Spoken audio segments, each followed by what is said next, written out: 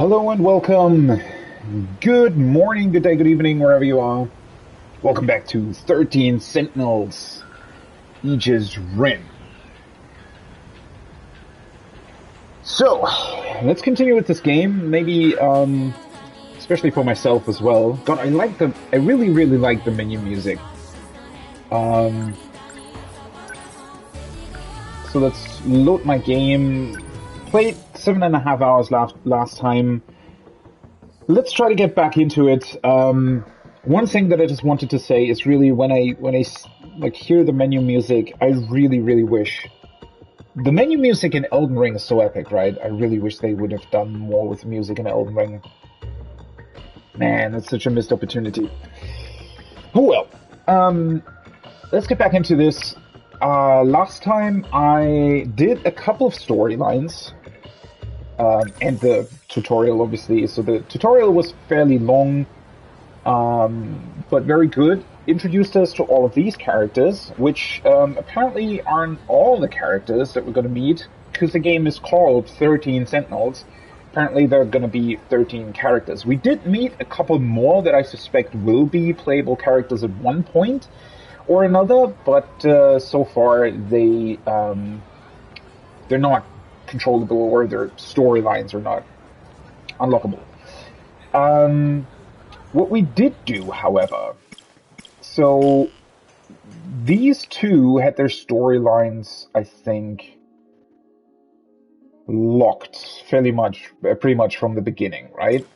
So what I did do was Juro Kurabe's story, which had quite a few, if we look at the chart, right, it had quite a few different places it could go. One we hadn't even unlocked, and it still locked us out of progressing through the story. And well, obviously at this point, it's fairly hard to say what actually happened. There are multiple timelines. Obviously, we've been in 1944, we've been in 1984, we're in 1985, which is where the majority of the story has taken place so far. But we've also been in 2024, 2064, 2089, I think, and 2105 or something like that. I don't remember if it was '05 or might have been 2109 or something. But there are multiple different times we've visited at this point. What I find really, really interesting is that there is, there appears to be multiple different futures, right? Because we've seen the city or even the world pretty much being destroyed and on the brink of annihilation in like 2064. But then we went to 2089 and everything at least appeared to be somewhat fine. And what I could gather so far is that basically what's been happening is that at some point in the future, these maybe alien forces are invading Earth. And now, for the majority of the first episode, I was basically speculating that they didn't seem to be all that alien to me. So maybe it's also some sort of AI machine experiment gone wrong. Or maybe they're from the future, from a possible timeline where humanity has visited other planets and maybe they just came back.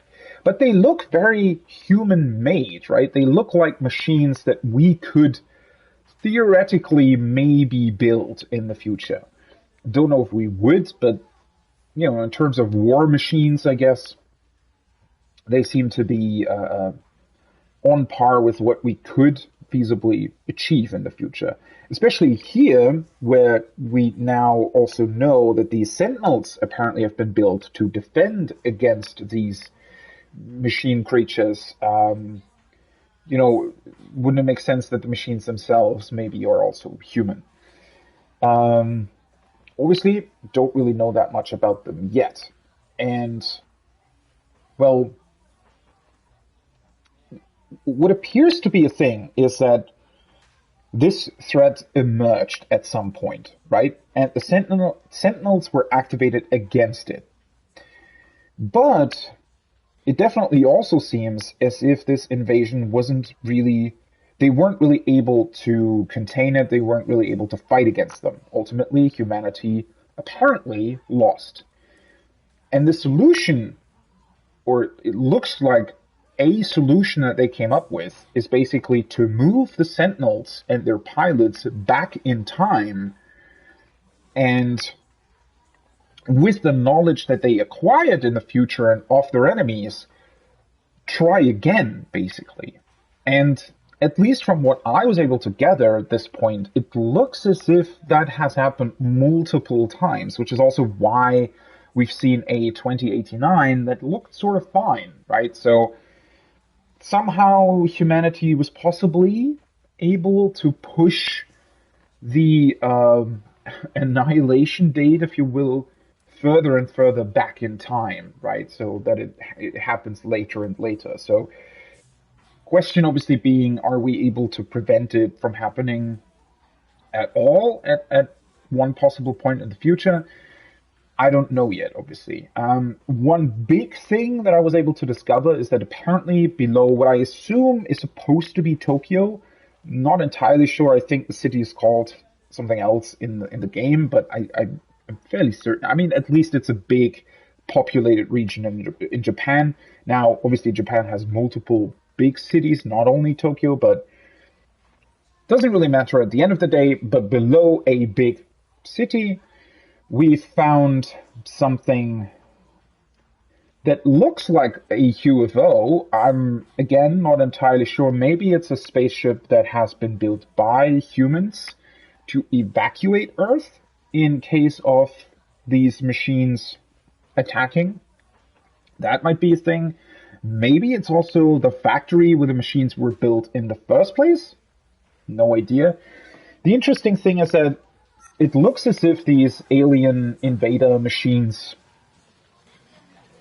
they are apparently trying to get to that facility, right? It appears to be about 300 meters underground. And yeah, they're basically trying to get to it, and it has, interestingly enough, a defensive system that is able to deactivate the machines. Apparently completely, right? It actually locks them out. At least that's what we've seen during the gameplay sections of the game, those sort of strategy game sections. That this Aegis system is able to completely block the machines out of, first of all, accessing it, but also the region, about like a 2-kilometer square, it seems. Those machine invaders get completely locked out. So somehow whoever built this ship or whatever it is, this facility, is able to combat maybe whatever AI or something these machines have very, very effectively. And whoa, that's an interesting point, right? How does that connect? Why is that even possible? And yeah, so there's a lot going on. And these kids that we play here, they are essentially the Sentinel pilots. Is yet another thing where we don't really know, are they maybe even really kids? Or are they people that have been sent back in time and just occupy the bodies of kids because that's the best way to sort of handle the situation? I don't really know. Maybe they want to give them the best chance of survival, right? Because we've also seen, and that was interesting, something that I discovered, Eri Fuyusaka. During her story, we basically got to know her older self. So we've both seen Juro and Iori's future selves, right? Even interacting with each other, which was interesting. There were multiple different things that happened. I don't want to go back through all of them, but that's maybe what I assume, is that whatever time shenanigans are going on here, that they possibly decided to get this information to these kids so that they have pretty much the longest time to deal with it, right? I mean, that would make sense if you're trying to avert a threat that happens, you know, decades in the future. Obviously, you wouldn't give that information to somebody who's 60 years old because he wouldn't be alive anymore at the point where the invasion actually happens, right? So I guess that's why they decided to have these kids deal with it. But there are things going on there, right? Juro seems to have his memory altered for some reason, possibly because he betrayed people in the future. It's also not quite clear what kind of time these kids actually come from. Erie's actual time, right, where she is actually from, seems to be the future. Somehow that's also connected to the generation of the Sentinel each of these characters is piloting. So during the strategy game sections, there are multiple different generations of Sentinels, and that basically corresponds to what they can do, right? Maybe whether or not they're flying, or more melee-oriented, or ranged-oriented. That's depending on their generation. What I think is that at least loosely these generations seem to be connected to the time these individual characters actually originally stem from. Obviously, I don't know if that's 100% true, or if that's maybe what could also be a red herring, right? Who knows? But ultimately, I think there is some sort of connection there.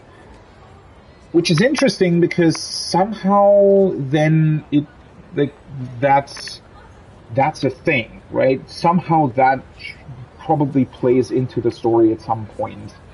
That it's important where these characters originally stem from. Again, in Erie's case, for example, she appears to be from like 2060 or something, or 2080 even.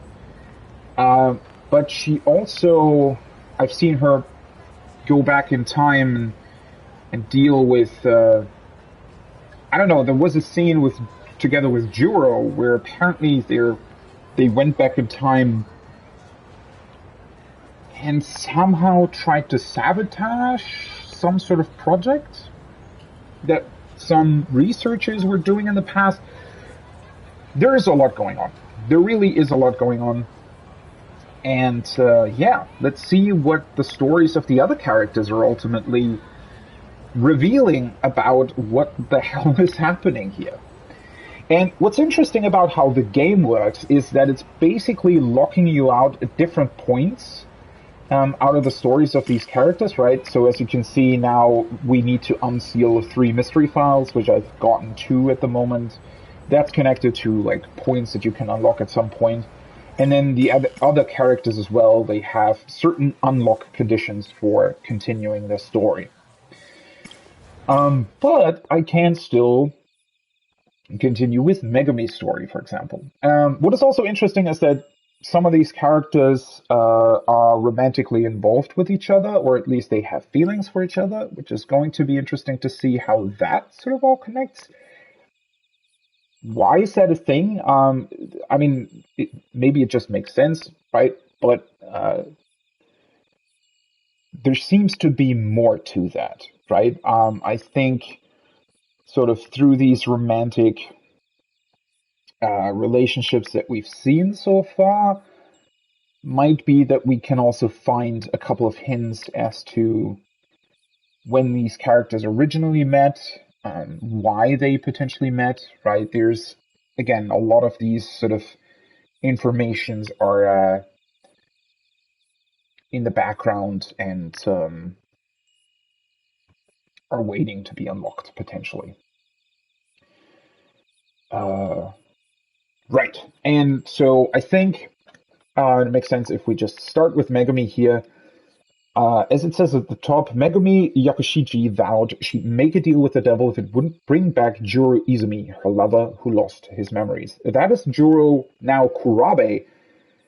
Again, I think something happened, or maybe he discovered something. As I said, he was definitely also involved together with Irie in some sort of mission to potentially sabotage some research project in the past, which might be connected to either the Sentinels or these alien life forces we don't really know yet. something somehow prompted Juro to go rogue, basically, and we've seen a scene where he actually shot a couple of the other characters, but was ultimately uh, also or was ultimately dealt with by a future version of Eerie, which I suspect is the reason why somebody, potentially Eerie, modified Juro's memories in the past so that that potential future can't happen anymore. But what that means is that they basically altered his character, and somehow Megumi can't really be involved with him anymore, right? She was involved with Juro Izumi, his, I guess, original character, or his original memories, and she obviously still wants to be together with him, apparently, but at the same time, she can't because his memories has been altered, because otherwise he will turn into this evil form of himself. Maybe, right? That's a very, very broad description of what's been happening, but it's going to be really, really interesting to see. I wonder if Megumi, in this case, is trying to maybe reverse the altercation of his memories, or if she's okay with that, if it means that the future can survive. We don't really know yet. So let's get into this and see. Oh yeah, and the the basic situation is that for some reason, I think Megumi potentially came back from the future into Juro's time, and was somehow able to negotiate a deal with his grandmother to live together with him. I don't know why. Maybe she wants to prevent something from happening and take or she also probably wants to keep an eye on Juro for some reason. Let's get into this.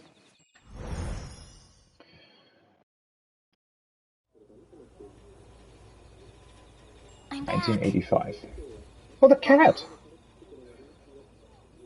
The cat has also been a thing that appeared, and she actually, or it, he, I think it's a he, it talked as well. So somehow this cat is also a character.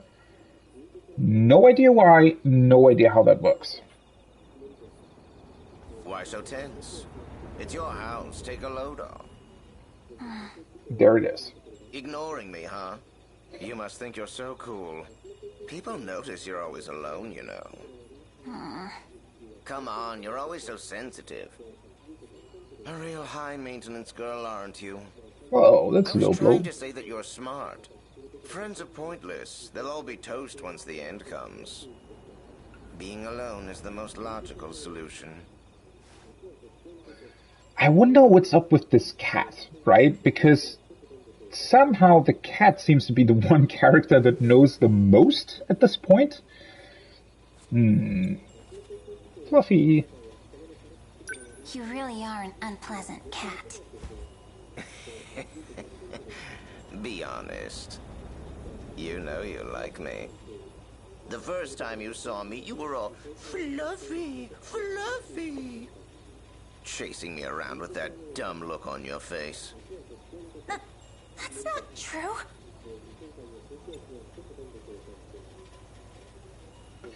What the hell is up with this cat? I wonder if, you know... Obviously, I have absolutely no idea at this point, but if memory altercation is a thing, maybe the cat's not even a cat, right? Maybe that's just how the characters remember it. Maybe it's some sort of weird memory thing that has been done to these kids so that they... Maybe the cat acts like some sort of...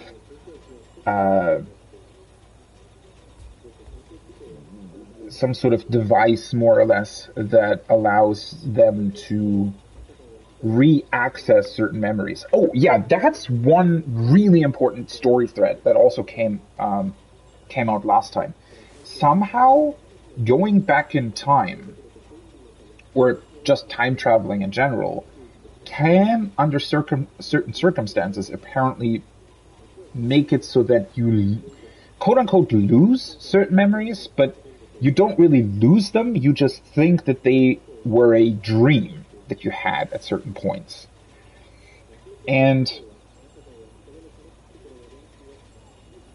some characters have taken sort of precautions to have things sent to them, mainly in one particular case, it was this cute flying robot that showed one of the characters basically his future version and said, hey, by the way, your dreams are all true, right? They will come true at a certain point in the future. You've already lived through them once, basically, right?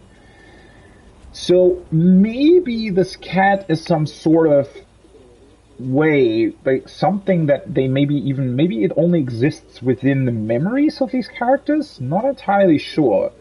But it might be some sort of way of making sure that they re-access their memories or something. No idea, though. So, what did you think about your first time? Did you already forget? You know, with the gun. And you shooting Renya Goto? Oh. Don't say it like that. Don't go all gooey on the inside now. Come on, you can tell me. What was it like? Shooting that pale, arrogant prick. It felt great, didn't it? So Goto is one of the characters that well, he's basically their commander, right? He appears to be one of the characters that definitely knows the most, and so far has, I think, mostly acted, like during the strategy game points, he has mostly acted as a, some sort of commander. Definitely seems to be somebody who knows what the hell is going on. Interesting information that she seems to have shot him at some point, possibly because he was doing something to Juro that she didn't like. Renya Goto. Also, maybe I should actually, let's see. Oh, I can't access this. What was the contract? Why is that in her thought cloud? My first task after agreeing to the contract. Okay. The first witch I sealed. I wonder what happens to them. What the fuck is she talking about? See, that's what's definitely most intriguing to the story, is that, yes, they're fighting these alien robots, or whatever they are, but, you know, the more information we get, the more it seems as if, even though the Sentinels seem to be some sort of way for humanity to fight back against this invasion, I think the solution that they're ultimately trying to get to is to prevent something from happening in the first place. It feels like there might have been some event, or like a person or something that has happened at some point. I don't even know if it was in the past or the future, or maybe in multiple times at once. No idea. But it seems to me as if there was something that happened that they're trying to prevent in the first place, that ultimately might mean that basically all the events of the game might never happen, but it also means that humanity survives. Let's see what she remembers.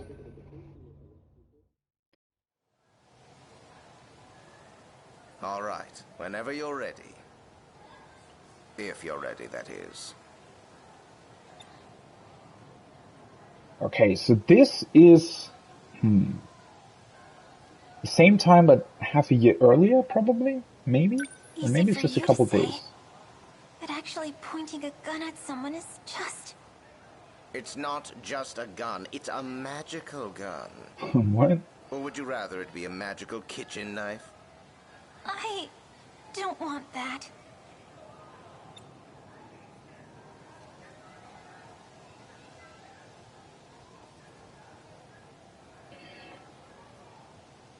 So what the hell is her task? She's supposed to shoot Goto at school? Like, really, what's happening here? You extinguish the evil in the person you shoot. Or if they could, they'd thank you for saving them. Still... Ready or not, here he comes. Okay, so is she also altering or trying to alter his memories? Extinguish the evil? What's this evil supposed to be? Yakushiji. It was quite unexpected of you to ask for me. What do you need? Well... Is this Goto guy even going to the school? I don't remember. Wasn't there another scene? Was that Goto? Might have been somebody else.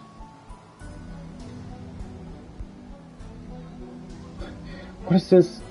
So they have some sort of magical quote-unquote gun. Possibly something to alter their memories? I just wanted to see how things were going. You didn't need to call me out here to do that. Why didn't you just come to the hangar? I, don't really like looking at that robot too much. I see. The hangar. See, there are all these bits and pieces of information that are really, really hard to make sense of. Obviously, that's the point, but... So they have a hangar where these Sentinels just exist? Even back in this time? Seems strange. But okay. Anyway, we need a password to remove the infection. What? But it is yet to be found.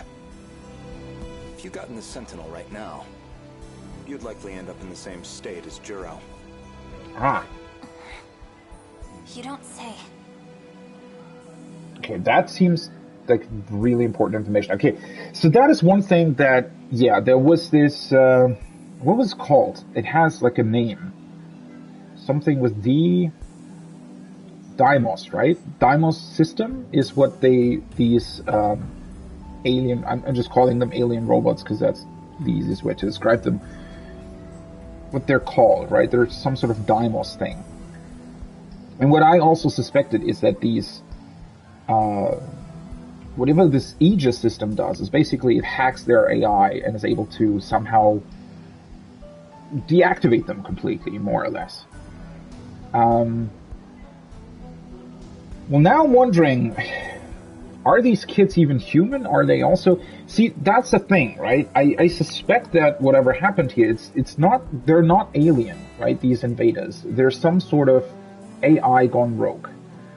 And somehow there is a way to deactivate them. Maybe they don't really know about that, or no idea. But what happened to Juro, right? Is he also... Can they also be infected by this Deimos thing? And how is that connected to their Sentinels? Because we haven't really seen a Sentinel that was rogue, basically, right? It's only been, like, the Deimos are clearly just these enemy forces.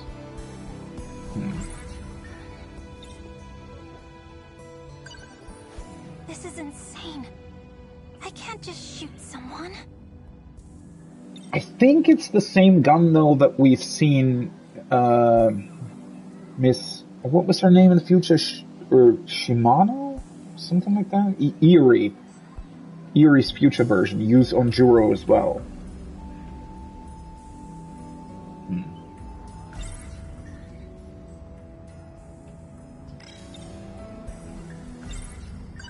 This is insane. I can't just shoot someone. Anyway, we need a password to remove the infection. But it is yet to be found. If you got in the Sentinel right now... Oh, right. You'd likely end up in the same state as Juro. That is also interesting. So, yeah, that might be why they're constantly going back in time. So, if these robots, like the enemy robots, if they can be deactivated through a password, or if whatever went wrong can basically be deactivated through a password, I think that might be the ultimate goal, is to maybe have some sort of computer thing calculate or brute force their way through this password, and maybe that's where they're trying to buy as much time as possible to, at some point, be able to use that password and completely deactivate all the enemy robots. That might be a thing. It's interesting because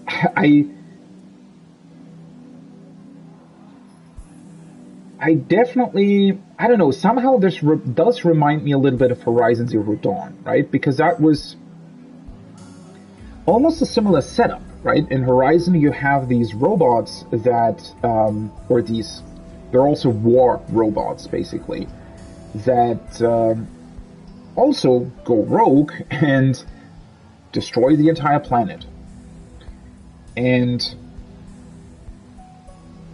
you find out that the Zero Dawn project was basically a spaceship that humanity built, and they collected all the information about humans, everything, basically all our knowledge, and sort of DNA samples and clones of human babies in that. And the idea was that I think there was also a thing, right? They had to basically brute force their way through the deactivation codes for the rogue robots. And I think it took like 1,000 years or something, right? Horizon Zero Dawn, basically, the story happens, I think, about 1,000 years in the future. So they brute forced their way through that, sent the deactivation codes to the robots. The robots stopped destroying the Earth, and then they, through this program, repopulate the Earth.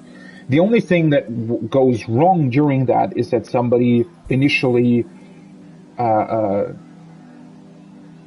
basically manipulates the project and says that, well, humanity will destroy itself again if we give them all the knowledge we had. So he manipulates the whole project in a way where the new humans aren't being taught everything, and that's why Horizon Zero Dawn plays during a timeline where humans are just slowly getting back into things, and they only have these tribes and don't know about the past, right? And obviously throughout the game you learn about what actually happened. It's a pretty cool plot. Don't know if the second game really follows up on that. Okay, what am I meant to do here? Thomas, don't look over here. Just shoot him already. Idiot. Okay, so she's actually supposed to shoot Juro, but now wants to shoot Goto. So it's really interesting. Some of these characters seem to already know, like, I think Goto wants her to shoot Juro because Juro, quote-unquote, goes rogue. But I think ultimately that's what needs to happen, right? I think they ultimately need to stop themselves from doing something. Don't worry. We'll find the answer before they arrive. And if you don't? Then we fight with the Sentinels as they are. We couldn't possibly win like that. Maybe so, but we cannot do nothing. At least Juro has not lost his ability to fight. And somehow Juro is also the only one that currently can still fight? Though something must happen. I mean, we've played with the other Sentinels, right, during the strategy game. So I guess something happens that makes him able to fight as well.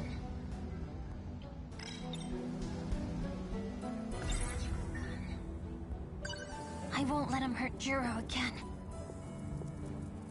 I have a better idea.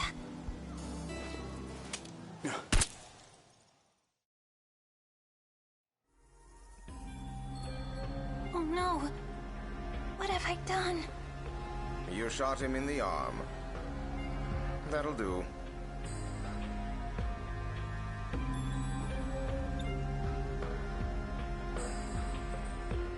Are you sure he's not hurt? Yeah, he'll just be a little loopy. How am I supposed to face him after this? It's called a magical gun for a reason, numbnuts. His memories of before and after being shot will be all fuzzy. He won't even remember coming to meet you. Well, we should probably make ourselves scarce now. Wait! Okay, so they can alter memories with that gun, which is what we've seen Eri do in the future to Juro. Why though, right? That's the question. Why are they doing that? My first task after agreeing to the contract. What is this The contract? first witch I sealed. I wonder what happens to them. It's not something I like to think about. Why are they calling them witches? Are there multiple characters that need to have their memory altered because they're the ones that ultimately caused the future calamity, or... I only did what you asked me to do. What I asked you to do. You shot him in the arm from point-blank range. I didn't ask you to pull off a stunt like that. But as long as it was on some part of his body, it shouldn't matter where I hit him, right? Maybe I chose the wrong person. This one's got no sense of ownership. Your future's looking pretty bleak, kid. What is he referring to? Listen, this isn't some idiot child's errand. We have a contract. Do I need to say it slowly for you? I'll grant your wish. And in exchange, you shoot the witches I tell you to. That was the deal. All you gotta do is shoot them. I don't care where. But if you fail, our contract is broken. Shouldn't you have already made up your mind about this? Yes, I have. This seems strange to me, though. So it looks as if she wants to get her original Juro back, right? But I feel like the only reason Juro's memories were altered in the first place is because they needed to be. And her whole agenda here seems to be a lot more personal, more about getting Juro back, but... I wonder if her actions ultimately cause all the problems of the future? Maybe she doesn't care if she's together with Juro for a time. She doesn't care that at some point in the future everybody dies. It's hard to tell. So clearly it seems that these actions of these characters, whatever happens or whatever needs to happen, might also be manipulated by their own personal wishes and feelings.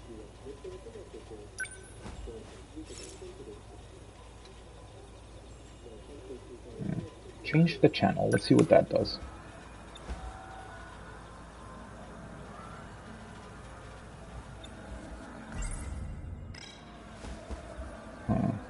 Is there something I can interact with here?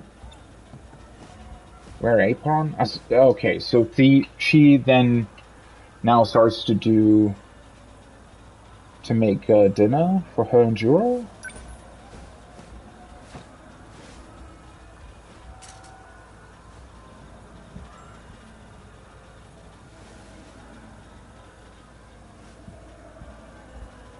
Oh, that reminds me. Make sure the gun is loaded before you use it again. It's still in your bag, right? Well, go on then. Let's see the magical gun. Okay, so this is just the evening after she shot him then. This gun, is it really magical?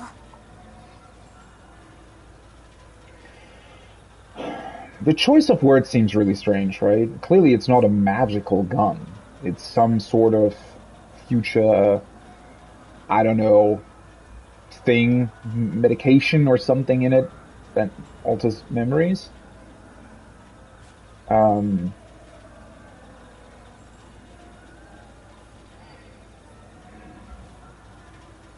Something that I thought was strange the last time I played this was also that I felt like a couple of the things and actions they do seem to have a lot of points of failure, right? So, for example, she just has the gun in her bag. What happens if Juro were to find it, right? I don't know. It's just with all the other extra scenes as well that I've already seen the last time, it seems like a lot of the things that happen are basically because, I don't know, the whole setup seems screwed from the beginning, right? Everything is just sort of weirdly out in the open. Like, all of this is very secretive. Nobody really seems to know what's ultimately going on. Yet somehow, because of that, because nobody really knows what the hell is even happening, they also seem to be very careless about the information concerning all these events, right? I mean, for example, the future version of Eerie, right, somehow goes back in time and becomes the school nurse, possibly to keep an eye on Juro as well. And one of the starting scenes of the game basically has Juro find information on his former non-memory altercated self in notes on her desk, which she just left out in the open for anybody to read that would enter that room, basically, right?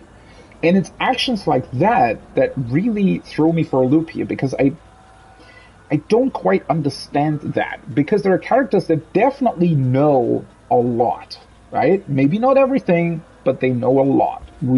A lot more than we now know currently about what kind of events took place, right?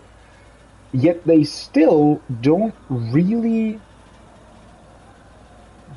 seem to be taking enough care to keep information secret.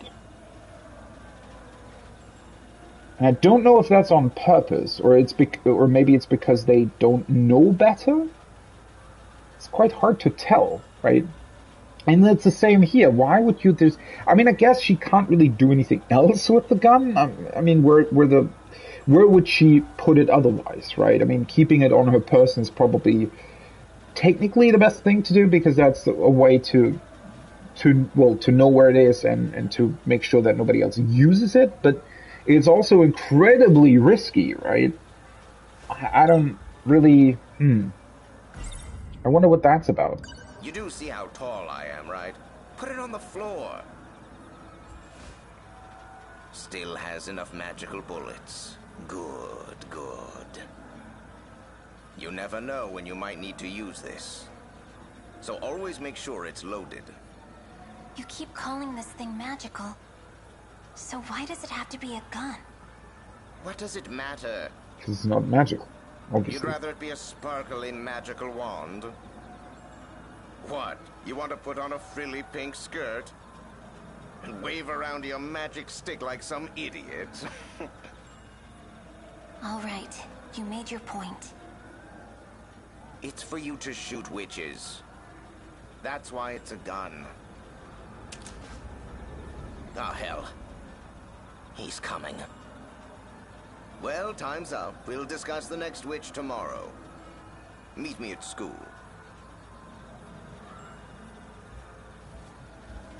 This whole setup is so strange. Oh, hey, Yokoshiji.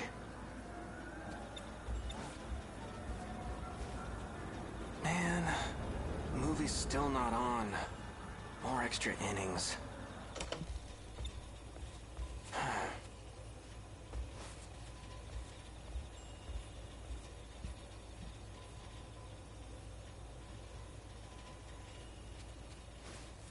Churro.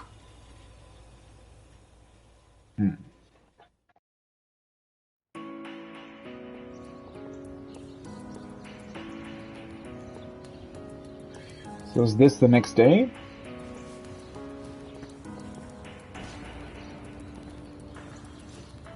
I thought we agreed not to be seen together.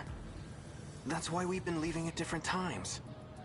A meeting like this defeats the purpose. Should we start going together then? You're missing the point. Oh.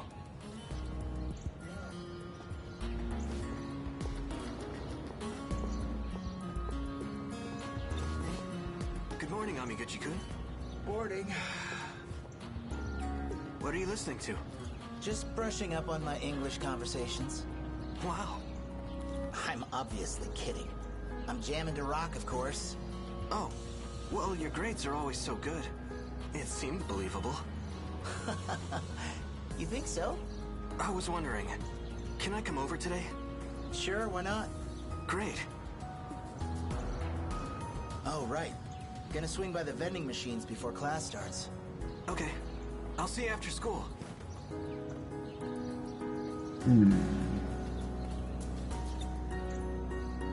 What's up, Fluffy? So? I haven't spotted the witch yet. I'll keep a lookout. So it's not Meet me Amiguchi after then. school. In the passageway outside the old building. Got that?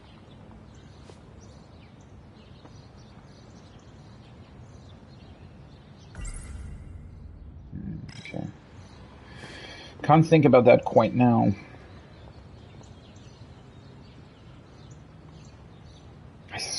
It's so hard, right? There's so many bits and pieces of information where you never really know why that happens, what's going on, I don't know. Let's enter the school for now. I need to play the scene multiple times anyways, right? There are definitely a lot of different branching passes here.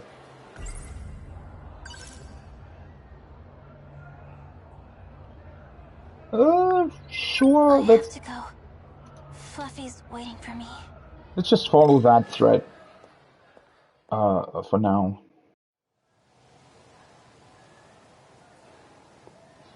So we're supposed to shoot somebody else as well, then.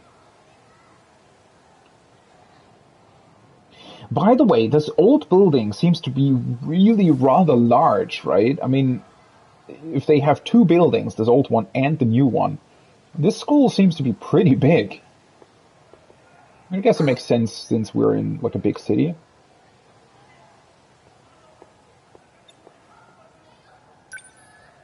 There's nobody here. Why are you hiding? Here, kitty kitty. The hell are you doing?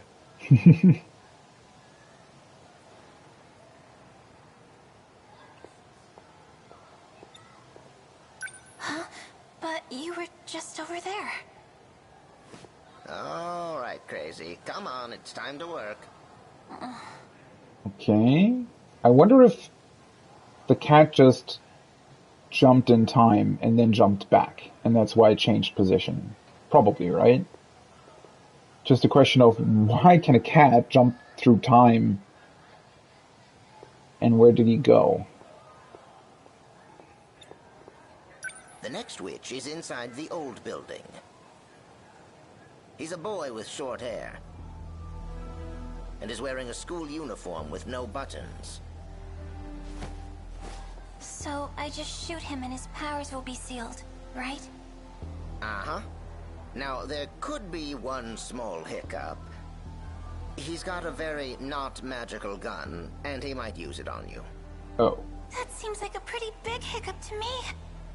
Well, in case you've never been shot before, it hurts. So... Do you have been shot?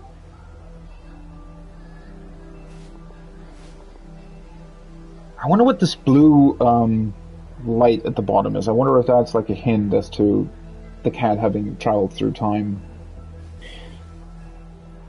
Short hair and no buttons? Do we know who that is? I probably know him once I see him, but... Huh.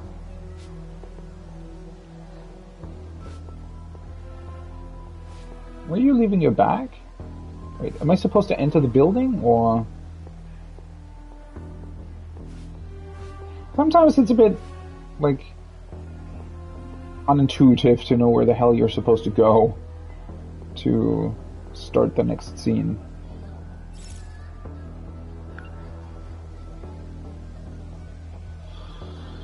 I guess we have to try, right? I mean, ultimately, that seems to be her goal, to fulfill the contract to get her Juro back.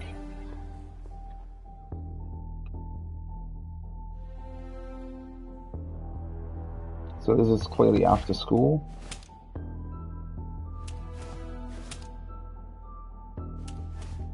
Don't know if it's that... How badly would it hurt if I were to be shot?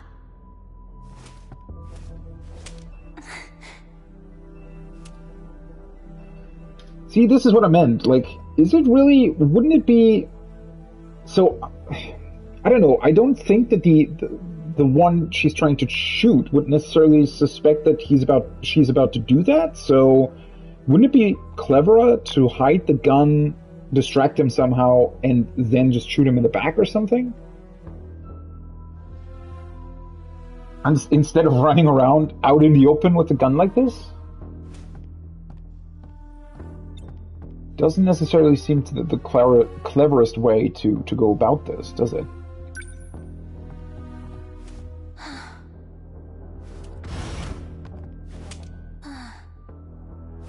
Not here.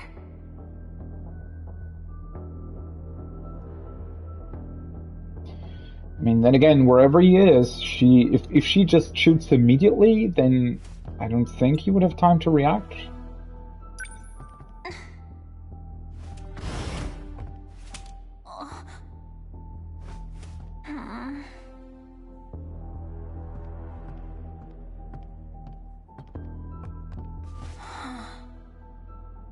I wonder, if I were to die, would Juro even cry for me? Well, he can't, right? He doesn't know about you anymore.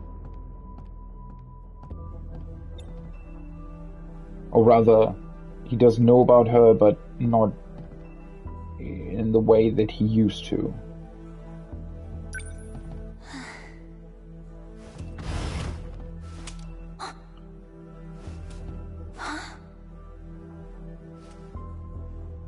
Oh, what was that?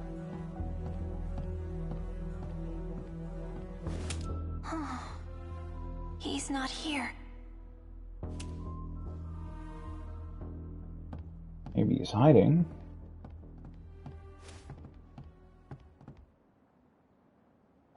The music fading out. It's a pretty cool setup. So, I have a feeling he might have suspected that he's about to be shot, and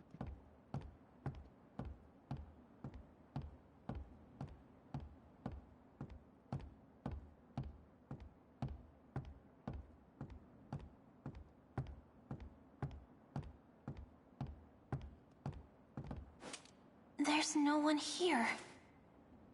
Maybe he made a mistake. I knew it. Stomping around with your gun out like that? You're not sneaking up on anyone that way. Yeah, I was about to say, like, that was... I don't know, that was pretty dumb, right? Wasn't it?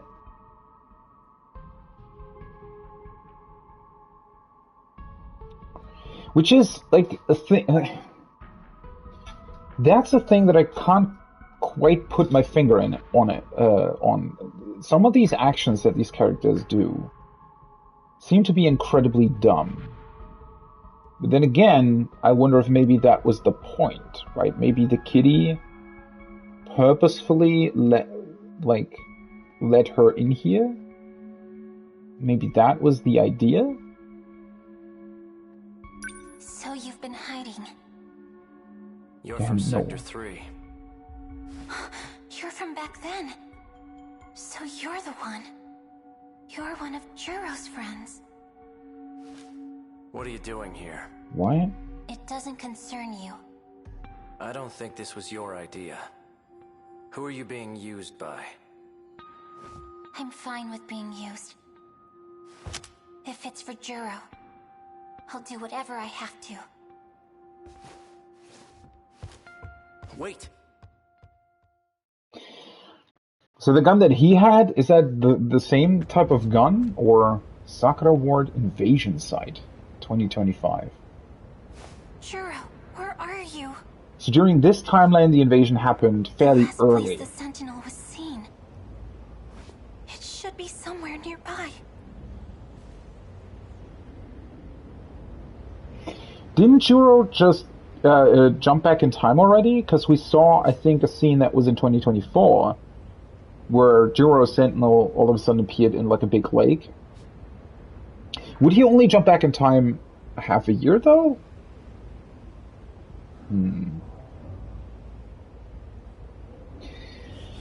I don't quite remember. There was mentioning of a sector last time too. I don't know what these sectors are supposed to be or how they play into this. So this Goto guy was a friend of Juro's. Her actions were incredibly weird. Now we're in the future with her. It's really, really hard to make sense of this at this point. I mean, obviously that's the point, but yeah. Oh, is that a Sentinel?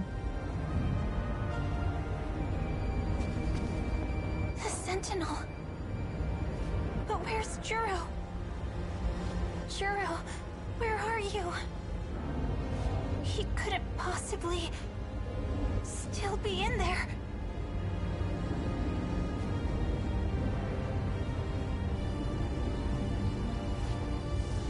So can she just access the Sentinel, or what?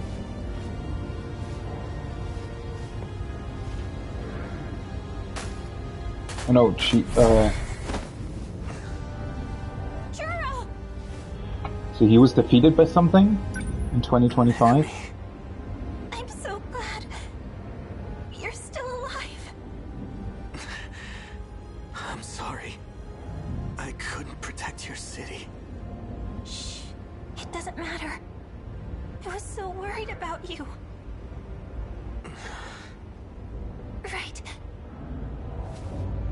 I'll go find help. There doesn't seem to be anyone around, but they have to still be here somewhere. That's what you said. I just have to find them. So...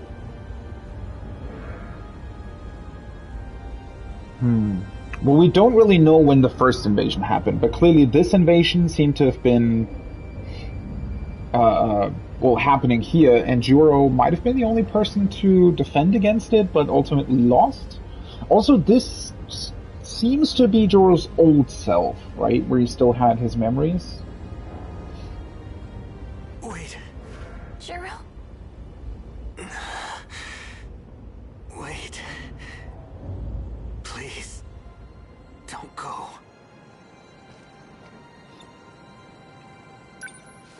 But Juro... You're hurt. We need to get help. I need you to stay. Please. Maybe he knows something?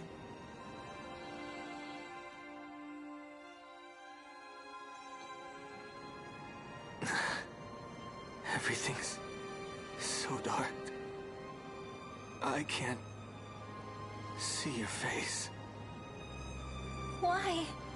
Why did you get in that Sentinel? You knew this is what would happen. I wanted to protect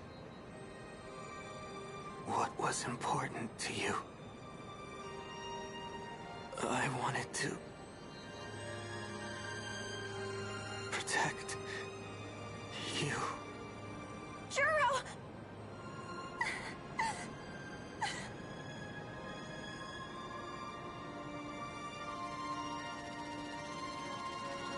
Oh. What's a little helicopter doing here? Oh, that's his, right? Goto's? For one Sentinel to do all this? Unbelievable.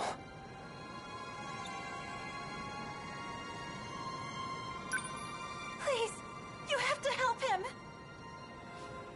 The moment you enter the Sentinel, you inflict irreversible damage to your brain. Oh. Your memory is destroyed.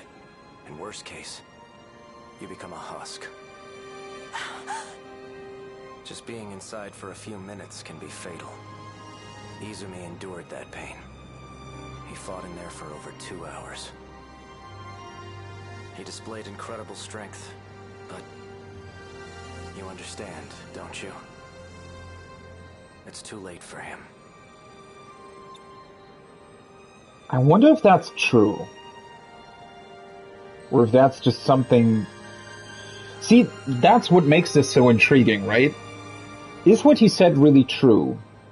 Or are they just telling them that to justify modifying their memories and sending them back to the past?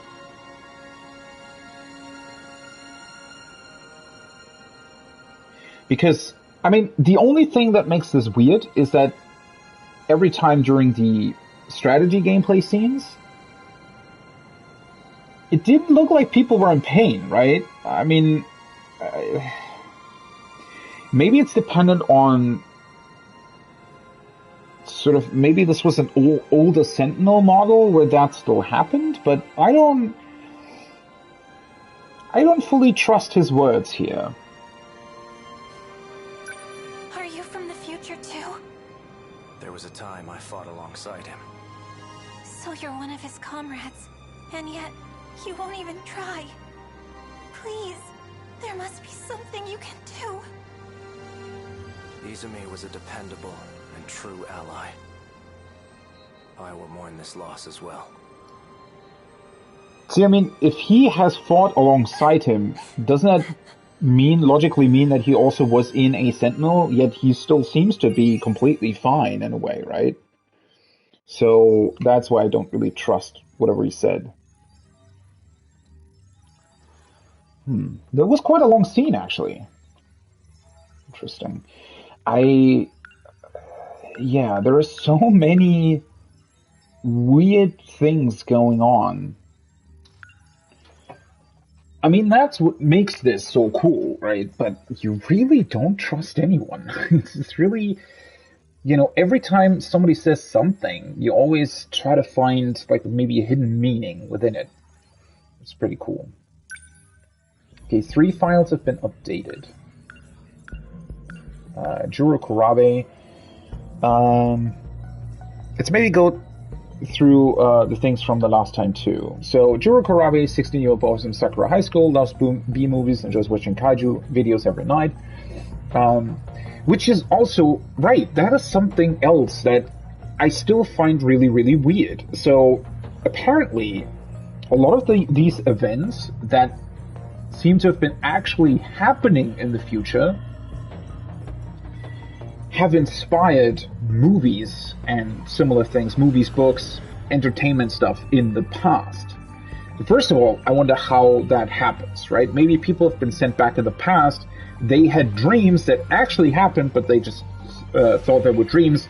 Maybe their memories weren't restored for some reason, and then they used those dreams to be inspired to do and create movies or books or whatever. Once again, very interesting, because you would assume that whoever, I don't know, is responsible for things, or whoever has knows about the bigger picture here, wouldn't they try to prevent that stuff from getting out? Unless there is a reason for, maybe, as I said, it's something to make these memories available, right? Or keep them intact. While soft-spoken, good-natured, he feels something off about his everyday life, and one day finds himself summoning a giant robot for real. Which is also interesting because the first time he accidentally, which was also a weird scene that happened accidentally, he summoned a robot in, I think, 1985. Weird. During the Battle of 2025, he sustained brain damage and was nearly reduced to an empty husk. To prevent this outcome, Morimura created the new personality Juro Kurabe and implanted it in him. So... okay. So she was just able to do that? She was just able to come up with this new personality? Why couldn't you just feed him his old personality? And why did he sustain brain damage? Or is that just when you're damaged? Is that maybe when you lose? So maybe if whatever fight you're fighting in is successful, right? If your Sentinel doesn't get destroyed or something like that, maybe then you're fine. But if you... yeah, I mean, maybe that's the thing, right? Because the thing with the Sentinels is basically that they're controlled by your brain, right? So the way these things seem to work is that once you're inside of them, they actually become an extension of your body, which would probably also mean that all the injuries you sustain and if your Sentinel gets destroyed, it's as if your body gets destroyed, right? Which, that is probably the reason why brain damage would occur in that instant.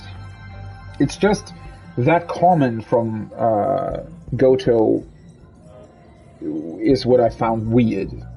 That he said something along the lines of, well, even fighting for a couple of minutes can already destroy your brain.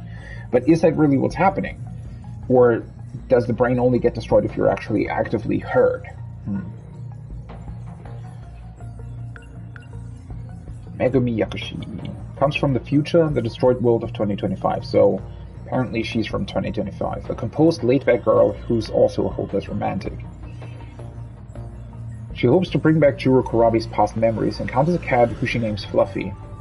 Yeah, but see, why, if she was the one who installed fake memories in him in the first place, why did she want to get the old ones back? Why didn't she just give him back his old memories? Or was that not possible for some reason? The cat asks her to enter a contract with him, the terms being that he'll help bring back Kurabe's memories if she helps Fluffy fulfill his mission. Why does Fluffy has a mission, and who the hell is Fluffy to begin with? Sadly, I don't have any mystery points to unseal something else.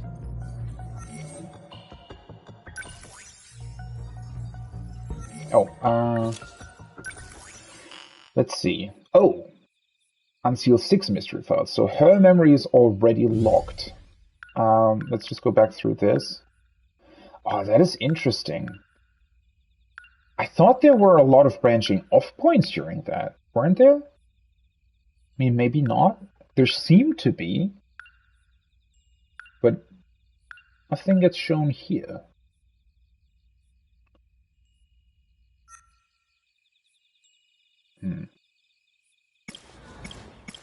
Okay. Ei Sekigahara. Wait, that's him though. But he was also called Goto. So he's Goto in the future. But his younger self is called Ei Sekigahara? The runaway is suffering from memory loss. Ei Sekigahara learned about the truth of the world from his past self. Yeah, he's the one with the robot, right? So the robot is called BJ, or at least was called BJ at some point. That's his. He sent memories back to himself. Was he also the one that found... I think he was, right? He found the dead body of Erie's future self, the nurse at the school, next to him when he woke up. And he was followed by these guys, these men in black, essentially, for some reason. Okay. Oh, let's see where that goes.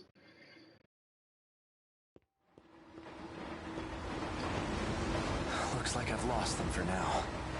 Yeah, okay, that's a continuation of that Consider my scene, I next think. moves carefully.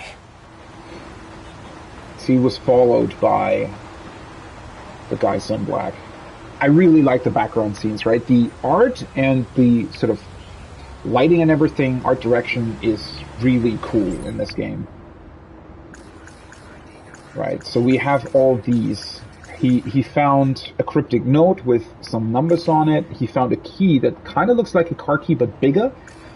He found an empty pill bottle next to her. He found that gun that he also had in that scene we just watched with Megami. That's one of the communication devices that the Men in Black used. Seemed to be an old, what are they called? Walkie-talkie. And he also found, no, this he actually found at some point in the past, I think, at the school, where St. Erie lost her school student's ID card, and somehow he still had that. And then he also found files on her body, obviously. I think... Wait, where do these come from? It was included with the files on Morimura. It says, if capture is not possible, then shoot to kill. Did I kill her? Did someone order me to do it? So I'm from another world? I said so in that message to myself. Must have still had my memories when I left it. I also said something about a way to escape this world.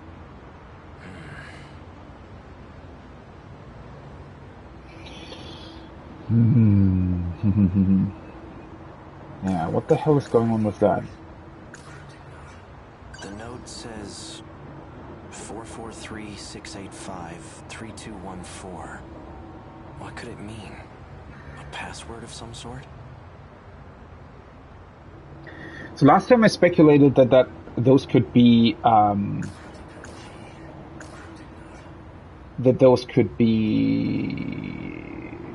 years or something, some sort of hint as to the years you have to travel to. Maybe it's also connected to that password that we need in order to deactivate the Deimos. No idea. The note says 44. What could it mean? Why is this still green? There's an emblem on it. Maybe it's a car key? Oral NM C0204 is printed on the label. The bottle's made of plastic. There's nothing inside. Possibly the medication that they use to alter memories? As long as it's set to stun, it won't kill anybody. But it's strange. Why do I know how to use this? Well, because you probably used it when your memories were still intact, right? An outdated transceiver for communication purposes. It has a very limited range. Sakura High School, Class 1B. Iori Fuyusaka. She definitely looks familiar. But from where? Why can't I remember? Details about the dead woman I found. Chihiro Morimura, 31. Sakura High School nurse. Sakura High School. Isn't that where the ID card came from? So, why would she have notes on herself? Or did he have these notes in order to be able to identify her? Maybe if I find this Fuyusaka person, I'll finally remember something. Come in. Are you there?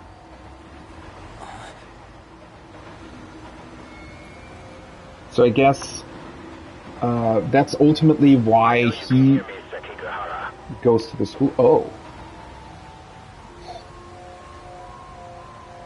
Wait, what? Pick up. They know that he has the thing? I'm not your enemy. Don't be a fool.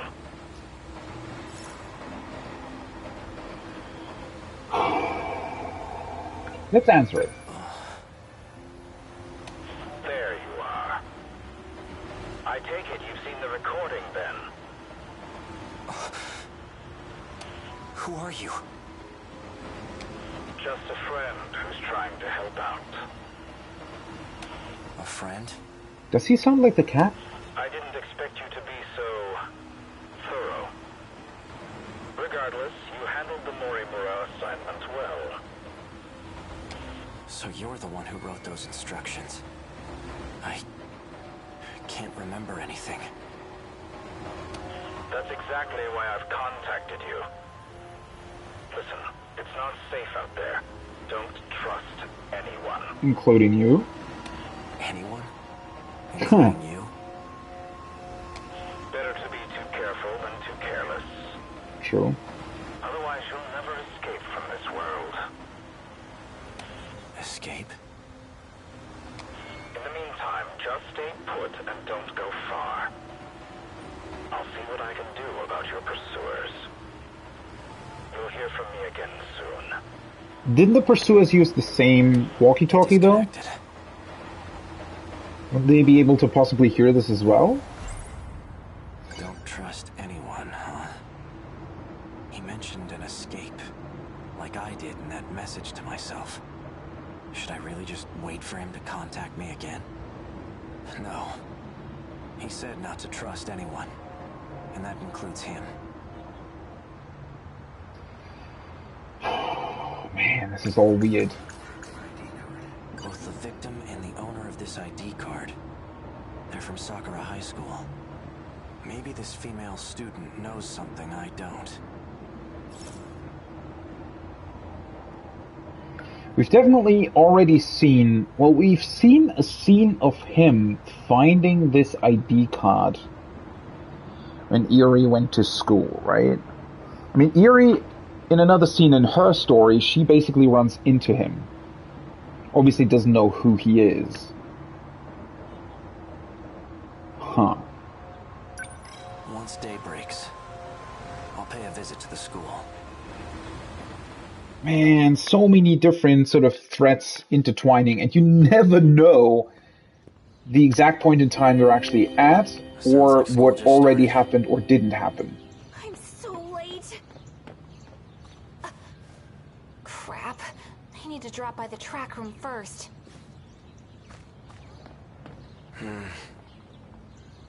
No sign of her. But Fluffy's here as well. Wouldn't he recognize him?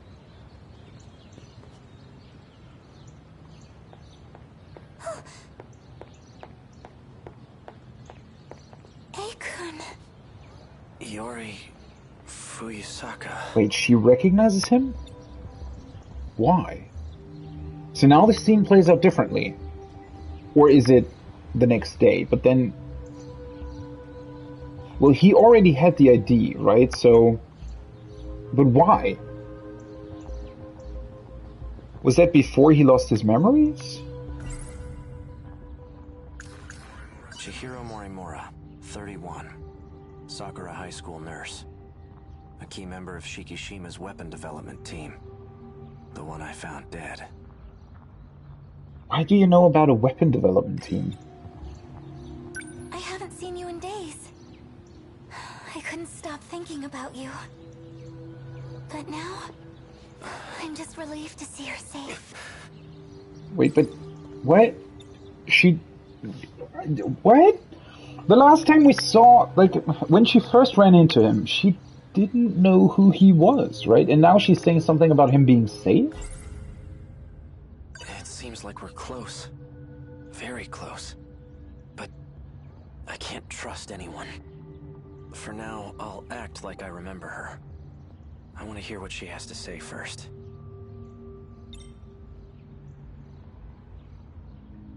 Iori, was there something you wanted to tell me? Huh? Well, like I said before, I still like you. Even if it is one-sided.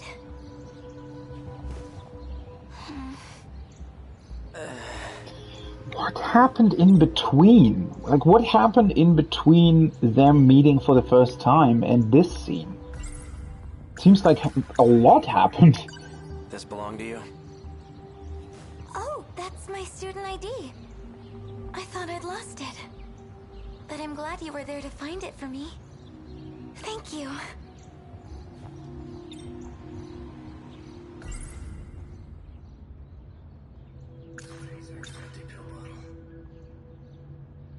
So we can try talking to her about this?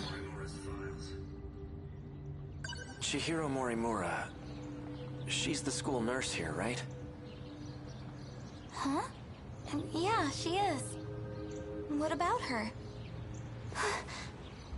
What if... What?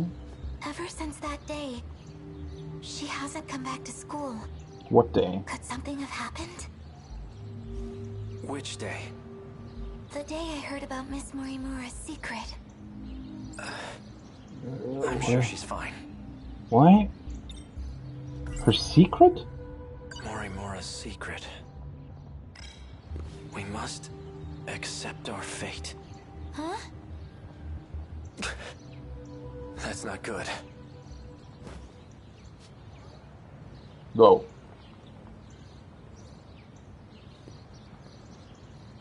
It's okay. He's gone. The cat is Thanks. too.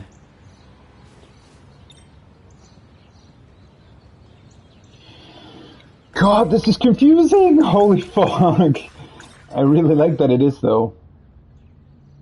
Do these pills belong to you? Pills? No, those aren't mine. Wait, aren't those the pills you've been taking? What? Oh, my mistake. These are mine. What are they for? Are you sick? I'm fine. It's nothing to worry about. The fuck? Do they have to take pills in order to be able to use the Sentinels without memory loss, or... What? And what is Miss Morimura's secret? Doesn't seem to be that she's the future version of Eerie. Because I think if she would know that, then she would act very differently. Oh no! My first class is about to start! What will you do now, Akun? I'm gonna pay a visit to the nurse's office. But those men... Won't they be on campus too? She knows about them? Why don't you meet me here after school's out? I'll show you where to go. All right. I'll see you later.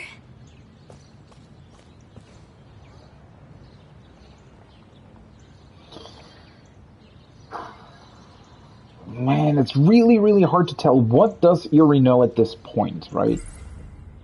What is she maybe not telling him? We must accept our fate. That's what Chihiro Morimura said. It's hazy, but I think I remember. I wonder what that sentence means.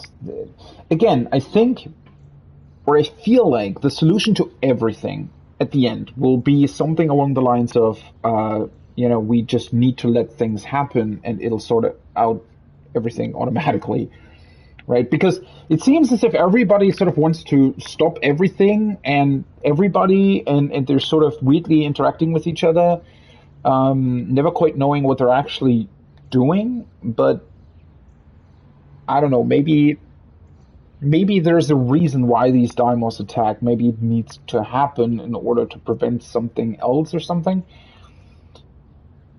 Right? I mean, accepting your fate, I guess... I mean, it could mean two things. Either it means that something just needs to happen and they need to stop interfering with it, or it's just some sort of idea or... something they say to themselves to be able to continue their mission even when they lose their memories, right? It might also be a hint towards that it's maybe something that they say to themselves in order to follow through with whatever they're doing, even though they don't quite remember what it was in the first place. It could also be referring to that. Let's recall this.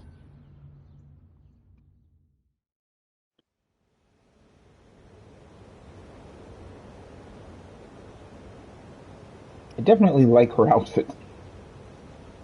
Before the Kaiju invasion, 2064. Okay. So this is where you've been. Figured I'd give the area an advanced survey. Quite the view.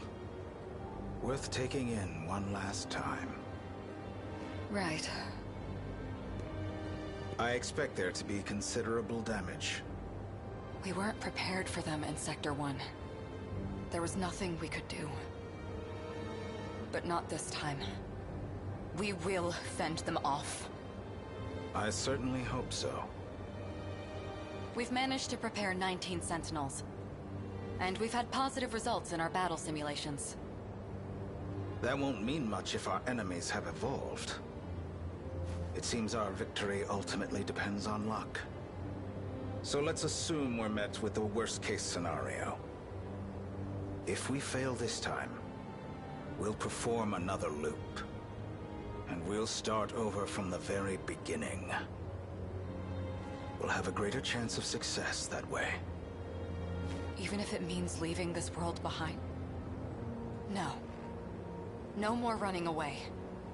If we don't settle this here, then I'm initiating Operation Aegis. So you What? intend to close the loop, then? If Ooh. you do, no one will be able to leave. At the very least, we'll survive. You expect us to grow old and die in this godforsaken place?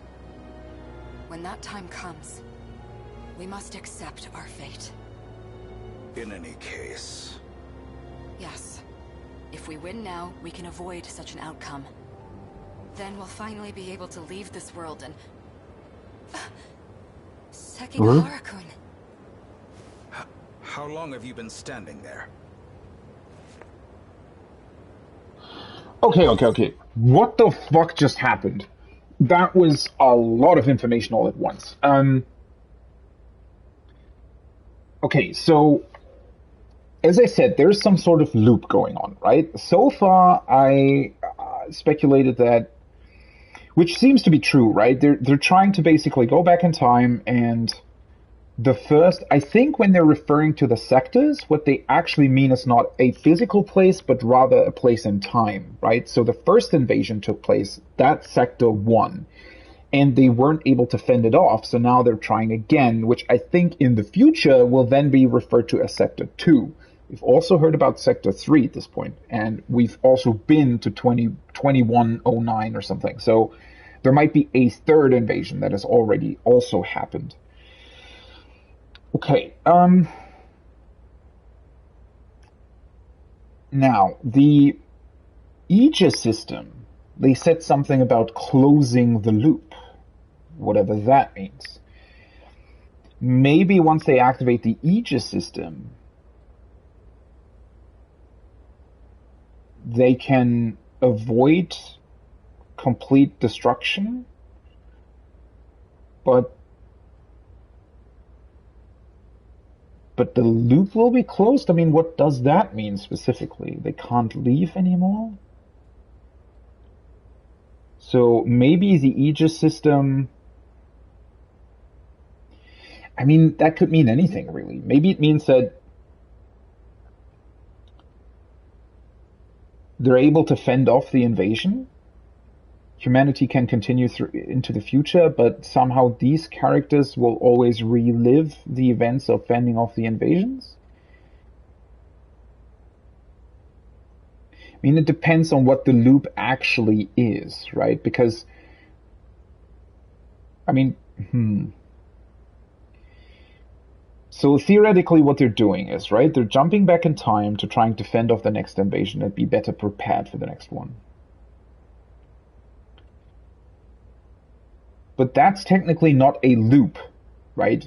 It is a loop in the sense that they go back in time and try again, but then there is no loop anymore, right? So there's like one loop, they go back in time, they try again, then there's another loop of going back in time, they try again, another loop, and so on, right? But it's not a loop. It's multiple smaller loops until they can fend off the invasion, potentially. Whereas whatever this Aegis system does, if it closes the loop, wouldn't that mean that everything always happens again and again and again without them being able to actually meaningfully change anything? Well, that seems strange, right? Because ultimately, wouldn't that mean that they fail? And then the question obviously also is, what is the Aegis system in the first place? Also, who's the guy with the glasses? Isn't that just an older version of Sekigahara? Or not? Is he somebody else? One interesting other bit of information as well is that apparently one of their problems is that even though they can go back in time and try to fend off the invasion at another point in time, well, first of all, I wonder why they're even able to progress. So why is the invasion suddenly happening 40 years later, even though they were not able to fend off the first invasion? So they are able to do something that prevents the invasion in the first place, possibly. They can move it back in time somehow. Like, not back in time, but further into the future, is what I'm trying to say. Oh, man. This is, this is quite something.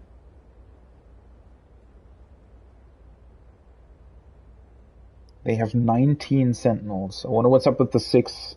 So the game is called 13 Sentinels because we see the story of 13 of them. What's with the other ones? And why are they constantly talking about this world and another world? I think that's possibly referring to different timelines. But,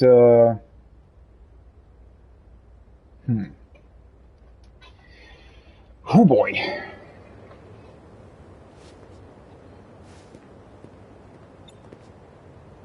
Chihiro Morimura.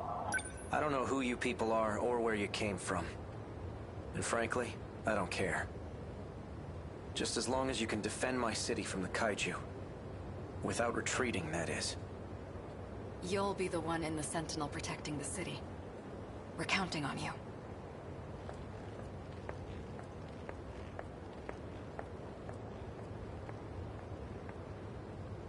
Well, I assume you have some questions for me.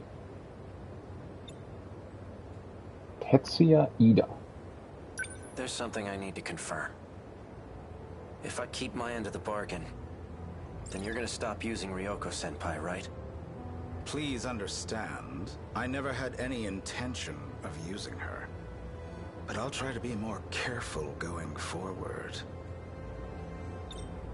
But is it just me, or does his voice sound very much like the cat? Again, there's some sort of other promise going on. So, sort of their personal relationships and promises that are being made about, I don't know, maybe protecting certain characters, always sort of interfere, I guess, with the actual goal. For the Sentinels you want command over. You require third-generation machines, right? Correct. Then I'll update their systems as promised. Though I have to ask, why are you having me do this? Wouldn't it be faster to go directly through Morimura? I believe a shift in the chain of command is in order. And I'd like it to be done without her knowledge.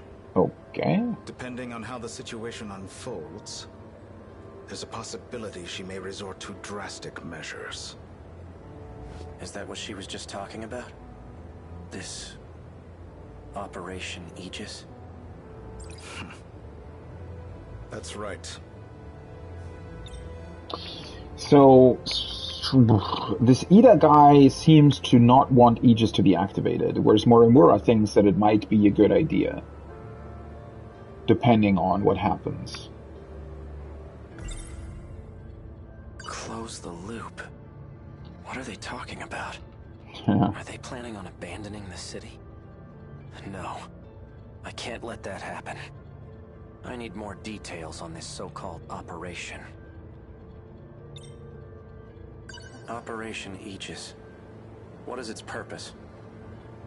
The enemy's main target is the underground mainframe. Each terminal is equipped with a self-defense protocol. However, the enemy's attacks seem to bypass it. So the moment they strike, we'll hack the terminal. This will activate the defense protocol. The Aegis system. Isn't that a good thing? Yeah, you'd think. Not exactly. Doing so will render our time machine useless. Oh. And that means we can never start over again. What's so bad about that? It doesn't matter as long as we succeed, right? Time will cease to flow in this world. When it does, everything will descend into chaos. And in Why? the end, we'll be the only ones left behind in this hellscape. What?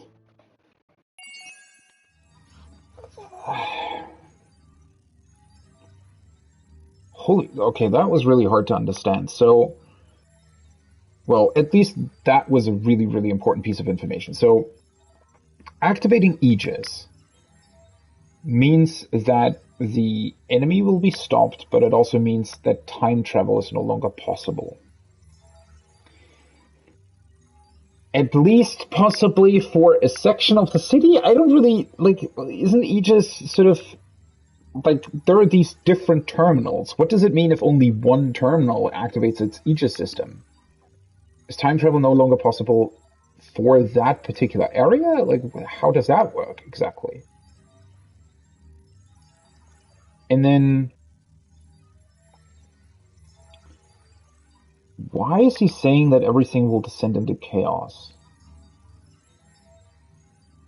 So I get the whole thing about not being able to start over again, right? If you're not longer able to time travel, then you're shutting yourself out of a potential out, at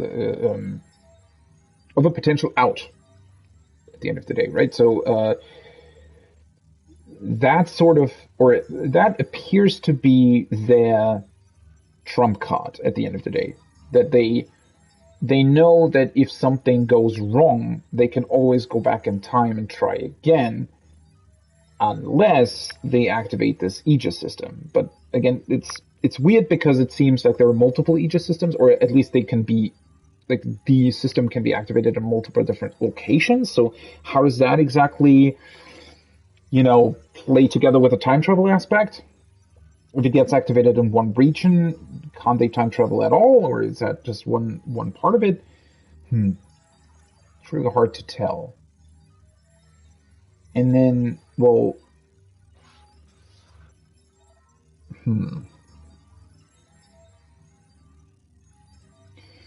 yeah, this whole thing about descending into chaos. Like, if that's a guaranteed thing, then you basically never want to activate the Aegis. So why does it exist in the first place? And why? So they can't activate it normally? They have to hack it? For some reason?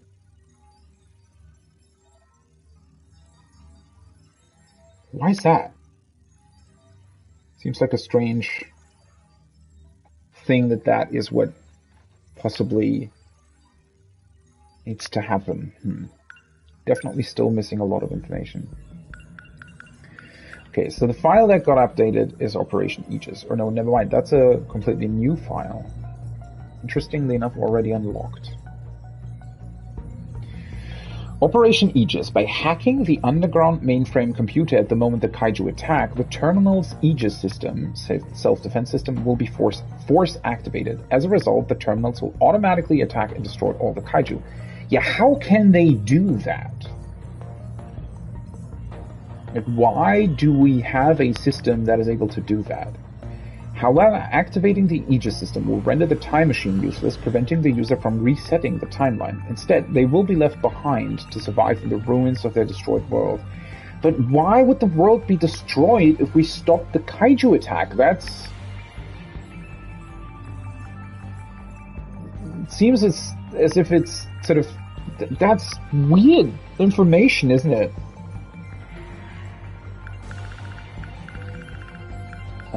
Something else activated? Or updated, rather? No. At least nothing that I can see.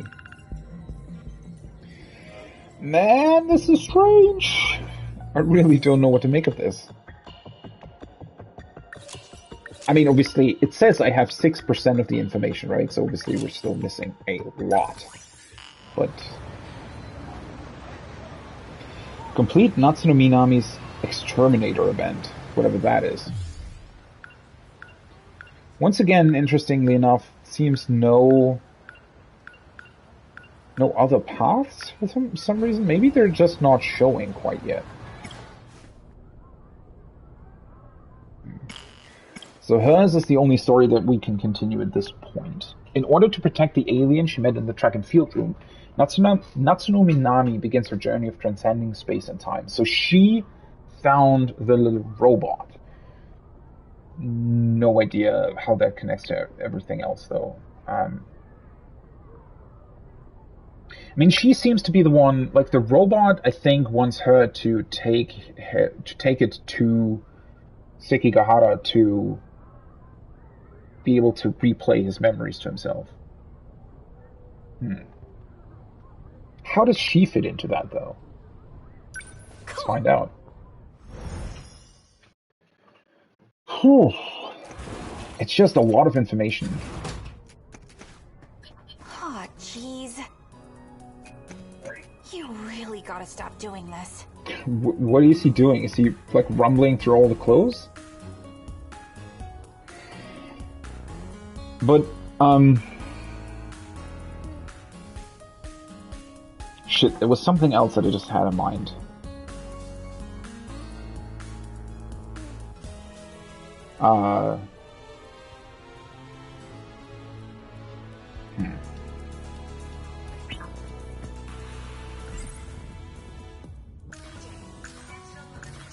His name is BJ.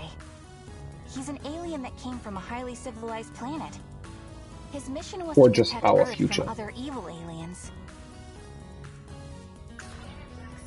Secret agents rumored to deal in the extraordinary and silencing those who witness UFOs. They call them Men in Black. No one really knows much else. She really has a lot of imagination, doesn't she? Sentinel number 17. Created to fight against the tripods. It's also the robot that BJ used to pilot. What? Wait, what? BJ piloted a Sentinel? Or does she just think that... what? Buddy, you gotta stay quiet if we're gonna keep you hidden. Natsuno, let's go to the gate.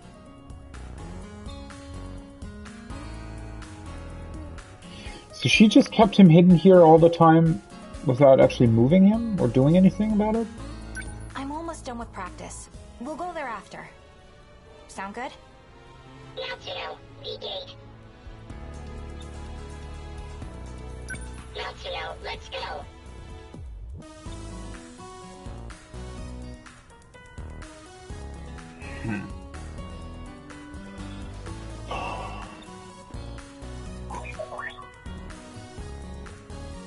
So, can I still do something here?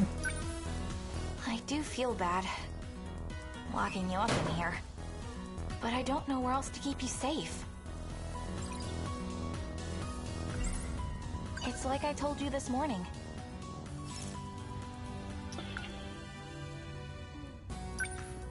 Let's remember that. So BJ needs to hide in here, huh?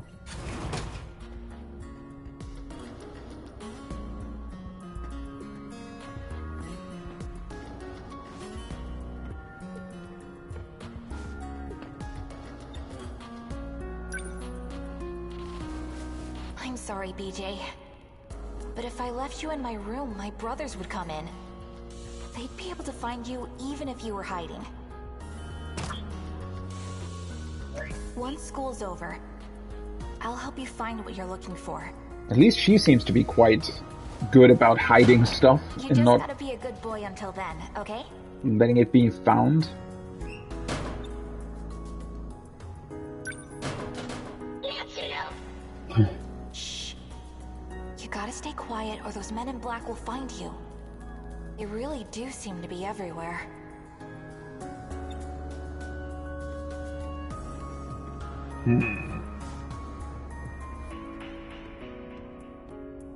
Yeah, what's her role in all of this? I'll come back during break. Just stay quiet until then, okay? She really just sort of a chance encounter? So you're gonna be a good little alien, right? That means you gotta stay in there. I'm sorry I have to make you wait. But I'll be back soon. My room gets raided by my little brothers pretty often. Either way, I can't leave BJ at home. As for the track room, no one goes in there until after school. If I put him in my locker, odds are no one would see him.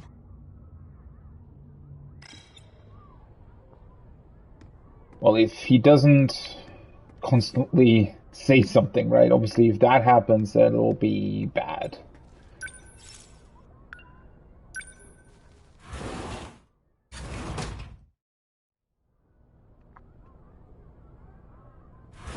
Oh. Oh, not again. Natsuno? Oh, hi. Track member. Hey, did you find him though? That box on the floor. It's yours, right?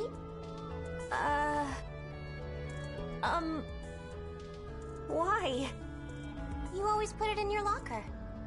Oh, you saw, huh? What is it anyways? A clock? What it is, well, it's a secret. Oh, I get it. Another silly UFO thingamajig. Whatever. Just put it away before Senpai sees. At least she has a good cover story. Oh boy. Right, I just remembered what I was going to say. So what I really like about the game, and what is also quite unexpected actually for a sort of Japanese game, because they usually tend to over-explain things a lot.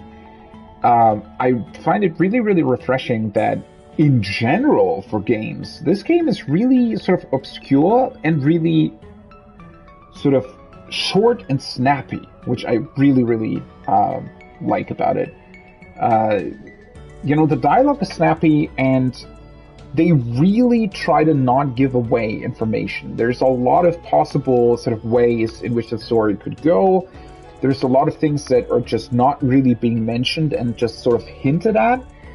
It's a pretty cool way of storytelling through dialogue, and I think they've, at least so far, done a pretty good job with that.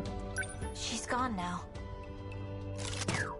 Natsuno, find the Sentinel.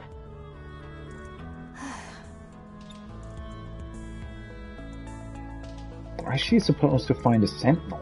We must go to the gate.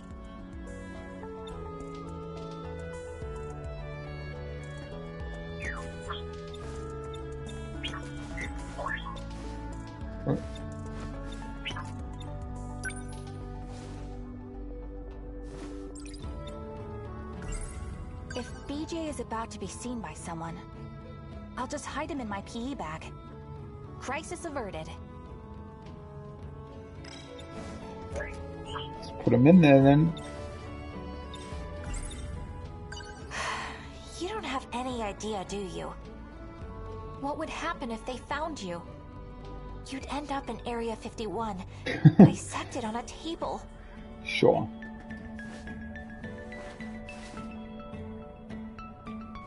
Well, he might end up in the mainframe, I don't know, whatever the mainframe is.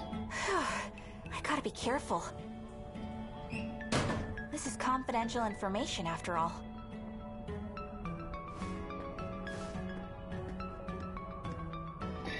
I do like the setup of her though. Like, I guess she's the one that is actually from this time, it seems, right? So at this point in time, she is kind of a clueless girl that is, I don't know, 16, 17, something like that. I can see that being somewhat of a realistic setting, right? I mean, if you're somebody who is like really into the sort of sci-fi stuff and everything, has a lot of imagination. I mean, I think there were a lot of people, me included, that kind of dreamed of, I mean, that's kind of a normal thing as a kid, right? That you sort of dream of, I don't know, going to Hogwarts, right? That sort of thing of being taken into another world, a magical world, whatever, being the hero of some sort of story. It's probably a very human thing to sort of do. So if something like that would really happen like this, and I mean, it's not really, she hasn't seen anybody die or some sort of really disturbing event, right? She literally just kind of found a futuristic robot. So I really just like the setup in this story that, you know, it's really not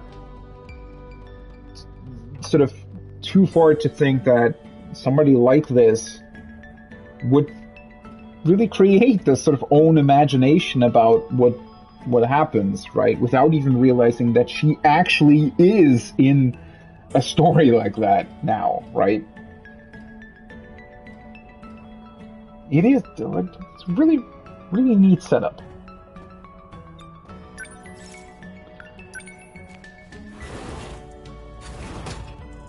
Okay. Let's see where this gate is supposed to be, and if we're able to go there.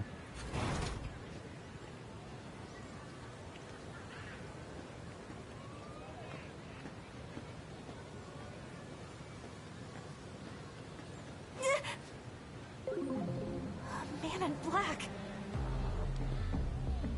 I also wonder what is it about these weird men in black?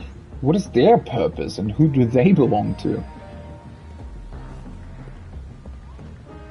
Because that's also a thing, right? That somehow this company that supposedly created or possibly created the Sentinels, that they are also involved with something that I'm not quite sure about.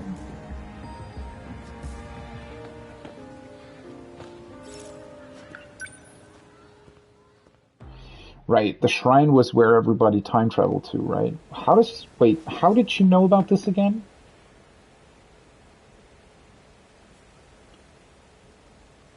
In the last scene with her, oh right, didn't she already sort of time travel or see something about time travel?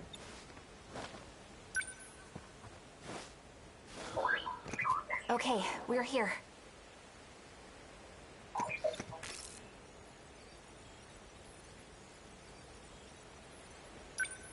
Activate gate.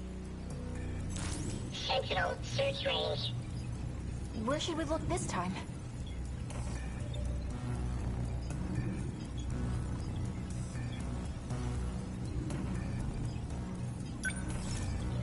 Don't entirely remember where we went last time. Sector 1, 2, question mark. Let's try Sector 1. How about Sector 1? Sector 1 has been searched. No Sentinel found. Okay. I see. Bummer. Possibly meaning that at the first invasion everything got destroyed, or Sector 2? What about Sector 2? 2065. We have been there. That's where we saw the tripods. Right, It's right. too dangerous. That's what we saw the first time. We played her story, right? So she saw the destruction that the tripods brought in 2065. And as I suspected, the sectors are the different sort of invasion points during different times.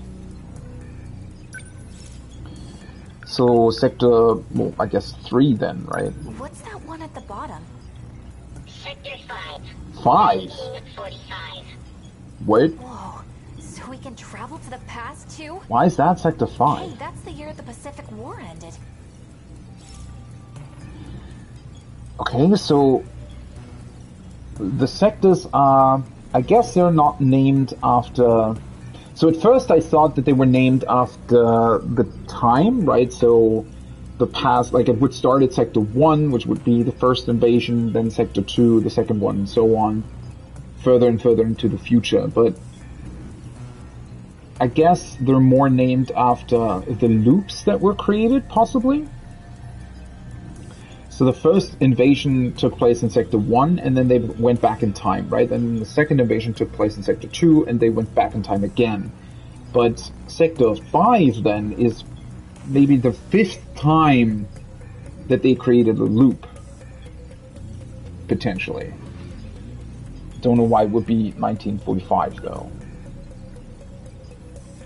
Which is also a year I think we haven't been to, right? We've been in 1944.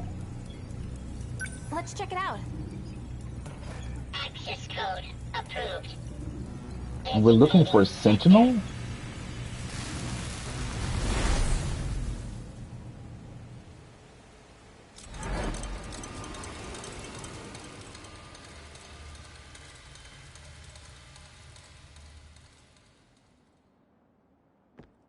No way! How cool is this?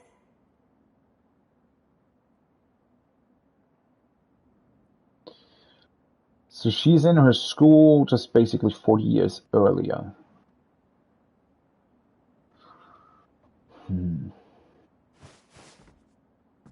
Which is probably when this building was quite new. This building is all old and musty in my time. But it smells like fresh wood. They must have just built the place.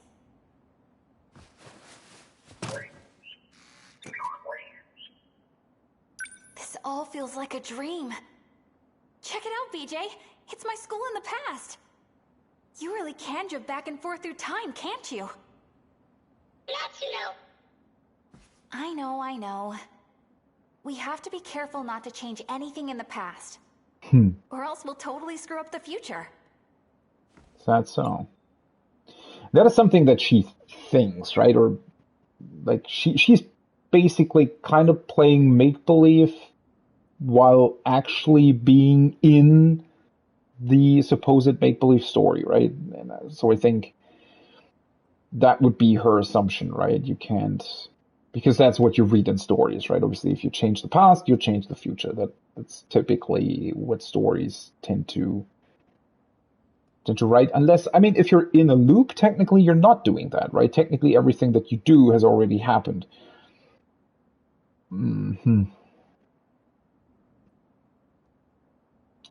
If we're 40 years in the past, then Dad's only 3 years old. He's probably at Grandma's house. I'd love to see that. A quick peek wouldn't hurt, would it? The Sentinels, Natsuno. Man, okay.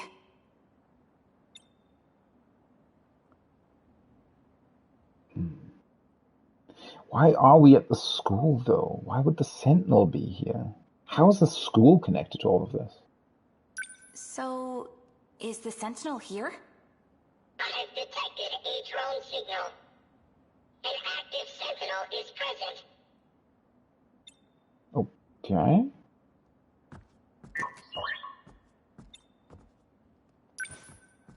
This is my classroom.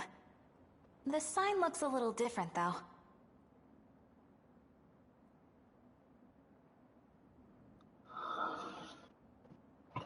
What's up with the Sentinel? Did somebody specifically target her, knowing that she would be able to access the Sentinel, or like? Someone's here. We've got to hide.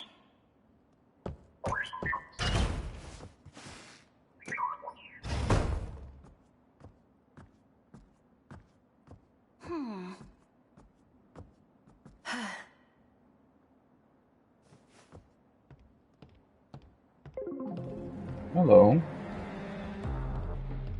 Goto-san. Right on time. Here's your pill supply for the month. Are these the same ones I had last month? Why do you ask? Please, just be honest with me. The pills you've been giving me, they let me see the future. But these new pills are different. I feel awful when I take them. And they make me forget what I've seen in my dreams. You must continue your treatment. They'll completely eliminate your nightmares. Nightmares? These don't feel like... Trust me, they'll help you revert to your original state. We're putting an end to this operation. Uh-huh. Goto-san, please wait! I can't forget. It's our only hope of survival. It's no use. I can't remember. The weapon at Ayame Pass. No, I can't remember anything.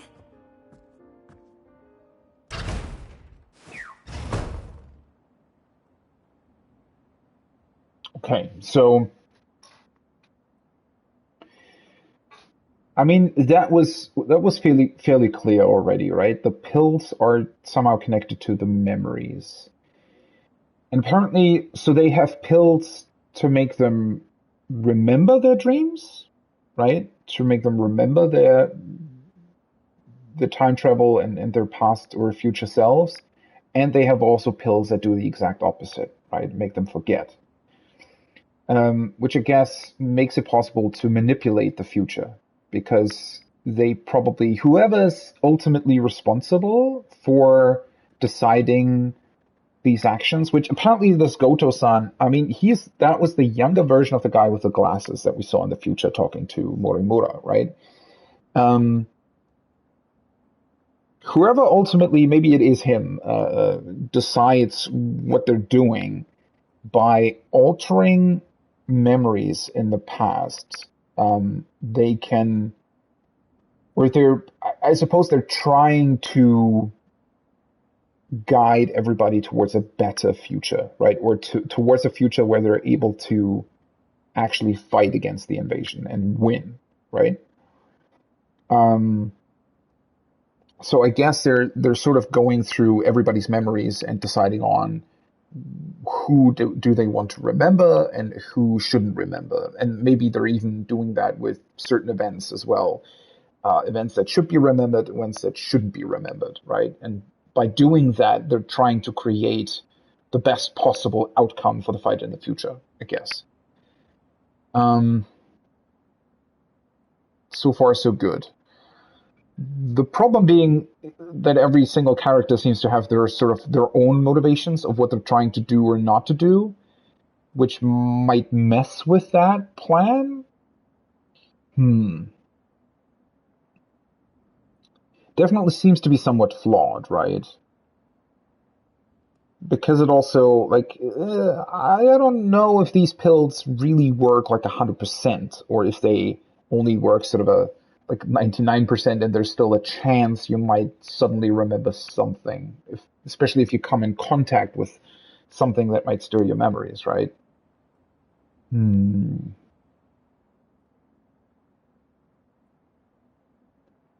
And then, as we've already seen as well, is that Goto-san has his own sort of goals, or for some reason doesn't want Aegis to be activated. God, there's a lot going on. There really is a lot going on. Was that Goto-senpai? How's that even possible? How could he be here? 40 years in the past. The same way you are. Maybe it was his grandpa. Looked just like him. A sentinel at Ayame Pass. Huh? The place that woman mentioned. All right, Ayame Pass. Wait, you mean where the park is? There is no park in 1945. Let's go.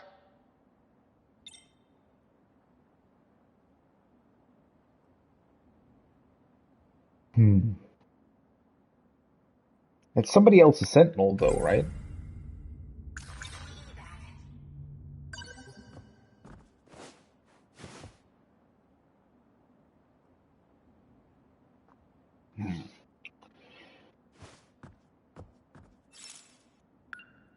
Let's go there.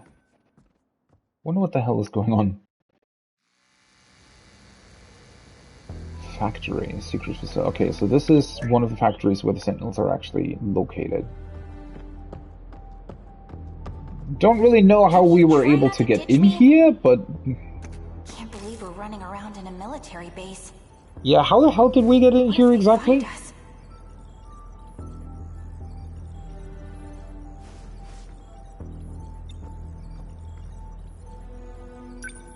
So this is the Sentinel. It's huge. How does someone lose something so freaking big? The Sentinels are linked to the shifter. It was shifted here. Crazy. Anyhow, I'm just glad we found it. This is Sentinel number 19. Okay. Right. You said number 17. Correct. We're searching for Sentinel number 17. Number 19 belonged to a comrade. I cannot pilot his Sentinel.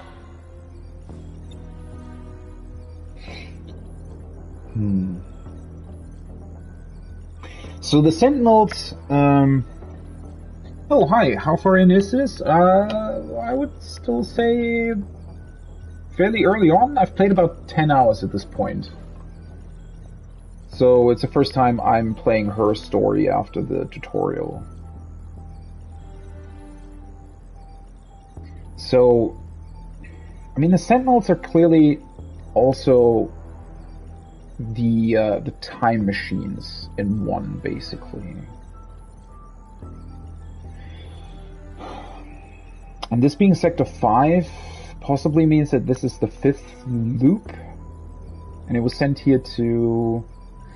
I'm still wondering, like, how are they doing this? I mean, yes, this is a secret military base, but you would assume that no one should see this at all?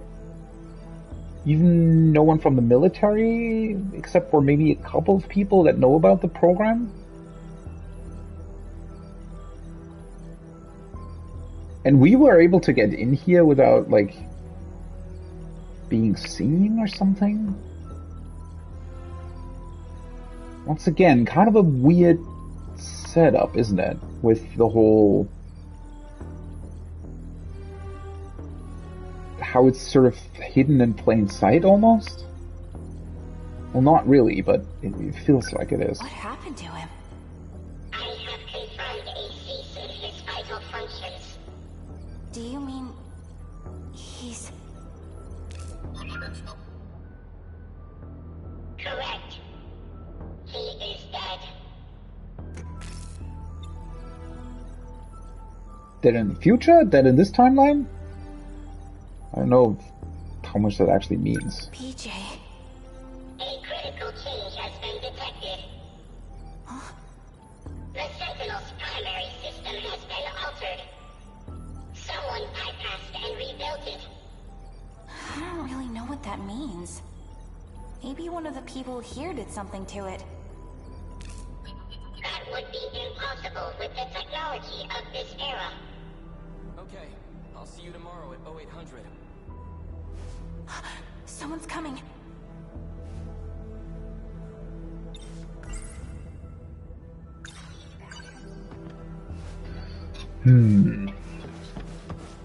They can buy... I wonder if that whatever bypass they're talking about is possibly linked... understand. Oh, it's him.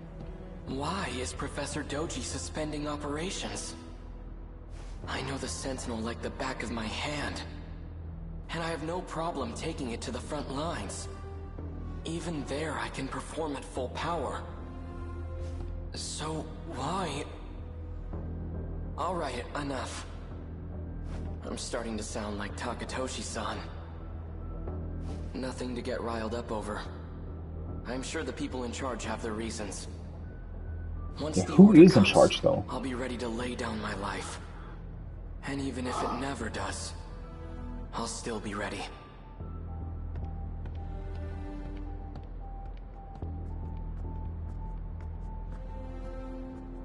He's gonna fight too? Suspending operations, possibly because they want to activate Aegis now. Yeah, I wonder if whatever alterations they're making to them, if that's somehow connected to the whole only being able to hack the. I mean, yeah, there definitely a bunch of connections there. Dang, now someone's coming from the other way. Jeez. Well, you are in like a secret location or something. It's been a while, number 19. Let's have a look at you. Well, it looks like an alternate route was successfully created. It actually worked. And on my second test subject, no less. Impressive, Keitaro Miura. Nanomachine reconstruction agitates the brain. But you endured the process without losing your mind. With this data, I'll be able to take over the Sentinels. Goodness, I should be on my way. Professor Doji's security detail will return any moment. As promised, I'll remove the lock on the Sentinel. And there's one more thing I'd like to do. Just for good measure. There we go. As long as they come into contact with Miura-kun, the data should spread to the others. Oh, okay. What is he like part of a completely different faction then? Who was that guy? With different goals? We should leave. Let's hurry. Yeah, you're right. I think I need to reread up on those names.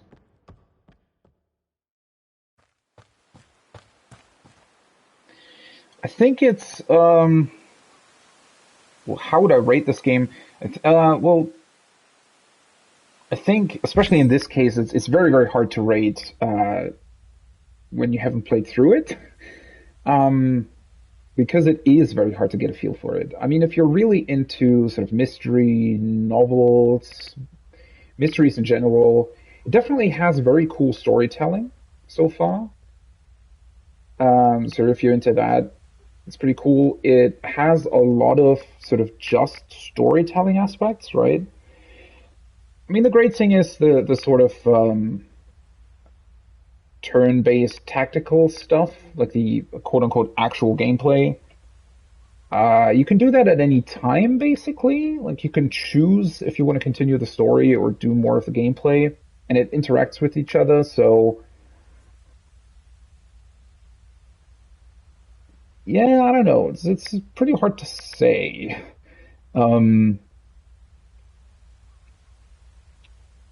So far, I would say it has really cool storytelling. It has really sort of mysterious storytelling. It's obviously a time travel story, so you know, depending on that, you might either want to get it or not. But yeah, it's really, really hard to say. It's definitely a game where it's really hard to grasp if it is for someone or not. If you're thinking about getting it. The good thing is also because it's like the storytelling so far has been really all over the place in a good way. Like it's really, really mysterious. So even sort of looking into it for a couple of minutes, it's I think you can't really get spoiled on the story at all, because even if you, like me, I've played about 10 hours and I still have absolutely no idea what the actual mystery is about, because there are so many different plot lines currently happening, which, yeah, depends on if it's for you to have these, you know, some people like a more, I would say, sort of linear story with a clear thread to follow. This definitely isn't that. Here, there are a lot of different things that are going on at the same time, and yeah, it's about sort of finding out how these different things connect. So I would say it's a pretty cool setup. It's very unique in what it does so far. I'll say that. it's because it's definitely not a typical visual novel or anything. I wouldn't even consider it a visual novel, even though it could be fairly similar in a couple of ways. And then even the gameplay has its own sort of unique things to it. Yeah, it's definitely, it has a lot of unique elements to it, which I think is really cool. Yeah, no problem. But yeah, before I bought it, I also thought about it a couple of times, and the reason why I ultimately got it was because just of the sheer number of people saying that it's a really awesome game.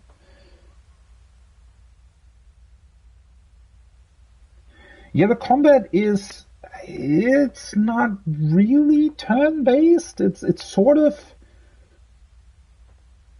a weird, like, I mean, it kind of is turn-based because it stops time every time one of your characters or entities can do something. But you can also just let time continue without doing an action, right? So you can sort of just go in, stop time, do an action if you want to, and then it's depending on the action you take, it might take longer or shorter until you can take the next action depending on what you did before. And you have multiple characters as well, right? With the characters all having their own cooldown timer. So it's, in a way, it's sort of real time, but with pauses, right? You can pause at any time and decide on what you want to do. So it's not really turn-based. Okay, yeah.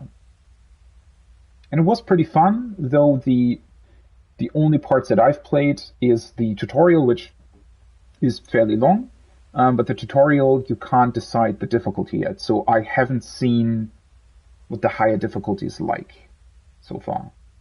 So I don't really know how challenging those battles are going to get. I focus on the story mainly up until this point.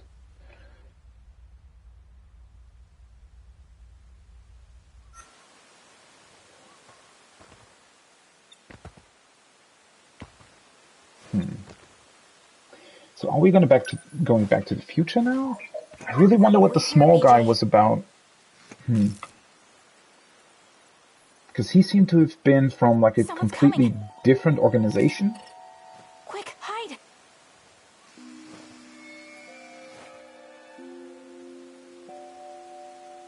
But shouldn't you hide as well? I mean, technically you're wearing gym clothes from like 40 years in the future. Wait, or do I? I guess I need to hide as well. Yes, okay.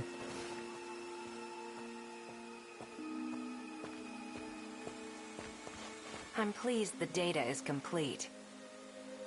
I suppose negotiating with the professor was the right choice. The settings have been tampered with. Was someone just here? It seems this gate has been compromised as well. I'll set it back to its original key. I'd best take my leave. Uh-oh. If he's setting it back, does that mean that she can't go back to her time? Potentially?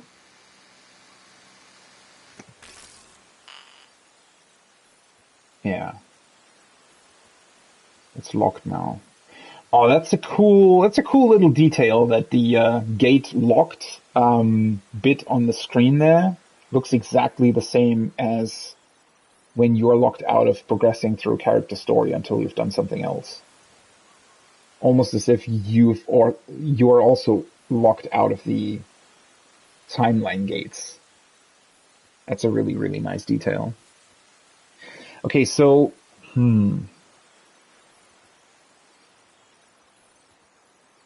the professor. I wonder who the professor is. Somehow, so we've heard about researchers that have essentially started this whole Sentinel program, right? As far as we know at this point, the Sentinel program might have originally been started to fight against the US in World War II, but was ultimately then used to fight off this future invasion. But there seem to be multiple different, well, not necessarily factions, but definitely groups of people with multiple different goals. And what's so interesting about that, not only are these different groups of people, not only do they have different goals and presumably different ideas of how they want to progress into the future and how they want to progress the whole time loop thing and whether or not Aegis should be activated, but they also seem to be still researching interactions of the Sentinels with the brains of the people that use them, and also they seem to be able to do different things, right? He was talking about reprogramming them, essentially, which might mean that they could be able to use different Sentinels with different people. And he was also talking about some sort of breakthrough that might prevent them from being damaged in the future, right? So if they have these nanomachines in their brain that allows them to control the Sentinels, but that also might mean that their brain is permanently damaged if they fight in them. It seems like somebody seems to be also working on a solution to that, and they might have had a breakthrough with that.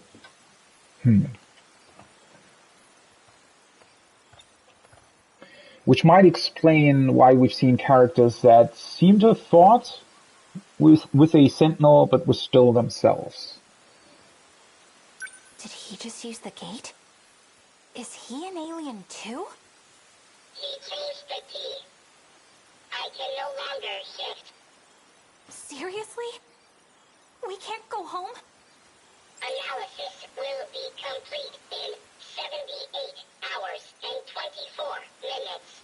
Well, it's not that long. I can't stay here that long. Can't we find another way back to the future?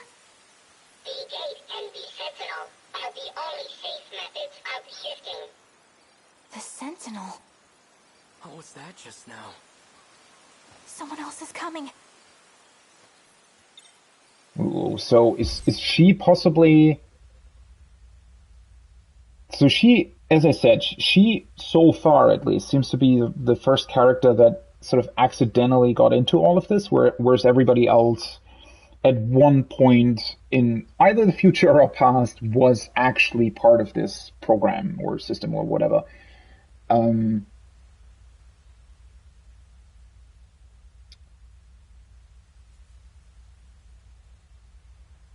So is she really, will she try to shift with the entire Sentinel back into her time? Doesn't really seem like that great of an idea, right? It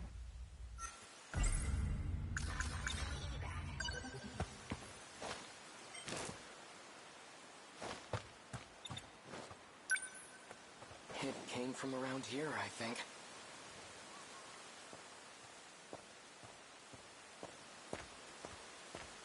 Tokisaka Shrine. Maybe I saw a visiting god. Not likely.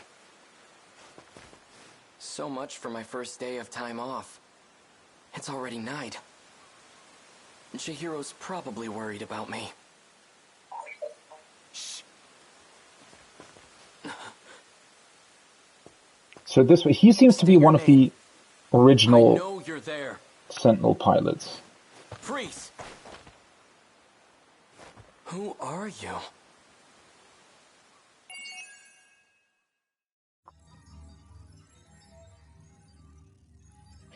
So he's one of the original Sentinel pilots, but at the same time... Does he not know about time travel at that point? Because if he's originally from sort of the time of 1944 or 45, then he was maybe part of the original Sentinel program. And then over the course of that, possibly learned, because we've also seen him be in 1985. So He might still learn about the whole time-shifting thing at some point. Okay. Tokisaka Shrine. Near Sakura High School, rumored to be haunted by ghosts. The gate that lets you travel to another era is located right past the archway. Well, that we already knew.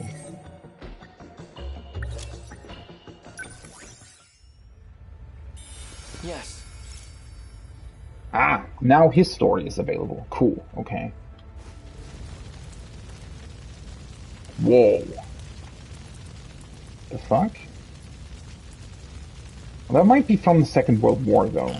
So is everybody else locked now? I guess they are, right? Yes. Okay, except for his story. Keitaru Miura. So, I think we kind of know the least about him, right? He was...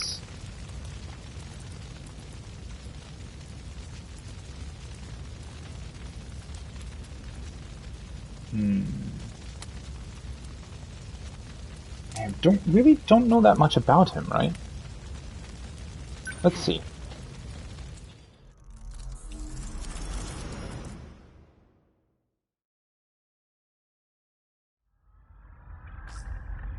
$21.87? Miura-kun? What do you need? What? Do I have to need something to hear your voice? I guess not, but we're supposed to be working. How's everything on your end? Sector 2's construction is going pretty smoothly so far. Construction? We should be able to sustain a second colony soon. All it'll take is 4 more orbit stops. You doing okay? Still getting used to zero-G, and trying not to puke. As for the project, we've got a few complications. Got the ethics committee breathing down our necks. Didn't know space exploration was a matter of ethics. No, they're all worked up about our machines. Their self-replication is what's making the board nervous. Uh-huh. May lead to the invasion of intelligent life or something. They're worried about a war with aliens that might not even exist. Shouldn't our ethics team be more grounded in reality? You're one to talk. Still reading about history 24/7? Yeah, it's fascinating stuff. I'm reading about the Pacific War right now. 200 years ago, right? When this all started? Part of a world war involving countless powerful nations. It reshaped the way we approach technology and ideology. Like I said, fascinating stuff. If I could pick an era to be born in, I'd live around then. Sounds like a big mess to me. Oh, well. If you'd like, I could send over some light reading on it. I think I'll pass. So, any idea when we can meet up again? It'll be about 420 hours till the next time I'm off. I'll keep in touch, Natsuno. Good. I'll be looking forward to it. Bye.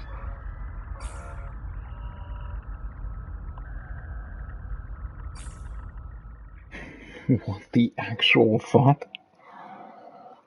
1944, a particularly cloudy day. I begin military service tomorrow, standing by at the school. I was too excited and anxious to sleep last night. What the fuck was that just about? Okay, wait a second. Before this continues. What the actual fuck? So that was 2187. That is 80 more years into the future from the furthest point into the future that we've seen so far. Suddenly, they are talking about sectors as if they are physical places.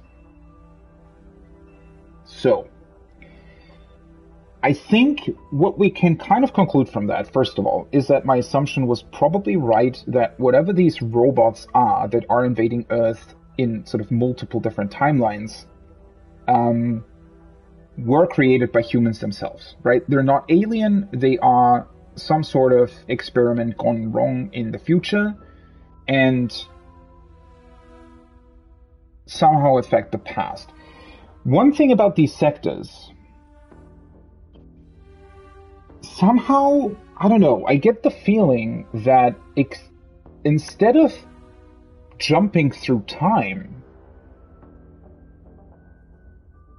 we're jumping through places. I don't know, something about this whole sector thing, right? If they're referring to sectors as something, as like a place in the future, and then he also spoke about wanting to be born in this era.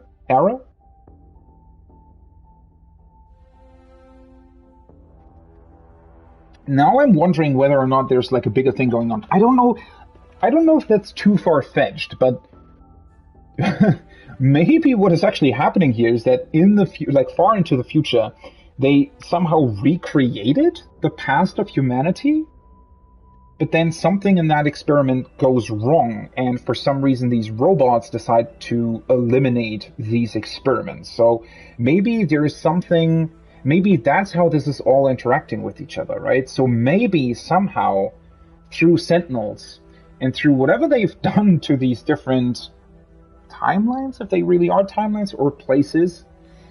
I mean, technically,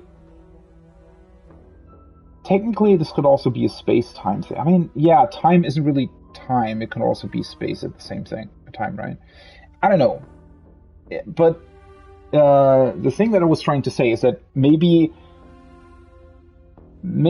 future humans try to somehow create multiple different versions of Earth and of the human timeline.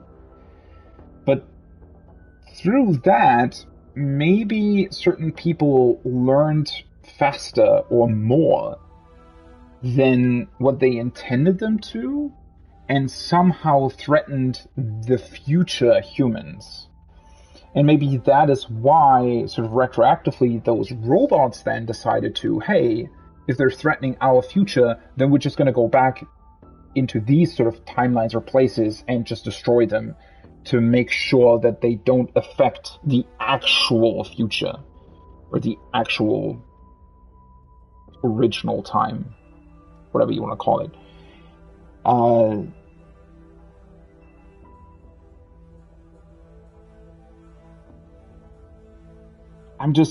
How does that sort of interact with everything else, though? So are all of these organizations, do they really truly exist? I mean, I guess they kind of do, but they also are not part of the actual correct future timeline. Oh God, it's even hard to put into words what the fuck is happening. And if he wanted to be born in this timeline, is this just a sort of a clone of him? Or is that the actual him? Are they able to sort of put their brains into somebody else if they want to? And what's the experiment in the first place? The hell? Takatoshi Ichiyama. I've seen him once before. A brand new schoolhouse with all its luxuries. And not a single student attending. They need every able-bodied student at the factories. I know, we're in a state of emergency. Just a shame that it's come to this, I suppose.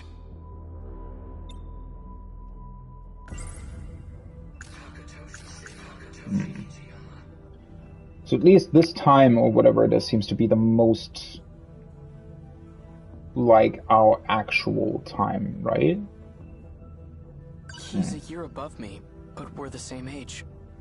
We grew up in the same town together. He was such a mess. Seems like he's shaped up, though. He's found a certain dignity ever since he enlisted. I heard a rumor from the Marines at the port. They say we have no ships left. That it's a hopeless war. What's wrong, Keitaro? You resent being drafted? No.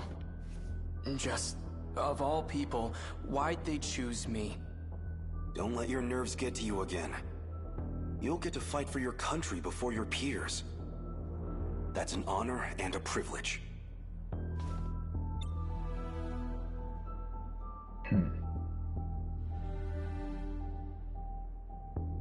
So this is so far just playing out as if we're truly just back in the time of World War II. You don't have to worry anyway. One look at it, and you'll know this war is ours. At what exactly? I can't say too much out here, but we have a secret weapon. Our own key to victory. Sentinels, I would assume. Soon enough. But we're just students. Why do we have access to something so secret?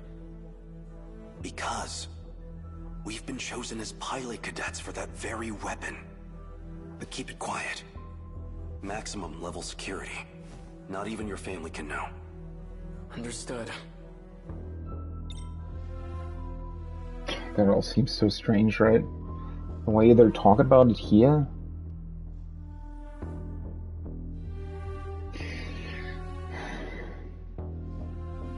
So the thing is,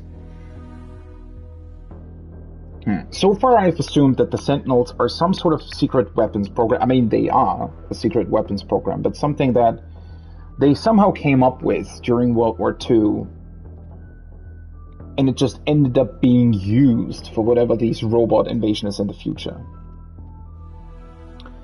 But now, with that scene from 2187 that we've seen,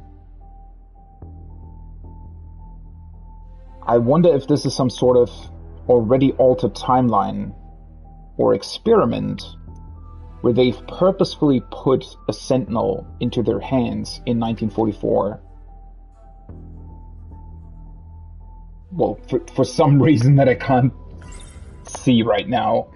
A secret weapon powerful enough to win the war. And out of all the potential pilots across Japan, they chose me. What can I do? Will I be any help at all? I mean, I guess if we want to try to come up with some sort of a fairly simple explanation, it could just be that for some reason humans in the future decided, oh hey, maybe it would be a good idea to find out sort of about different possible outcomes of our own history, right? So maybe they just wanted to see, hey, what would actually happen if World War II would have had a different outcome? For some reason. I mean, technically, right? If you really think about that, if humans at one point in the future had the capability of quote-unquote simulating, even though this is, I don't think this is a simulation, but if we would be able to sort of simulate possible different outcomes of our own past, theoretically, it might mean that we'd be able to learn a lot from that, right? And learn a lot about ourselves, learn a lot about our faults, and about how, well, different decisions that have been made in the past might affect the future, right? So just in theory, if something like that would be possible, I think humans would try to use it, obviously. The question being, this seems as if it's not really just a simulation. It seems as if they somehow decided to, hey, what if we possibly just recreated a complete version of Earth and set it on sort of the exact same timeline that it was on in our past, but meddled with it a little bit, and see what happens, right? That it's almost as if that's the case. And then somehow, through that, they're actually threatening themselves in the future? Potentially? So what is this new weapon? We've been calling it a Sentinel. A heavily armored craft that requires a pilot to operate. It'll help us gun down the enemy at our shores. So the Americans really are coming for us. We've been forced to abandon many of our posts overseas. At this rate, we'll have to end this on the mainland. Our homeland's future is in the hands of this Sentinel. But they're good hands. A single Sentinel rivals aircraft carriers in terms of power. No, it could outmatch an entire military on its own. Whatever they've got will keep our homeland safe. And one day, we'll take the fight to American soil. Huh? I didn't think anyone else would come here. I'll see who it is.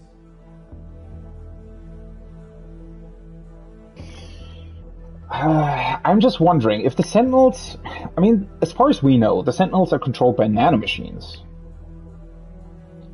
If they have this Sentinel, clearly it must have been brought here by someone in the future, right? Question obviously being, who in the future? Oh, hello. Tamao-san. So this is where you've been hiding. Are they part of the military too? What? Takatoshi-san. Goodness, look at you. Such a gentleman now. Hey, Tamao-san. What brings you here?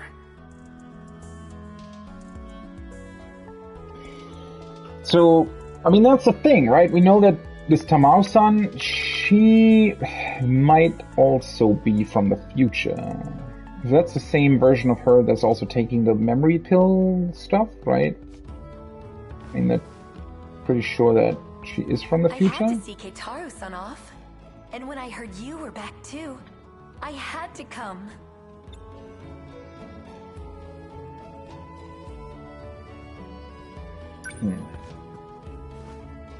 I wanted to give you this.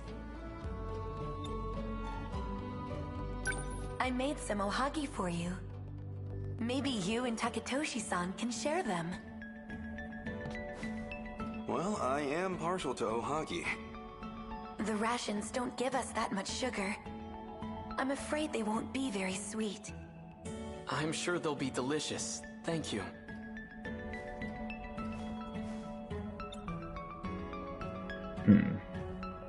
Is this a friend of yours?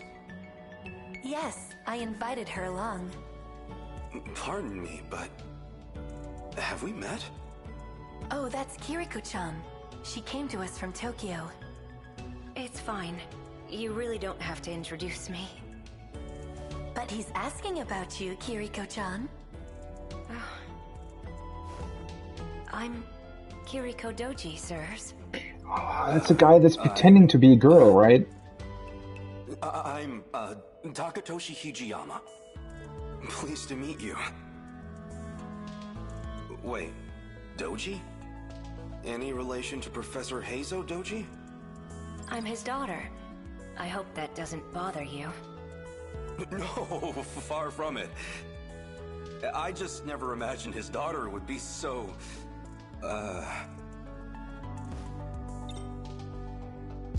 Okay, so this Doji fellow, right? We've already seen him. He's pretending to be a girl.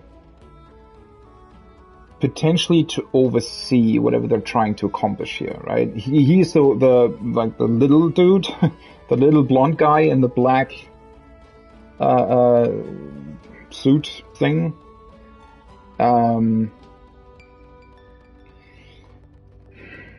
I mean, he's mainly here. He's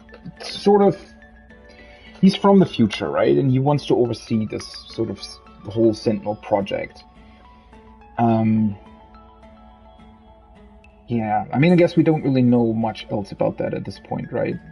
There is clearly, for some reason, they went to this timeline to somehow meddle with it. I've heard about Kiriko-san's father. They say he's a remarkable teacher, though I didn't realize he was a professor. And this Professor Doji is, at least in this time, responsible for the Sentinel project, right? I think. In a way. I don't think he actually is, right? He's more or less sort of controlled by the guy that's pretending to be his daughter. Professor Doji's here? If he's at the armory, that can only mean... That's enough, Keitaro. His involvement with the new weapon is highly confidential. I mean, damn it. You guys are... What the fuck? Don't worry, we won't tell. You're pretty funny. Keitaro-san, do you know where you'll be stationed? He'll be working alongside me. The armory's not too far from here. However, it may be some time until he's back. Tamao-san, you and the Kurabes have been nothing but kind to me. Kurabes? I can only give you my thanks from the bottom of my heart. So is she potentially the I'll have to mother? leave my little sister with you, so please take care of her for me. Don't you worry about a thing, Keitaro-san. I'll take good care of Chihiro-chan. And tell her I won't be gone for long. The second I get time off, I'll come visit. Keitaro, it's almost time. They're expecting us. We'd better get going. I'll be back. Do take care, you two.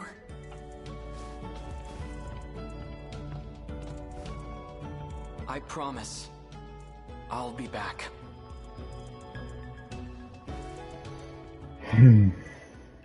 Man, this is really getting complicated. May 1945, clear skies today. I'm off this afternoon until 0800 tomorrow.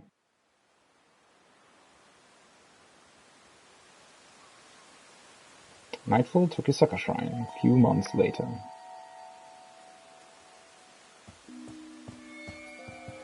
What was that just now? Some kind of flash. Lightning, maybe. It came from around here, I think. This is when he potentially learns about the whole future stuff and everything. Okay, just I need to pause again because so at this point I'm really not quite sure what these sectors are supposed to be. Are these even actual timelines? Are these actual things? Is this how does that all connect to that future in 2187 that we saw? But clearly, even though this might be all sort of maybe artificial timelines that have been created by future humans, even if that's the case, clearly something that these characters are doing is messing with something else.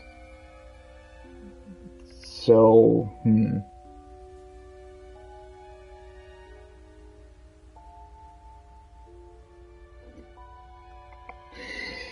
Though, then again, if this is some sort of weird experiment from the future, why would they allow humans to then shift through to the different sectors that they created? I should probably just continue. This is... At this point, there's so much going on. It's really, really hard to even speculate about anything, because it can go in like a billion different directions, I feel like. Kiriko-san disappeared after that incident, and Professor Doji has gone silent ever since. It just doesn't make sense. Yeah, they shifted into the future, right? And he sort of accidentally grabbed Kirito-san as well. Air raids have plagued several regions for months now. At this rate, the Americans will completely destroy Japan. We have to do something. And I guess with them gone, they can't activate the Sentinel? Our new top-secret military weapon called a Sentinel.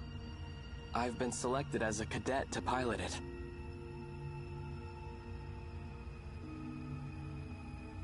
How the hell does he end up in 1984, though?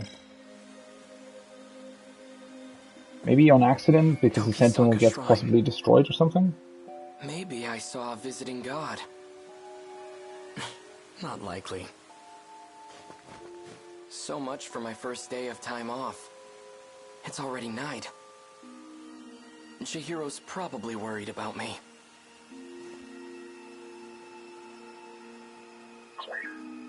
Okay, so now we're back at this point, where he learns about that. State your name. I know you're there. Freeze! Who are you? So now this scene continues, but from his perspective. Shouldn't you be wearing pants? Huh? Maybe wearing gym clothes wasn't the best idea. Probably not. I don't know why you're here, but it's dangerous to be out this late on your own. Allow me to escort you home. Who are you? My name is Keitaro Miura. I'm stationed at the armory nearby. But I'm off duty now, so I was on my way home. So, what's your name? Natsuno. Natsuno Minami.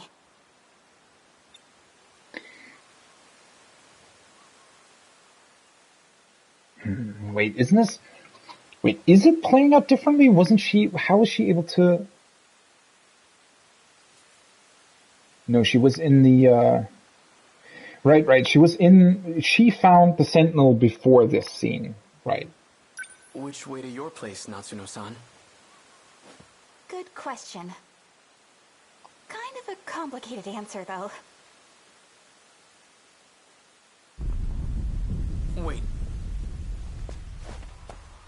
What's that sound?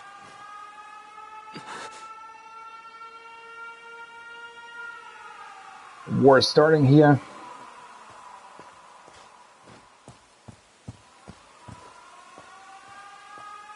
City's being attacked. What's going on? An air raid. They're trying to bomb the factory. But that's near where the Karabes live.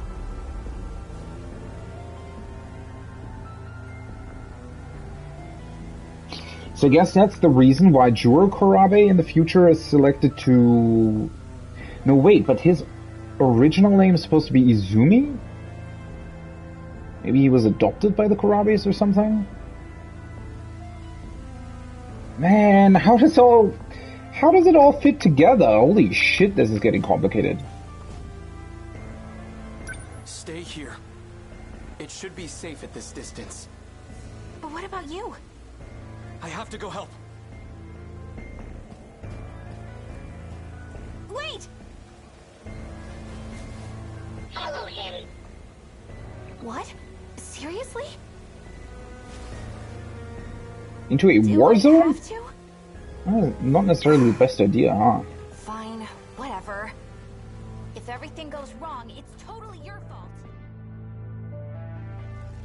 After the air raid, Karabe's neighborhood, everything destroyed.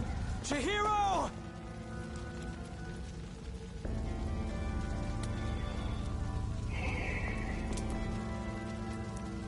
I wonder if the Sentinel has been shifted out, though. Hot. Hey, hold on a sec. Why did you follow me? I don't know. Fine, but just stay there. It's clear here, but the flames are stronger up ahead. You're not going in, are you? I have to. That house up ahead is where my sister's staying.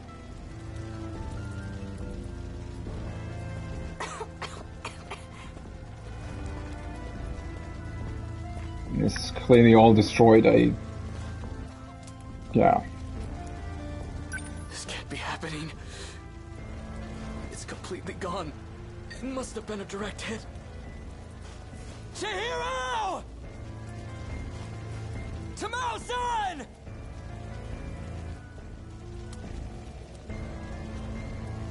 Oh, no. Seriously? This belongs to Chihiro. Chihiro! Tamao-san! Our mother's terrible at sewing, but she made this for Chihiro. I'd never seen her struggle with anything so hard, but she did it. It's pieced together with scraps of cloth, not the best quality. Even still, Chihiro took it with her wherever she went. Yeah, I hate to break it to you, but I don't think she would be able to bring it along anymore. I wonder if that's how he ends up in 1984, though, or 85. Is because everything gets taken from him here, and so he goes basically back with the shit, what's her name? With BJ at this point, right?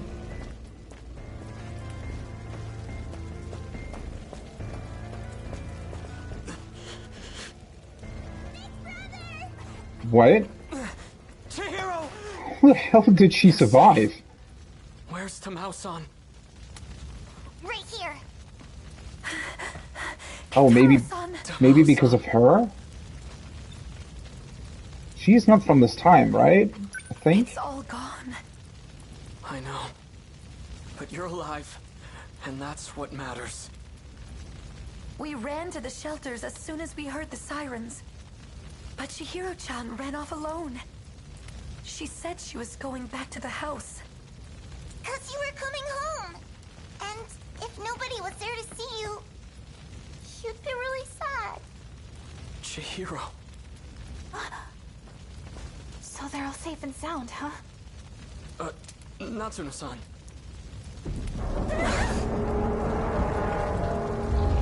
That's a Sentinel, isn't it? No, what? What are they doing here?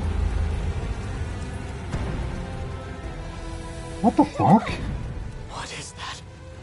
Another American weapon? That's not American, my dude. We can't stay here. Everyone, get moving! Why are they suddenly here? What are they even... What? I mean, we've basically learned nothing about what the machine's objective is. Are they already looking for the mainframe? I guess the mainframe already exists here for some reason. Everything on that side of the Kaede River is on fire. Looks like it's headed toward Kamazumi next. Big brother! Why are they showing up in this era? Yeah, I have absolutely no idea why they're here. I've always heard the US had an industrial advantage over us. That thing has to be one of their weapons. They've finally come for our homeland. And if we don't stop them...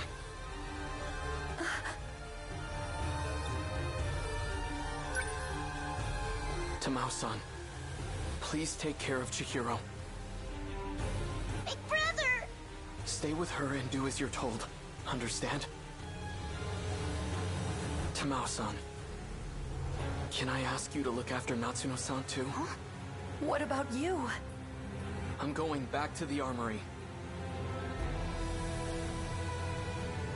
Isn't the armory destroyed though as well? Isn't that...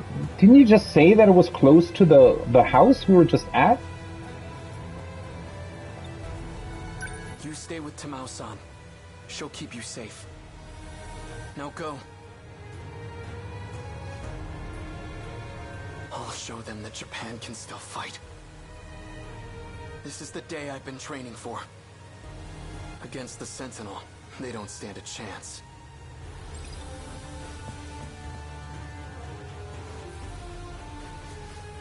You hear all that? Natsuno.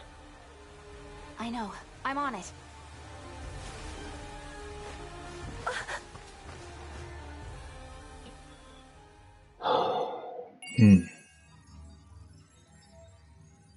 Well, that was his prologue. I guess that makes sense.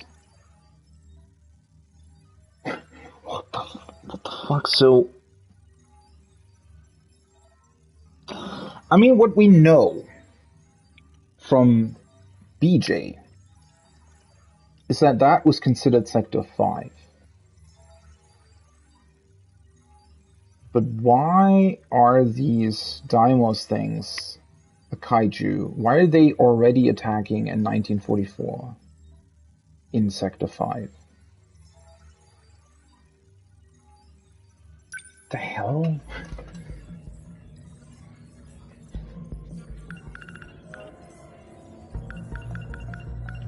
Keitaro Miura.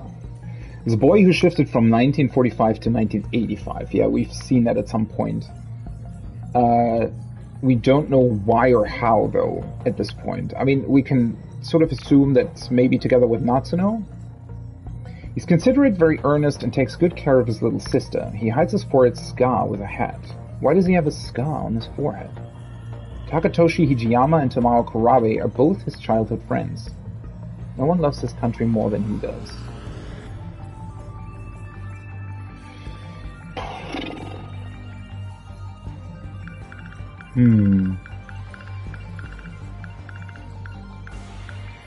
Colony and satellite orbit. Yeah, what the fuck is going on with this? A colony under construction, up in a satellite orbit, orbiting Earth in 2187. Once completed, it had a diameter of 30 kilometers and was docked with multiple giant cylindrical food production silos.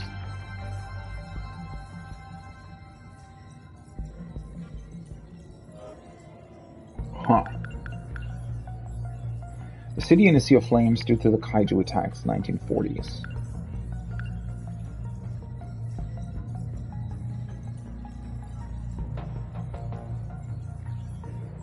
Where the hell is this going?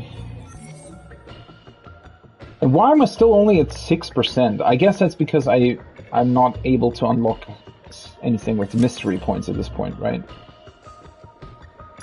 But yeah, where the hell is this going?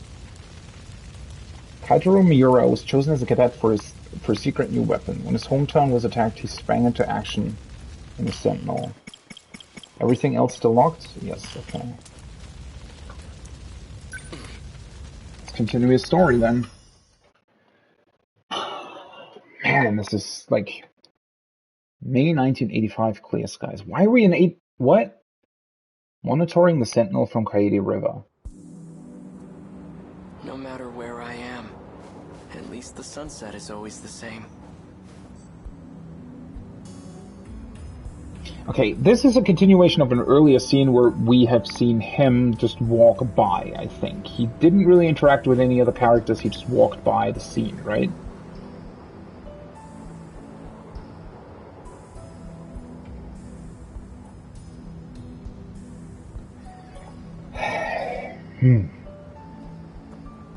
This place isn't too crowded. Gives me room to hang around and think for a bit. Better take advantage of that.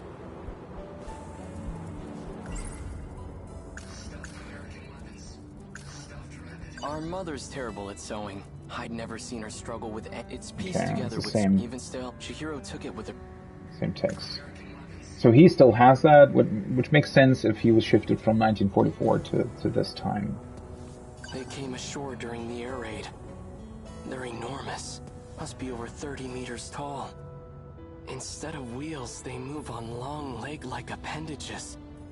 Quite a terrifying sight. Like something out of hell.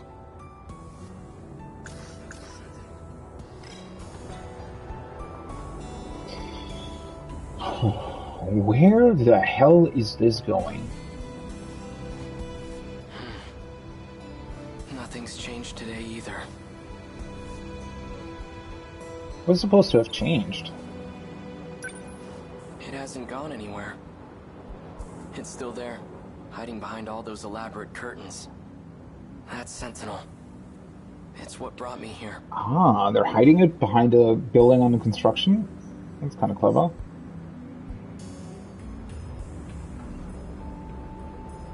Okay, so the Sentinel shifted in time to this time. Or shifted in place and time? I don't know.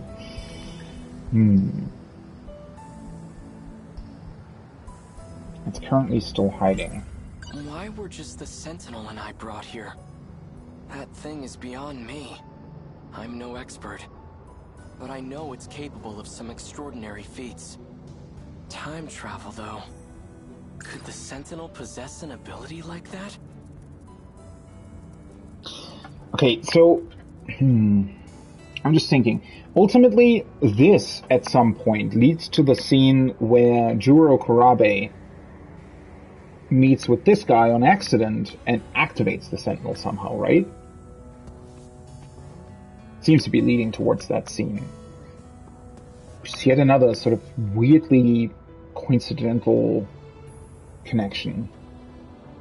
Before the war, My uncle gave me a sci-fi novel. A story about traveling through time to the future. It only ever felt like a far-off fantasy. But on that day, at that moment, that fantasy became a reality.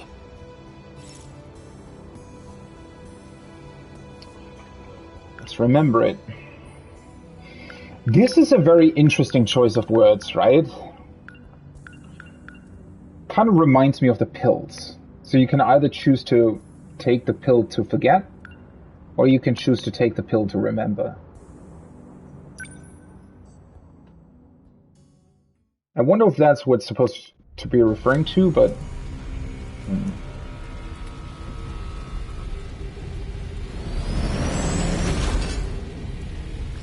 All out of flying bombs.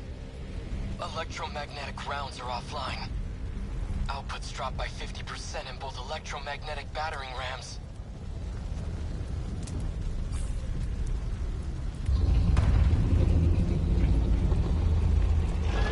So that one Sentinel didn't really stand a chance against the Kaiju here? Too many of them. But I'm not about to just sit here and die. I still have 2 minutes before I hit my operating limit. Might as well give it everything I got.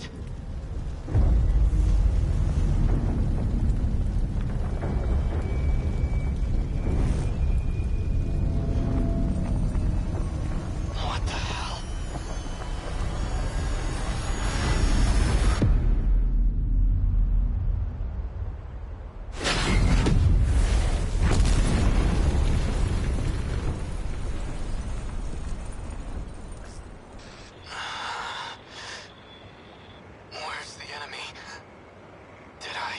Did somebody else shift him? Like, forcibly shift him? He didn't initiate that himself, so it's not like I assumed it would happen, so he... It reached its operating limit.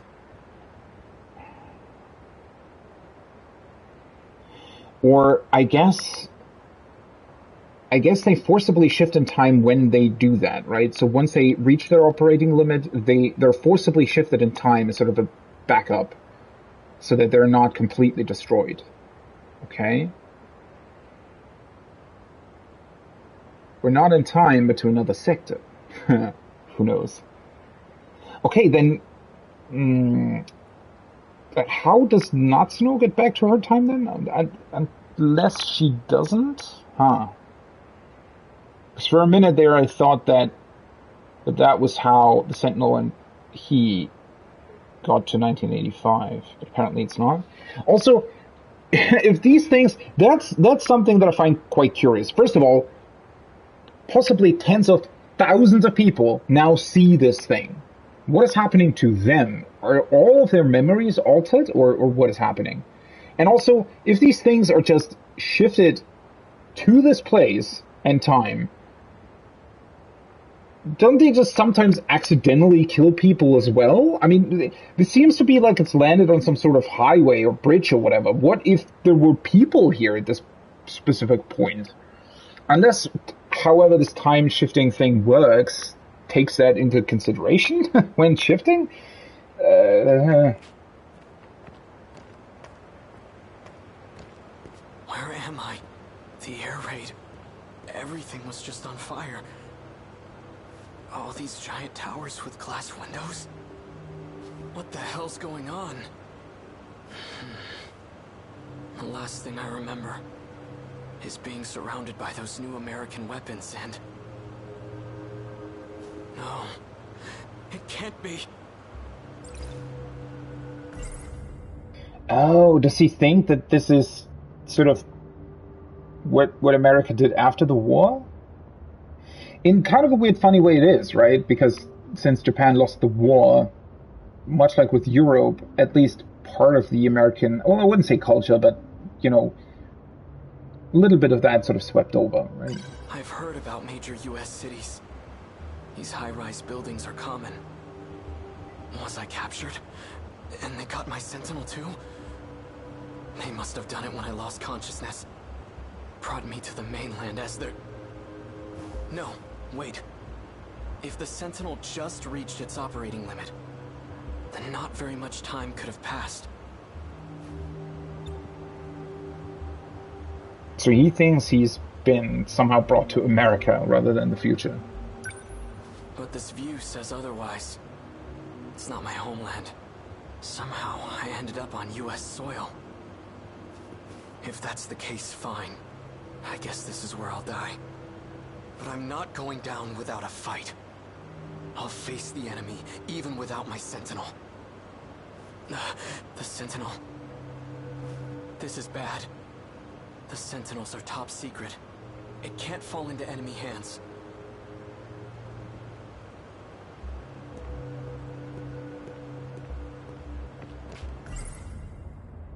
Sentinel.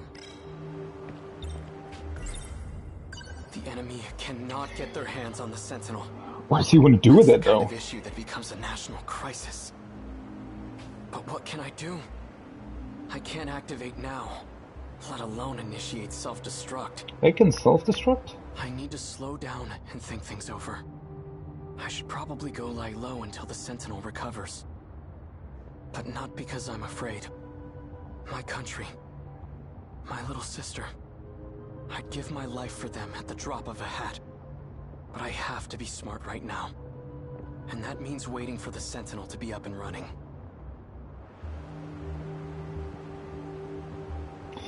Well, okay, so I guess that's how all of these weird bits and pieces of information sort of end up happening, right?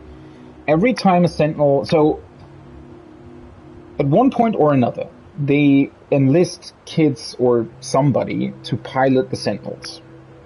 And then every time they reach their operating limit, they're forcibly shifted into another time-space line. And at that point, then they remember stuff or they don't remember stuff, and that's how they all end up in this weird limbo state of knowing something but not everything, and all having their own sort of weird thoughts and dreams and whatnot. Because they've all at some point been selected as a Sentinel pilot, but then lost and been shifted somewhere else.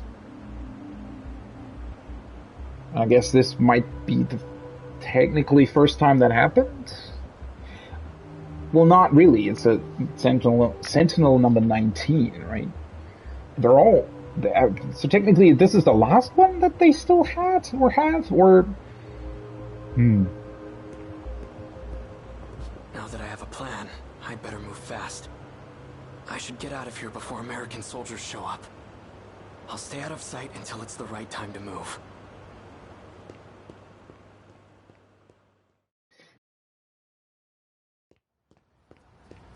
Okay, so now we're in the other scene, right? Appears to be Japanese, but something's off. These signs show both kanji and the English alphabet.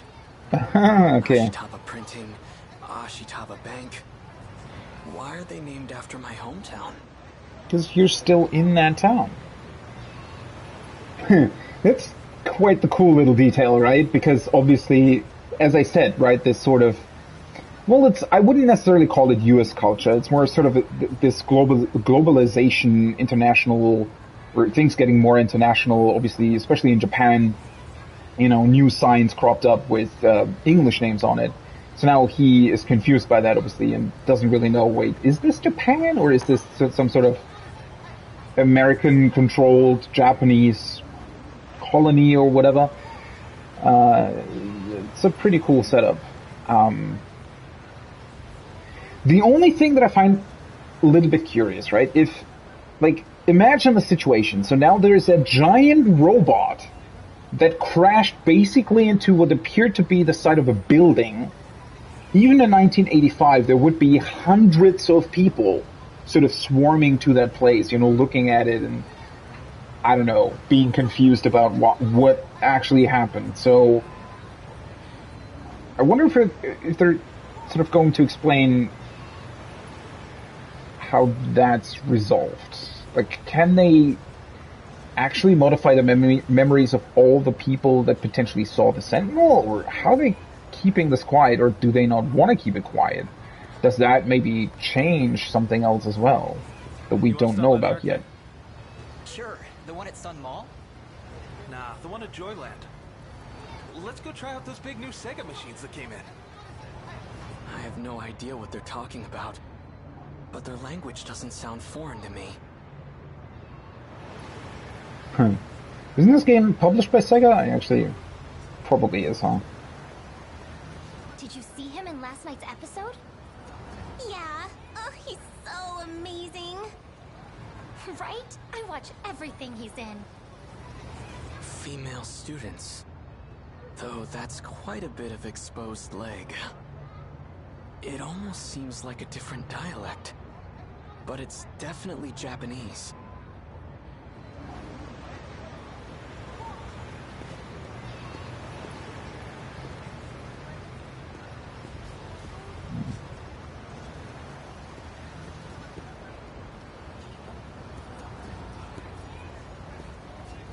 So many cars.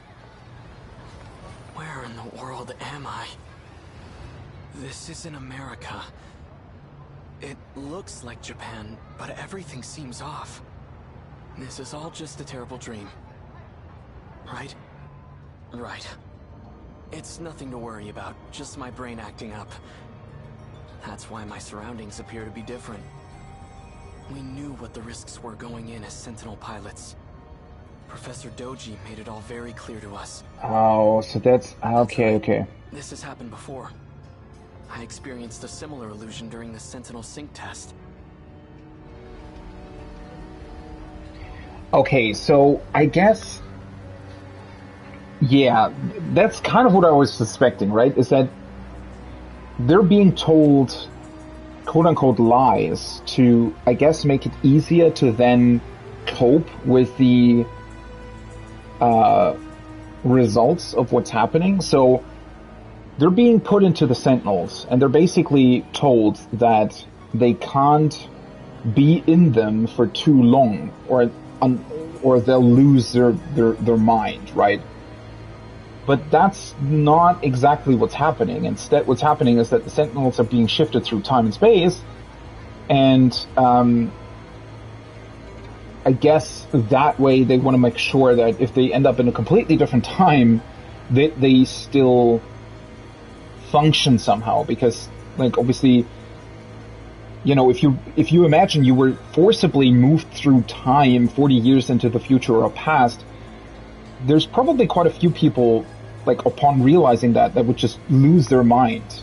Like, actually lose their mind, right? Not being able to think clear anymore, completely sort of being in a shock state and blacking out to the point of possibly, you know, somehow either dying or being severely brain damaged or injured mentally, right? I think, you know, looking at that realistically, if that were to happen in real life without properly being prepared for it, right, without knowing that that's what's happening to you, I think, yeah, you'd probably be... I mean, you'd have to be prepared for that somehow, and I think that's how they did it, right? They basically told them, hey, it might happen that you lose your mind or that you're mentally severely injured when you're staying in the Sentinel too long. Though that's not actually what happens. It's just that they move through time and space. I don't know. Maybe that was a simpler way of handling that. He's wearing a boy's school uniform, but appears to have a girl's haircut. Okay. Huh? The hell are you looking at? This one has a particularly strange hairstyle. Hey, you trying to get your ass kicked? Why are they like together, by the way? I've finally gone crazy. Do you want to see crazy? Hey, stop!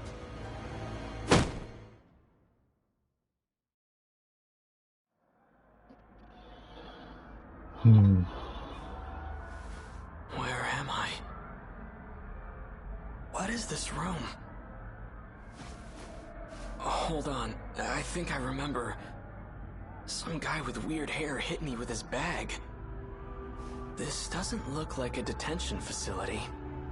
Either I'm still seeing things, or someone removed me from the Sentinel. Whoever it was brought me to some kind of lab.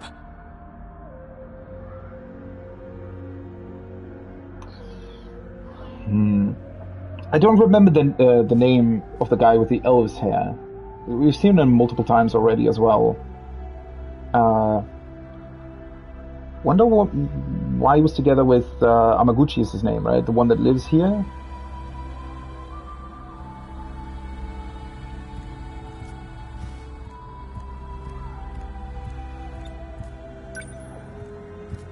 A box-shaped Technicolor projection device. The Sentinel has its own spatial projector as well. But that's highly confidential military technology.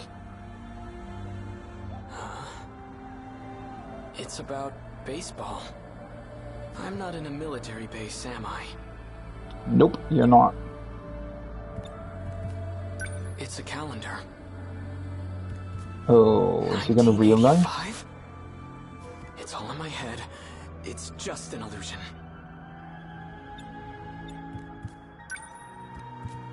Foreign phonograph records. Takatoshi-san used to let me listen to his. Why are there so many records here? There are way more than I saw at the Hijiyamas. I really, really like this sort of interacting with the future, right? I mean, obviously it's such a crazy situation that you can't really realistically imagine that yourself, right? But they definitely do a really, really good job with this, sort of showing how that might look like when you are when you would suddenly end up in a stranger's room 40 years in the future. Because now I wonder, right, if we would move 40 years in the future from now, I think there would definitely still be a lot of things that you recognize, right? I mean, even though technology would probably move on in potentially kind of crazy ways that we don't really know about now or can't imagine, it also wouldn't be completely foreign to us, right? I mean, look at everything that exists now with our tablets and smartphones and what have you. Like, I don't think technology 40 years into the future would be too crazy to understand, right?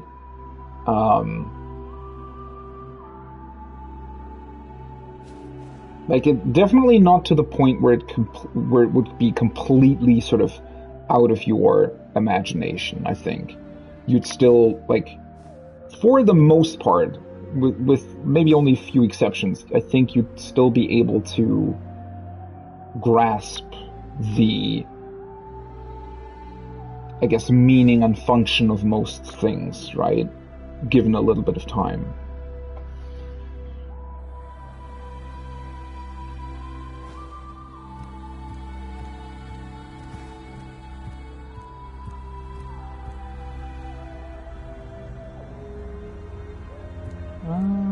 Is there something else that I can still examine?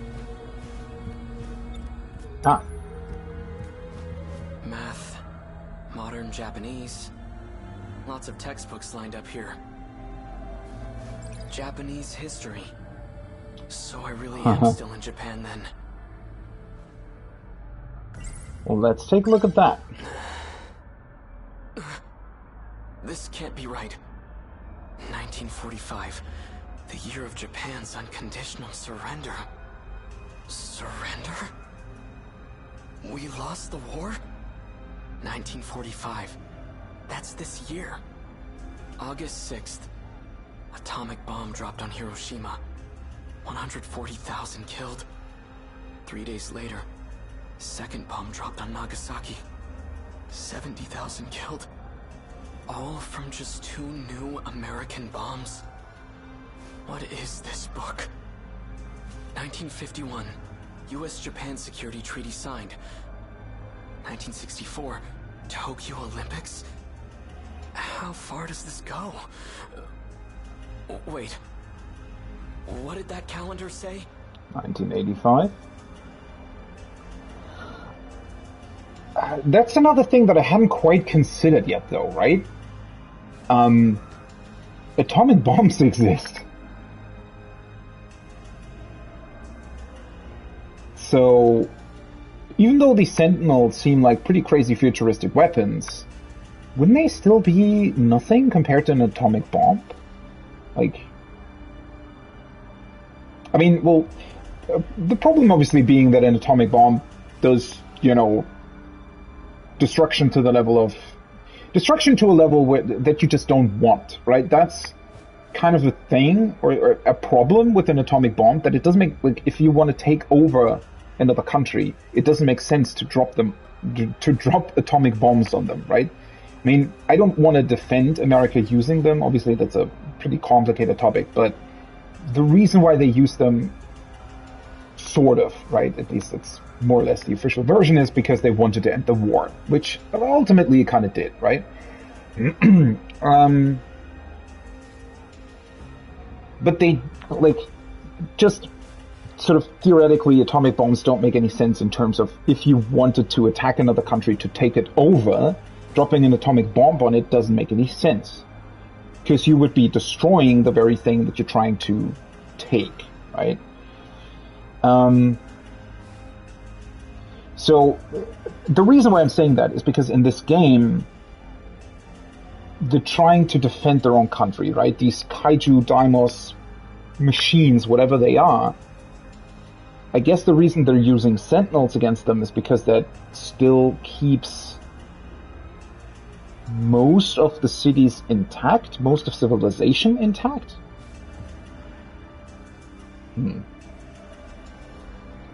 But since they're bringing it up here, I wonder if there's going to be some sort of interesting explanation as to why maybe atomic bombs weren't an option. Or, you know, we're still sort of, there is still this experiment thought of, well, what if this is just one giant experiment of what could have possibly happened in the past? Maybe somehow they just took atomic bombs out of the equation for some reason? Definitely an interesting detail, though, that might give a hint as to what is actually going on. 1985. It has to be fake. When was this printed? It says here 1985. Could it really be? You okay? Here. It's so cold. That's all that was in the fridge.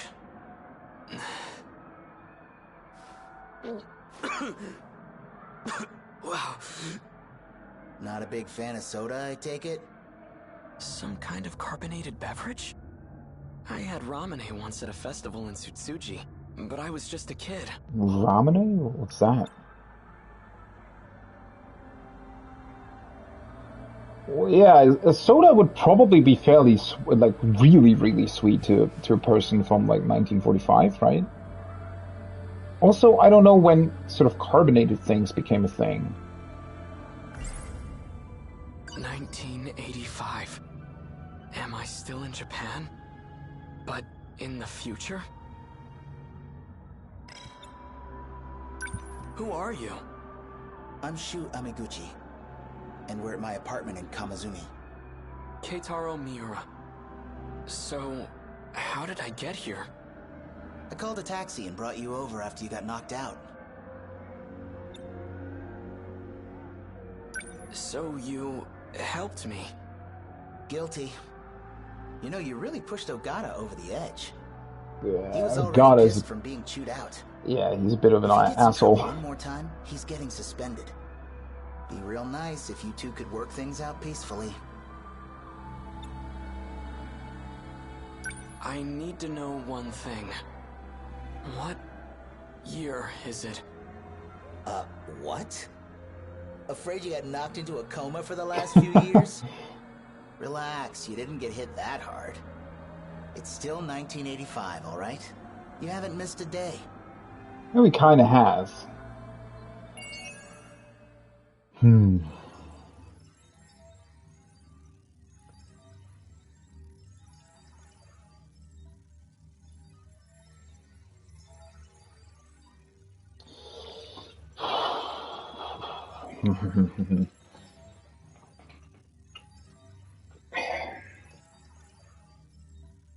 I don't even know what to think anymore. To be completely honest, man, this is...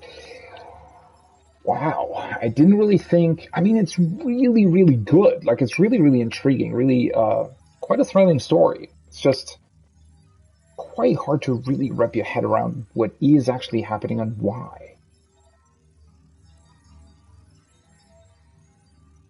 Is there something else we could glean from that? I mean, not really, right? This story has been, in a way, a lot more straightforward than the other ones so far, because it actually starts from a place of where we can relate to the character a lot more, right? Because he's just essentially, at least as far as we know, except for the fact that he was also confided in the quote-unquote secret weapons project that's technically somehow from the future in Japan. But other than that, his story is a very, how can I put it? Like a very straightforward one in a way, right? At least, it starts from a place that seems very sort of.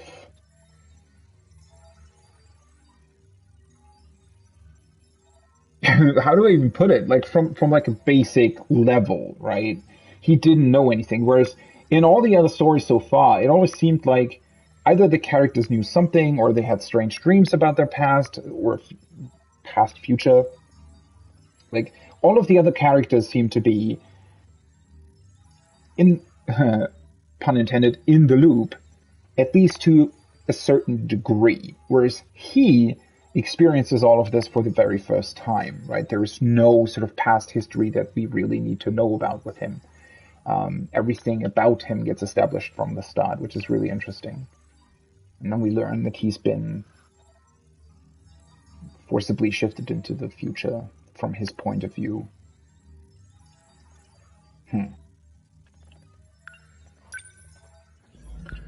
Take a quick peek at what might have been updated. I wish there was a way to, like, sort of more quickly only display the things that have been updated. Kaede River's riverbed, where you can get a good view of Kasumicho. Not many people come here because of the substantial elevation difference from the metropolitan area.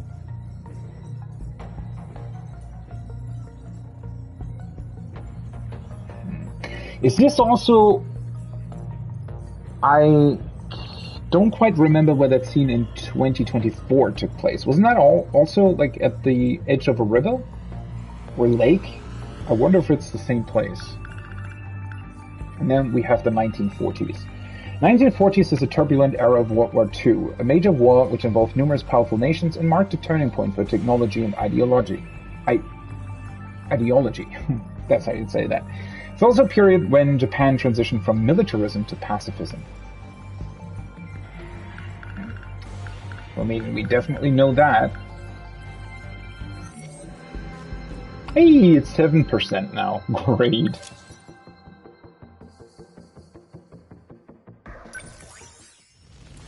Okay, we can still continue the story. Everybody else still locked, right?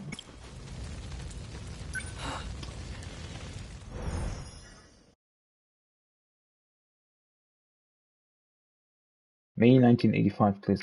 I wonder, they're really letting you monitoring the Sentinel from Kaede River. Okay, so now we're back after his flashback, sort of. No matter where I am, at least the sunset is always the same.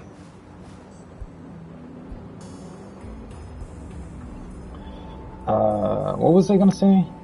Right, I think it's quite interesting that they, like, I've basically only done story for about the last 5 hours of game, right? It's interesting that they don't really... Like, I wonder how the sort of real-time strategy or turn-based strategy, whatever you want to call it, the strategy bits are then involved with all of this. Because clearly they're also part of the story, right? Not the quote-unquote actual story progression, but they still tell you about certain events that have been happening and people that fight within those events, right? I don't care that we lost. I'm proud my country could rebuild after what happened. But I won't accept this future. Now that I know we lose the war, That's all the more reason to go back. I'll bring the Sentinel with me. And I'll change history. It's my duty to fight and protect the people. I have to save as many of them as I can. But what if it's impossible for me to go back?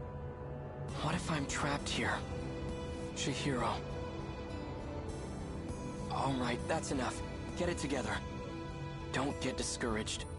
You will make it back. No matter what it takes. I wonder, what if I never actually traveled through time? It's possible that space-time here is warped somehow. What? But it could just be a local effect. I should try heading toward the school. Maybe time is flowing normally over there. Space-time? Would he know about that? I mean, technically that's a concept from 1908 or something, when Einstein came up with that.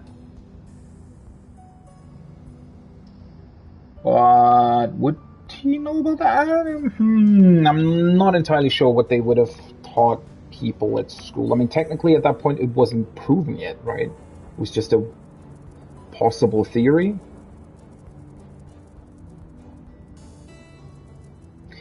It's really interesting that they're bringing it up, though, right? Because it somehow seems like that might be something that is in fact happening.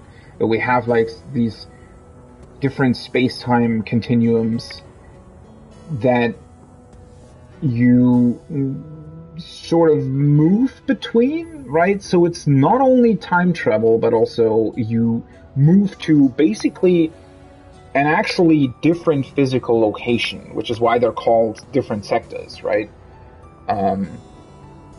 Which I guess on sort of a, if you want to put it into easy words, would be multiple different timelines that are going on at the same time, right? But they all are in different stages. So we have one sector that is in 1944 or 45 or whatever, then we have one sector that's in 1984, and so on.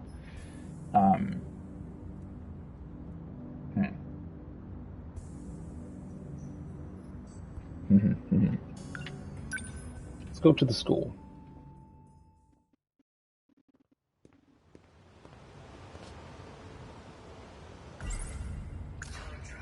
Before the war, my uncle gave me a sci-fi novel. A story about traveling through time to the future. It only ever felt like a far-off fantasy. To think it ever become a reality. That's really, really interesting, because I think that sort of goes back to what I was saying before about all of these sort of novels and movies and whatever being part of the world, right? I wonder if whoever set this up, right, whatever the overarching story turns out to be, I think that these somehow this shifting through time through space-time, right? I'm just going to call it that from now on. Shifting through space-time. Somehow that I mean, as I said, right, that would really, really mess with the mental state of a person. And to alleviate that, I think, they are basically sort of training their unconsciousness to be okay with that, right? So I think that all of these sci-fi movies and everything that have been referenced throughout the game, and especially at the beginning of the game, maybe they are part of some secret program that is sort of in secret preparing these children or people or whoever's like potentially being shifted through space-time through reaching the end of the operating limit of a Sentinel, so that they are more prepared for that, right? They're more able to accept that they are in a different time because they've read or seen, like they've read novels or seen movies about that very thing happening, right? Which would be kind of a brilliant setup to do that, because it would not really affect, I guess, your normal population. But for the people that are actually affected by it, they would, like, their mind would maybe be more accepting of this, right? And that way you could prevent them from having like a mental breakdown over it.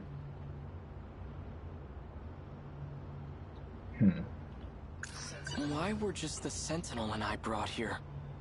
That thing is beyond me. I'm no expert, but I know it's capable of some extraordinary feats. Time travel, though. Could the Sentinel possess an ability like that? The thing that we just really still don't know at this point is what is the overarching story or threat, right? Is it just an experiment? Is there an actual invasion going on? Is humanity really destroyed by these robots and they somehow want to really avoid that, right? Is that the actual story, or is it something completely different? Our mother's terrible at so I'd never. Okay, that's still the same. Still the same text. I checked the library for any records of such a weapon, but in all of history, nothing like it has ever existed. Not in the U.S., not anywhere. What was that thing? Oh, he's talking about the kaiju, right? Despite a catastrophic loss, Japan recovered quite well. It seems to have entered a prosperous new era. Almost too prosperous.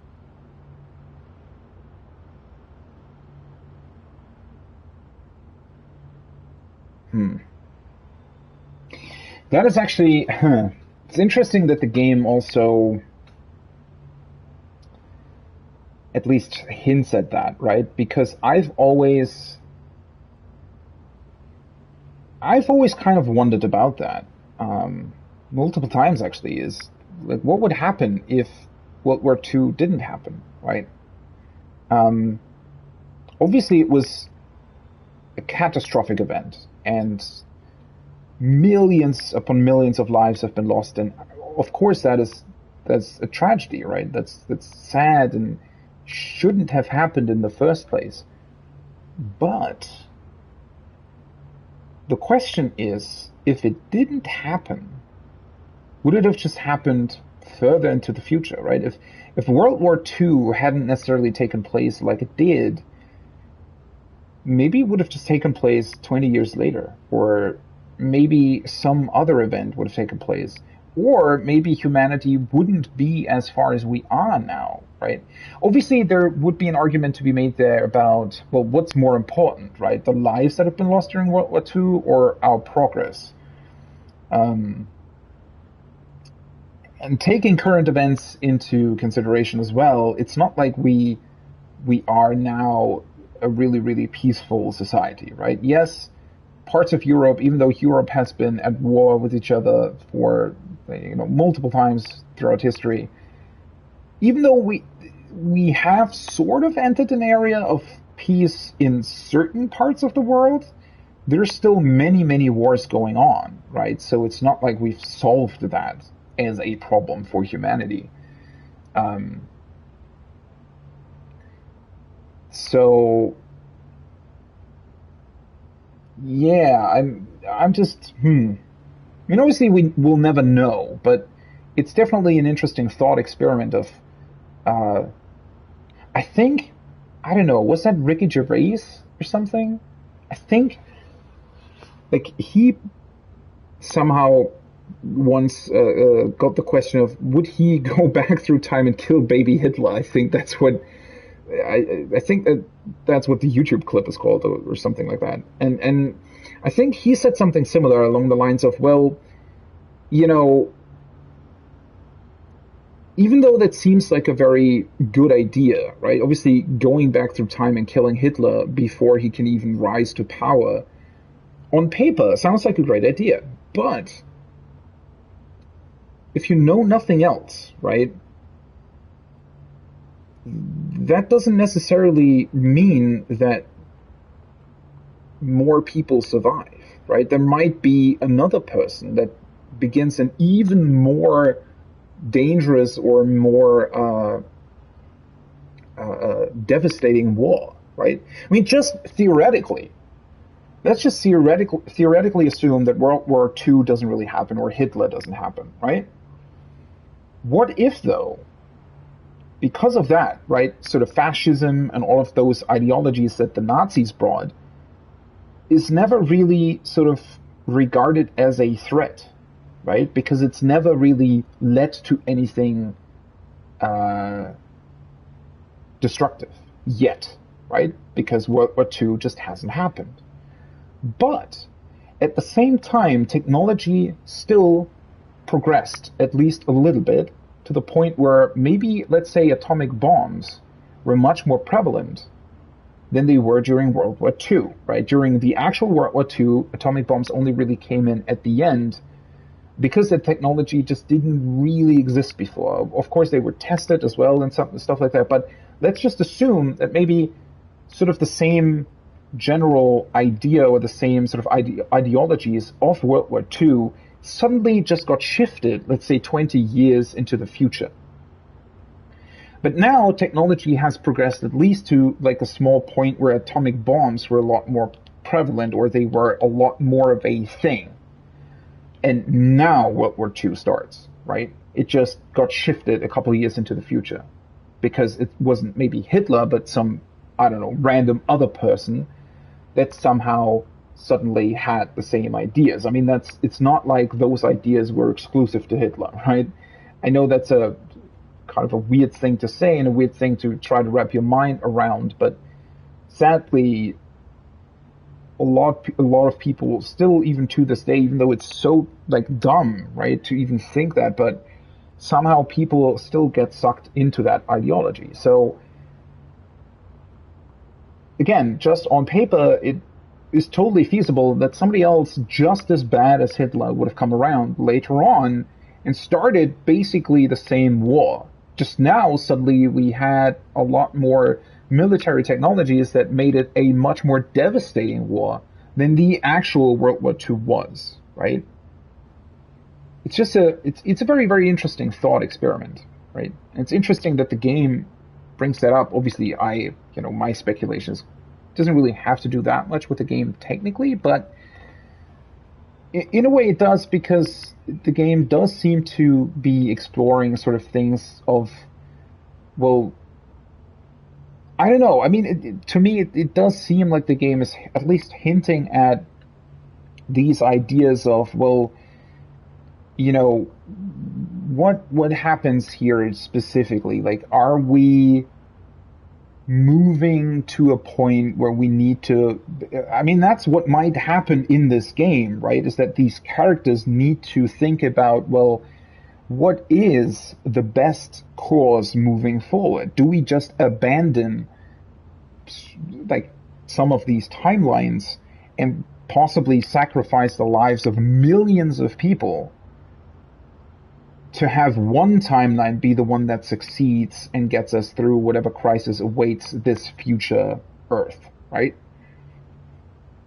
In a way, that's the same sort of thought, right, that I just explained, to where if you had the power to change the past, what kind of change would you actually do, right?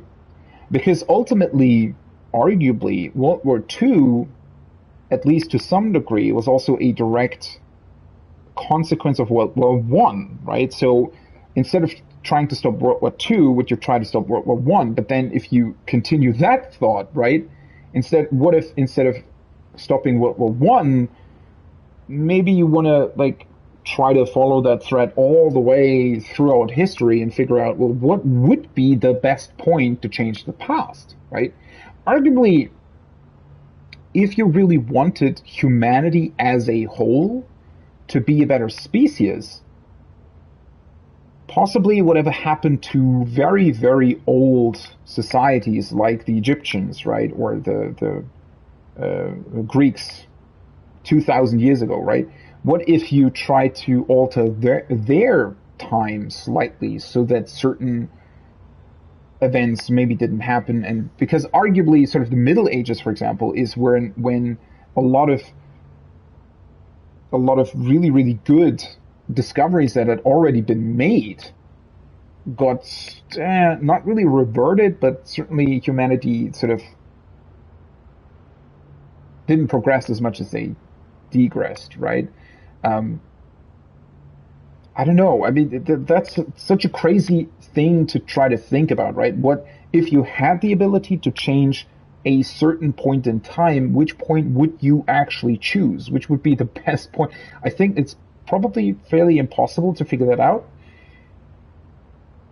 And coming back to this game, I wonder if that's what they are trying to figure out, right? I mean, maybe these different timelines or space-time continuums are a way of a future possible human race where they are trying to figure out, well, what if we change different points in time? Does it actually help us? What happens if we do, and what happens if we don't, right?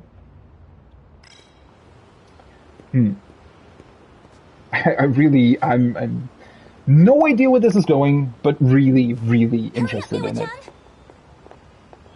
Slow down, Iori-chan. Female students. Looks like the school's still here.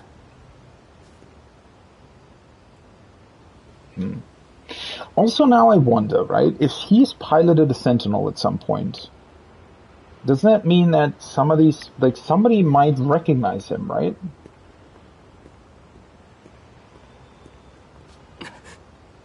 Isn't that... Ah, hello. Hey, hold on. Miura-kun? Thank goodness. So she also made it back in time? I guess she waited for like the 78 hours until BJ was able to bring it back? You're Natsuno Minami, right? The one I met at the shrine. What are you doing here? I've gotta say, you had me pretty worried. I had no idea where you went. I can't believe you're here too. I couldn't find you anywhere. I thought you got snatched up and hauled off to Area 51. But anyway, what have you been up to? Wait, first... Where have you been? A kind student's been letting me stay at his place. Aside from that, I've been sleeping outdoors. Outdoors?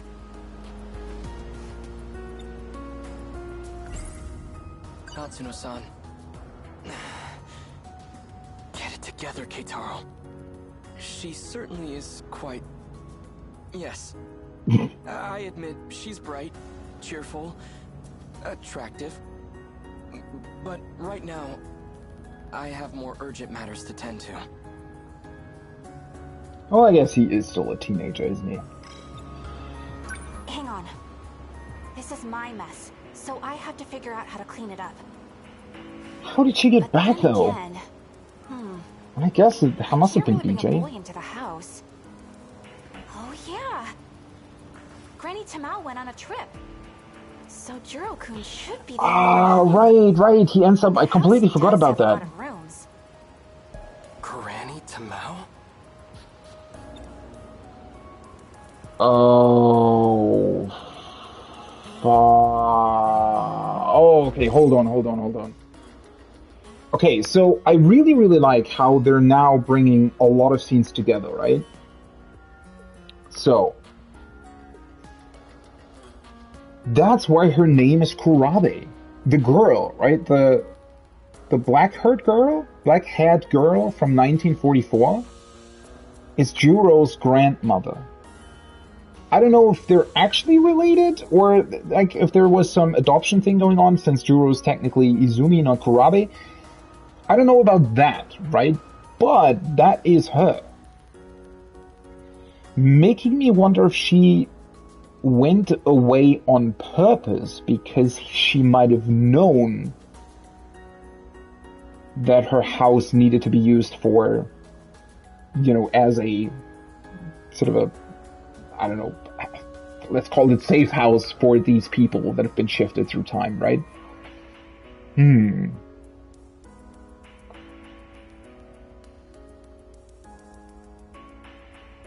That's interesting. Sorry. Let me go grab my stuff really quick. I'll be right back, so just wait here. Then we'll head over to the Kurabe's house. Kurabe?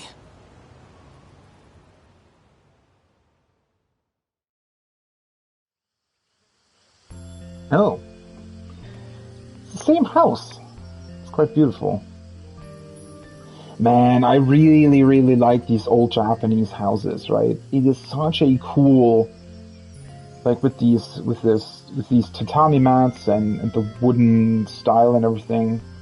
You know, like these old houses, even like old, what are they called? Timbered houses, right? In general. They can have such a beautiful atmosphere. I kind of wish we would sometimes combine sort of more old building techniques with new ones. I know that's, you know, the reason why they're not doing that is because it's more expensive, obviously, but, you know, some of the more modern homes can be quite, I don't know, sort of soulless, kind of cold and uninviting.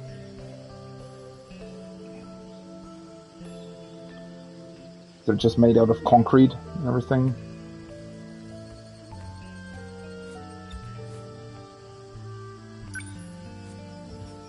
Managed to leave quite the dent. Why is she sitting here? You don't have to cry. It's not like you did this on purpose. I'm sure Uncle isn't mad about it anymore. What about you? Are you mad? What did she do? Of course not. I'm your big brother. I'll always be on your side, Chihiro. Now, come on out. What happened that made a dent like that? So how'd you hit the pillar with the laundry bucket? Oh, okay. You must have been playing pretty rough. The bunny was fighting. And it beat up giant ghosts. Cause the ghosts smash all the houses. And more of them keep coming. Such strange ghosts. Did you come up with them yourself? No, Tamao told me about them. Oh. I'm sorry, Chihiro-chan. My father has quite a short temper. Ghosts that she possibly knows about from the future? I'm sorry. This was all my fault. Tamao-san. It only happened because I told Chihiro-chan about my dreams.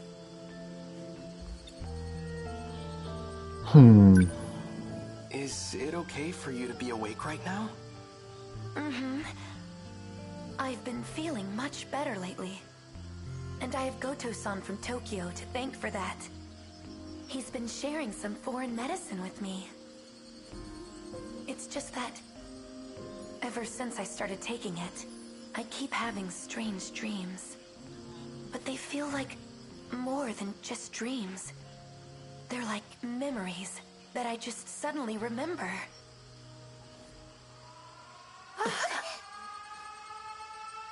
The sirens. This is bad. So was that, but didn't he give her the other medicine that made her forget again? Was that after this scene, possibly? Turn on the radio. It's cool that the radio is standing at the exact same location the TV is standing in 1984 or 85. This military broadcast. Air raid alarms have been sounded. Enemy is flying at low altitude. More air units to be expected. To prepare against the coming invasion. We ask all citizens to unite as we fortify our air defenses.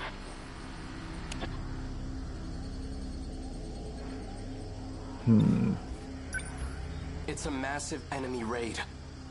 We have to hurry to a bomb-proof shelter. Come on, Chihiro-chan. We have to go. Is it the same air raid we saw earlier, though? Jiro-kun, are you home? It must be, right? And now this is the other scene that we're... Couldn't you have knocked first? Come on, your Granny Tamao and I are best buds. We're neighbors. Think I don't know my way around the place? Anyway, I've got a favor to ask. Oh, Minami-san. I didn't know you lived so close. Did you really need to come out? You're Yakushiti-san, our classmate? Wait, no way. Are you two? Do you need something from him? It's not what it looks like. This is just... you know... Natsuno-san? Oh, come on in. Pardon my interruption.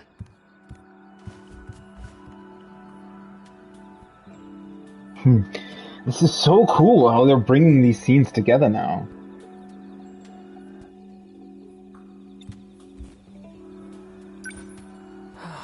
So this house is still standing. Who are you? My name is Keitaro Miura. So, it's kinda complicated, but Kinda. yeah. I need you to let him stay over for a few days. What? How do you know Minami-san? Come on, I know you have a spare room. Just let him stay until your granny's back. In exchange, I won't tell anyone you're living with a girl. That's not... The details don't matter. Just let him stay, alright? Thanks, see ya! It's an awkward moment. So I wonder if, is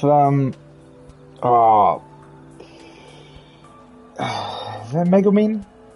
It is, right? Remembering all the names all the time is actually not that easy. Megumin, right? The other girl that's staying here was Juro. I wonder if she knows this guy, right? I mean, she is here for a very specific reason concerning Juro, right? And she's on this mission that apparently Fluffy the cat gave her somehow. So yeah, I wonder if she knows about him being one of the guys that got shifted through time to this timeline. It's going to be interesting to see. Natsuno-san, is this... It's fine, it's fine. I live super close by. So if you need anything, just let me know. There she goes. Well, this is awkward. It is, yeah. Megumi, yeah. What did I say? Megumin, right? Yeah. Megumi. It doesn't help that they're constantly only referring to them by their last names, so it's quite hard to sometimes remember their first names. Pardon me.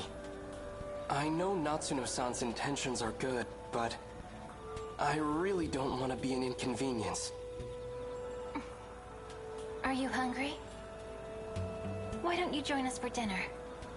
No, I shouldn't. Your stomach thinks you should. No, that was, I'll go fix you a plate.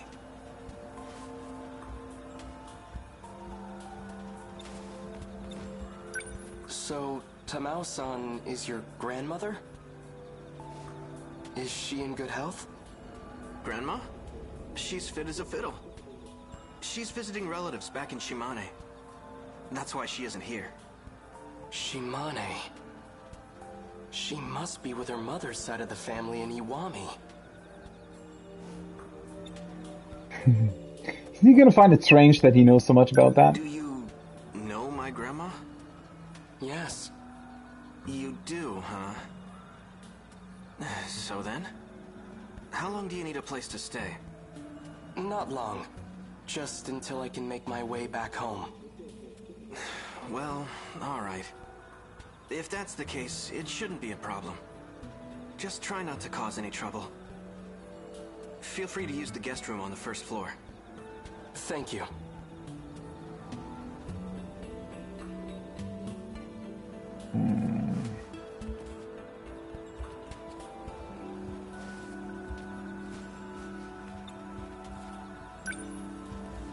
There's a projection device where the radio used to be. It's been lately remodeled, but it's the same house. I could have sworn it burned to the ground.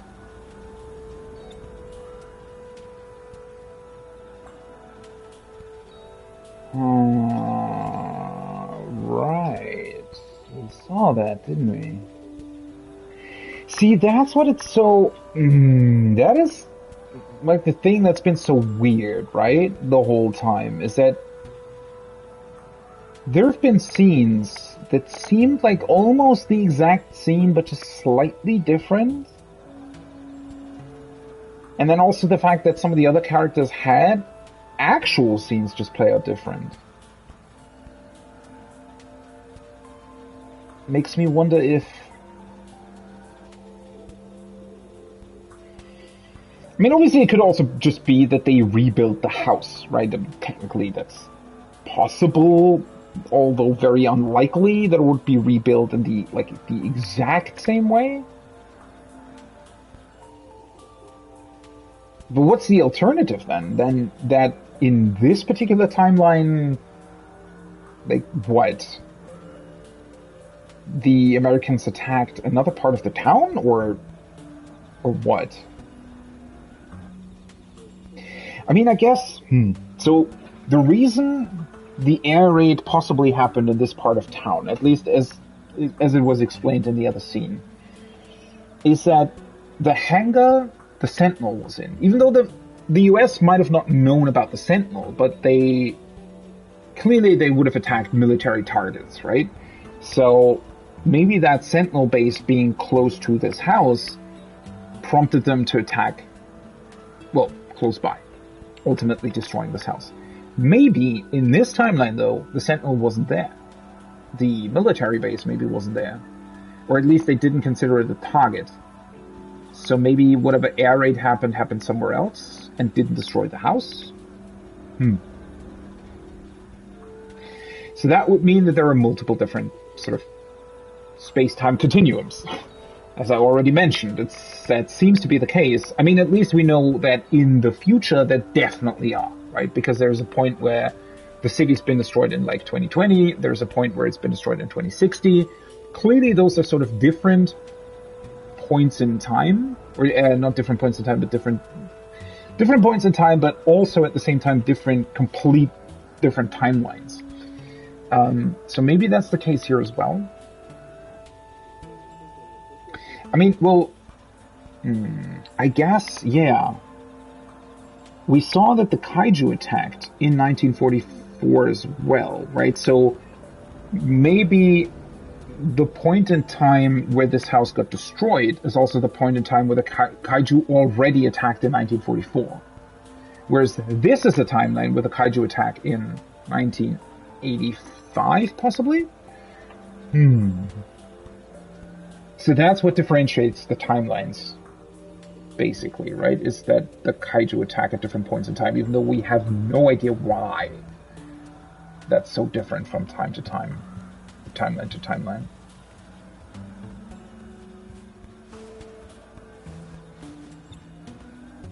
Wait, what's the... What am I supposed to do? I'm supposed to examine something else? Or maybe I'm supposed to sit down? Ah. The damage on this pillar is missing. And it wasn't changed when they remodeled. If this really is the Karabe's house... Yeah. Another hint. It should be right here. Another hint that this is a different timeline. In this pillar.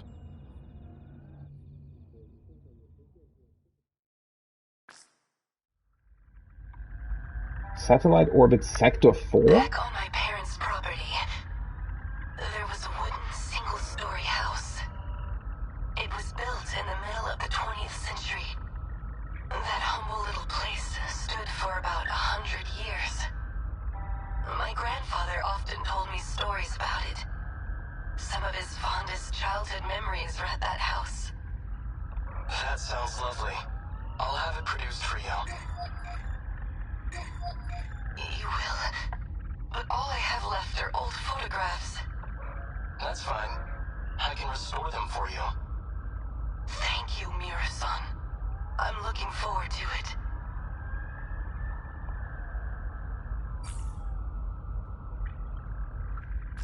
Oh.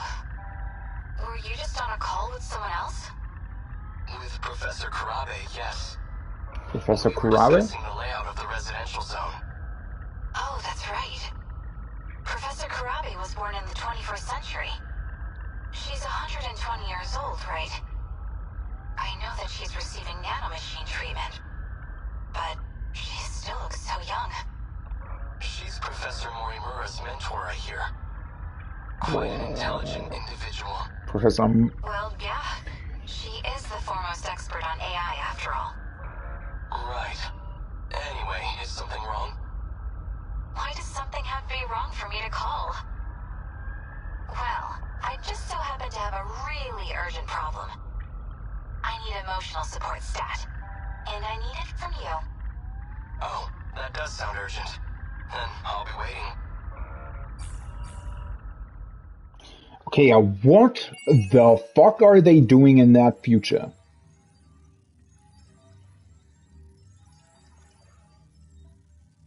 So, yeah, as I suspected, so these quote-unquote different timelines, and they're not really actually, like, they kind of are different timelines, but at the same time they aren't, seemingly. So, like, what's up with this restoring stuff? And so the future humans are able to just build sort of copies of certain places on Earth during certain times. But why would they do that?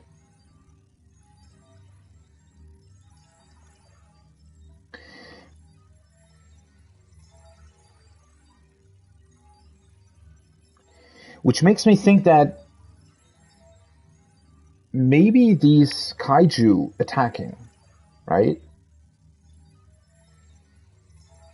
Maybe that's just the way for the future humans to destroy what they've created. So maybe maybe for some reason they're recreating these old places.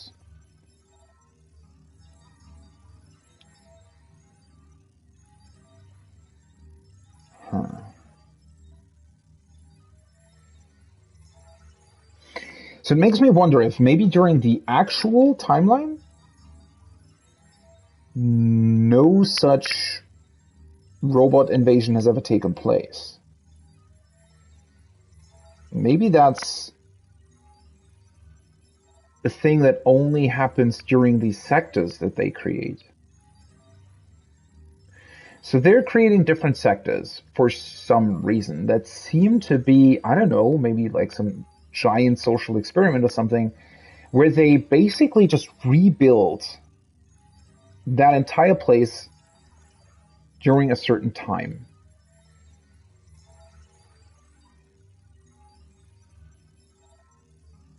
And then in order to get rid of certain sectors, they might just send in these kaiju.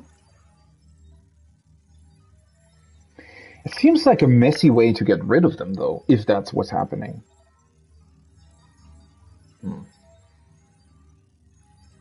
Unless there's some other reason for it, right? I mean, the kaiju always want to get to the mainframe, so whatever that mainframe is...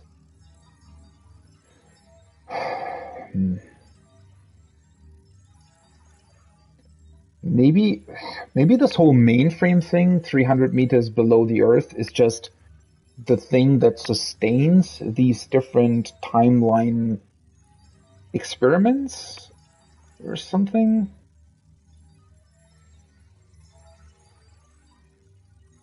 But why introduce the Sentinels then? What are their part in all of this? And why would they allow shifting between these different sectors, right? Doesn't that destroy the whole point of it?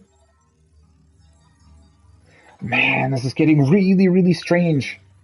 Like, what the fuck is up with that future timeline thing? Or not timeline thing, but this future spaceship thing. Wait, can I still not unlock? No. I guess you only get the mystery points through playing the real-time strategy part, right? Strategy? I don't even...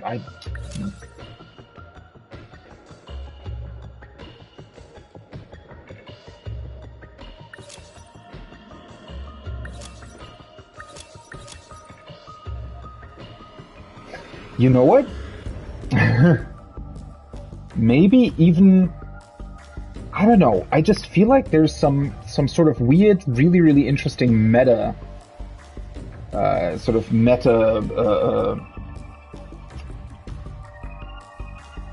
meta layer to this whole game. Because even looking at this menu, I wonder if this is part of it. I wonder if maybe, you know, looking at this, doing this analysis stuff and everything, is that maybe a future human looking at their experiments? That would be kind of crazy if that was a thing. Such a specific sort of way this menu works, right? Okay. So now for the first time I'm locked out of the stories and need to clear the real-time strategy part.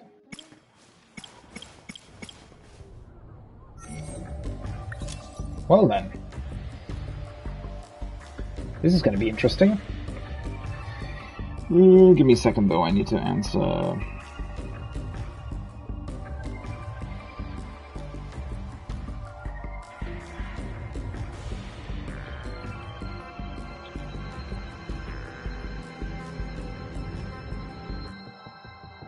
Okay. Yeah, this is going to be interesting. Hopefully I still remember how this works. Ashitaba City Battle 1. Let me see, are there like... So there are different waves here. I need to take a look at whether or not there are hints as to what the story could be in these waves, like hidden in these waves, right? Like, do they take place at different times, or what exactly is happening, right? It's going to be interesting to see. Wait, let me...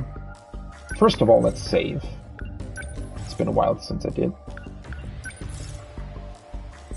Though it's also auto-saving, but yeah.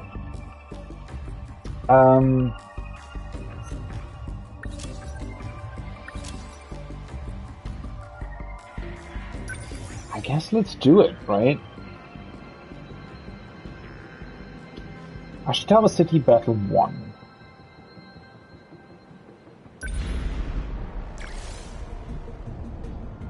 For the next assault, we will form and deploy 2 squads. One to launch an attack, and one on defense. Jeez, with this few people, what's the point of splitting us up? Yeah, why don't we all just gang up and beat the crap out of them? No, we need to focus on protection. The kaiju are going to try to burrow underground to attack the terminal. If they get that far, then the Sentinels won't be enough to stop them. This is the only way we can stop them. We cannot allow even a single one through. If they manage to get past our defense squad, then our battle really will be over. We need to balance our priority between defense and directly neutralizing the invasion force.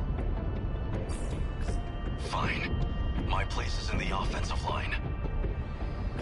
You guys just hang back and watch me kick their shit in. Your units will have a hard time dealing with aerial enemies.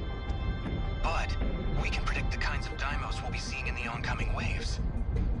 We should probably build our offensive team based on what we know they'll be up against.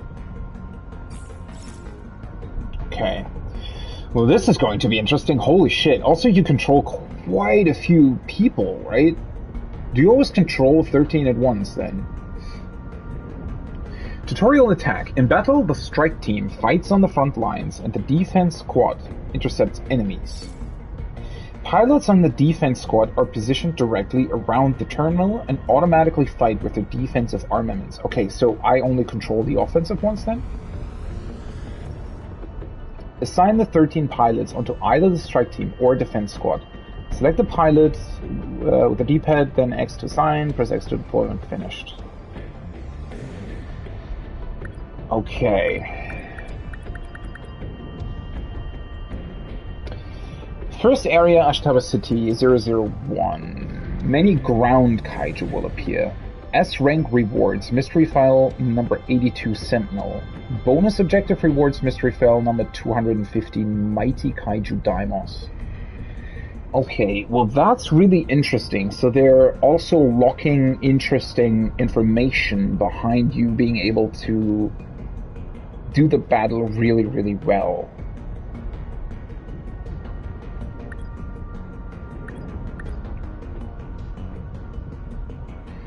Okay, so the bonus objective is city defense rate at time of clearing 50% or higher.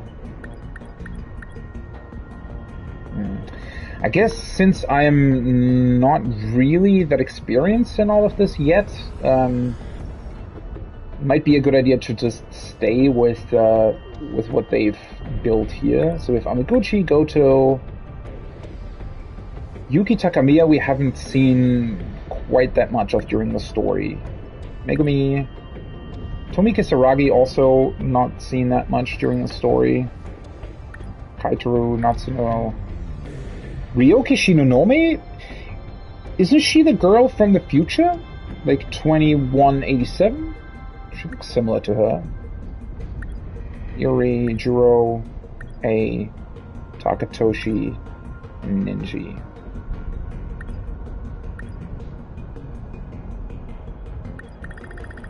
So ground kaiju, right?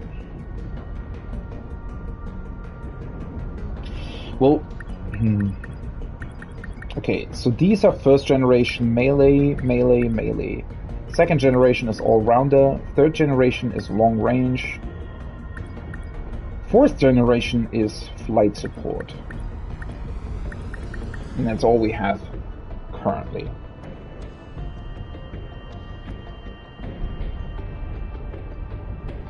I'll participate. Is Jiro going too? Okay, so we get 6 for the attack, the other ones need to stay in defense. I guess that's also so that you don't need to control all of them at once.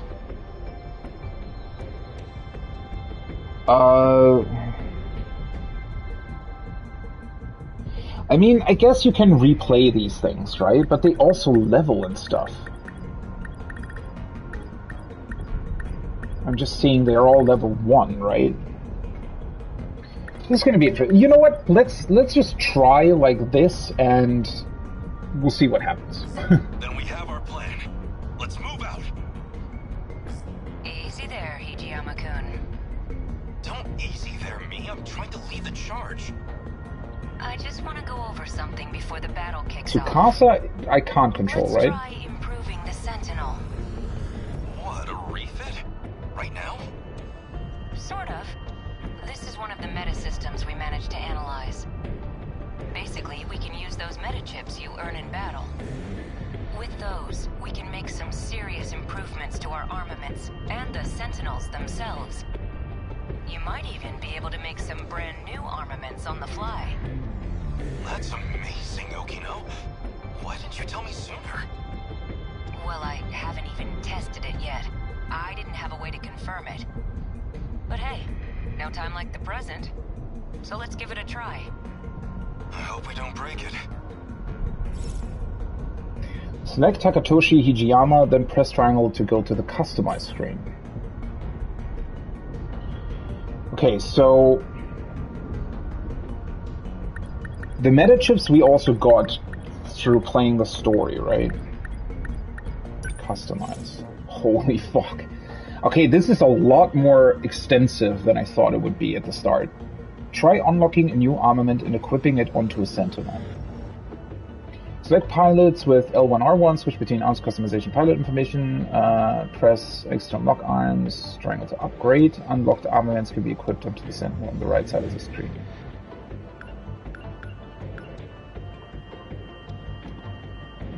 I have 42,787 meta chips. Okay, it seems like a lot. Okay, so this is what he currently has equipped, right? He has the rush attack, he has a leap attack, and he has the tackle. And I can either enhance them or I can unlock the other ones. And for the better ones, I need a level up. Okay. So we have the Demolisher Blade. Slices the ground kaiju in front, heavy damage, ignores armor. That was pretty good, right? The armor-piercing stuff?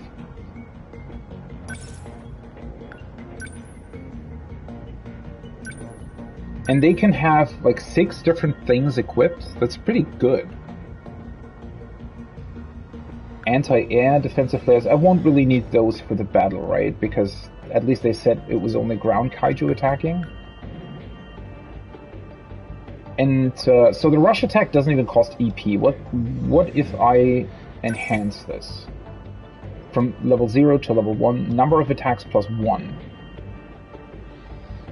Okay, so currently its power is 800 times 4, so I guess that means it'll be 800 times 5, probably? Yes, okay, makes sense. Rush attack plus 1, and it increases in... like, it costs more, basically. Makes sense?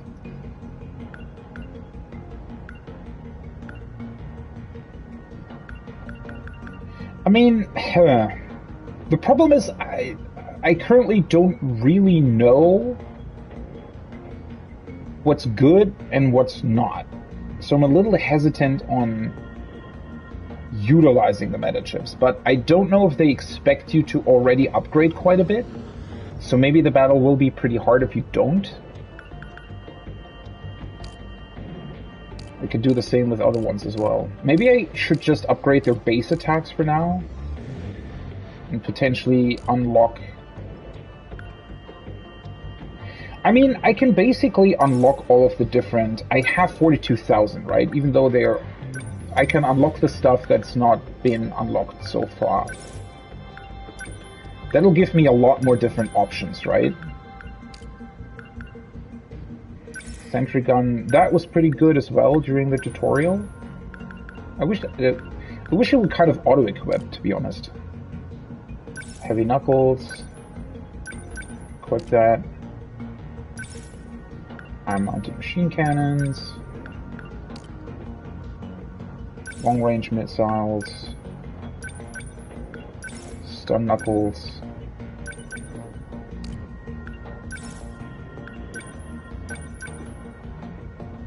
That'll at least give me a ton of different options that can utilize all these things on everybody. I mean, ultimately, you probably want to unlock and upgrade everything, right? So...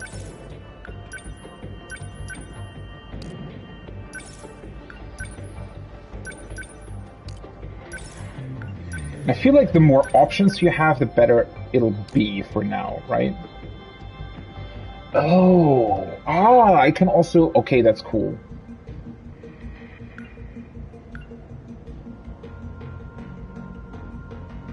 So this is what the terminal can do, right? Metasystem level 2 enables all level 2 terminal functions, armament unlocks and upgrades. I don't quite want to do this yet. Meta skill uses 1 time.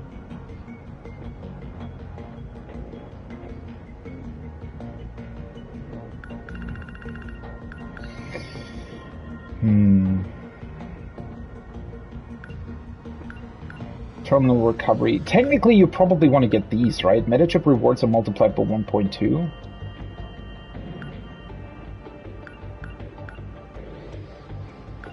Recovers 30% of all allies' HP. That seems like a pretty good thing. What's this? Fixes 30% of terminal corruption. That also seems like something that might be useful at certain points.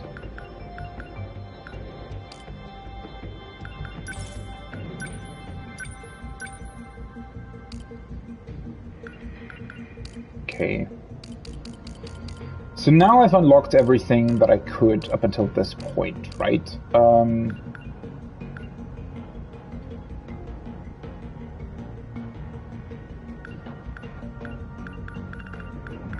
I don't know, do I maybe want to go for this first? I mean, obviously unlocking this would allow me to unlock even more stuff on all the other characters.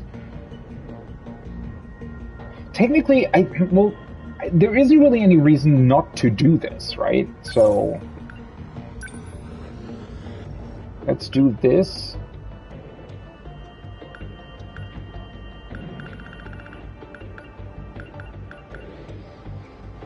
Score achieved during battle is multiplied by 2. Yeah, I don't really know how useful that's going to be. I could upgrade the system even more, right? Which is kind of crazy. So it would need to be level 5 though to give me 2 meta skill uses. Instant team who immediately allows all allies to take action.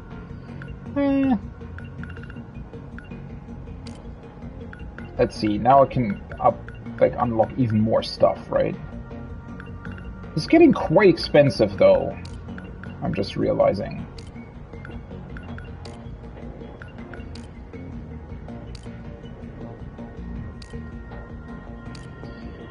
But I think I'm still able to upgrade most things. So let's equip these as well. I don't know, I'm probably doing absolute dumb shit here, but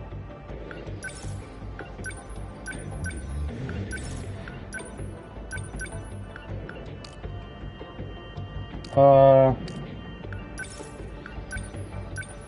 do want to spend all of my meta chips.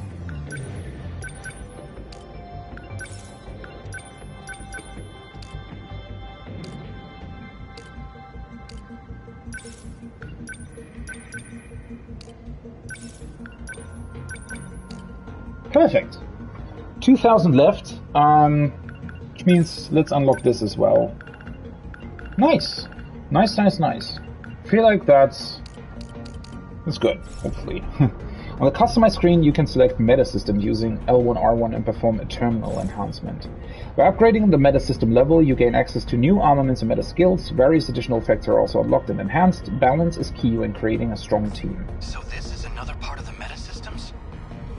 This is a really impressive find. You're telling me these Sentinels can be even more powerful? Do we really have time for this? I'm still not sure if I get it. Yeah, maybe this shit'll make sense once I actually get to punch something. That should be enough. Even if there's something we forgot, there's no turning back now. Yeah, let's get going. Okay, so what I kind of find interesting about this, right? I think they're called meta systems for a reason. So if we assume that those future humans sort of build these weird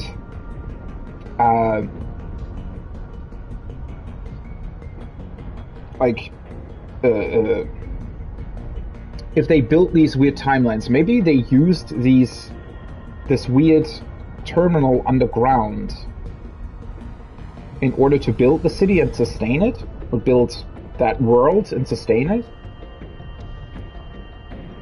So maybe upgrading meta systems truly is upgrading sort of the meta level of this entire story. That's quite a curious name choice, right? Okay, let's deploy and see what happens.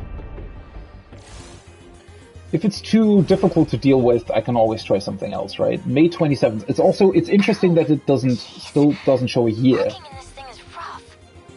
I've got this weird pressure in my legs, like they're super cramped. It's not just me, right? All I can think about is how weird it is to see you in a robot, Usami-chan. I mean, I heard about the kind of dreams you've been having. It's super weird to me, Hey, too. there's the baseball stadium. But I kind of figured you might be involved in all this too, Iori. At any rate, that would be the mech's nerve connection. The pain is because your nerves aren't used to it yet. More time in the pilot's seat will help condition your body. Eventually, you won't even notice it anymore. Well, a force of 13 Sentinels makes a formidable team, even accounting for the pilot's inexperience. But the assaults are gonna be a lot worse than the one on Sector 3. You're kidding. It'll be even worse than the attack on my city? Do they now know about the different sectors? Different cities? They're here. Eyes up, everyone. I mean, they're even talking about about it is if they are different cities, right? Victory condition, activate Aegis or destroy all kaiju. Lost condition, terminal destroyed or any pilot killed.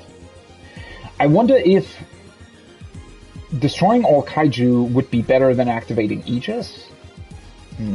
Or is that just... does that not really matter all that much?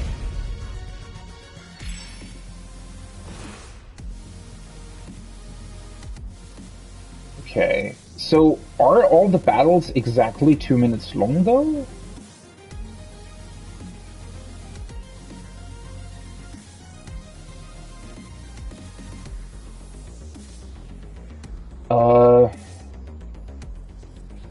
So what does this mean? Is this where the kaiju are gonna come from? Probably, right?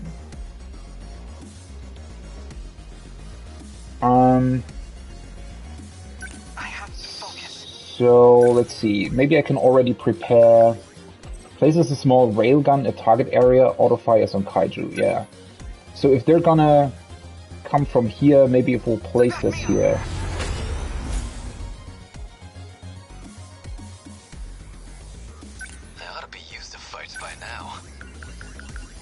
An electromagnetic pulse shot halts movement, drops aerial kaiju, distracts kaiju, spreads numerous flares in the air, obstructing aerial kaijus and missiles. I mean, he's definitely melee oriented, right? So I wonder if I should already move him out a bit, just to make sure that he's like in range. I hope you don't get damaged by being in this circle.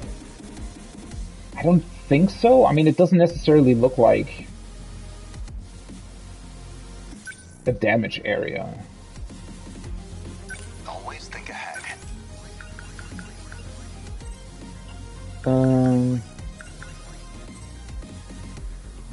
So they don't really have anything that I can do quite yet, right? Stay on guard. So let's also move with him. He's a flying one. So let's move there. What now? Shield matrix. Place the shields on allies within target area now. Oh, I completely forgot that they also have... So this effect only lasts 6 seconds, so it's not really beneficial to use quite yet, I feel like. Winning? Gotta do something.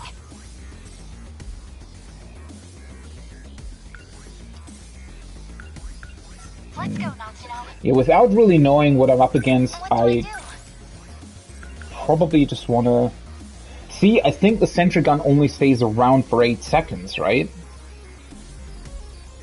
So maybe it wasn't even that good to use it right away. Let's just see what happens. Next move.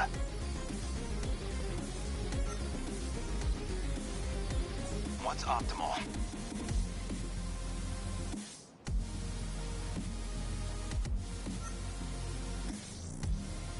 Let's just wait for it to continue, right?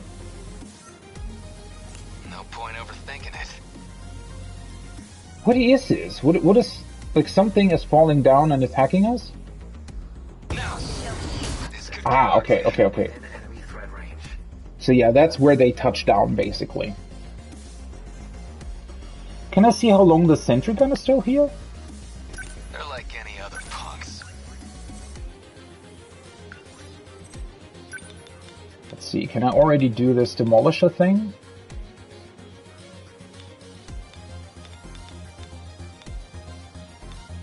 Come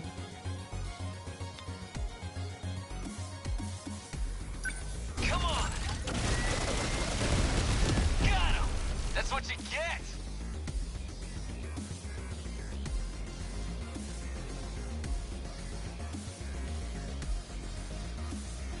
Now then.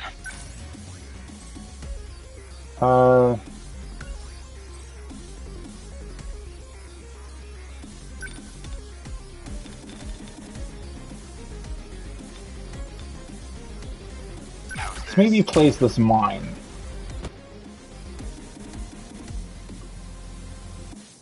I've gotta do this. Multiple rockets into target area. Let's move a little bit forward with her first. Maybe here?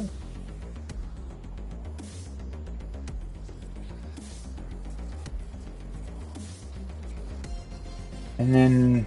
Gotta keep it together. Heavy railgun. That's the cool... Yeah, that's the cool railgun thing, right? So maybe... I mean, we have it, right? So why not? I did it! I don't know if... Like... It'll be interesting to see. I need to get into this, definitely, right?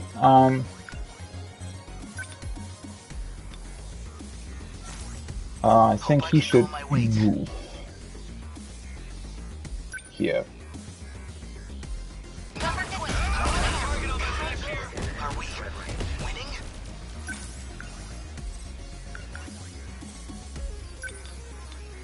Okay, that's just a line. Alright, that's where he needs to move.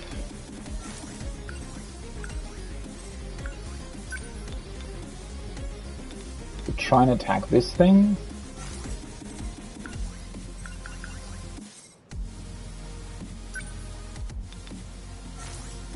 Let's try the missiles. That hits all of them, right?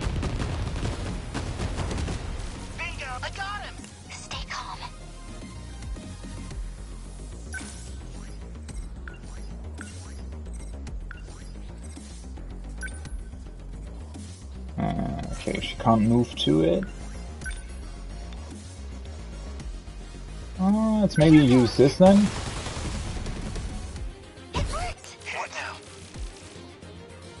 I just need to make sure to not, like, use too much of my ability stuff, right? Because at the end of the day, maybe I'll run out of stuff to use. He's still quite a bit far away.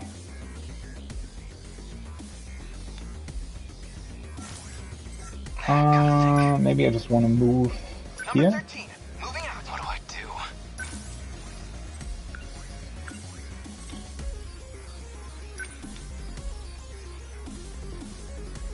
High court would be... Wait.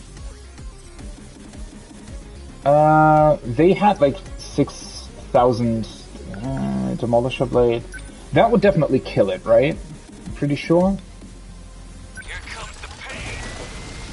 Get ready. See ya. Next move. Okay. So it also... or I guess it just stopped because it's his turn now.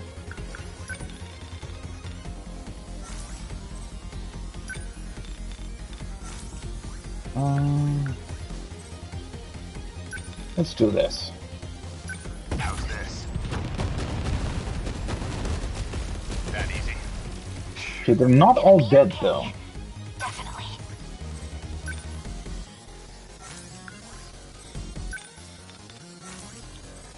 Don't really want to use that. Stun Knuckles, I need to move for that. So let's move her here for the time being. So you definitely want to be in sort of multiple places at once, right? If you move everybody over to other places, then I don't know how good of an idea that really is. But X-Spike can move you quite far, right?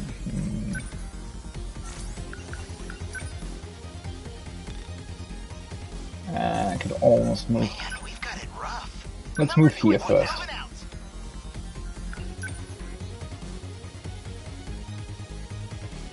Okay, he... You know what? Let's charge his EP. Stay calm. I can do this. Okay, so now other ones are coming to this place as well. Oh, the sentry gun does stay around though, it seems. Okay, so I also need to make sure that I'm, I guess, not in range of them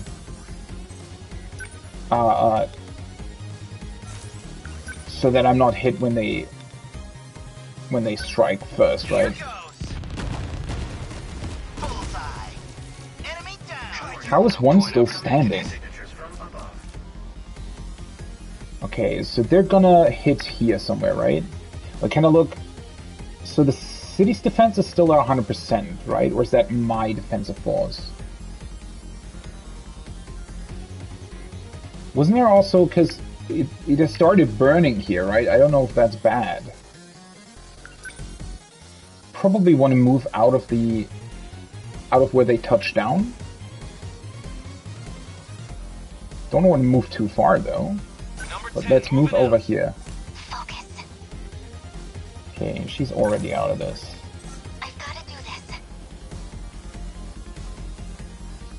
Okay, so now there's two coming in here.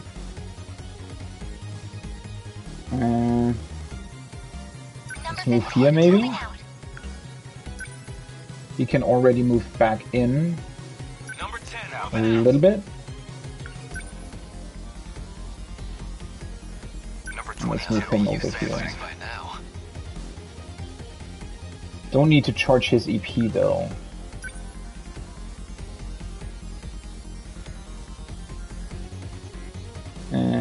What's this repair thing? Nobody's lost HP though.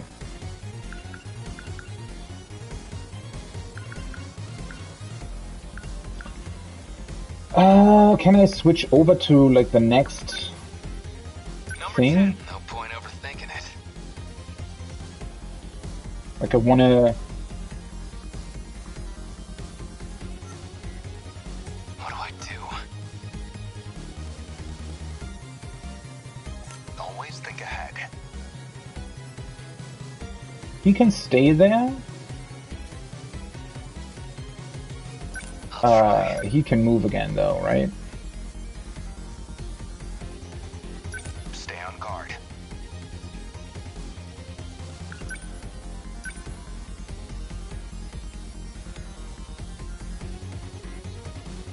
Number 22 advancing. Number 20 moving out. Interestingly enough, the kaiju are coming in from orbit, right? Suggesting that maybe those future humans are sending them.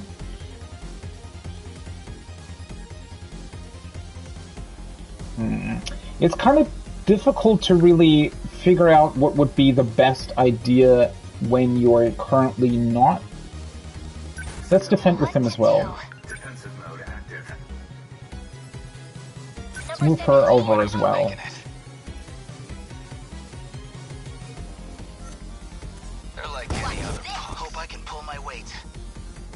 Okay, now they're in. That means now I can use his... Do you want to go in with the Demolisher Blade right away, again? Can hit quite a few of them, right? Take it. That's it. Better put on a show for Yuki-chan.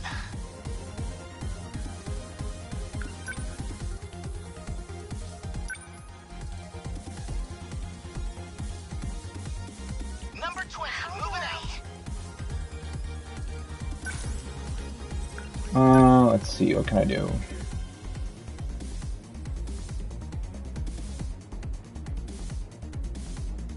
Let's just do this. I feel like there's a bunch of stuff that I'm still not really grasping, or a lot of sort of strategic or tactical elements that I'm not really utilizing. Though so far it also doesn't seem too complicated, to be completely honest.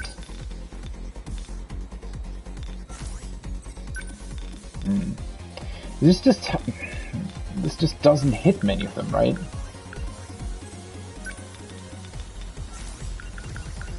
Probably want to go in with the missiles again.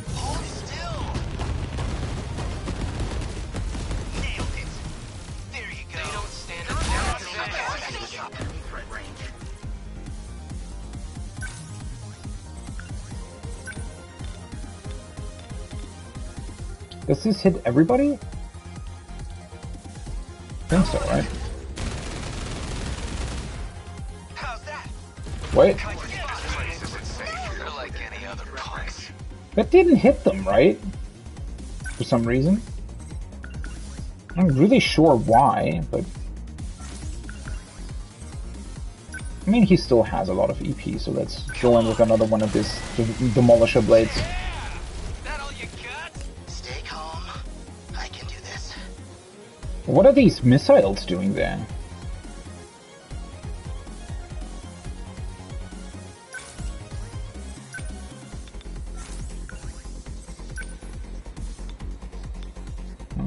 Let's just do one more round of missiles, huh? Nice. I got him. Oh, that was the sentry gun.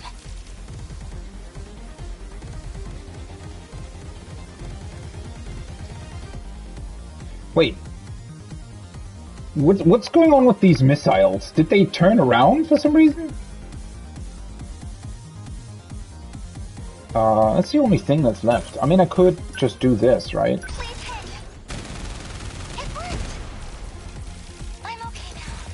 Termination of enemy signals confirmed. Wait, that's it?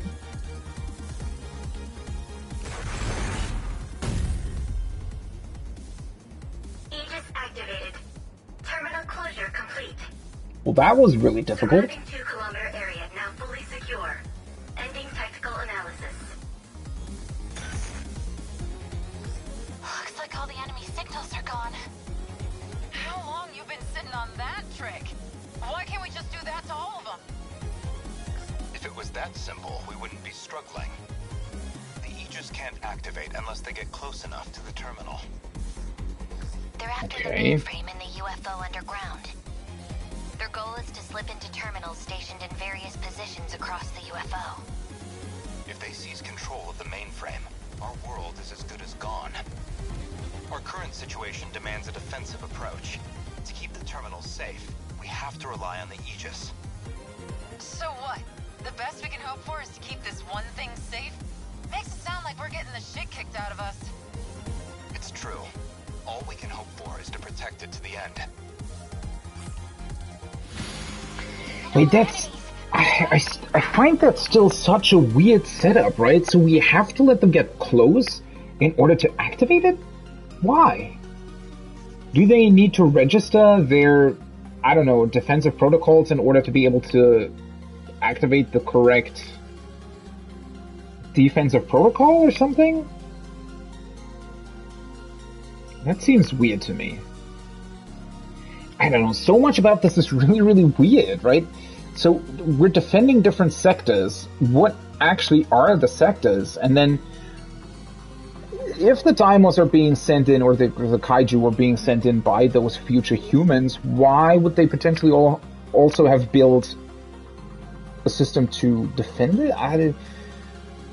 Man, there's just so much I still don't really know, right? That really was a workout.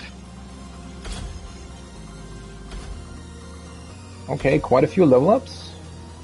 We got an MVP as well. First time clear gives you the mystery point, okay.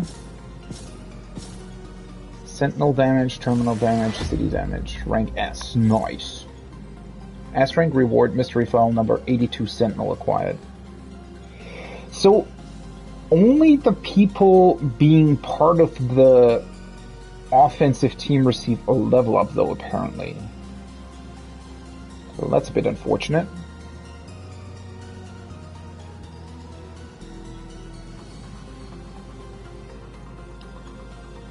So you do want to keep the Sentinel damage to a minimum as well, but I don't know. I didn't even upgrade that much, right? I mean, yes, I unlocked quite a few attacks, but I don't know how many of them I actually ended up using.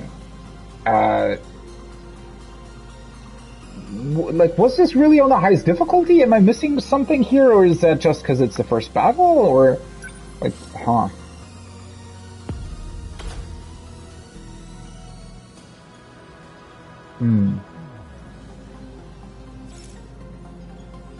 IT Kaiju Deimos acquired. And a mystery point as well.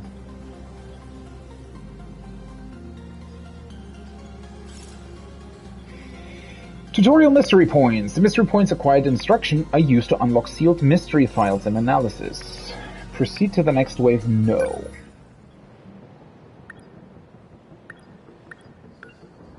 But that was on difficulty intense. I mean, it says so at the top, right? I mean, maybe they ease you into the whole stuff. I really hope that not the entire game will be like too easy. I could definitely see it not being very difficult, because I think, I don't know, something about the system, I don't know, I think that the sort of this strategical gameplay system, in a way it's kind of cool. It has a lot of cool ideas and things that work quite well. But at the same time, I don't know if it's the UI that's a bit too overcrowded or something else, but it also feels like it definitely could use some improvements here and there if you wanted to really make it an interesting strategic battle. But that being said, maybe they are easing you into it, right? Maybe they are in fact getting a lot more difficult at the end of the day.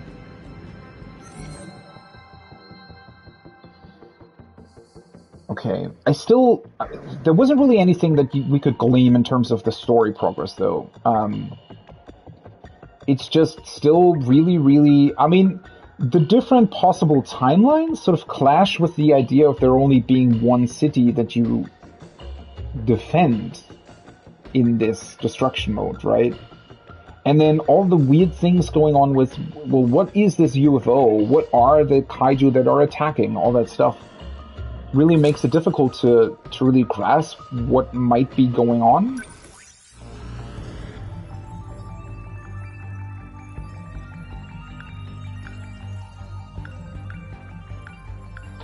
Wait, this is the first... The fuck? This is the first file in the event archive?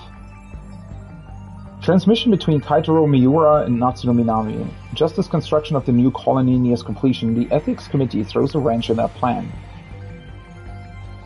Unfazed, Miura shares his interest in the Pacific War, and the two of them look forward to the next time they'll be able to see each other in person.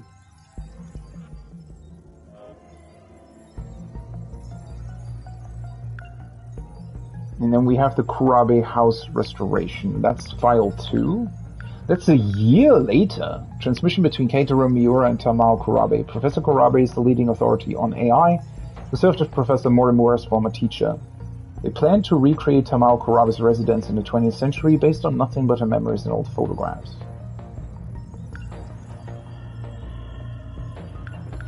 Yeah, really no idea what to make of this.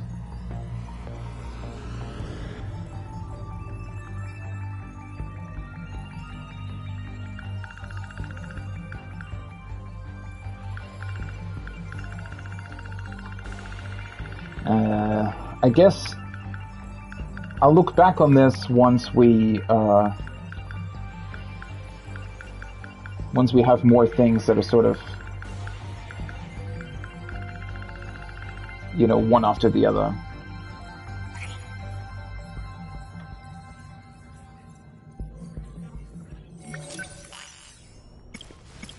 I think one of them... No, okay, they're all still locked. Destruction, first area, Ashitaba City Wave 2 cleared. Okay, so after the next battle, I have access to his next story part. Okay. I do still want to unlock a mystery file, though. The question being, which one? Tsukasa Okino? Kiriko Doji. Who was Tsukasa Okino? Isn't that the small guy? Tamao Kurabe, 2188, 1945, 1985.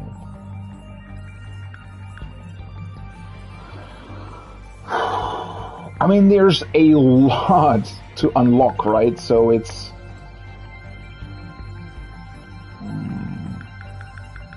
Let's read this first. Sentinel. Giant robots that the boys and girls pilot to fight against the kaiju. The Sentinels are made to be piloted through mental commands. Furthermore, by linking the nanomachines within pilot's brain to the Sentinel's information is sent directly to the brain in a voice that sounds like the pilot's own. They were designed by Tsukasa Okino and manufactured in an automated factory. Yeah, maybe I should actually unlock the mystery file Tsukasa Okino, right? It seems like something that might make sense. Mighty Kaiju Deimos. Ah, that's the that's one of the comic books that have been referenced, right? A kaiju, or movie rather, a movie that was released in 1954, the first of the series that featured the giant kaiju Deimos. Surpassing an audience of 9.61 million people, this masterpiece of all masterpieces was shown in color, rare for special effect films of the time. This marked the first of a long-running series that produced Deimos vs. Mecha Deimos in 1974. I wonder if this is like a different version of something that existed in reality as well.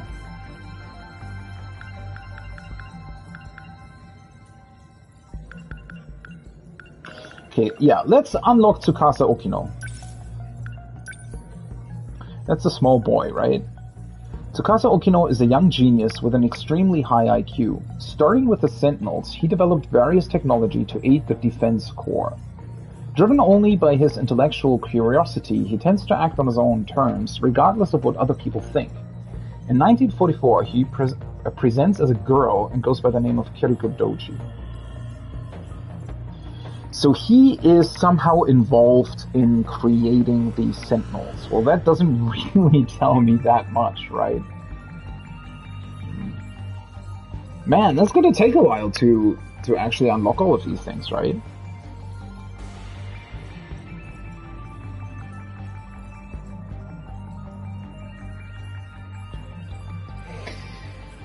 Oh boy, this is gonna be complicated.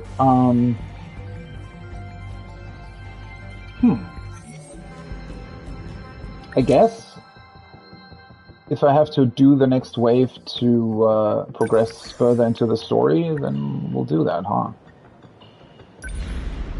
Battle 2. You even get Win Strike? Holy shit, okay. During Win Strike, you'll receive a score bonus based on the number of battles you fought in a row. You'll also receive mystery points based on total score. However, pilots who join the strike team will experience brain overload. Oh god. When a pilot's BOL reaches the maximum, they won't be able to participate in the next battle. Be mindful of the BOL gauge located above each pilot's portrait. Oh, that's cool. So they basically force you to swap them between offensive and defensive stuff. Well, that's cool.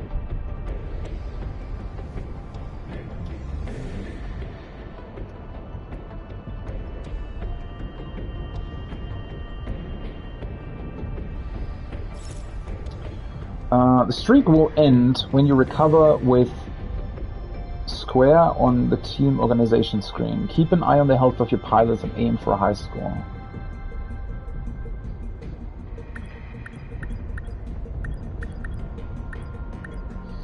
Okay, so they actually... Oh no, never mind. Never mind.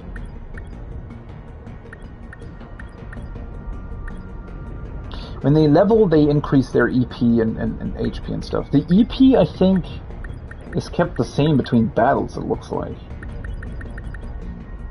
Okay, and participating in one battle, so they can do 2 battles back to back until they need to be on defense, I guess.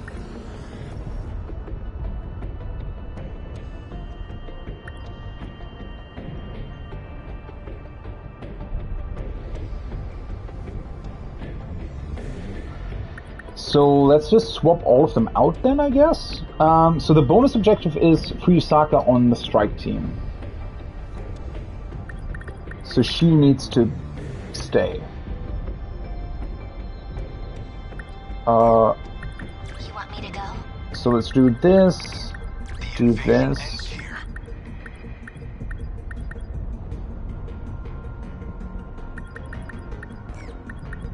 Do this.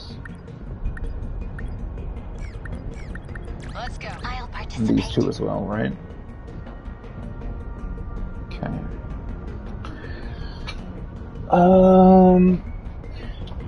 So it's set more aerial Deimos, right? Flight support, long range. I need to keep all of those things in mind. But yeah, I think it's definitely something that you'll learn by doing, I feel like.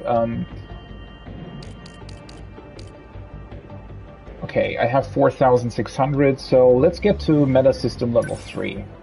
I feel like upgrading that stuff first might be a good idea. Instant team cooldown.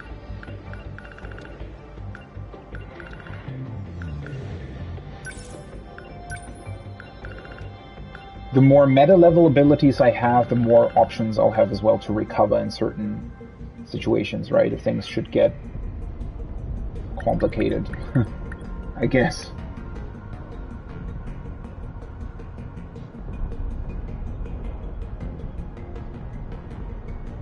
Okay. Before I start this, though, I'm going to take a very, very quick break. Be right back.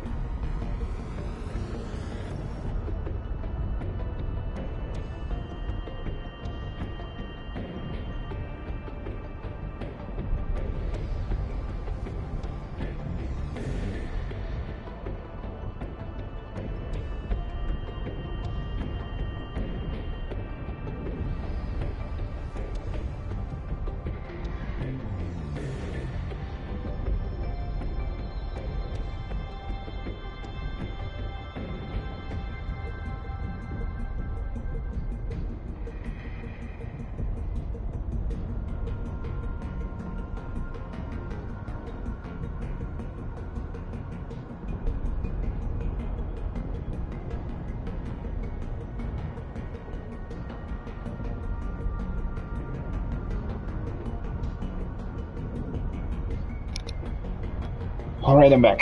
I just wanted to confirm something, because I'll take... I didn't really know if I wanted to continue with this battle, but I'll take a lunch break right now, so makes more sense rather than doing the battle and it taking a little longer. Yeah, as I said, I'm taking my lunch break now. Which, as always, will be about 20-30 minutes, and when I come back, we'll do this battle, and then continue with the story. So let me save real quick. Let's save here, battle preparation, okay. Yeah, and I'll take a break. Hope you'll be here as well after the break. It's gonna be 20-30 minutes. See you then.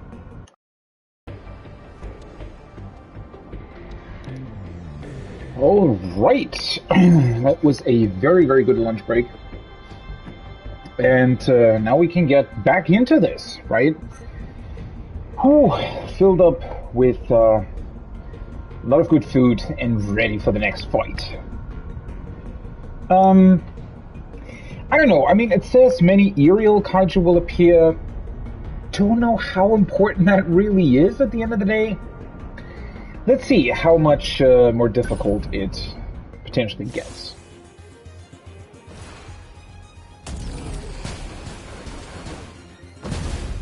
Okay, this time they're actually here from the start. Oh, that's a lot of aerial ones. About those creepy-looking Deimos? They're excavation models. Drill flies, looks like. Those things are already flying. You're telling me they go underground, too? Not great from my mech. I can punch like a truck, but I can't reach the guys in the air. The EMP's what you want there. They'll come crashing down to punching range. Pain in the ass, though. Losing the Type 98 tank was a big factor in the design. The first-gen Sentinels went in hard on close-quarters combat. They ended up with a focus on raw power over mobility. They didn't know they'd have to deal with these flyers. Hey, hold on a sec, Amiguchi. How do you know all this crap? Well, funny story. Guess you could say it just came to me in a dream. Like everything, huh? How would you not know about that? Isn't that something that happens to all of them? Also, so again, this definitely goes back to this whole sort of time loop thing, right? That they're always going back in time and trying it again, sort of, maybe. I don't know if that's still true. That's still something we can assume. In a way, it is, because that would make sense, right? So they they designed the first Sentinel in like a specific way, and then they realized, oh shit, we're gonna need other defenses as well. And so when the second generation came around and the second fight against the kaiju, they had more capabilities, right? Until they realized they were again lacking something. I don't know. It still, you know, seems as if we're missing something else that's really important.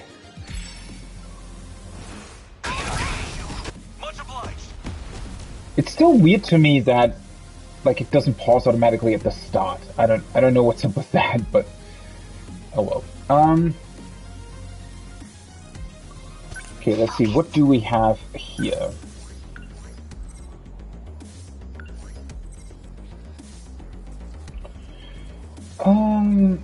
Does the sentry gun hit flying targets as well?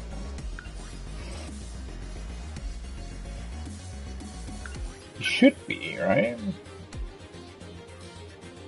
I feel like I don't know. I definitely like the sentry gun.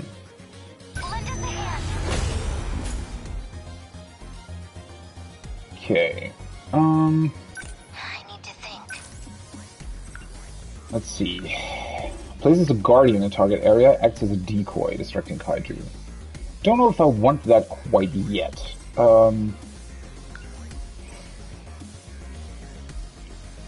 Could place another sentry gun. Let's keep it at 1 for now.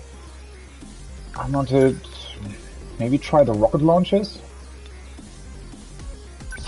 Attack these bigger guys in the front. Oh yeah, they're quite squishy actually.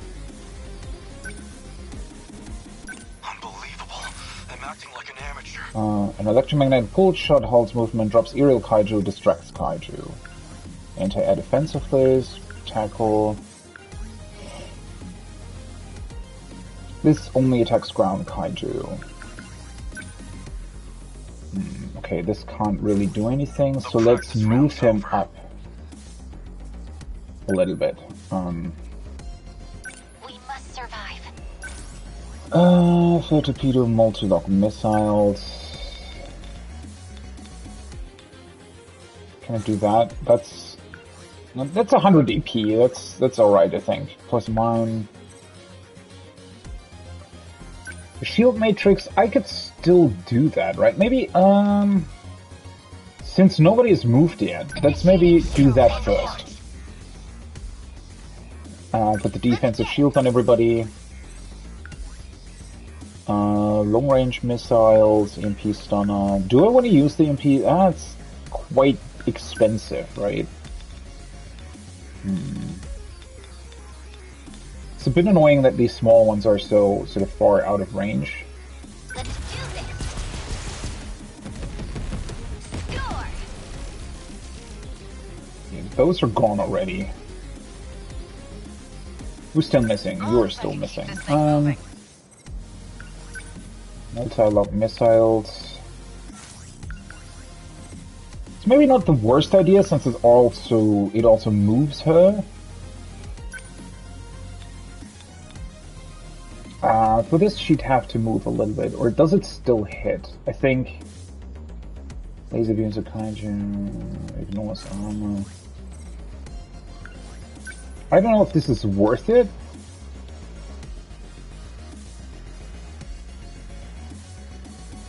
Why not? Nice. Give it up. Number 12 moving out. What next?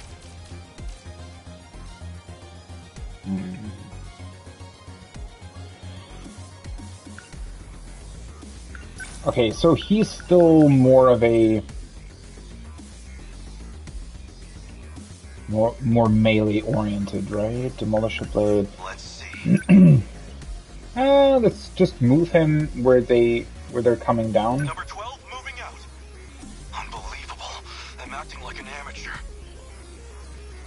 They take quite a while to appear. I don't really know why. Like, do they expect you to just take down the first ones longer? Like, or take longer to take down the first ones. I don't really. I guess life comes at you fast. Really know. Number 12, okay, let's do this.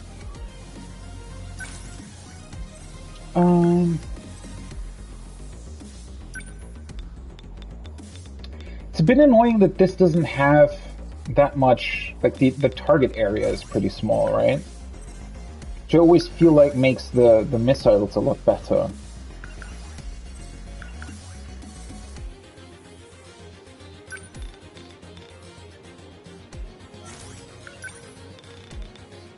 Especially for these smaller ones. I mean, there are a couple of bigger ones as well, right? Unbelievable. I'm acting like an amateur. Okay, these are all flying as well, so I can... let's do this. So now they're grounded.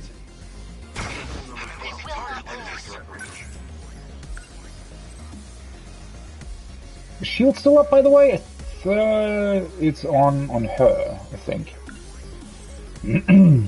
Plus a mine. Yeah, the mine isn't that good if the enemies don't stay around for that long, right? Let's do the missiles as well. Did I? Enemy, this isn't so hard. Signatures from above. Okay, more incoming. Rapid fire cannons. So maybe do this and try and take down the first two? Does it actually hit them? It does. It even killed the third one. Are you kidding me? Okay.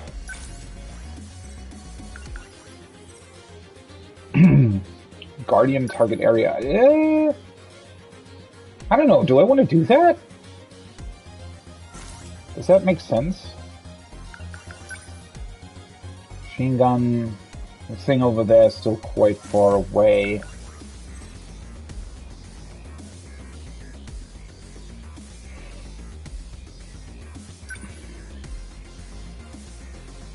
I mean, I could. I guess when I place it close to the sentry gun, it might lure them to it. That would be the worst idea, huh? The practice round's over.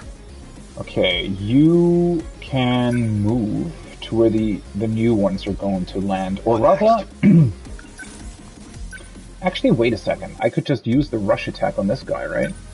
Because that'll also move him. Bye-bye. Still not used to this thing. Do I want to defend and charge AP? Why not? Defensive mode active. Maybe with her as well? I mean, as long as I'm still waiting for the new ones to appear. Defending takes... But it takes a bit longer, but not that long, I feel like. The practice round's over. Defensive mode active. Let's move them up a bit. Let's see. Ah, new one's incoming, okay. Why is that a red circle? Does it possibly hit something?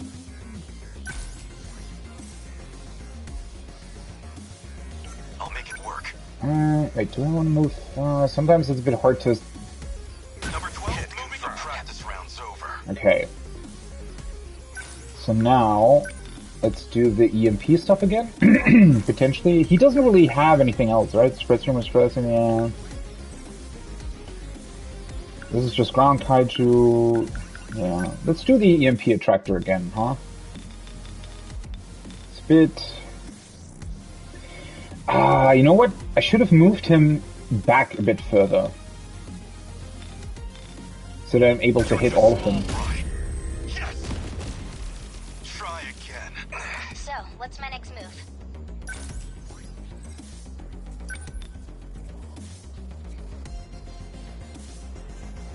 I don't want to do this. She still has all her EP, so... Railgun isn't that effective in this case. Let's use the missiles.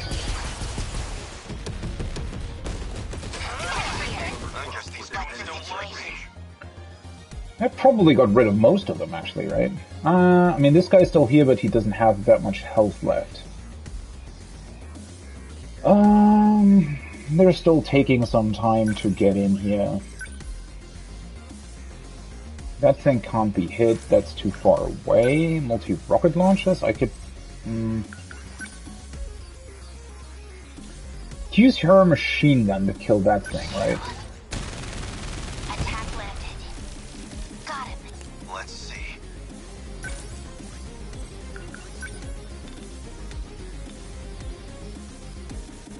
Do I want to do the tackle? Demolisher Blade is a bit overkill, I think, for these. Or I could just use the rush attack. He doesn't have that much EP left, right? Let's just rush. I think that still does quite a bit of damage. Wait, did I not hit the other two? Oh, was that my... Was that the sentry gun from all the way over there? Holy shit, okay.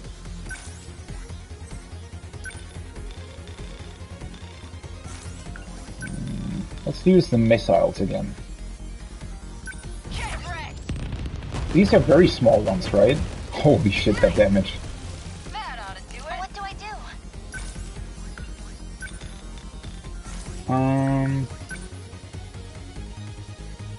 We could deploy another sentry gun, right?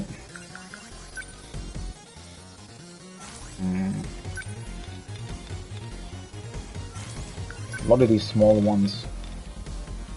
Let's just do this. Still got rid of a bunch of them. Takayama's taking a little bit of damage. I actually wonder if, like,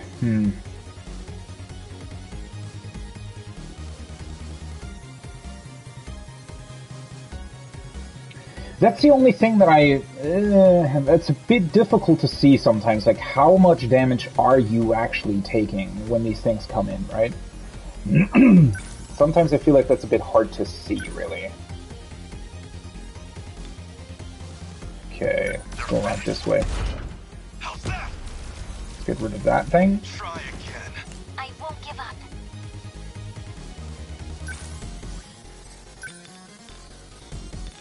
Pulse lasers. Oh, what are these?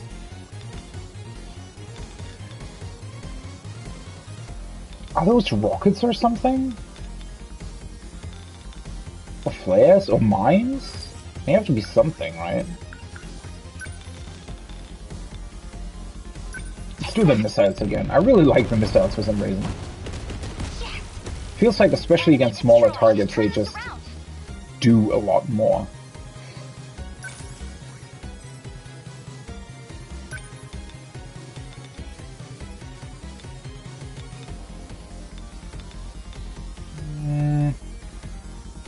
Not that easy to hit all of them.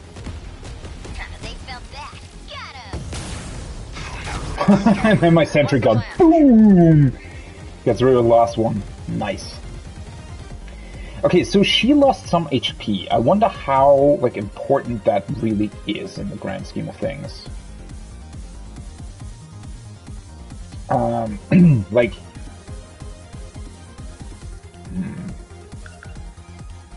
I wonder if I should repair her. Does that really make sense?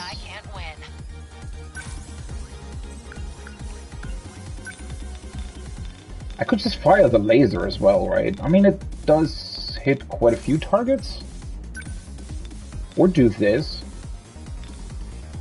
Keeps her out of range a little bit, right? Oh, I think it only hits the ones at the front though, right? Okay. Do I want to do another EMP thing? Oh, that's unfortunate. I have a really bad...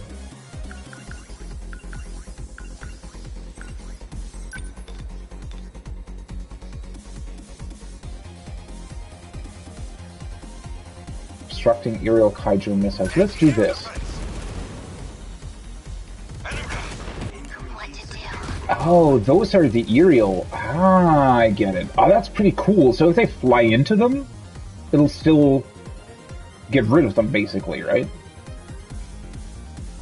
Oh, that's pretty good.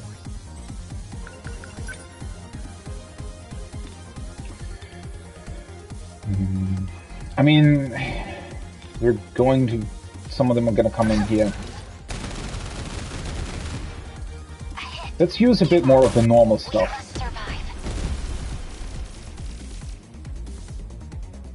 Okay, this time it feels like a lot more are actually approaching, right?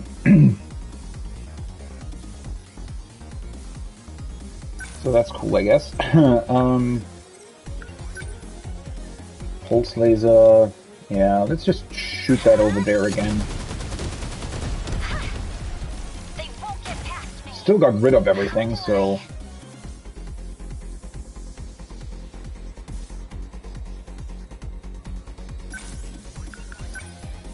Wait, does it say place a small ray gun autofires on Kaiju? I think the sentry guns will just stay there, right? Pretty sure I can use multiple of them.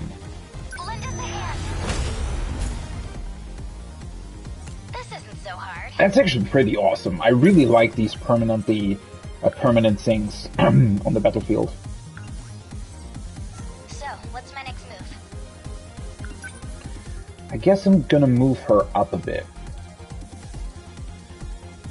Maybe not, yeah, do that. Move him too.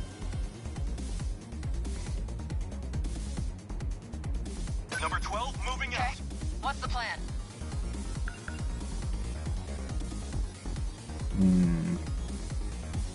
Let's actually try and repair her. I want to see what that does, or how that works. Okay, let's do this.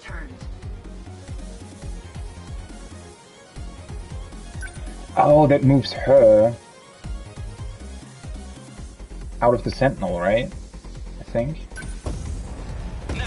I need to think things through. I don't know if that was a good idea.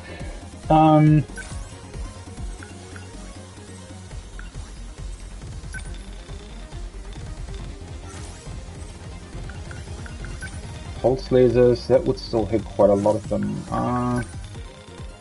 Let's go with the missiles, though.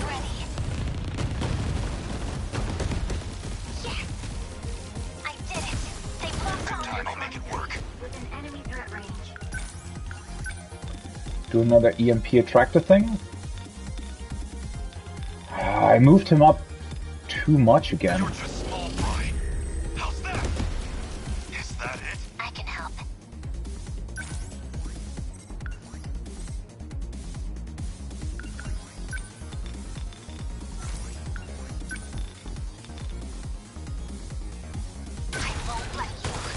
Let's get rid of the ones that are closer. Probably a good idea. Oh, something hit a lot of them. Okay, repairs complete, so she can just... What does that mean exactly?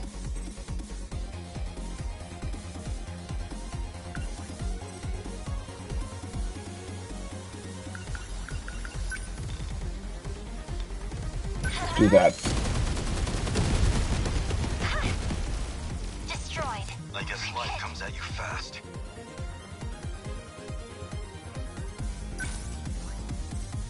Oh, he's out of EP. Okay, these two are down, so let's rush them.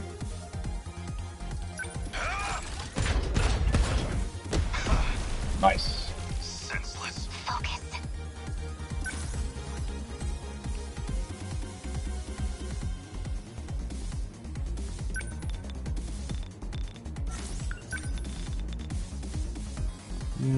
Let's do the rocket launchers again. I have a feeling I'm maybe spending a bit too much EP, but... So now she can summon her repaired Sentinel again. Okay, so if you're, like, safe in your area, you can repair, basically. You just want to make sure that if you de-summon your Sentinel, you can't be hit by anything, right? Because that would be bad.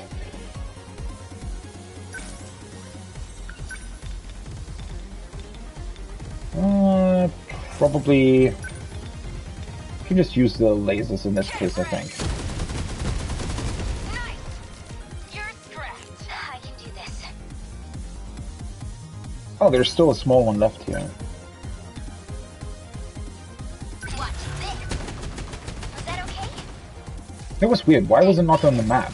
Termination of enemy signals confirmed. Okay, so in this case, it was definitely more enemies than in Wave 1. Aegis activated. Terminal closure complete. Wasn't that much more difficult, though? Surrounding 2-kilometer area now fully secure. But Ending technical analysis. I'm spending a lot of EP as well, so maybe the sort of idea behind it is that you don't do that. Because it continues through multiple battles, right? My head's been really hurting for a while now. Is something going wrong? Now that you say that, mine's pounding too. Something messing with our heads. That's the operating limit of your Sentinel. You'll feel better once you're out. Piloting the Sentinel is an intensely demanding process. Using it puts massive pressure on your brain. You can't remain deployed for extended periods, or you start getting backlash. Don't overdo it. I'm not responsible if you end up decoupling your brain from your nanomachines. I suggest you get out of the Sentinel right now, unless you want to forget your entire life. Not exactly a user-friendly robot. Let's get out of these, Fuyusaka. Yeah. I guess that's also why the battles only take 2 minutes at a time, because they just wouldn't be able to fight for longer. Pilots who suffer brain overload can no longer be deployed, must rest for one battle in order for the BOL to recover. Yeah, so I think the thing is that you basically want to keep your resources in mind over multiple battles, right? Which is, I think, why maybe these battles seem to be fairly easy, because you need to keep in mind that for the next battle, I'll be starting with the same EP that I had before. The only good thing is that I have 13 Sentinels, and I only deploy 6 at a time, right? So the other ones will probably have their EP restored to a certain degree. Send your pilots onto the strike team and defense squad efficiently to optimize the timing of brain overload recovery.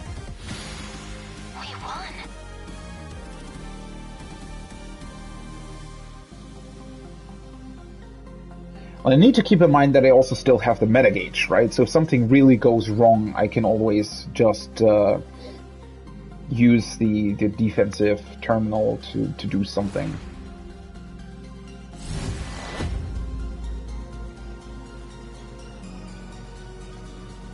As long as we have this power, there's still hope. Yeah, it's actually quite, with the sort of, especially with the Generation 1 Sentinels, since you need to be in melee range as well, I feel like you definitely have to keep their health in mind the most.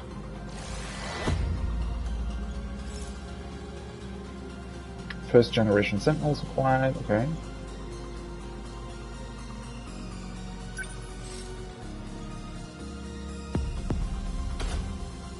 Yay, all the bonus stuff.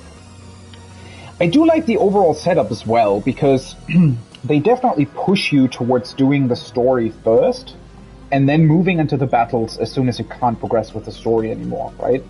Because doing the story first obviously gives you a lot of those meta chips in order to be able to upgrade stuff already, right? Which I think, at least in this case, definitely helped me quite a bit, because I was able to use the EMP stun, for example, on the melee Sentinels is something that I think I needed to unlock.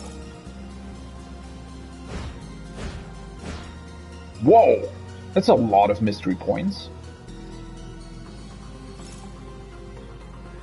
Nope. I want to take a look at the mystery stuff first.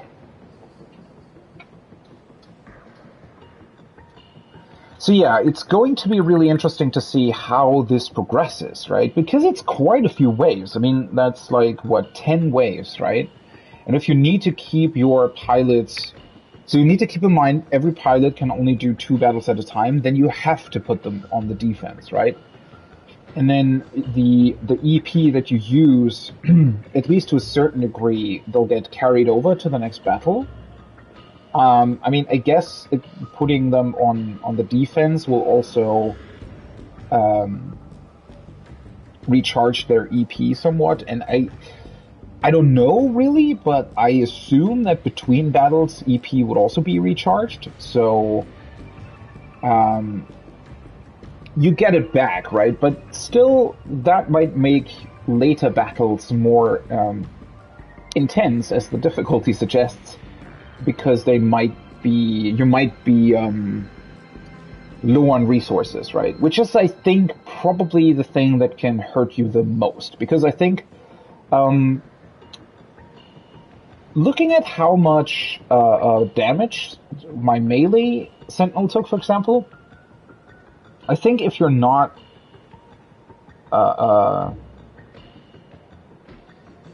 aware of that, they could easily be immobilized, right? Which would be a problem.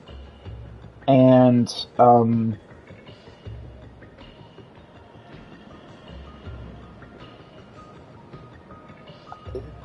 a lot of the attacks that I've been using were attacks that have EP, right?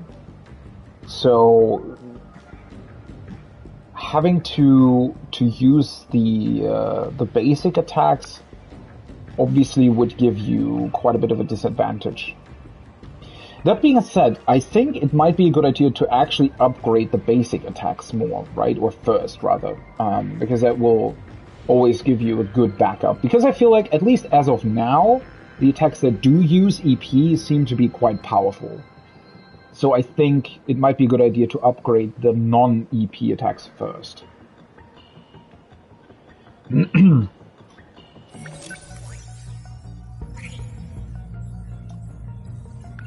Okay, let's see. What are the ones that have been... Okay, first generation Sentinels. Specializing in close combat, these are the oldest models of all the Sentinels. The 3 Sentinels of this generation are number 10, 11, and 12. The pilot of each respective Sentinel during the final battle was Nenji Ogata in number 10, Ai Sekigahara in number 11, Takatoshi Hijiyama in number 12. The final battle. Why is it called the final battle? I still, like, what's going on with that?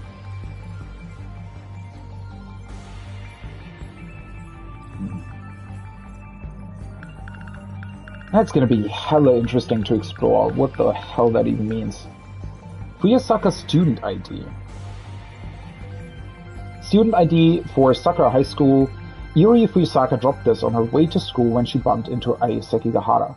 After Sekigahara lost his memories, he finds the student ID in his pocket and realizes that it belongs to Class 1B Iori Fuyasaka of Sakura High School. Although Sekigahara recognizes Fuyasaka's face, he can't remember how he knows her. It's also really, really interesting because I wonder if this is something... I don't know, why do they draw attention to events like this? Is it because ultimately, when you look at the entire timeline, something like this potentially means that certain events only happened or were possible because memories either came back or because people went to certain places because of items like this, right? I mean, for example, you could say the only reason why he went back to Sakura High School was only because he had this in his pocket, right? I wonder if that's going to play a role somewhere.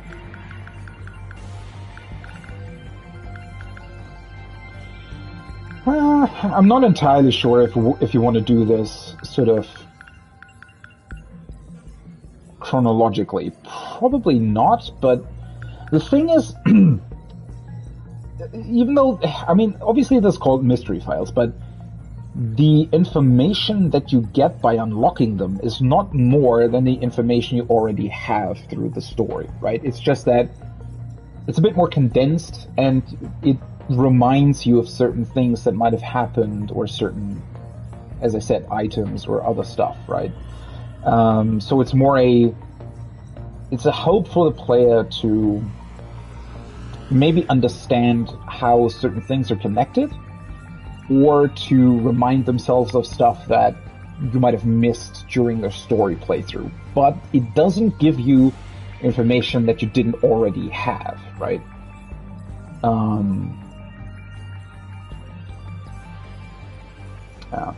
So stuff like this, for example, right? Deimos code. Fluffy explains to Megumi Yakushiji that the Deimos code is a relic of an ancient civilization that destroyed another world. I don't think that that's actually the case, right? The quote-unquote ancient civilization might be future humans. And the world that got destroyed was probably their world, but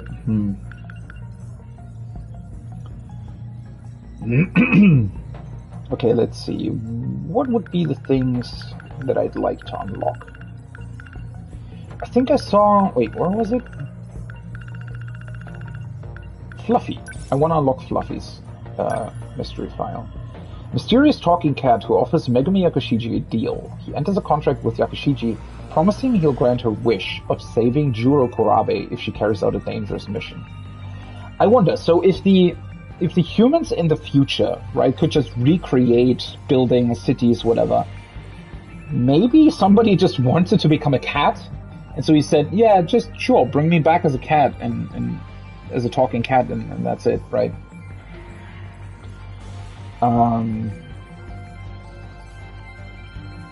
But yeah, no idea what Fluffy's about beyond that.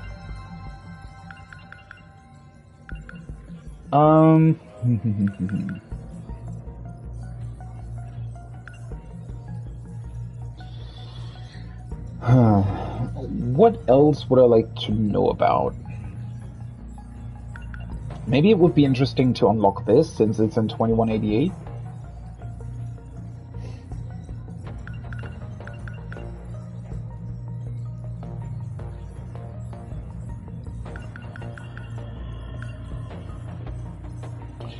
Time travel is a very broad subject, right? Might still be worth it to unlock it though.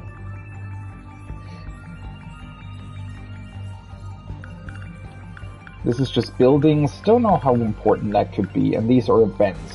Gas explosion, shootout drain, Kaiju invasion, nightmare, Bankara. UFO mysteries, these are comics and movies and stuff, right?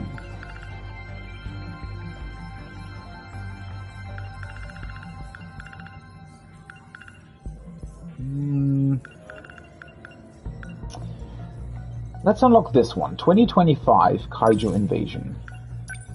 Let's see what this says.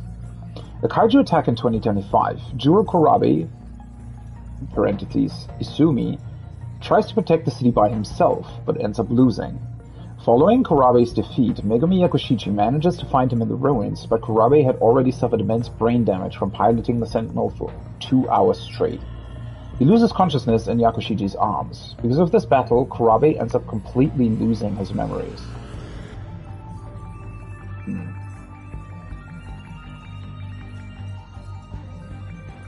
It doesn't actually mention anything in particular about the year. What was the other thing that I wanted to potentially unlock? Maybe it would be a good idea to go with time travel first. Let's do this. Traveling to a past or future world by leaping across the flow of time. You can travel to 5 eras: 1945, 1985, 2025, 2065, and 2105.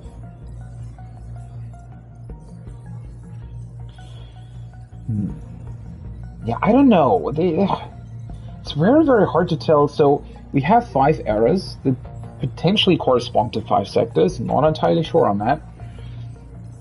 If future humans would have been able to recreate these eras specifically, why would they set them 40 years apart? Why these specifically? Clearly there's still something that we don't know yet about time travel, right? And about what it specifically means in this context.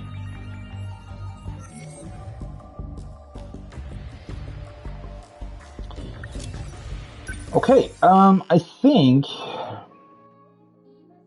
yeah. Now we can unlock his story. Can now resume Shu Amiguchi's story. The other ones are all still... Oh, no, hers is also... Right, because we unsealed the mystery files, right? And hers as well. Okay, so now we can do a lot of story again. Let's go with Shu Amiguchi for the time being, though. Because we haven't had anything beyond his prologue at this point.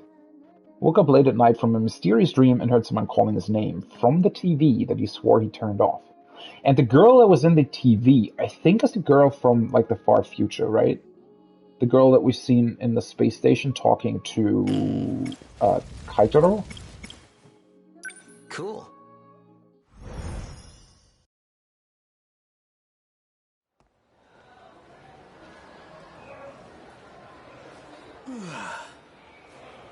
Man, I'm really off my game today. All these weird dreams must be getting to me. And that show that came on in the middle of the night. Wish that was just a dream. Here's the following day then, potentially. Wait a second, that's his motorcycle key? What? Wait, that's his motorcycle? Okay, why is it so big though? It looks weird, right? But if that's his, how did it end up in... I forgot his name. The guy that woke up next to the dead school nurse. Why did he have this key?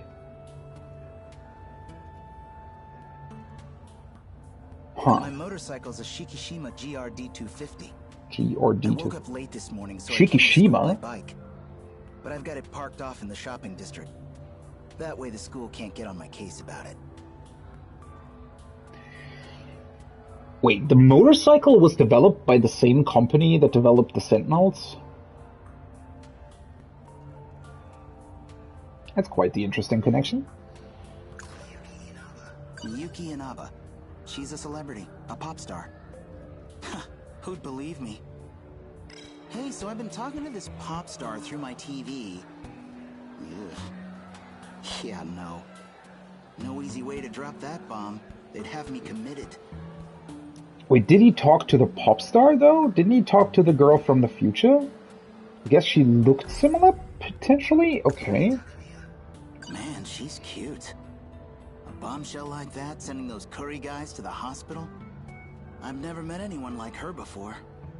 I just might have fallen for her. Right. They met as well. Okay. So what are we doing now?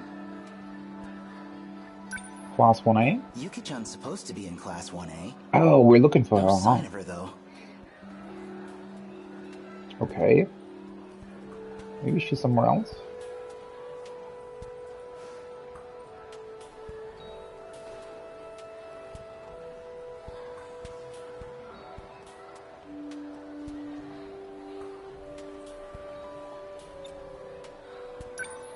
I don't see Karabe-kun. I wanted to talk about my dream. Might be out in the passageway. Hello. Oh, it's her. Tomi Kisaragi? She's in 1B, same class as Karabe-kun. She's not even my type, but I can't get her out of my head. Must be from all those dreams. Oh, right, one of the girls likes him. Don't they? Yeah. Come on, let's go.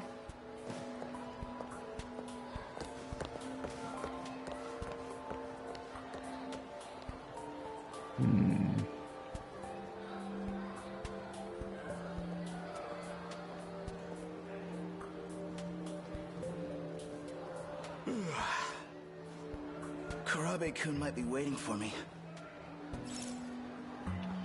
Old school building passageway. We Yeah. should get going. Let's go there.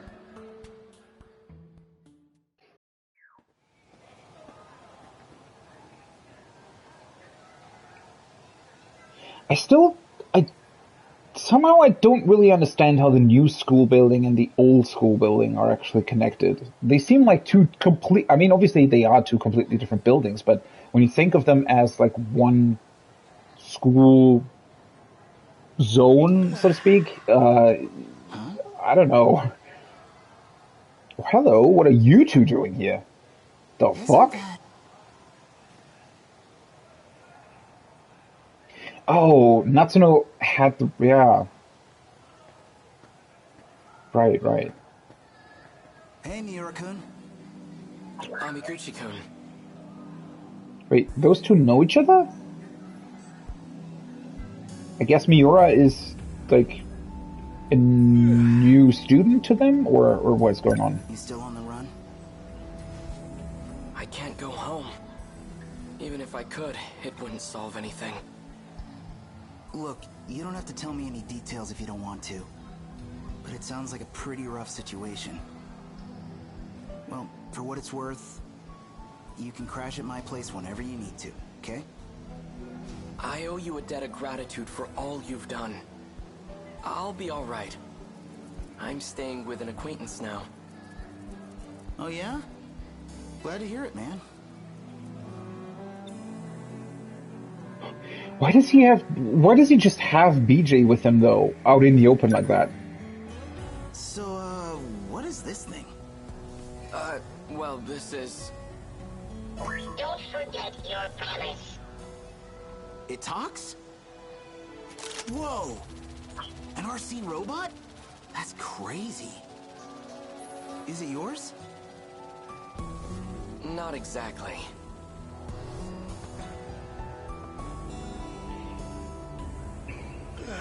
That is so weird to me. Wouldn't you, like, when you come from like the past and with Natsuno and everything, wouldn't they try to keep this a secret as much as possible?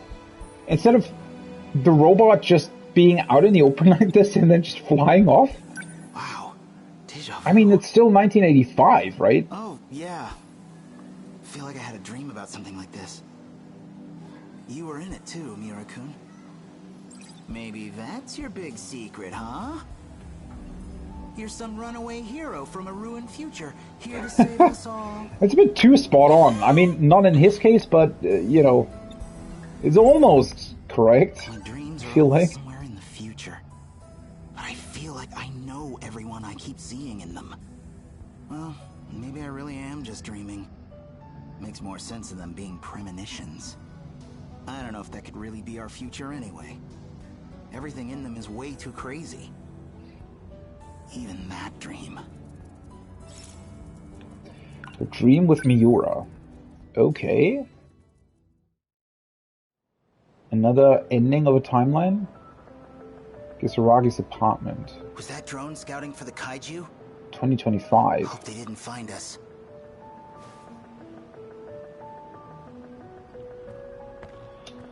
So her home is destroyed? Kisaragi-san? There was this great cake shop on the first floor here. And they had this pear tart. It was amazing. She always thinks about food, huh? Now, even my own apartment, it's all ruined. All gone. Are you gonna be okay? Sorry, just had to get that out. I gotta stay strong. My voice is all scratchy from crying all day. You sound good to me. And scratchy or not, I'd still tune in to see you. You're such a dork. Wait, is her future self like the idol on TV? Let's try to get to the cross-country road. We might see a rescue copter flying around or something. What, up there? The only things flying around are the weird bug things. Nobody's here to help us. Even online, nothing's getting updated.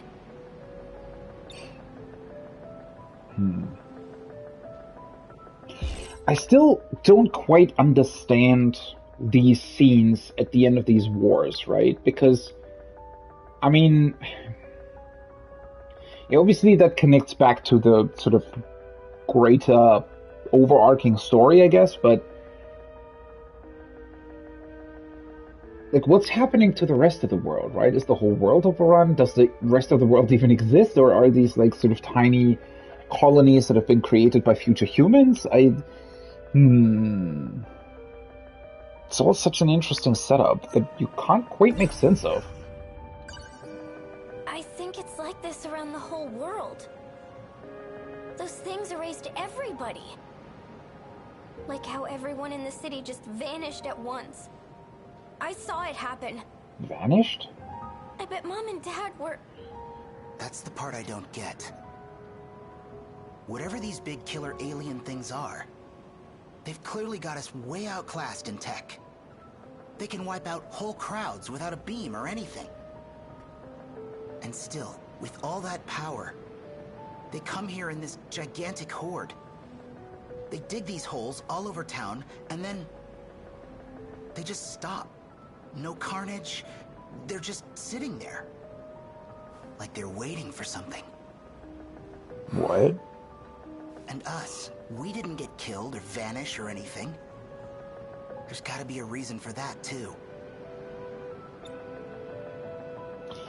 What the what? So now people are also vanishing? I was wondering about that, right? Because, well, first of all, most of these scenes that were like, during sort of apocalyptic events never really seemed they had like that much other people or corpses in them, right? And then also, I was actually wondering that right at the start of the game, right? So your battles take place within the city, but it's never quite talked about whether or not there are like civilian casualties with the Sentinels as well. Almost as if the city is empty from the beginning, right? So what happened to these people? And as I assumed, so these kaiju, it's almost as if they're following some specific protocol, right? Again, if they are some sort of weird machine that has been developed by future humans to, for some reason, wipe out these specific timelines or something,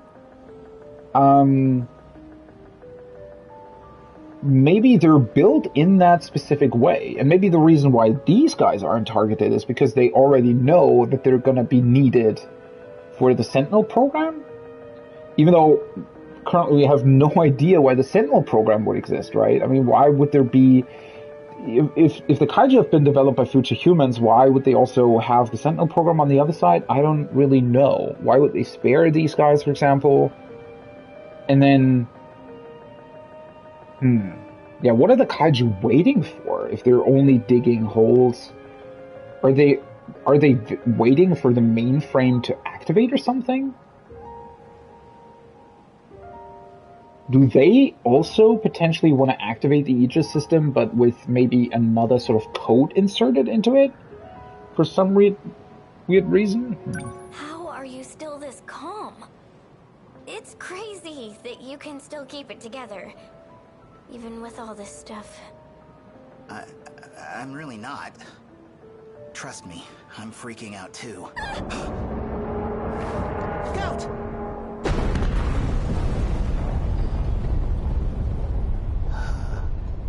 You okay? Look. It was just a building collapsing over there. They didn't find us. Oh, just a building. Yeah.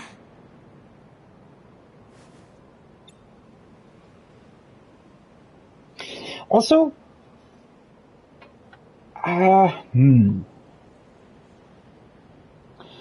somehow I get a feeling that these quote-unquote love stories or something that they're putting in here aren't all that coincidental. Maybe there's like a... Maybe that's all part of whatever this big experiment or whatever is supposed to be. Like, are they trying to figure out how humans deal with such an assault while also dealing with their own feelings or something? It's a bit too coincidental that all of the main characters and all of these people or kids that have been selected for piloting Sentinels are also sort of in love with each other. Maybe that just happens because it's a bit of a difficult question, right? Because honestly, it doesn't even really matter that they're teenagers, but if you have a group of like people and they're close to the end, right? There's this apocalypse coming, and they're fighting together. I think possibly developing feelings for each other is quite a logical outcome, right? That would happen. So maybe I'm overthinking that particular part. What? Well, you really changed. Back in middle school, you were a total nerd. Glasses and all. It just makes me wonder, why do you make such a big change to your image? Well, funny story. I was listening to one of your streams, and you said you kind of go for tough guys. Cool guys. Oh. That's basically it. What? Oh, that's it? That's why you started trying to be such a badass? I guess I got the look down, but I couldn't walk the walk, huh?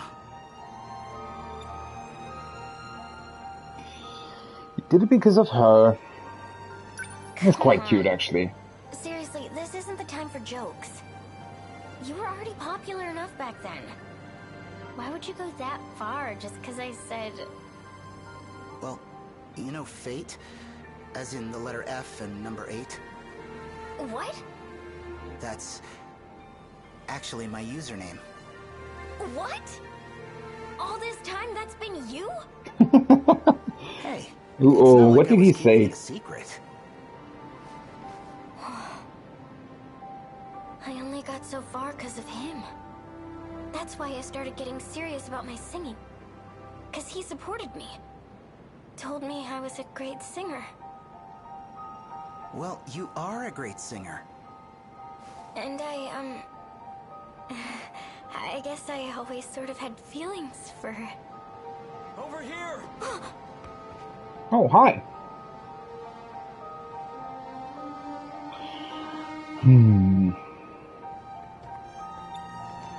I can't believe it. There were other survivors. We came to rescue you. Morimura-san, they're over here! My name is Keitaro Miura. What about you two? I'm Tomi Kisaragi. So the drone found these two then? Now, who are you? Me? I'm Tetsuya Ida.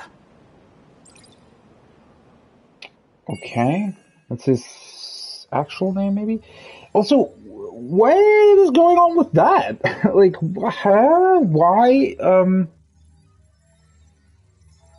what's up with the name changes? Are they keeping them secret on purpose, or what's going on there?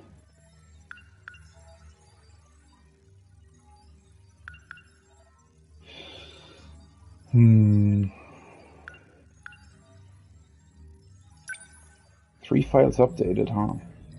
I wish that this would always jump back to the top. It's a little bit annoying that you always have to go through all of them again.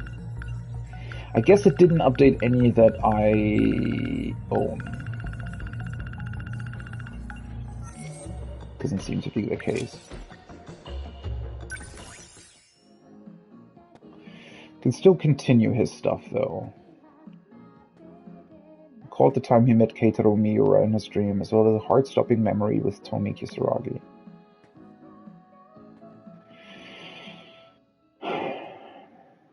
Yeah, what about their names?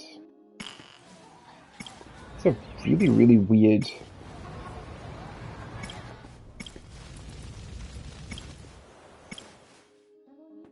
thing, right?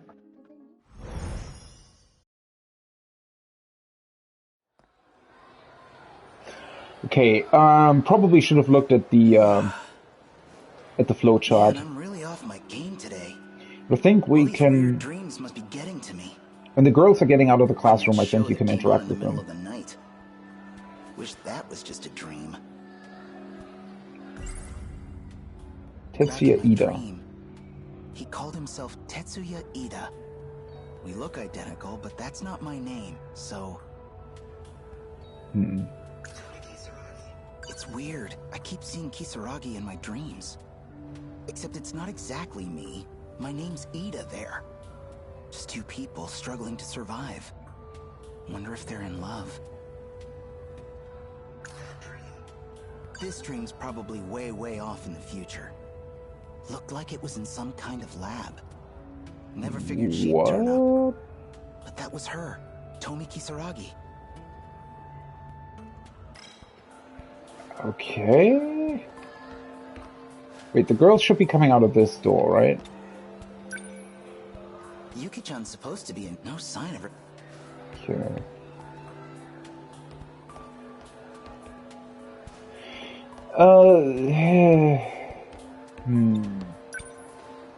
I don't see Karabe-kun.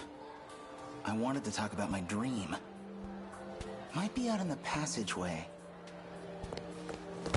What? Ouch! Where'd she come from? Ow. Oh, it's you.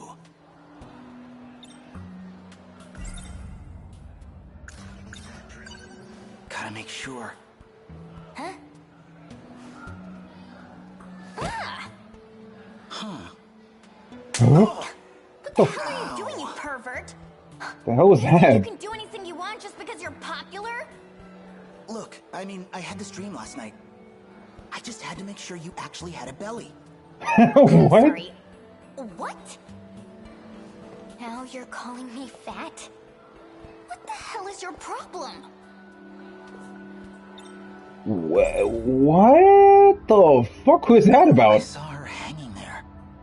Or half of her at any rate. What? Maybe it really was just a messed up dream. What? What? I already know what Karabe-kun would say. I gotta lay off the splatter flicks. What does that have to do with her belly, though? What? Like, what? What's with this guy?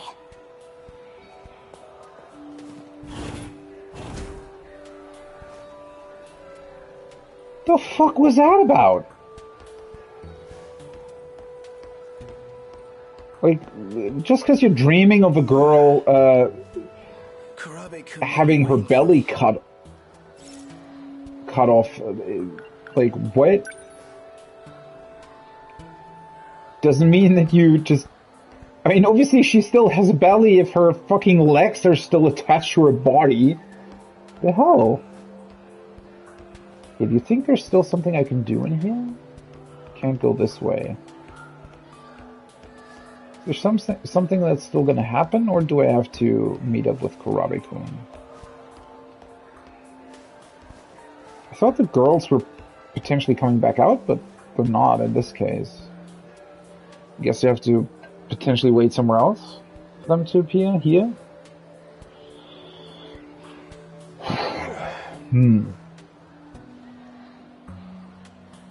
So the other dream that he was thinking about, this one, apparently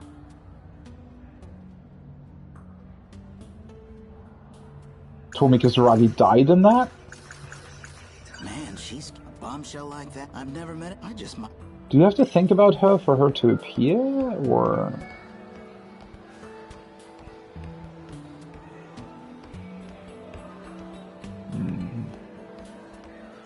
Let's move on again. Maybe... I should get going. Maybe I can't do anything else here for the time being. There's still another interaction with Kisaragi, so...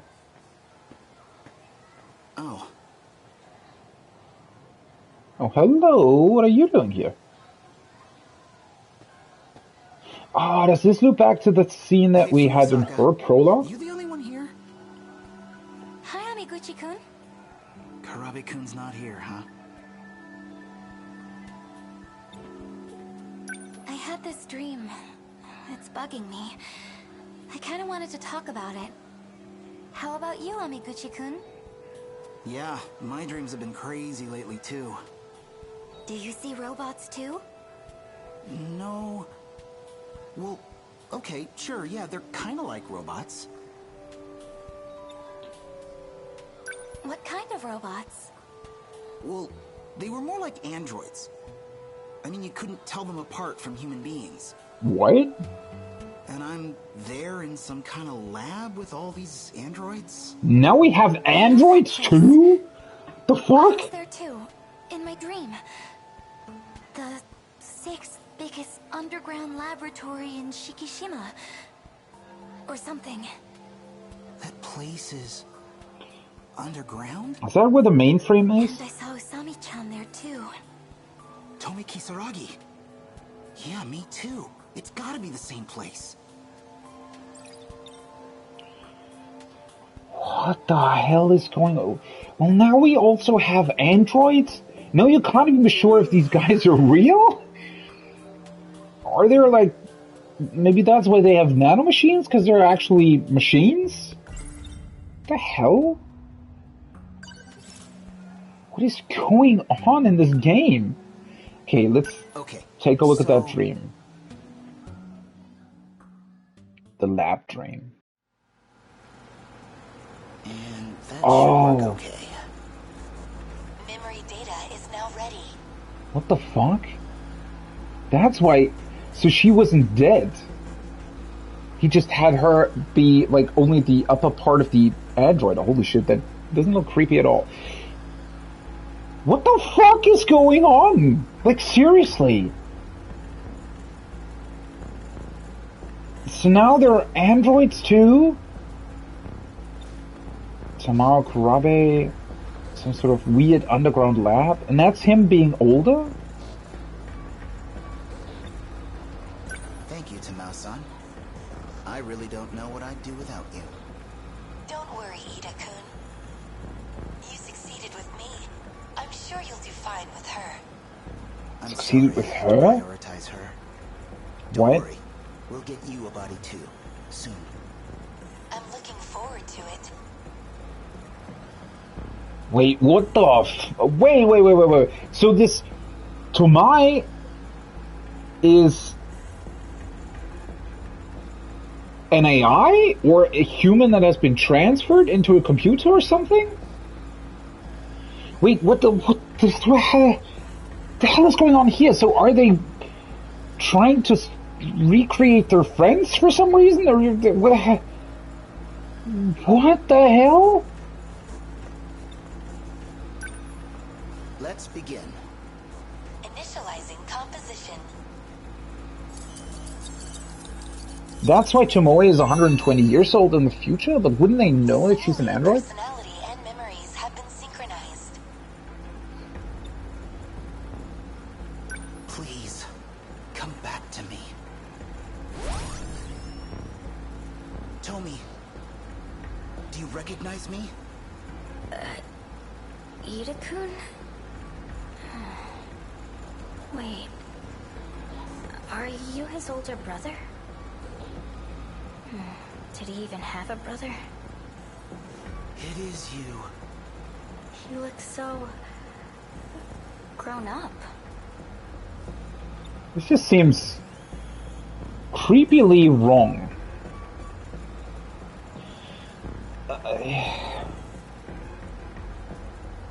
I mean, it's definitely a hint that some AI stuff went wrong, but...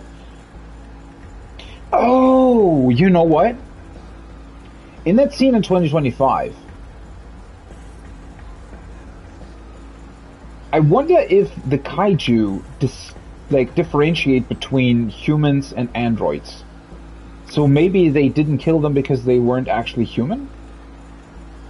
Or something like that? The fuck? But why would they develop androids like this? Like, why, huh?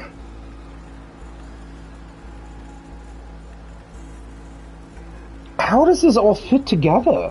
I'm sorry it took so long. It took 8 years, even with the technology underground. I can't move. She's having trouble understanding her situation. I will inhibit her emotions to avoid a panic attack. I was gonna say, it's probably not the... Like, if you were to insert the memories of a person into an android body that has not been completed yet, wouldn't that completely mess with your brain?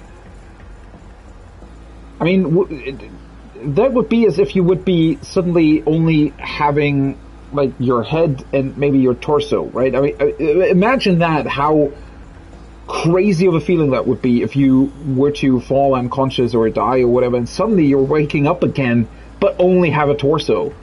I think your brain would be completely overloaded with, like, the nerve cells not knowing what to do and everything, right? It's probably not the cleverest to turn her on while, it's a weird phrase, while she's still not completed. What's happening? Please listen. Try to stay calm. I analyzed your data from the records in Sector 0. Sector 0? I found data for your old memories, your mind. And now I've transferred them into an android body. You mean I'm not human?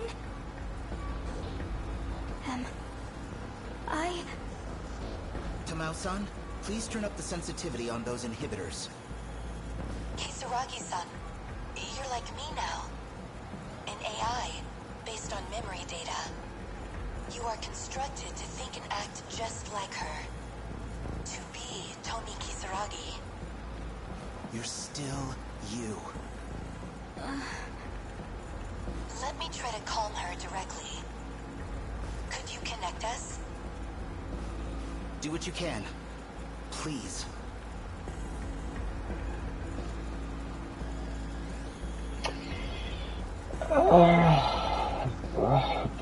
Like, why do this, though? What's the reason behind this? Wait, how do I... Do I need to pick something up, or...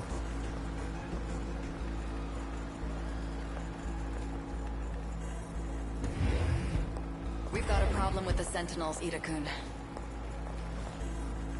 What's she doing here? The Sentinels we thought were complete aren't responding. The Sentinels are working off of the same codebase as the D-series. So it has to be the D-code control holding them back. If we want to disrupt that function, well, we need someone compatible to maintain direct access. Okay.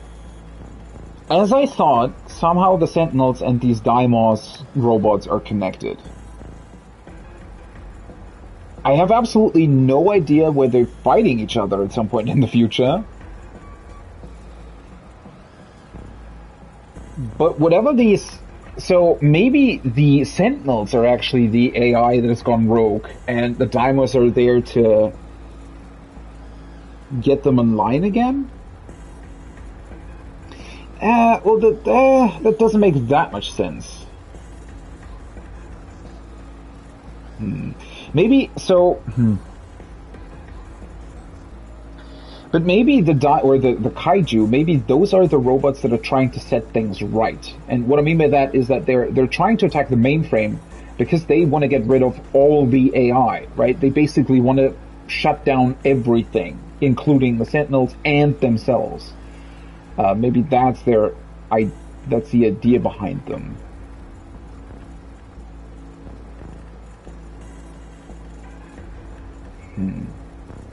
Man, what the fuck is going on? Wrong? No. Is this a bad time? No, everything's fine now. What the hell is going on with the androids, though? Like...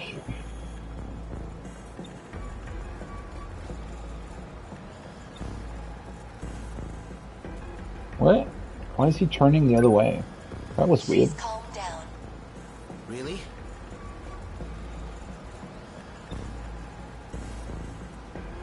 Wait, what? Why is he turning back? Is that my controller doing funny business?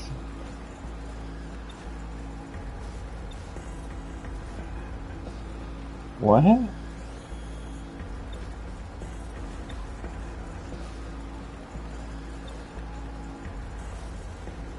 Maybe that's just a scene. I don't know. That's weird. What happened to the real me? Well... Please, be honest. Juro killed you. Oh, And the other kids. That's after that scene, okay.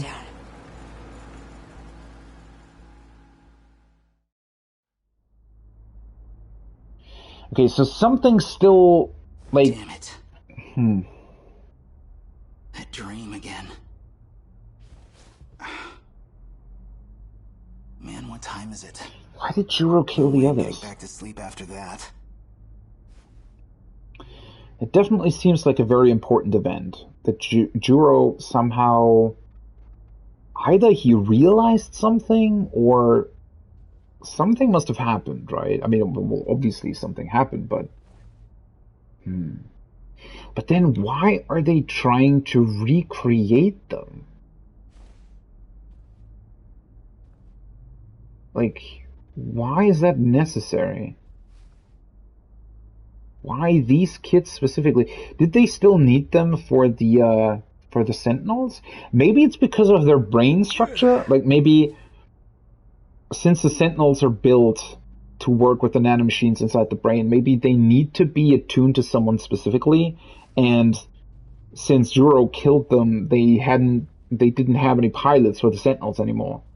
Right? Maybe that's why specifically they needed to specifically recreate these particular children, because otherwise the Sentinels would have been useless. Brings up the question, though, why were these guys selected in the first place to be Sentinel pilots, right? Is there something that makes them, better than others at this?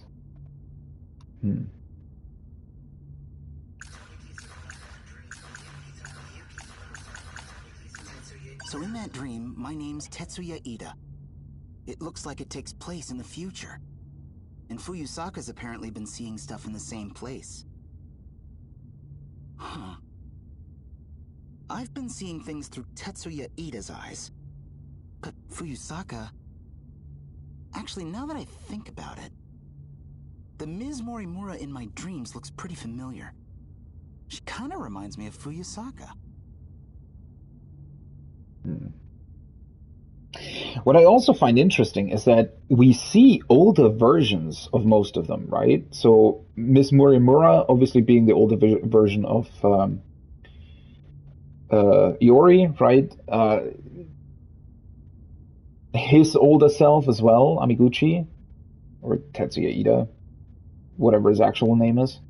So we see older versions of them, of themselves basically, but the ones that are always piloting the Sentinels, at least during the battle phases, right?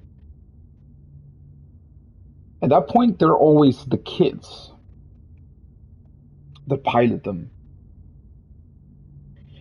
Which is sort of another strange thing. Like, do their brains maybe change to the point that they always have to be at a certain age in order to even be able to pilot the Sentinels? That is also something that I still don't quite get. Why are there different versions of them in every one of those times? They're not older. And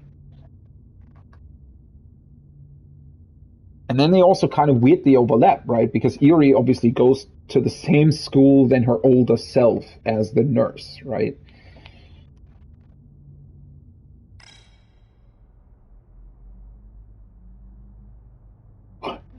Man, this is just... You think that at a certain point it wouldn't be able to get any stranger, but it's still, like, getting stranger and stranger, and more potential sort of threats and ideas are getting inserted into this, right? That's kind of crazy.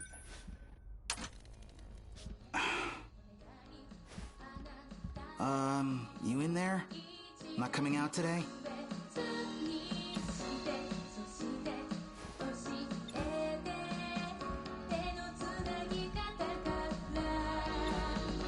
Oh, okay. That's why he always turns back. So they always turn into a certain direction. It's not my controller, thankfully. Hello? Nothing to see here, just a guy talking to his TV. Okay, Really like the music. No, you're not. I'm glad you talked to me. Think about how creepy that would be if that would really happen in real life. Miyuki Inaba. But doesn't she looks very, very similar to the girl in 2187 or whenever that was, right? On the space station?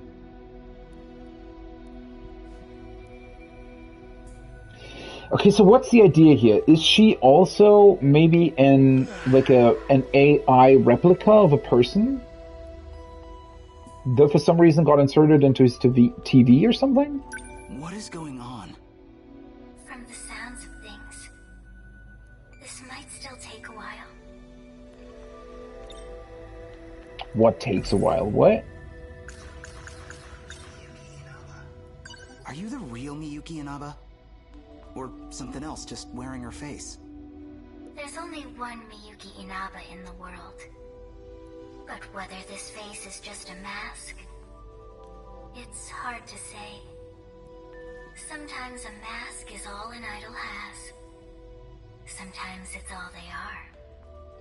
I know this is a normal TV set. It doesn't even do video phone stuff. Pretty sure I shouldn't be able to talk to someone through it. You yourself are the transmitter. The TV is just the receiver. This is the only way I can communicate with you. I was blocked by Universal Control. The system denied me access. So I had to sneak in on this broadcast. Kinda over my head, but I guess the point is, you hijacked the airwaves, and that's how we're talking. You could say that. What the hell? So, what exactly is universal control? Is that something that the mainframe is doing, or can do? And also, what's that? So, she, like, the signal of her is connected to him somehow? Which now makes me think that is he an android as well? That has, like, a second AI in him that was blocked from access but now came out again? Or what? Why me, though? You're the only one I can find. More accurately, your ID is the only one I could locate. But even beyond that, I know I can depend on you.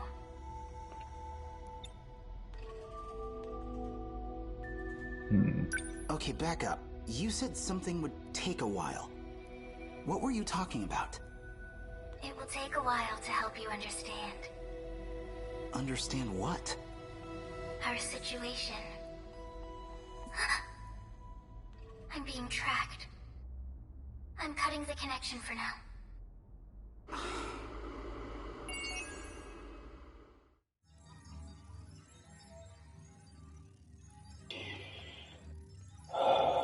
Well, okay.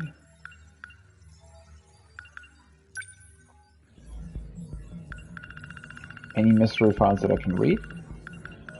Laboratory. A cybernetic orgasm. Oh my god! Not organ. The cybernetic organism development room in Shikishima Tech Lab number 6. Okay. It is located 6 levels underground in the year 2100. This was an experimental facility where everything but the brain was replaced by artificial objects in the human body. Tetsuya Ida was developing a way to turn humans into androids. Everything but the brain? Meaning that they still had to somehow get the brain?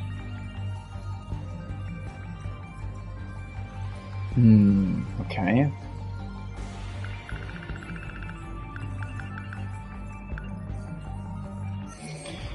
Strange. Oh, it's locked again, okay. Natsuno Minami Exterminator event. That's the same as his condition. Interesting.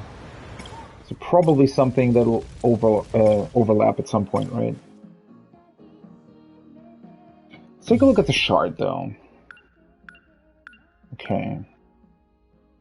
Touch Kisaragi, yeah, that sounds wrong. 2 other possibilities there.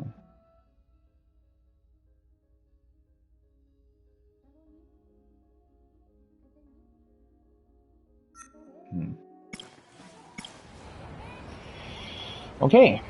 Yuri Fusaka remembered the dream where she and Juro Kurabe searched inside a UFO. The kaiju, disappearing civilians, the countdown. It all sounded like something from a sci-fi movie. Let's see where this goes then, huh?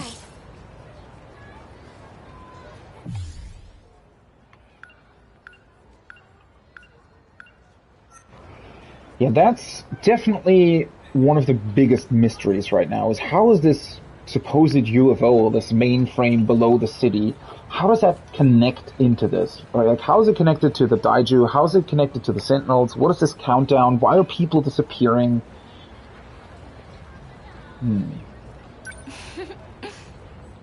See where this continues, actually.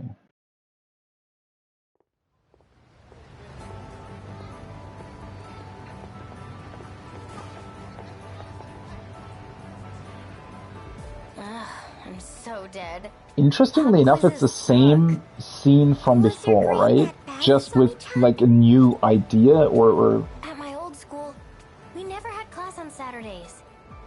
Really? That sounds wonderful.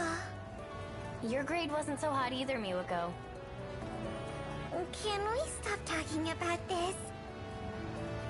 I was going to study last night, but then I turned on the TV. This school gives way too many tests. I thought it'd be easier here, not harder. What school did you go to? It sounds quite different from ours. Actually, it's, probably in the future. We're in the same school, but in the future. The best cure for the blues is good eats. It's true. You know that bakery? Their hot dogs are so good. If we're talking about meat, I could really go for some Mikumon. Oh yeah? Let's get both.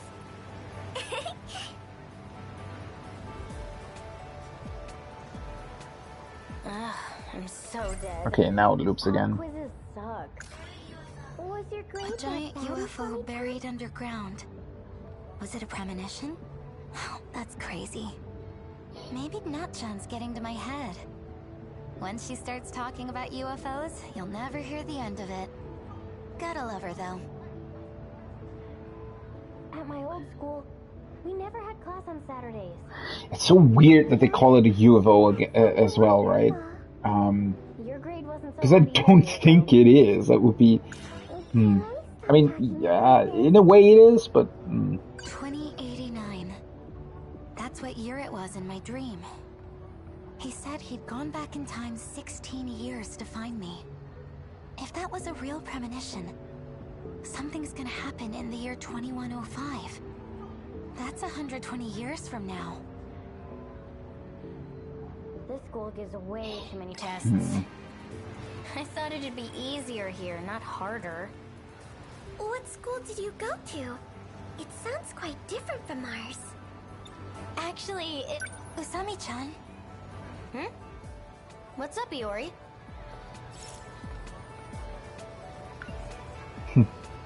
Well, I don't really hate tests, but... Let's just say it, because it'll probably trigger something else, right? The math test, too. Those formulas put me right to sleep. So you got an F? No! It was close, though. Don't worry, Yuri-chan. You're good in other subjects. You know, pretty similar. This school gives way too many tests. I thought it'd be easier here, not harder. What school did you go to? Cat is not here this time. Different from ours. Actually, it's, you know, pretty similar.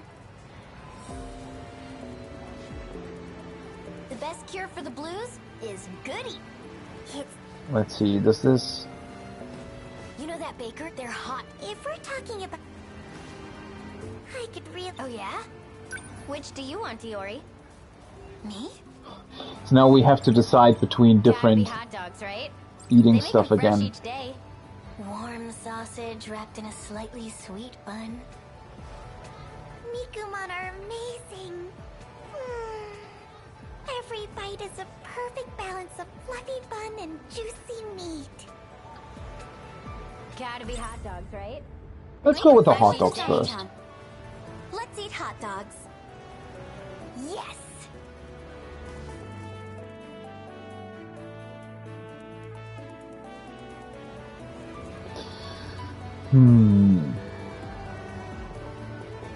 Those are some hot dogs. Holy shit, they're huge. That was a cute bakery. Right? Let's eat before it gets cold. Quite a weird concept for a bakery to sell hot dogs, but okay. Guess it's different in Japan.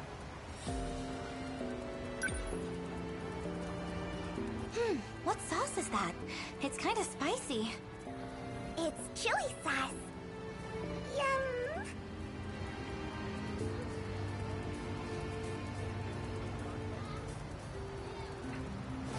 Love the kick. I'm not a kid anymore. Gotta be mature to handle this stuff. Usami-chan, you've got chili sauce all over your mouth.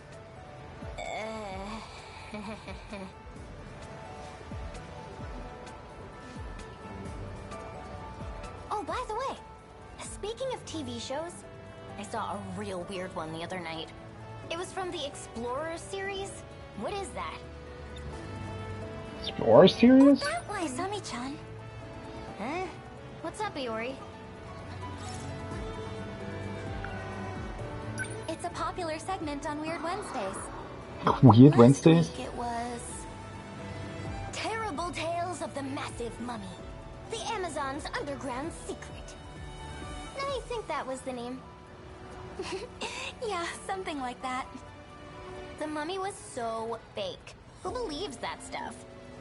Wait, why do you know so much about it? Do you watch that show? More like Nut-chan wouldn't stop talking about it. Oh. Well, what's so... I watched what? the whole damn thing, but it left me with more questions than answers. Yeah, it's always like that. So you know it? The boys in class were talking about it. I usually watch the music show in that time slot. Oh, that one! I watched the whole damn thing, but it left me with more questions than answers. Yeah, it's always like that. So Where did that loop? The boys in class were talking about it. That was weird. I usually watch the music show in that time slot. Today's top hits remind me of old times. Where did that loop? Really? These days, music is trending more towards pop. I think it's pretty different from before. Huh? Oh, right. Are you pretty into music, Usami-chan? Her old times are probably something different, huh? Singing than listening. Wow, you can sing? What kind of songs? I'm curious now. Well, it's kind of hard to explain. Is it foreign music? Not exactly. I don't get it. I can't just say it doesn't exist yet. Huh? Nothing. Don't worry about it. Why are you being like this? Sorry, Miwako. The best cure for the blues is good eats. It's true. These scenes are always a little bit strange, though. They sort of run on their own. It's really, really hard to tell when you're supposed to actually intervene and do something. I could really go for some Nikumon. Oh yeah? Let's get... Which do you want? Me? Gotta be hot dogs, right? So now we can do the other stuff as well. Perfect time for Nikumon. Alright.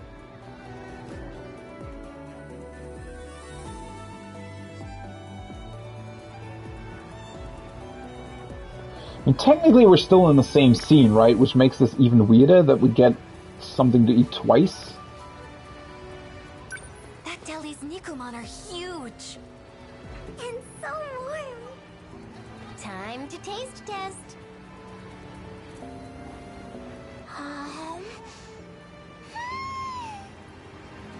So juicy. The dough's so chewy and light. Feels into. Good idea for a date. Just buy 2 of these, stuff them in your shirt, and bam! Instant Morimura! Yeah, I don't think that would work that well. Give it some thought. You'd burn yourself.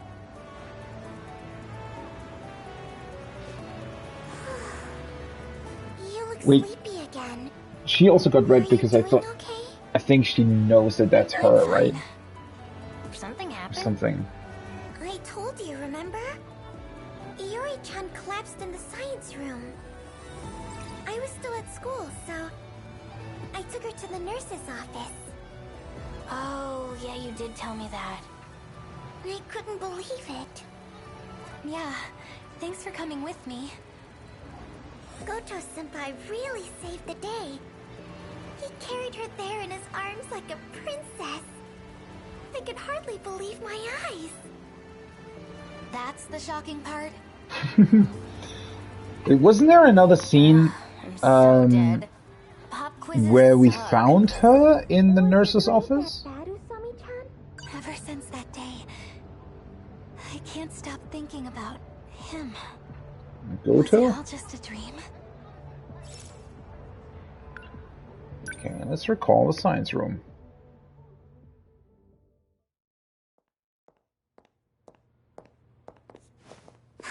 And that about does it for the sweeping. Wasn't the other scene where we saw her in the science room here together with Amiguchi and I think it was Juro? Now she's alone here? Good going, Kurabe-kun. There he is. So it is a follow-up with that. The door won't open. What? The hell? Goto-senpai gave me a keyring, but none of these seem to open the storage room. Oh, it's a storage room. Problem? I thought they locked themselves in this room. Equipment? I guess just leave it. We can't do that. Well, I guess I'll get the key from the teacher's lounge. You can go back to class, Kurabe-kun. I'll take care of the rest. Sorry about that.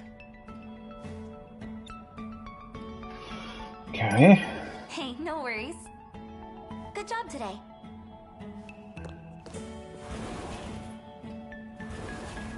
She's in the same grade as me, but she talks like she's my older sister.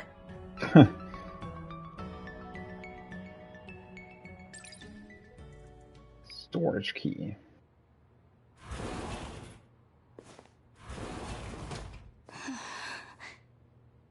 This building is so old. And so quiet. It's kind of creepy. Old for her, right? Because this is technically the new building?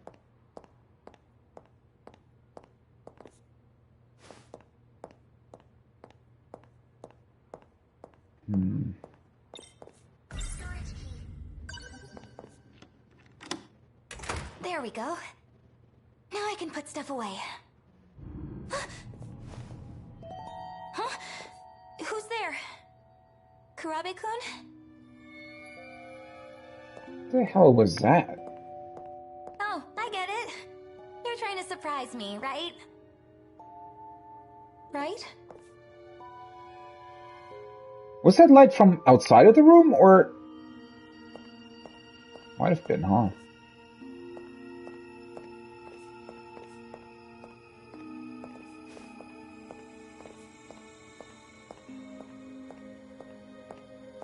Come on. This isn't funny. Just come out, okay? Oh. What the... Somebody teleporting here? Shifting, rather? It's so bright. What's going on? She's being shifted.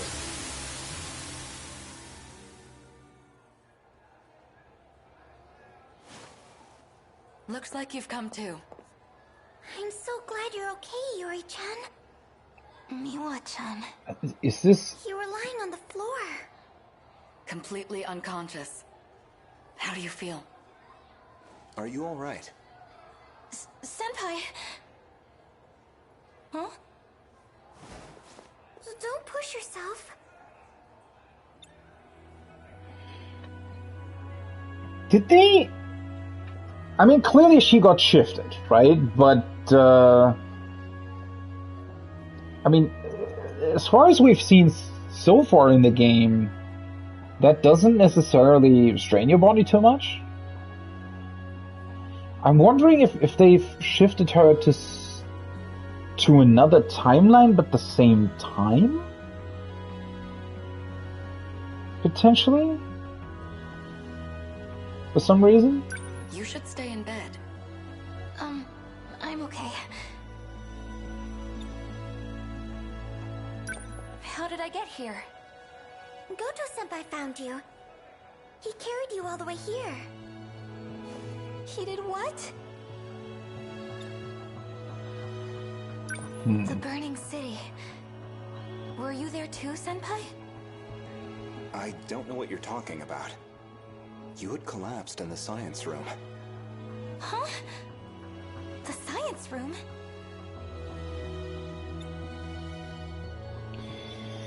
How does this fit into the rest? Like...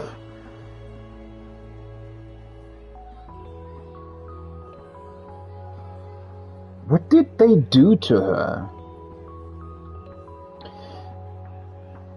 Or was she shifted into a potential future and then back? Or something? While you were in there, how do I say this? Did you see any weird flashing screens? Anything like that? No. There was nothing of the sort. A dream. That's all it was. I'm sure. Mm-hmm. A dream? Sure. Miwa-chan, I saw it. The burning city from my dreams. Another nightmare? No. I was actually there.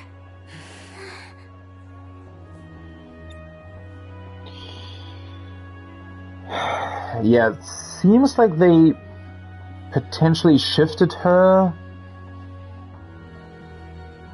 maybe into the battle where the city's burning down, and then she got shifted back, and now they're trying to pass it off as if it was a dream? Potentially, but why do that in the first place? Let's calm down, Yuri-chan. It was just another dream. A dream?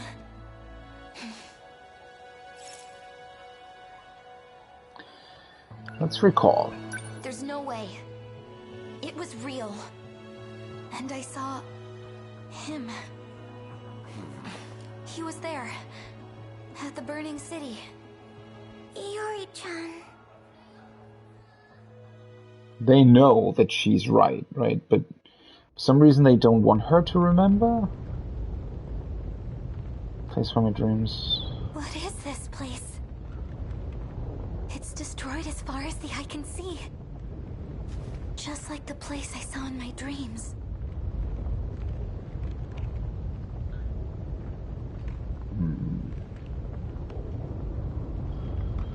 Or was this when they potentially... Did they... Is that when they exchanged her body, maybe? For an android's body? Because this particular scene... This is the destroyed city in 2065, I think, if I recall correctly. Which I think is also the time when Juro shot them all? I see someone. What? Where?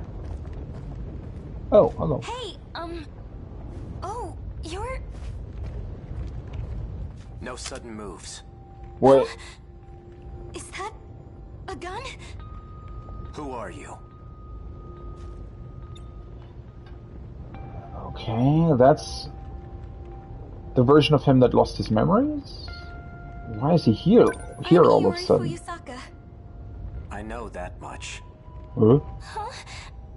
Okay, he was referring to something else then? Who ordered you to come here? Ordered? I just saw a flash in the science room. And the next thing I knew, I was here. Wherever this is. You really don't know? This is Ashitaba City. In the year 2065. The future? No way. If the gate reacted to her, she must be one of the 15. And that's not all. She unlocked the gate. A locked gate can only be opened with Morimura's ID. Yeah, because she is her. It's as I suspected. Iori Fuyusaka is the real Chihiro Morimura. Morimura? You mean our teacher?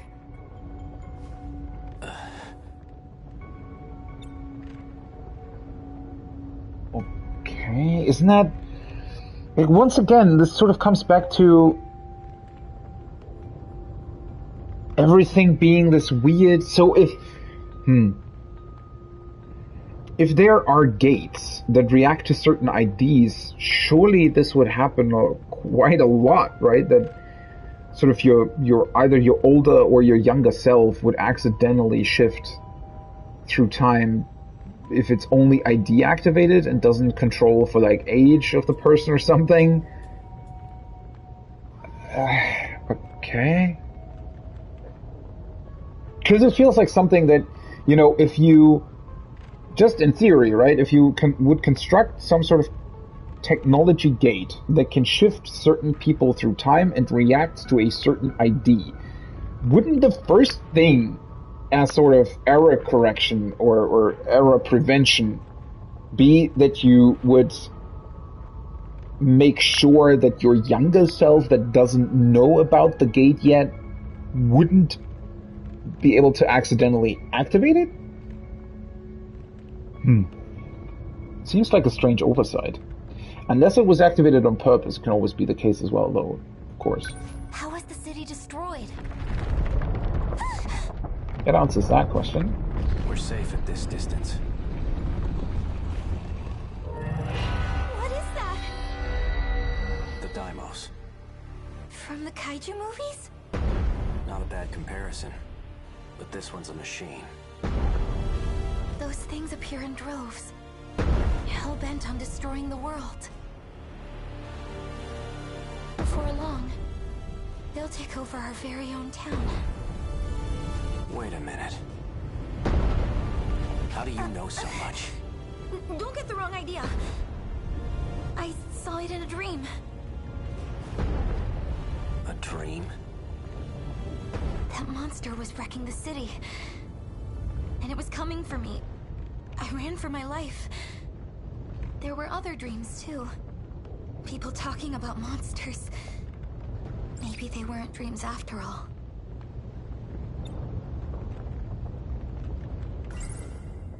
That's right. We lost the fight and ran away. A monster was chasing us. And the person with me was... Koto-senpai. When did I get so obsessed with boys?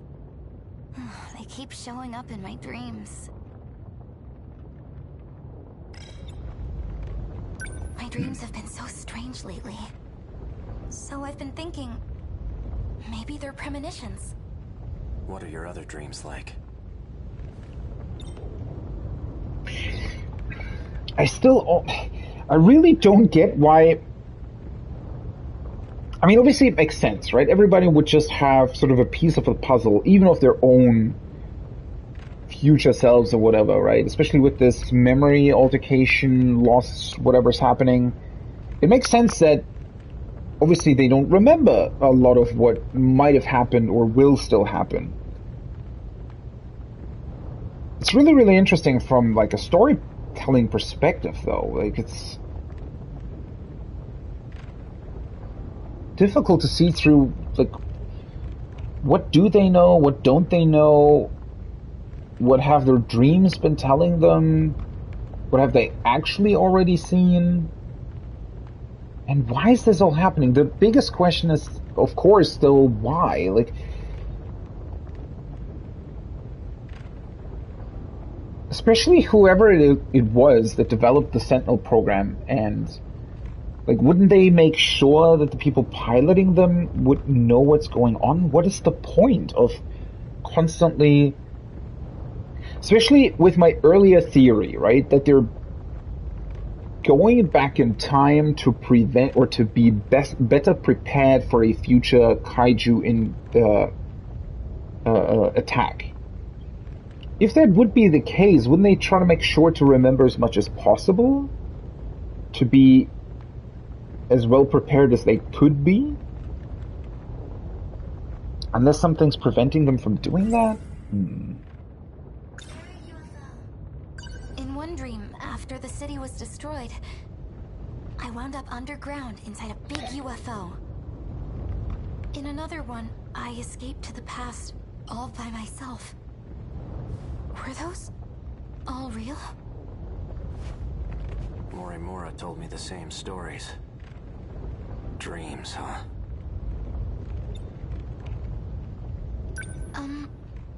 Who are you? Wait, do you hear that? Huh? A drone. Shit. They found me.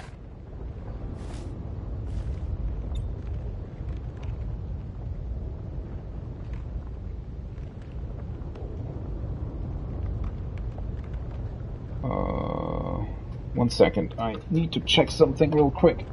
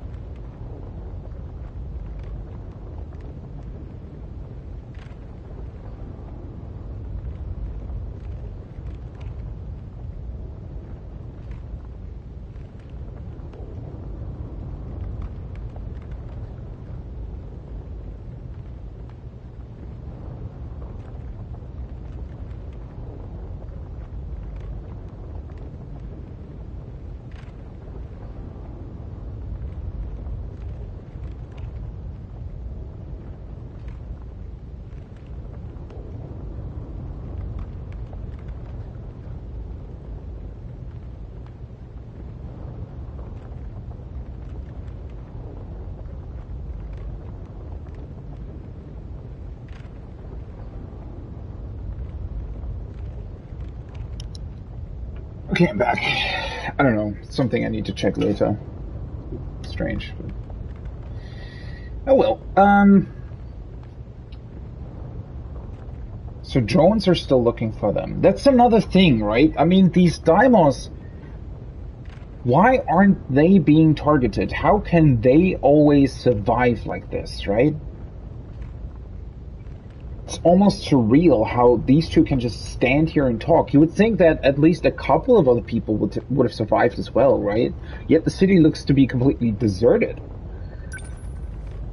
There's no choice. Come with me. Huh? Okay.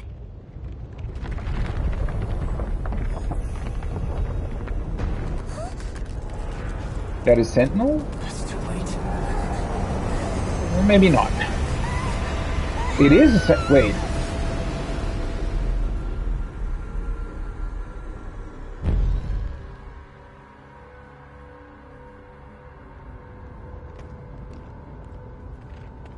Wait, did he shoot his own drone? I almost missed that. Sekigahara got away. Did you find Sentinel number 8? Yes. It had been taken over by the Deimos. I suppose it's risky to send units out autonomously. I'll restore manual control to number 8. Go ahead and shut it down for now. By the way, we had a surprise visitor. A Sekigahara. He's in this sector? Unfortunately, he got away.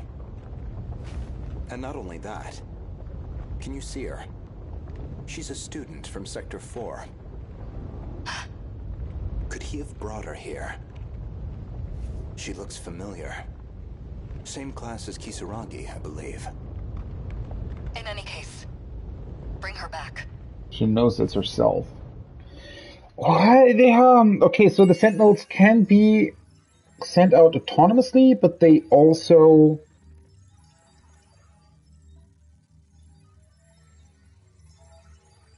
they can then be taken over by the Deimos, which is, I guess, why they're utilizing these kids in order to pilot them, so that they can't be taken over potentially. But if in the future maybe some of the kids might be androids, would the androids be targetable by this Deimos system as well? Isn't that risky?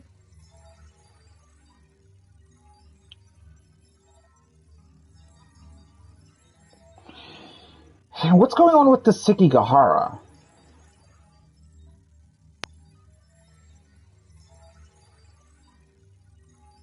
Man, this is almost frustratingly complicated. Yuri Fuyusaka. Female student, same class as Juro Kurabe. Ordinary, cheerful girl. GPA is average. Was there anything interesting here? Not really, right? Fuyusaka is able to unlock the gate, which only Morimura should be able to do. Yeah, that's because it's her.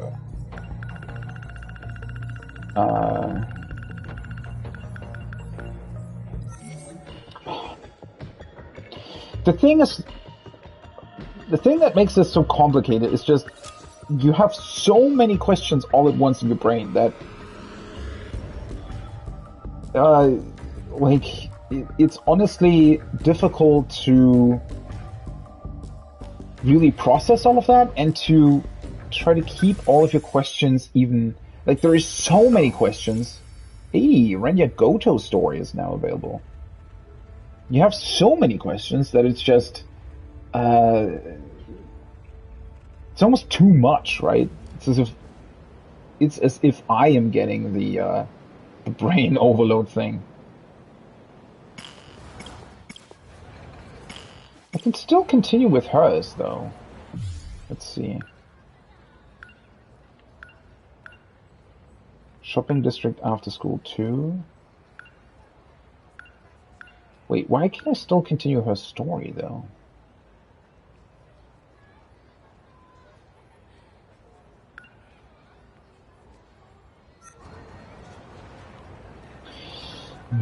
Do I want to continue her story before I start the other one? I suppose so, right? While cleaning the science room, Iri Furisaka was enveloped in a mysterious bright light. When she woke up in the nurse's office, she recalled seeing him in her dream.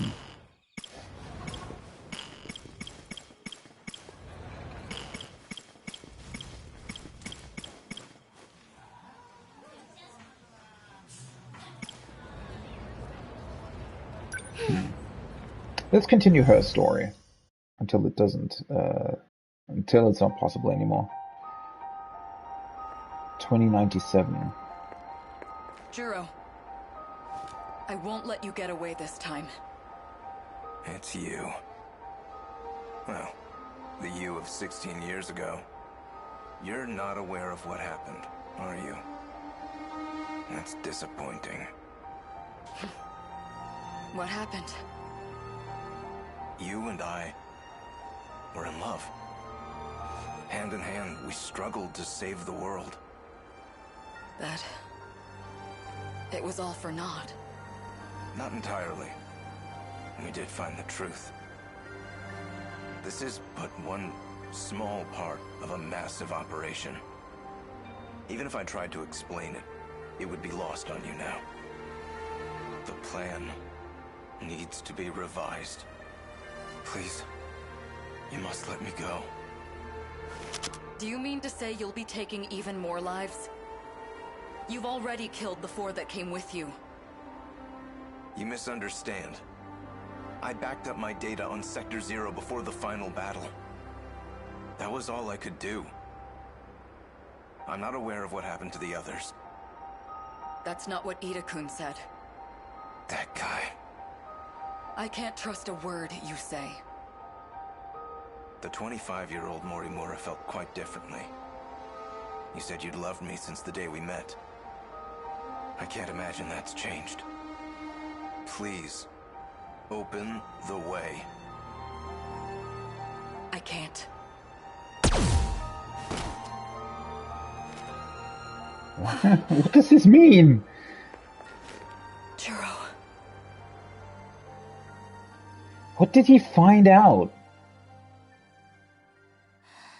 What's the real... Huh? Another dream. What's the reality or whatever that he realized? You were absent the other day. Did something happen? Oh, well, I had a stomachache, so... Stomachache, huh? I'm fine now. I see. Was that really just a dream? Even meeting him again? No. I had butterflies in my stomach. That was real. I should go back to the science room. Maybe it'll happen again. I need to look for him. Sentinel was absent too. The very same day as you. Could it be... What? Stop jumping to conclusions. I'm just kidding. I already talked to him. He went on a trip that day. A trip, huh? How are you doing, Miwako? Me? I'm just fine. Well, okay. That's good. By the way, Usami-chan, you were absent the other day. Okay, it loops. Oh, well, I had a stomach... That's Monster dreams. We lost the fight and ran away. A monster was chasing us. And the person with me was... Koto-senpai. When did I get so obsessed with boys? They keep... Yeah, I'm fine now. What's the new memory? Strange dreams, maybe? Every day, I have strange dreams. They keep me up at night. So sleepy.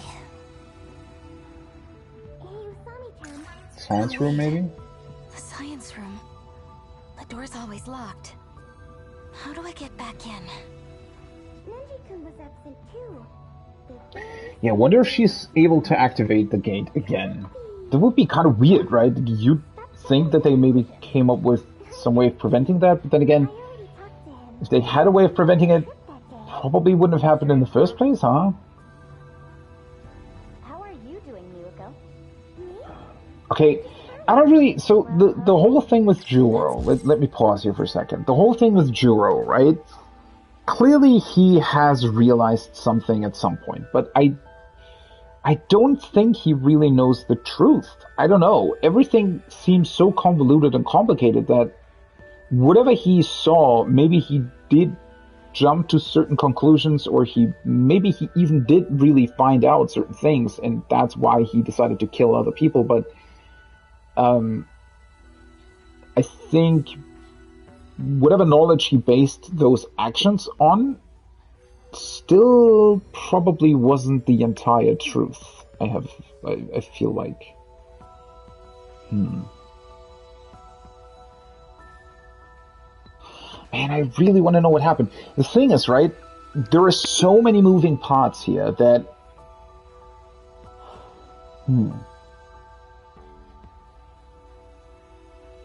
It's almost impossible to really think of why this would happen in the first place, right? Because if it was just about, let's say, the fight between the Sentinels and those Deimos robots, then whoever initiated the Sentinel program probably wouldn't want their pilots to be confused and have memory loss and everything, right? So there must be a ton of different moving parts that either all want something different, or maybe nobody wants anything at all. Maybe nobody's really even overseeing this whole program, and it's just sort of spiraling out of control. And that's why nobody really knows what's going on. Good. Hi, Usami-chan. Welcome back to the land of the living. Gotta say, sleeping as much as you do is a real talent. By the way, Usami-chan, You were absent the other day. Hey, Miwa-chan. Good morning. You were quite sleepy, huh? I saw you nodding off the whole time. The teacher was glaring at you again. Did something happen? Oh, well... Male students? I can talk to them? It's my turn to clean up the science room. Oh. Sorry, dude. That one's a real pain. Whatever. Maybe the other helper's a cute girl. Let's see. Oh, it's Sawatari. Lucky you. Is she your type? I don't know, man. Maybe that's my key to the science room. Miwa-chan! Yeah, I'm fine now. I see. If Miwa-chan's on cleaning duty, They could swap. I'll just ask her to let me in. Or that. Hey, Miwa-chan. It's your turn to clean up the science room, right? Uh-huh. I have a favor to ask.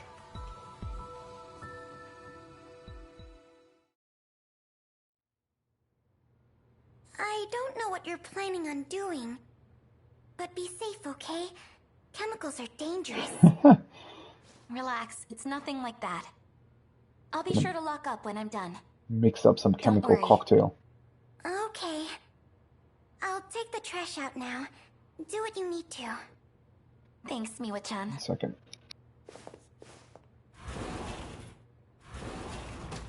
All right.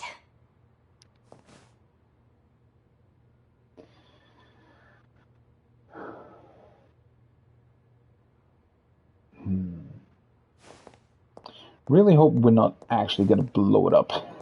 That would be unfortunate, to say the least. Last time, stuff started popping up right about here. There still has to be some sort of other trigger, though, right? Because, I mean, she had been cleaning the science room with Juro and I think Avaguchi for a while, right? Maybe it was opening up the storage door? Like maybe there's some sort of special trigger that you need to activate for the gate to actually open? There has to be something. Come on. Anything?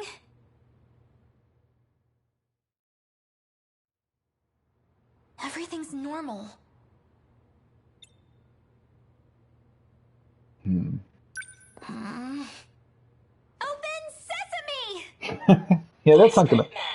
What? Senior administrative ID authorized. Are you fucking kidding me? Whoa, there it is! That worked? It worked. I knew it wasn't a dream. I guess maybe she knows her future self too well. I have no idea how this works. But, let's see. I think it was like this? Yes! I'm going to meet him again! Yeah, I don't know about that. Into the future! I don't think it's necessarily going to bring her to the same point in the future, huh?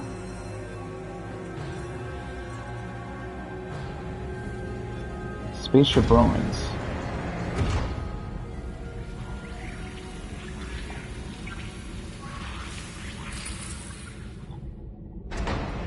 Huh?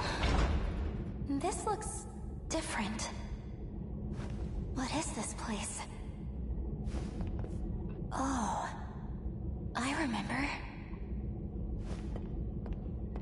This is the UFO from my dream. What's up with these dead androids? Or deactivated androids? Okay, so this mainframe or whatever it is itself also has a time shift gate.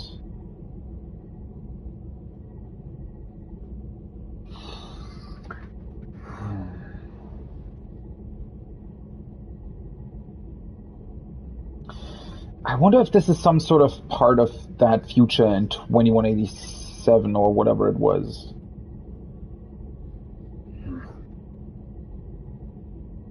What are these? Those look like androids, right? But they don't look like humans, so maybe some form of prototype?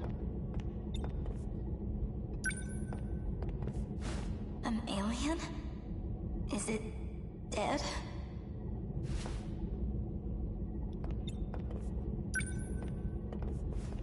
Looks like a computer. There's text on the screen.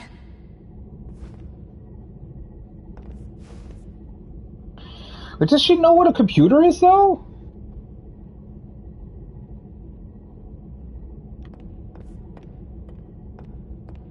Maybe because of her dreams?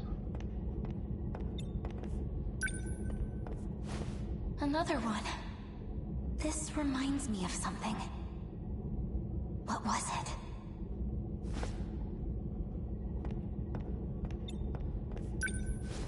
These computers are analyzing the UFO. We must have brought them here. Just like in the dream.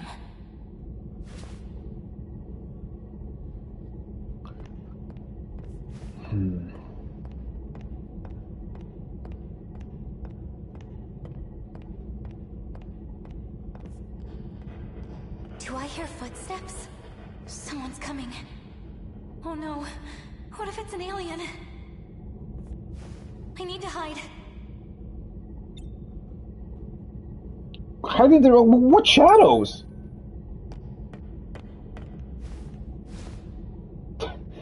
That's a weird hiding place. He's still after me. Oh, hi. Is that Shinonome-senpai? Ryuko Shinonome. It's not moving. 426 must have shot it. There's no choice. I must retreat for now.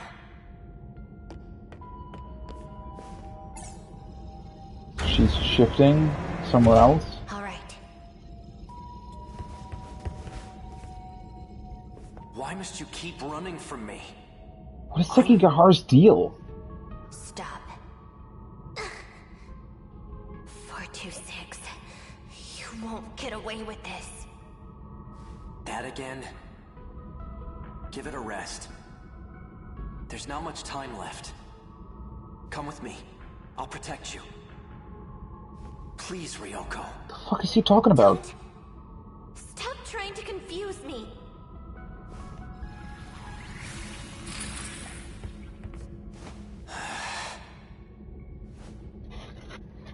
No way. Just when I thought we could meet again, he's in love with someone else. Who's there? I don't necessarily think that he's in love with that girl. I just think that, I don't know, whatever his thing is that he has to do. Iori Fuyusaka. Are you alone? What are you doing here? Well, I wanted to see if this was all just a dream. And I guess it was. In any case, you shouldn't be here. Go back to your sector. Guess I'll send you myself. Why are they talking about sectors again?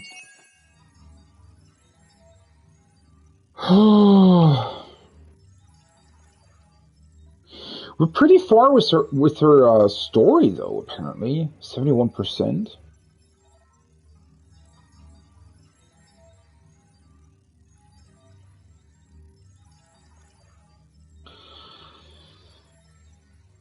And also, why is somebody like Sekigahara so calm in that situation, right? I mean, doesn't this screw everything up when she's just able to move through time whenever she wants, from the science room to some weird futuristic spaceship mainframe?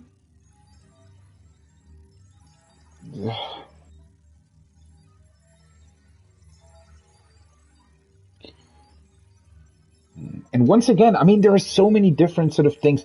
Sekigahara is doing something, right? And potentially working for something. Then we have the weird cat that is doing something and potentially working for something. We have Morimura that seems to be, well, working against Juro for some reason. It's just a lot of them seem to have, I don't know, someone or something that's telling them things that they need to accomplish. Yet we don't even know about any sort of potential organization or anything else, really. Aside from maybe the company that apparently developed the Sentinels, but we haven't really heard much about that. And we don't even know if that's really connected to anything else.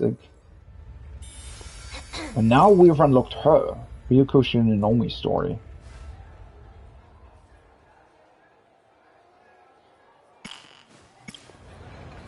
Hers still isn't locked.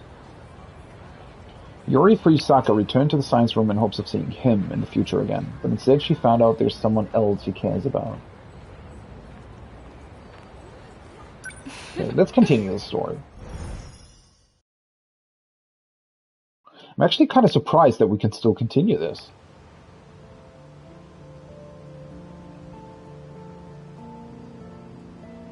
Is it a different season? Is it just the time of day? Miwako's taking a while. She said she had some papers to deliver, right? To the art room, I think? Yeah.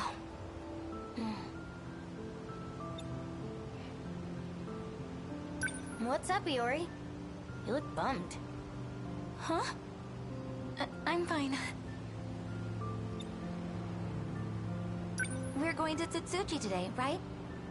Miwako did say she wanted to stop by the record store. She wants that new Idol album, right?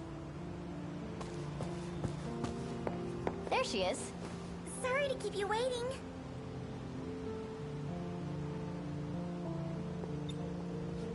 You know what? I saw Natsuno-chan just now, but... Hey, the bus is here!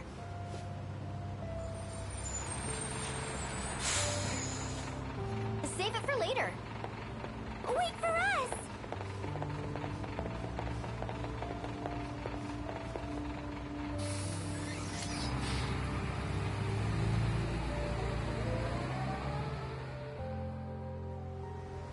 Tsuji Ward, Shirayashu-cho, to The sun's station. already gone down. It's because you were waiting on me. I'm sorry.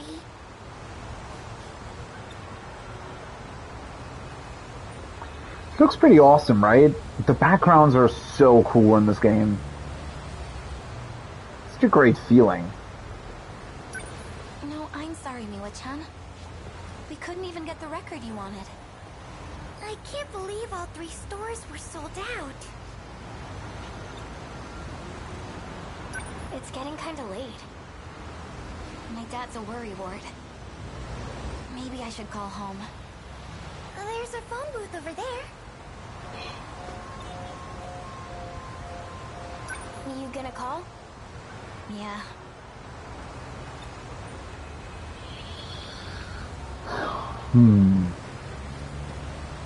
I find it a bit weird though, right? That, like, she isn't really all that concerned that she found a potential sort of path into the future and can travel through time. She's just bummed out because the guy that she ran into and possibly liked somebody else. Like,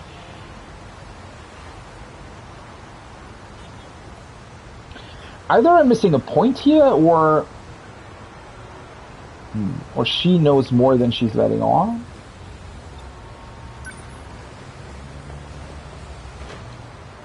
Hi, Dad. It's me. Uh-huh.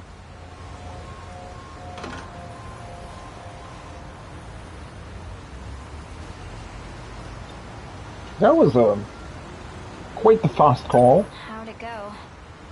Pretty much how I thought. He wants me to come home ASAP. Figures. The train's probably fastest. Okay. Oh.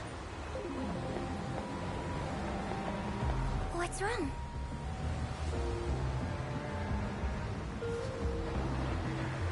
What is she doing here? That guy. Oh, yeah. It's the bully from before. I thought so. Pompadour dude? What about him? I think it was last week. He was harassing us by the school gate. Wait, really? You got harassed? Dude, everything okay? Luckily, Neji-kun stepped in and saved us. He did? Dang. What now? Should we go around the other way? That'd be best. Come to think of it, I've seen a few guys like him. They've been hanging around our school lately.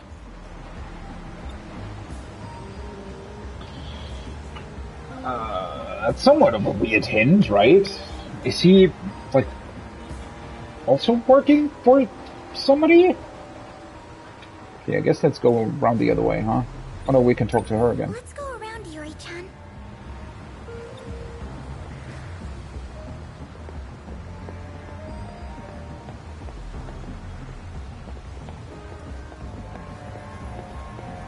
Hey, what school are you from? Didn't they tell you not to roam around after dark? Who's this geezer? I'm Heizo Onishi, Police Force, Juvenile Division. Uh-oh. You may know me better as Onishi the Ogre. What? He's gonna take us into custody. What kind of nickname is that? How late is it? Why would, like, they aren't that young anymore. They're like 16, right? Why would anybody, or is it like 11 p.m. already? What are you then? Judging from the uniform, you're from Sakura High. It's 8 o'clock. What are you doing out at this hour? Wait, what the fuck? Well... 8 o'clock? We were shopping for a record and it got dark before we knew it. It's true. Was that really a thing in Japan in the 80s? That you just, like, when you were like 16, you couldn't go out longer than 8 p.m. before the police would stop you? Like, what? It's dangerous for young girls like you to be out on the streets at night. The reason doesn't matter. We're sorry. If it happens again, I'll write you up. Now hurry on home.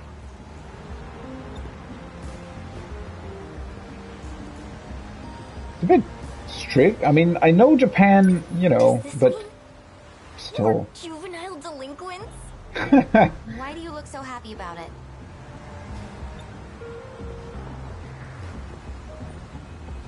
Wait, do I... Oh, I can talk to her as well.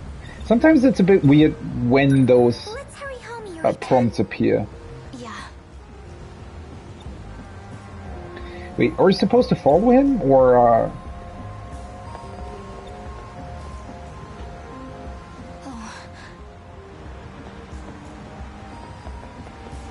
Uh-oh, they're here too.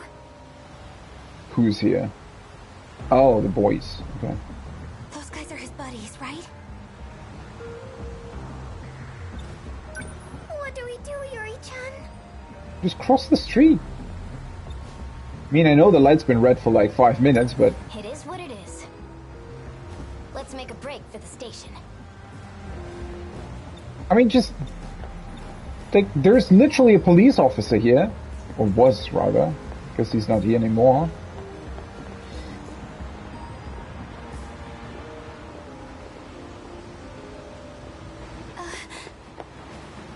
Well, well. So we meet again. It must be destiny. Come with me. What? I'll show you a good time. I know the perfect place. Wajima. Onishi the Ogre. Don't tell me. You're up to no good again. I haven't done anything. Yet. Run along home. Or would you rather come with me? Damn it. Thank you so much. Just hurry up and go home.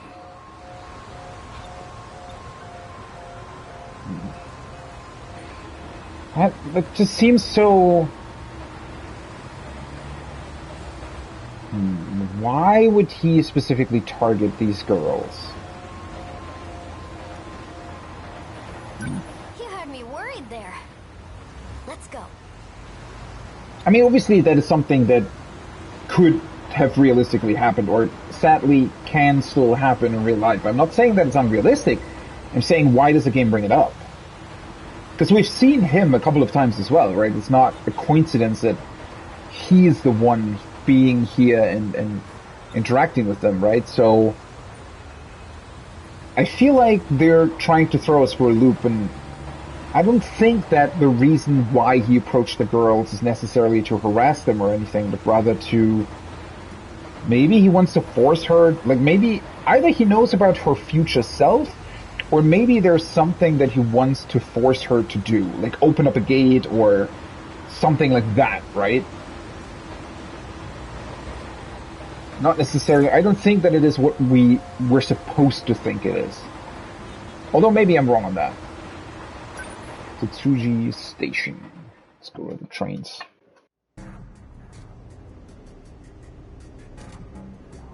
You ambushed us in front of the station and forced us into this creepy alleyway.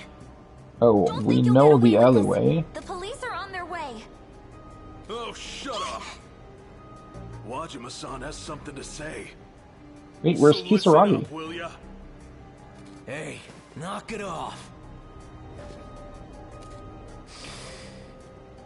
You know, all my life I've been shit out of luck when it comes to women. Until now. I'm telling you, girl. The moment I saw you, I knew you'd be mine. Never mind, maybe he is the creepy fuck that he was supposed to be. No. I consider myself a man who minds his own business. But I can't abide by this. You need to leave those girls alone. Get out of here. Now. Who the hell are you? Another poser, huh? Hard of hearing, are we? Don't say I didn't warn you. It's you. You better not be messing around. This can't be a coincidence either, that it's literally the same alleyway he wakes up in, finding Iri next, or the older Morimura next to him. Bastard's a boxer. A tad rusty. You got a few hits in. Why does he show up everywhere? And why are these guys getting beaten up all the time? I mean, they clearly deserve it, but it's still weird. I thought for sure that there was some sort of connection at least. I mean, the fact that he might have been a creepy fuck from the beginning, okay, fair enough, but I definitely thought there was going to be some sort of other connection as well, something that you wouldn't necessarily think from the start. Thank you. But why? Mere coincidence. Yeah, sure. Yeah. They must have heard the commotion.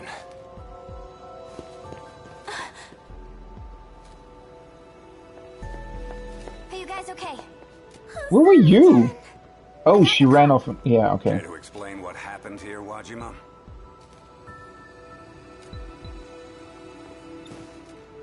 I feel much better with the policeman here. Thanks, Usami-chan. You should have just bolted past the ticket gate. You're such a slowpoke sometimes. Sorry. Anyway, how'd you get out of this mess? A really cool guy came in and saved us. You mean the one who ran downtown? Yes, that's right.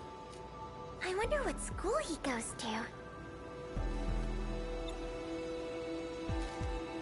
Tommy knows about him, right? I think? Maybe? he is now. I might never see him again. We can run after him?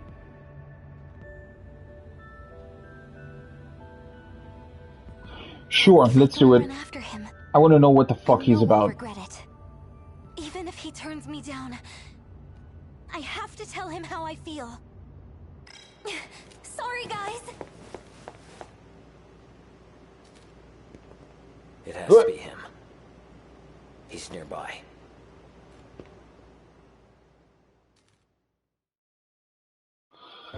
What are these men in black about? There's so many weird, like... Where did he go?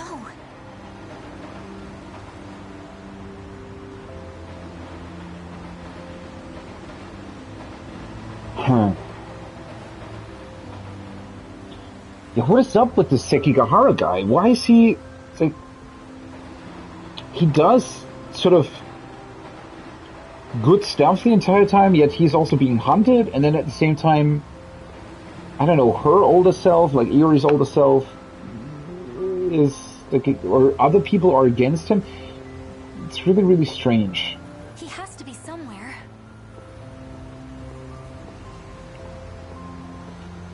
Because there also aren't really any hints, I feel like, as to like what could be going on with him.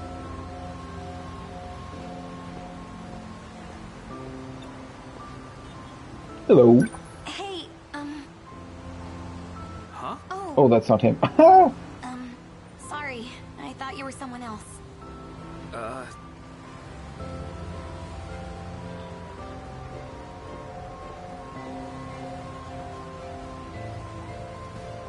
can't find him.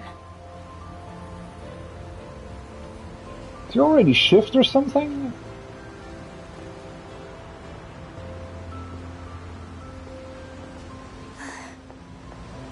Is that guy looking for someone too? The same guy you're looking for.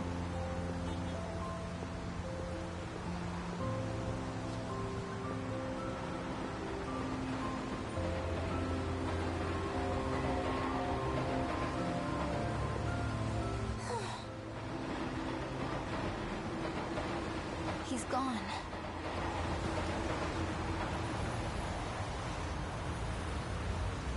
No, never mind. He's in the telephone booth. Whoever these men in black are, they can't be very competent, can they? What's up? There you are. You? Were you following me? I wanted to tell you something. Don't. If you're seen with me, the men in black suits will go after you too. Black suits? I'm being hunted. Do you get it? Now go home.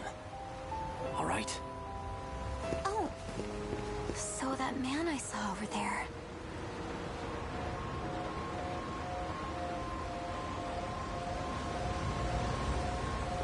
I mean, he ran into the same direction, right? Ah, yeah. I've got you now. Damn it. Let go of me. Don't even think of drawing your gun here. Watch this.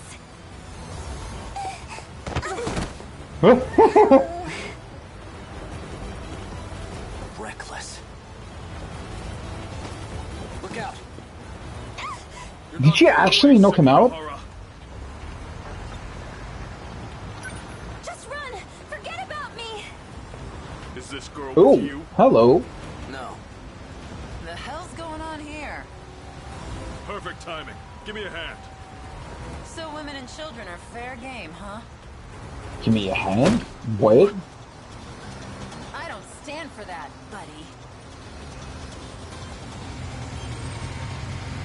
The fuck is going on? He has a self-driving motorbike? And why is she suddenly fighting the Men in Black? And why did the Men in Black think that she was gonna help them? What the fuck? What?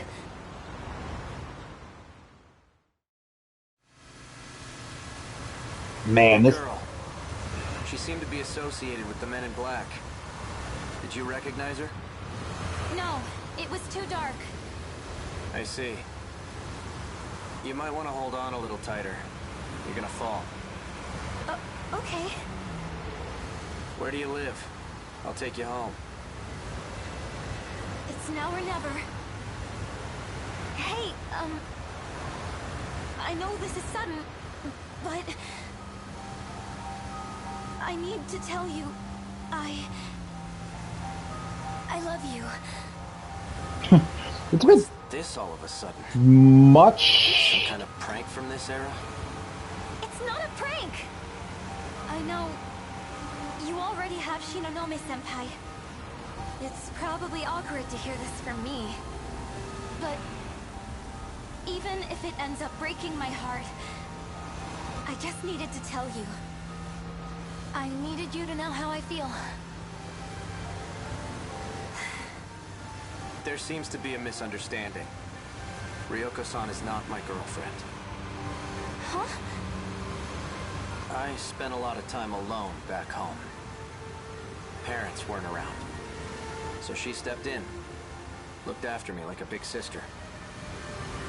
She's family to me. In that sense, I do care for her. I want her to be happy. That's all. You mean it? Middle school was a rough time for me. Haven't heard a thing about love since I was a kid. Until now, that is. So she's not his girlfriend after all. You know, it seems the two of us are bound by fate.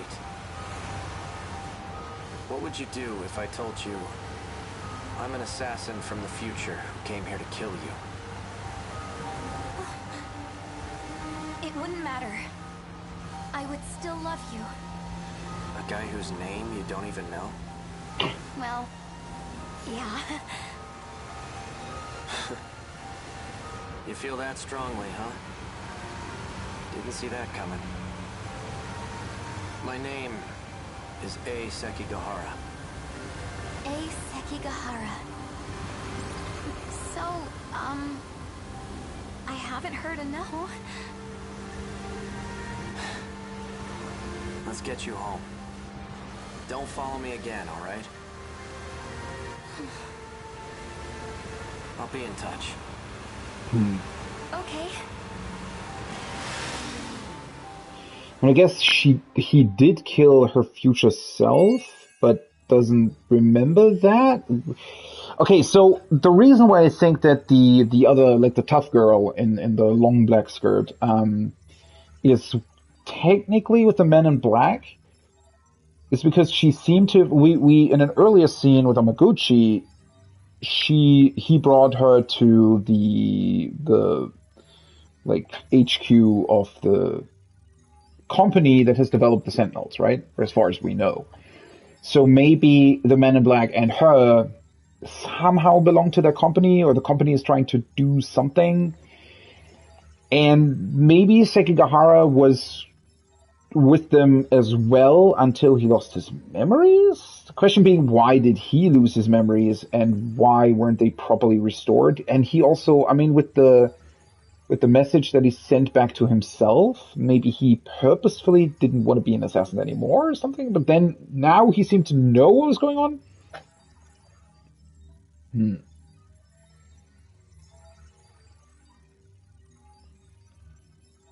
So if he knows about himself being, well, maybe he just suspects that because of all the info he found after he woke up next to Morimura being dead, right? He kind of pieced together that he potentially was an assassin, but didn't want to be that anymore?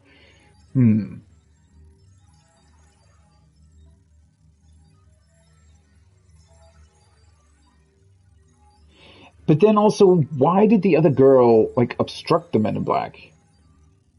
Like, one of the men was pretty surprised by that, right? So clearly she hasn't gone against them before. Why now all of a sudden? I mean, maybe something changed because Sekigahara lost his memories. Maybe there's some sort of greater plan going on that included him losing his memories, and as soon as she knew about that, she then turned against her own men? No idea. Okay, let's see if... Okay, Yuri Fuyusaka. While holding onto Sekigahara as he takes her home on his motorcycle, Fuyusaka confesses her love for him. It is quite strange though, right? I mean, obviously, yeah, love at first sight and everything, but would you really tell a person, oh yeah, by the way, I love you, without even having heard their name? I mean, I get that she's a teenager at this point, but still. Sekigahara is a boy from another dimension and suffers from memory loss. It's also interesting, why does this mention another dimension? That is a wording that hasn't really come up anywhere else. When he wakes up, he finds the corpse of Chihiro Morimura beside him, but has no recollection of knowing her. To make matters worse, he's being chased relentlessly by Men in Black. He finds a message from his past self, telling him to escape this world. Ryoko Shinonome was like a big sister to Sekigahara, who spent a lot of time alone when his parents weren't around. To Sekigahara, Shinonome is family, and he only wants her to be happy.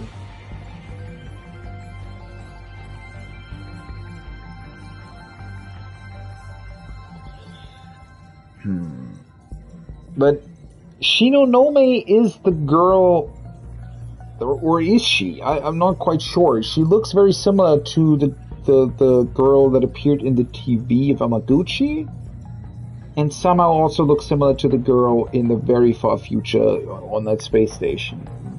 Though maybe I'm also, either there is something going on where that's also her older self or something, or I'm misinterpreting that. Could also be a thing. Downtown. Area near the scramble crossing in front of Tsutsuyu Ward, Shiroyashio-cho Tsutsuyu Station. It's an extremely crowded spot where nearly 3,000 people cross the street during a single green light in peak hours. So this is supposed to be... this is also something that I find strange, because at some point Tokyo was actually name-dropped, wasn't it? Unless these are districts of Tokyo, maybe? Because technically the greater Tokyo area is not really a single city, right? It's these districts that make up a whole sort of metropolitan region. I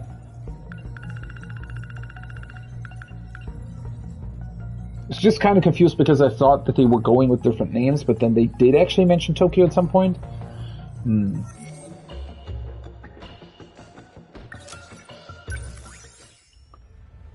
Ah, now her story is unlocked too. Yuki Takamiya. Huh. Okay, that's a lot of stuff that's unlocked. Okay, so now hers can't continue. Protagonists with the story progress at 60% or over 8, currently in 1. Huh. Okay, that's gonna take a while. Man, I really still have a lot of story, right?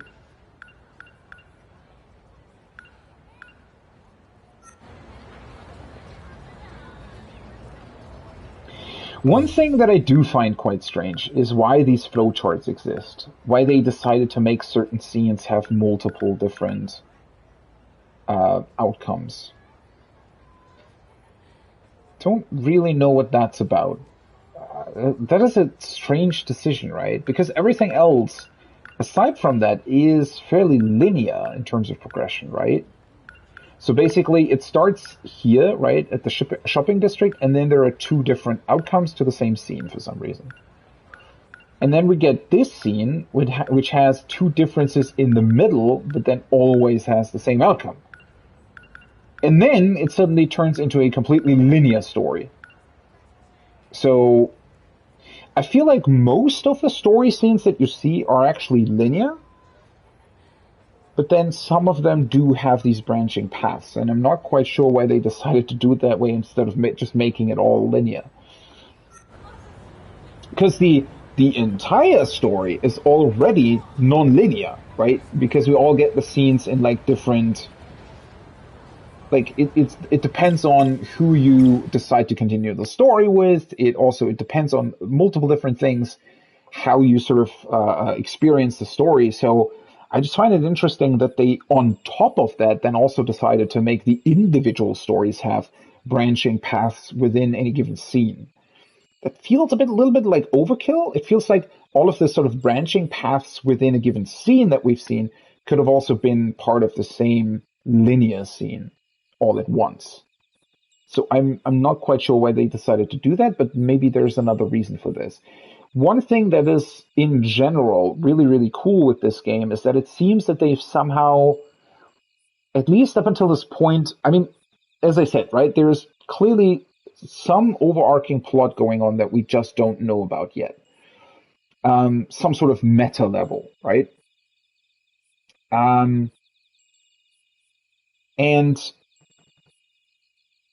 I wonder if having branching paths in the same scene is actually a reference to something, right? Maybe whatever's going on actually sort of warps any given situation into multiple different ones. I don't know. It's just obviously, I have no idea whether or not that's what's going on, but it could be some sort of meta thing that lets you, or that makes it so that possibly multiple things are experienced at once or something. Don't really know. Let's continue with her story. She's assigned to task to shoot witches with a magical gun. One of the targets, Ai Sekigahara, used to be Juro's comrade. Right, so she's supposed to... So whoever the cat is, I wonder if the cat is working for the Sentinel company? I forgot its name. Something with SH or something, right?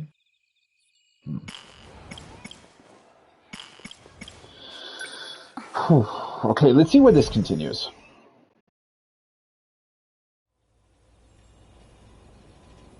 I'm back. I guess Juro hasn't come home yet. Fluffy isn't here either. I should get dinner ready.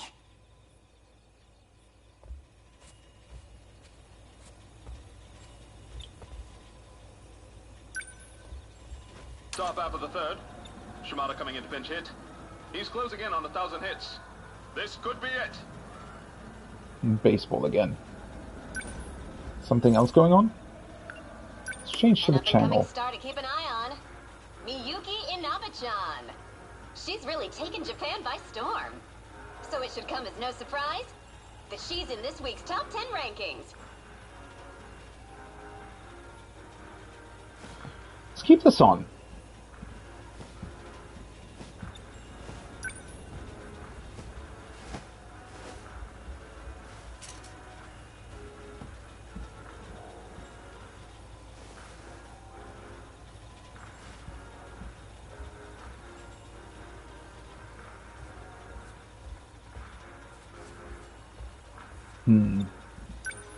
What should I make for dinner?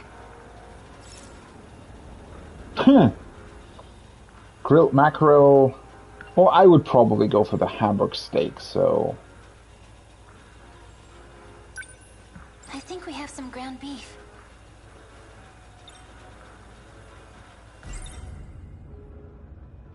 I'll make Juro's favorite meal. Time to cook some Hamburg steak. Is that a Japanese thing, by the way, that they call it Hamburg steak instead of just a hamburger? A hamburger is not a steak, obviously, but... I'm home. Oh, what a feast. It is indeed, yeah. Miura-kun. Did you make all of this? Amazing. We'll eat once Juro gets back. Why don't you go wash up while we wait?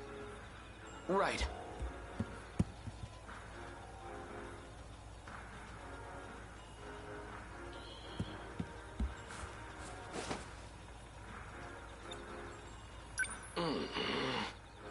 Sounds like you're pretty hungry. It's okay. I will wait. Doesn't it get cold? Who knows when Juro's coming home? Well, it seems like Juro is going to be late. Go ahead and eat before it gets cold. No, I could never. Please, I insist. Go ahead. Are you sure? But what about you, Megumi-san?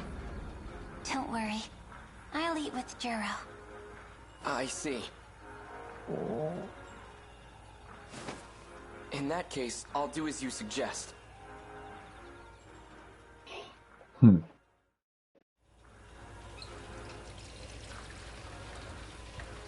Thank you for always preparing our meals. It was as delicious as ever. Oh, thank you. Can I help you with anything? That's okay. I've already put away the cutting board and everything. Why don't you go watch some TV and relax? TV? That's better.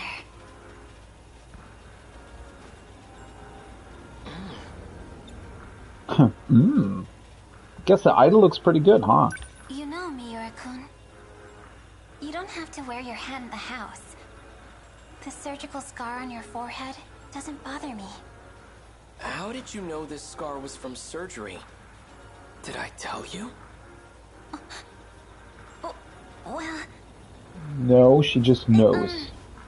Just a lucky guess. I see. Yes, you could. I was wondering about that, right? So, we've heard that the Sentinels work with nanomachines. But somehow he was designated to be a Sentinel pilot in like 1944. So is that a hint at him getting some sort of brain surgery to be able to pilot the Sentinel? That in general is still still a very big mystery as well, right? Like, clearly the Sentinel technology in 1944 has been brought there from the future. But why would they do that? And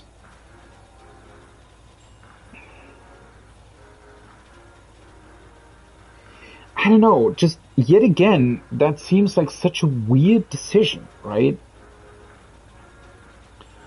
To sort of mess with the, I don't know, technology timeline, if you will.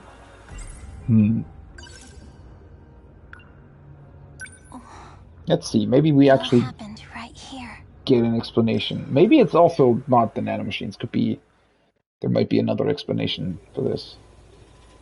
Last week? And that's that. Keitaro Miura is a witch. Oh, wait, what? You can't overlook him just because he lives here. But Juro could be home any minute. Does it have to be now? Yes, right now.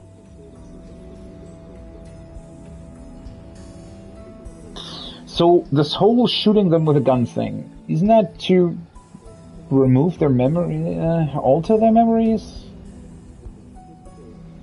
What's the cat about? Now, on to the next headline. The video store explosion that occurred today in Keiyakicho.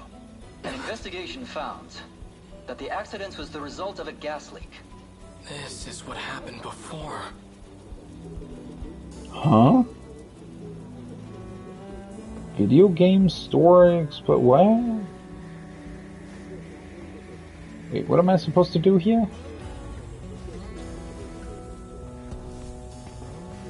See, this is what some of the scenes are just kind of weird with... Oh, I guess I need to talk to Fluffy first. Coward. Hurry up and shoot him right in the forehead. Wait, is that where the scar potentially comes? No, that doesn't make any sense. He had that before, right? Miura-kun, you always wear your hat, even when you eat. Megumi-san? Why is that? It's because I have a scar on my forehead. I thought it might be unpleasant. Oh, you don't have to worry about that.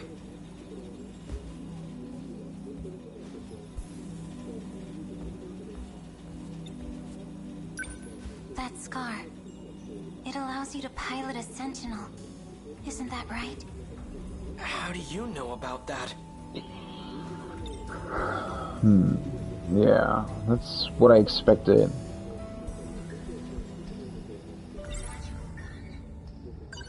You want to know how?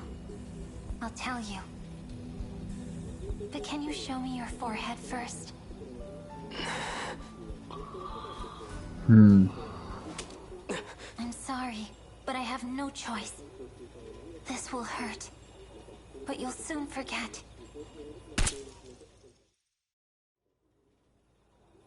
I'm sorry, Miura-kun. Don't touch him. He's dangerous.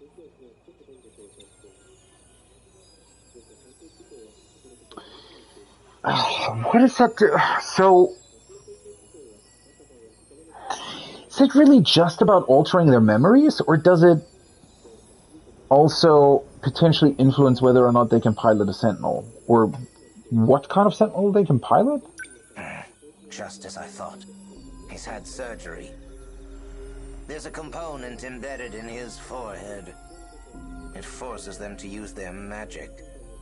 Who would do such a thing? Forces them? Humans, obviously.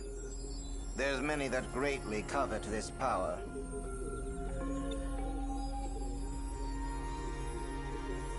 If they're being forced to use the Sentinel, what the hell are you talking about? And why are you calling it magic? But it's not entirely bad. That component gave him immunity to the curse. What kind of curse? What the fuck? This is a good catch. The curse? Yes, he is able to use magic and not suffer the same fate as Juro. All right, you see him. It won't be long before he wakes. I'd get out of here if I were you.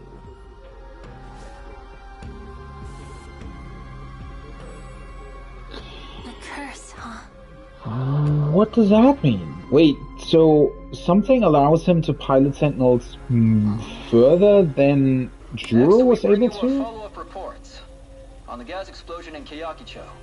The administration claims these explosions are being taken seriously.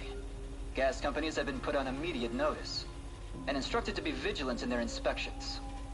Gas explosions? Something doesn't feel right.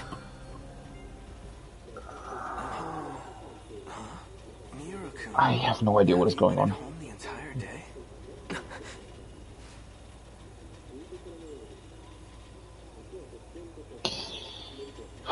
Okay, so I still don't get the cat.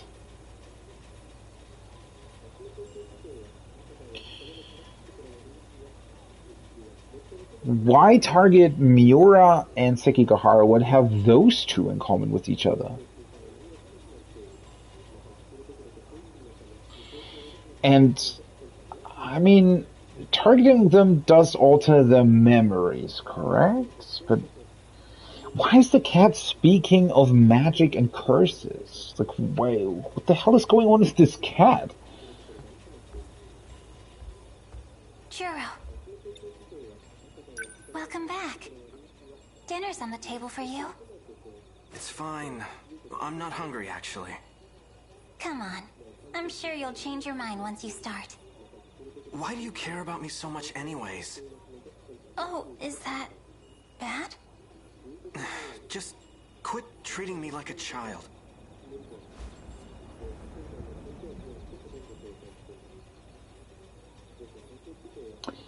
Ouch.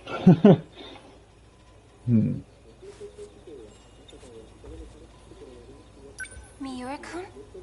What's wrong? I'm sorry, but there's somewhere I need to go. I won't be long. A gas explosion? I need to see for myself.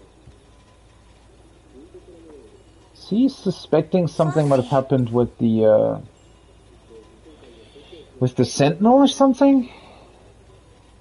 You failed to shoot a Sekigahara. Wait, what? You're going too damn slow. All right, sorry.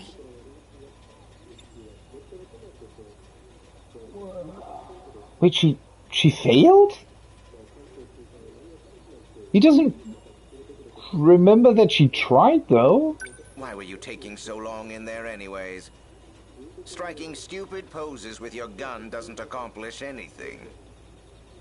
When it comes to things like this, you need to do the deed quick. quickly. You got that? I'm sorry I didn't catch that. Got it.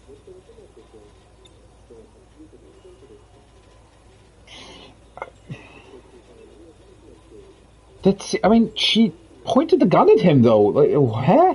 How did she not shoot him? Well, nothing that can be done about it now. But you better not screw up this time.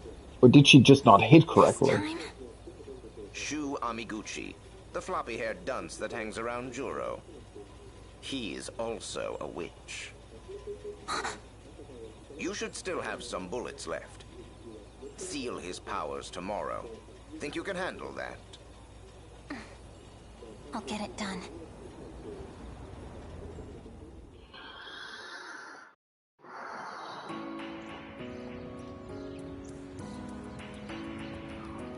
I think, honestly, so the rest of the game obviously is still very strange and mysterious, but You were waiting for me on purpose, weren't you?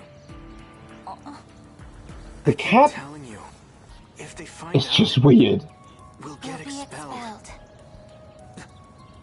Yeah, I know. Right.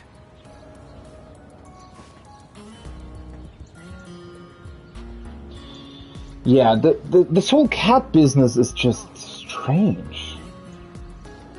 What the fuck is going on with that?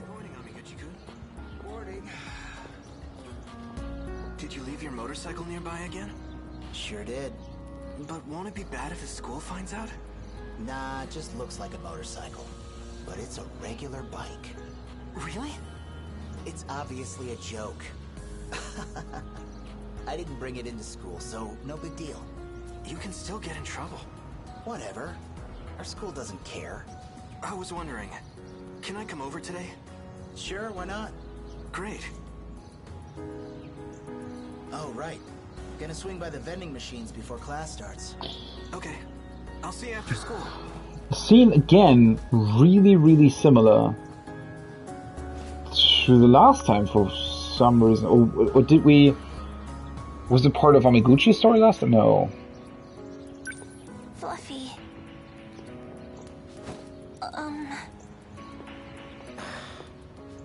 What do you want now?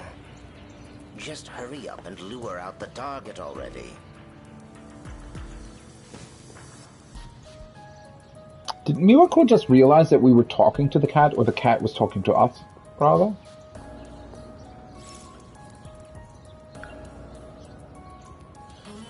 We can go to the vending machines, right? Or should go to the vending machines. Or maybe not. What? Okay.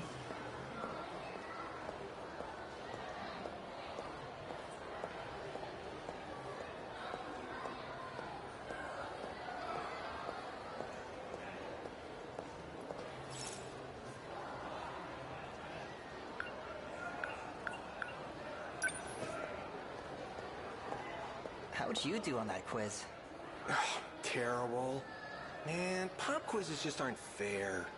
Hey, you know Amiguchi? He's a first year like us. The girls fawn over him. He's great at sports. And his grades are higher than those nerds that study all the time. Wow, he's really got it all. Totally unfair, man. Are we supposed to find out where he is? Can we?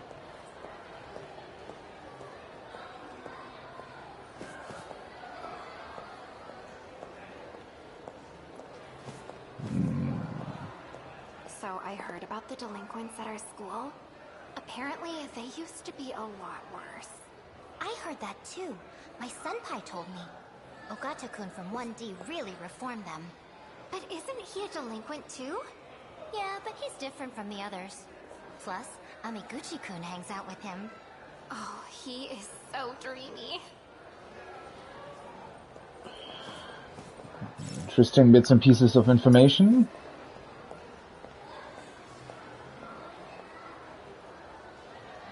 So these guys don't talk about him.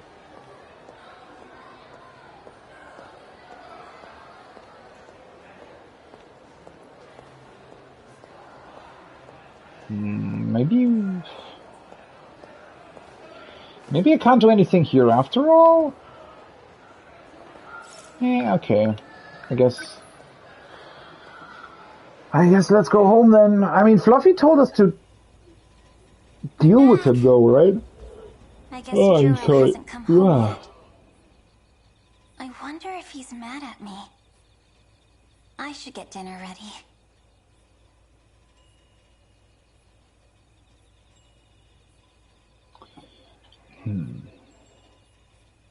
The thing is, I just really don't understand. Like, obviously, whatever or whoever Fluffy is, right? The fact that he calls these things curse and magical is just, I don't know, that's sort of flavor, right?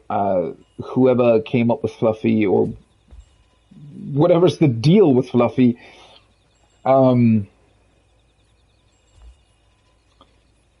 clearly this is not like a magical, right? But that being said, I still wonder, so I feel like whoever came up with Fluffy or whoever Fluffy is or whatever, whoever's controlling Fluffy, if you want to put it that way, I think they're sort of using her, in this case, Megumi, to do something to these targets that she's supposed to shoot. And they're using her because they know that she cares about Juro, right? Question obviously being who is using her. And what I also don't understand is why target these specifically, right? Why target Sekigahara, Miura, and Amiguchi? What is different with them compared to others? Let's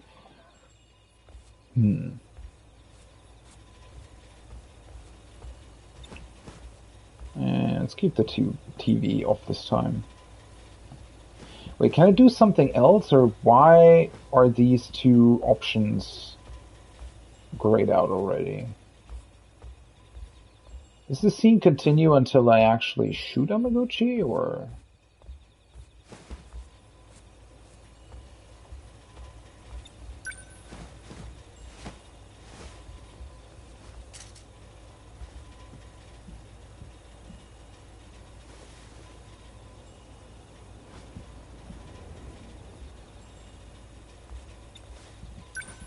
What should I make for dinner? Let's go for the grilled mackerel. I feel like I potentially missed some sort of trigger that is the reason for the scene looping back. Like some fish. But then again, some mackerel. Oh, and simmer some taro. She started the scene by saying, "Is Juro mad at me?" So clearly it is a different scene. And done. I'm home. Juro. Welcome back. Dinner's on the table for you. It's fine. I'm not hungry, actually. Come on. I'm sure you'll change your mind once you start. Why do you care about me so much anyways? Why is this the same? Is that bad? Just quit treating me like a child. Juro.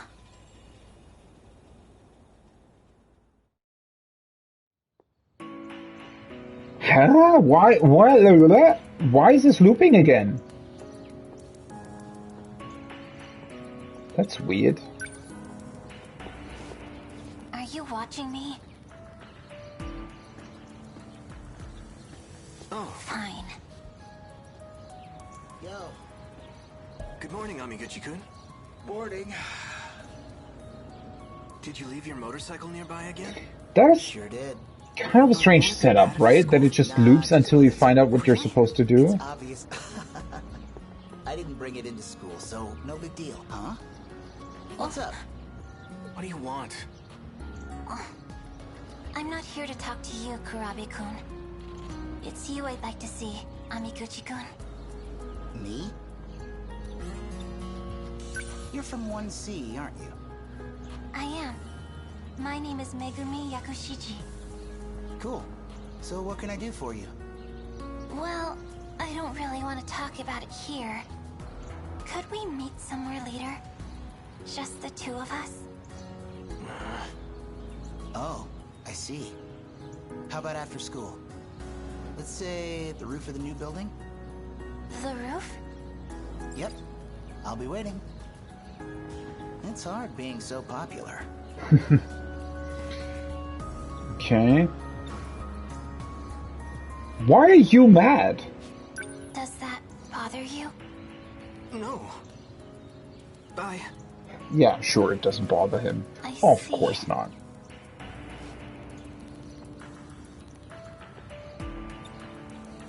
Fluffy. I know what you're going to say. Do the deed quick, right? I won't fail this time. You better not.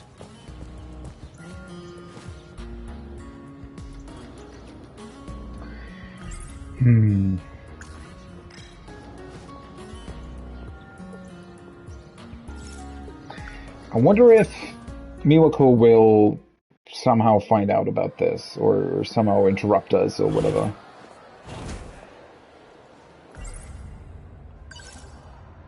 Go to the roof. Amiguchi.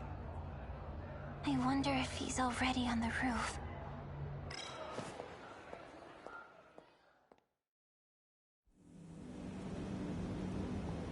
But again, the fact that the scene can loop around, I wonder if that's a hint towards something. All I have to do is shoot him. Maybe not. Maybe I'm overthinking this, but Okay, here we go. it's definitely an interesting choice to design scenes like this, right?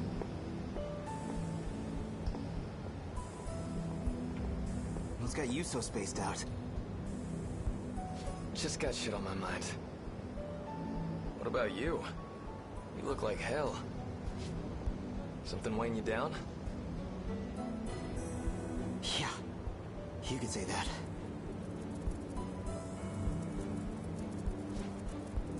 What are these guys doing here? Oh, I totally forgot. You did? Wait, can I just shoot him? Shouldn't I get rid of the other guy first?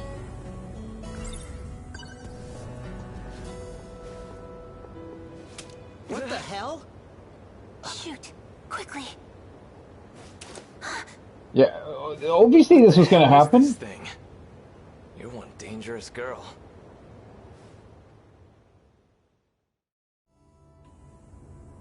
Can't have things go that way. Oh, she was just imagining it? Yeah, no shit. But that's weird. So am I just supposed to, like, wait until the other guy goes away, or what do we get set up? Just, oh yeah, never mind guys, I'm just gonna walk over here and wait until the one of them leaves. Huh?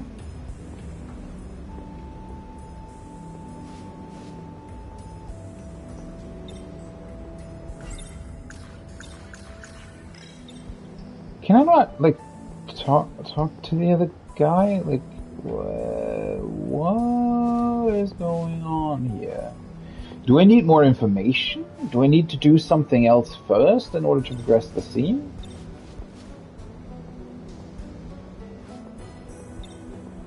Oh, I'm dumb. I just need to normally talk to him. I didn't realize. Oh, this is Yakushiji-san from 1C. She stopped me this morning. Told me she had something to talk to me about. This shit again? Sheesh. Sometimes you're real annoying to be friends with. I'll just get out of your way then.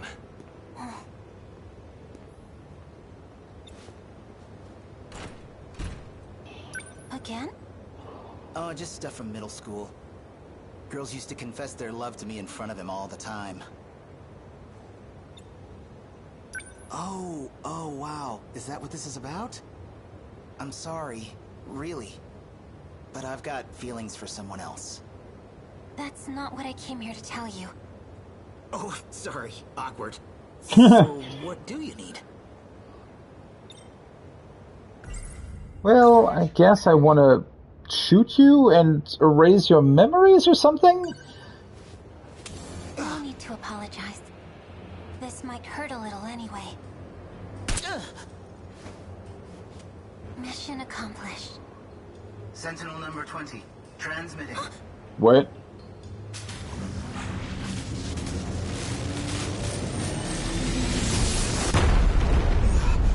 What's going on?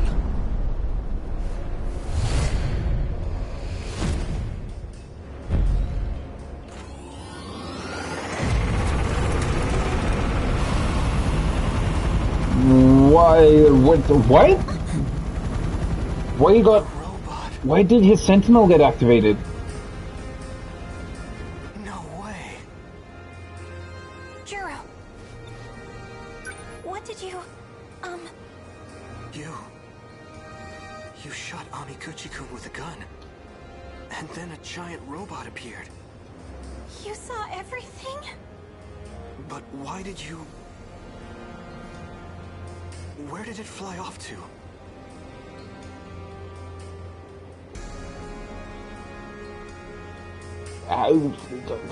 What is going on? Why was his Sentinel summoned, but not the other ones? Does the gun have different effects on certain people for some weird reason?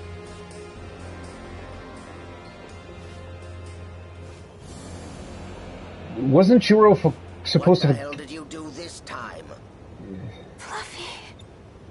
Yeah, we don't really know what happened. He must have come into contact with Miura too.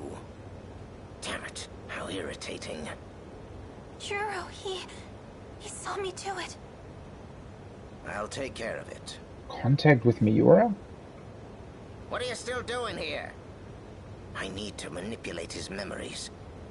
And make him forget everything he saw. You think I can do that with you hanging around? Take a hint and scram!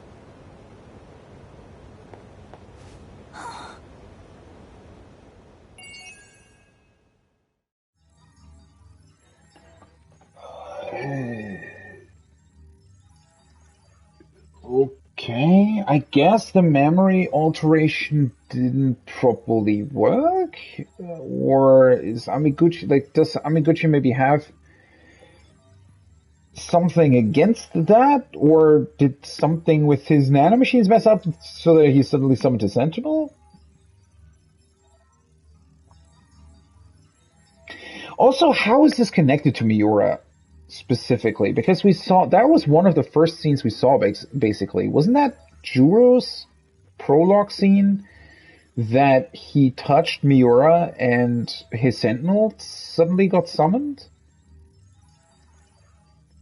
So is Miura some sort of key to all of this? Because he was the first Sentinel pilot, potentially, and then maybe he is some sort of key that is supposed to activate the other ones?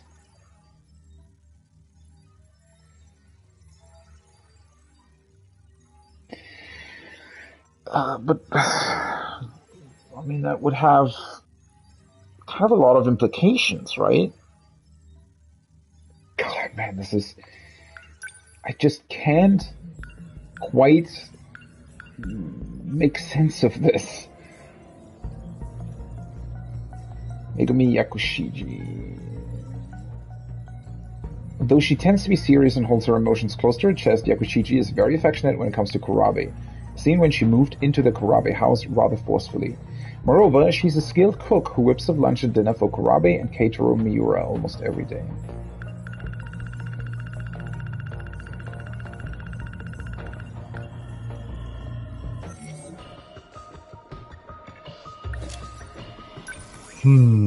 So apparently we're 25% through the story. Good to know, I guess.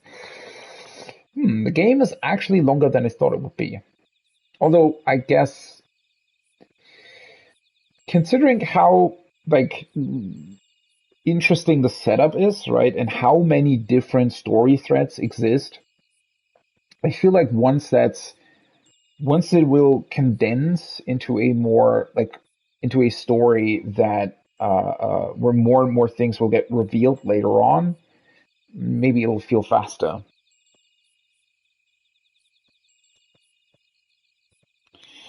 Although she succeeded in shooting him, it resulted in the sudden appearance of a giant robot, all of which was witnessed by Juro.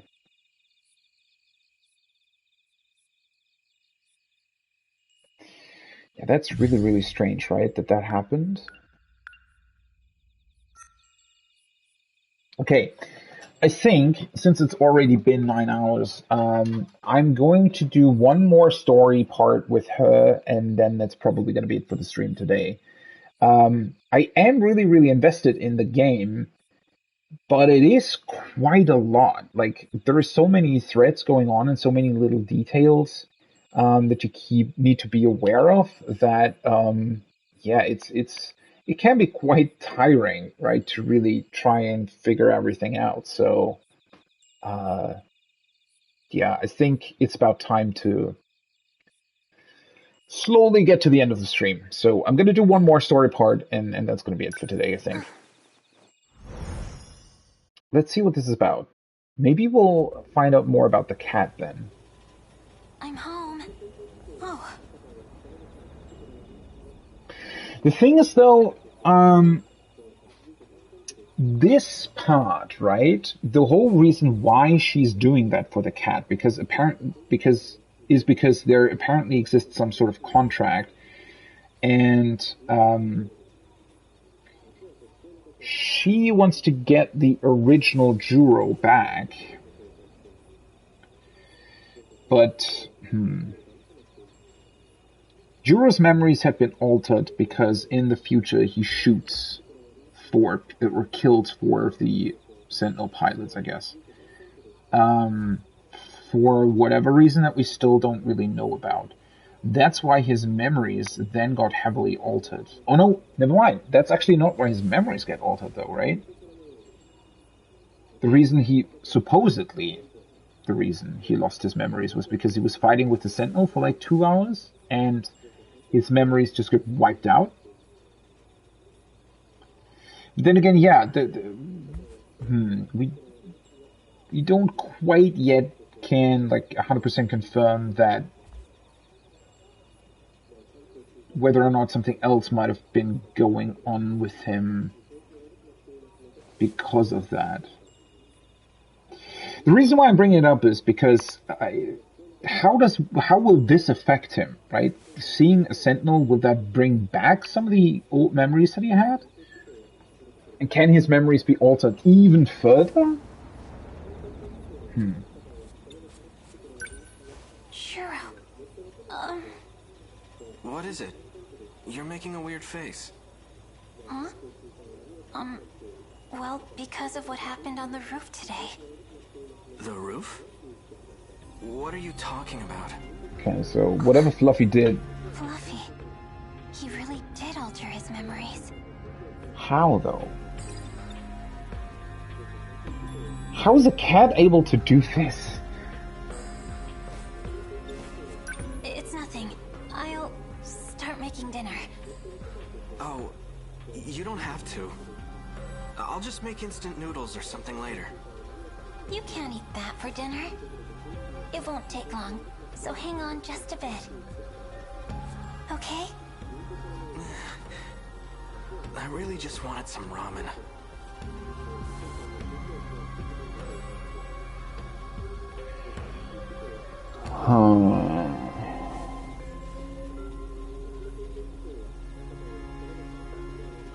She really doesn't seem to be grasping how to get through to him, right? Now to the ongoing story of the American helicopter crash. That was the Sentinel? During a routine flyby, a U.S. military helicopter clipped Sakura High School at low altitude and crash-landed into Ayame Park. A U.S. military helicopter? That was definitely a Sentinel. Did Fluffy do this too? Wait, did they shoot the Sentinel or what? Like, why did it crash land? I guess it's an interesting cover story. Don't know how many people actually saw it up close, huh? What a nice evening. Fluffy.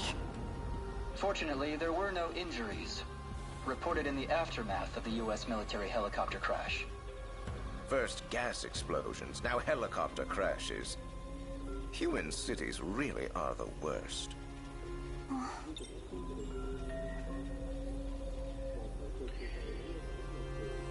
So, yeah, what's up with those gas explosions as well?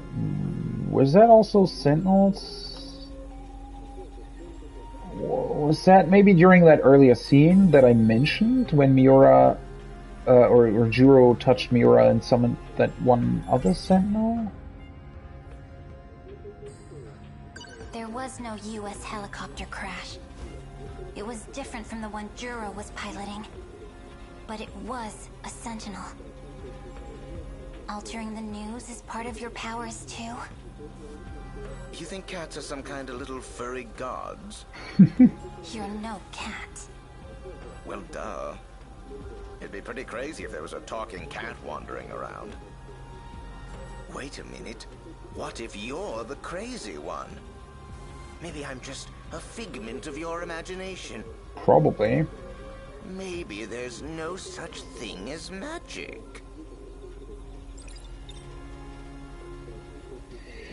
I mean, other people saw the cat too, right? Though now I'm wondering that... So in the previous scene, right, before we went to school, Miwako was, like, giving her a weird look. Maybe she was actually talking to herself instead of a cat?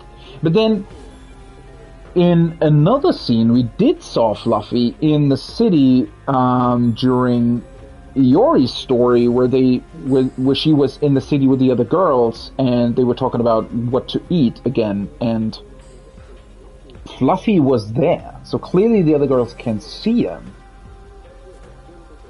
But...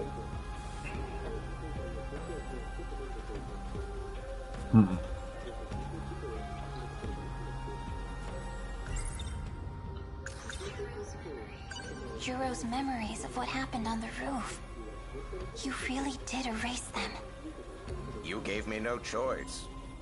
But if you can do it so easily, what's to say you won't do the same to me? Well, nothing really.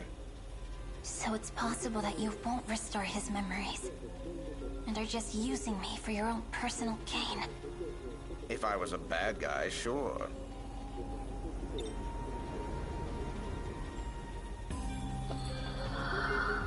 Huh. Any sufficiently advanced technology is indistinguishable from magic. Clark's 3 laws, huh? Well, guess there's no point in hiding it anymore. I'm a cat-like robot from the future. I even That's really true. Gadget. Oh yeah, the time machine's inside your desk drawer. Want to check out my 4-dimensional pocket? Quit messing with me.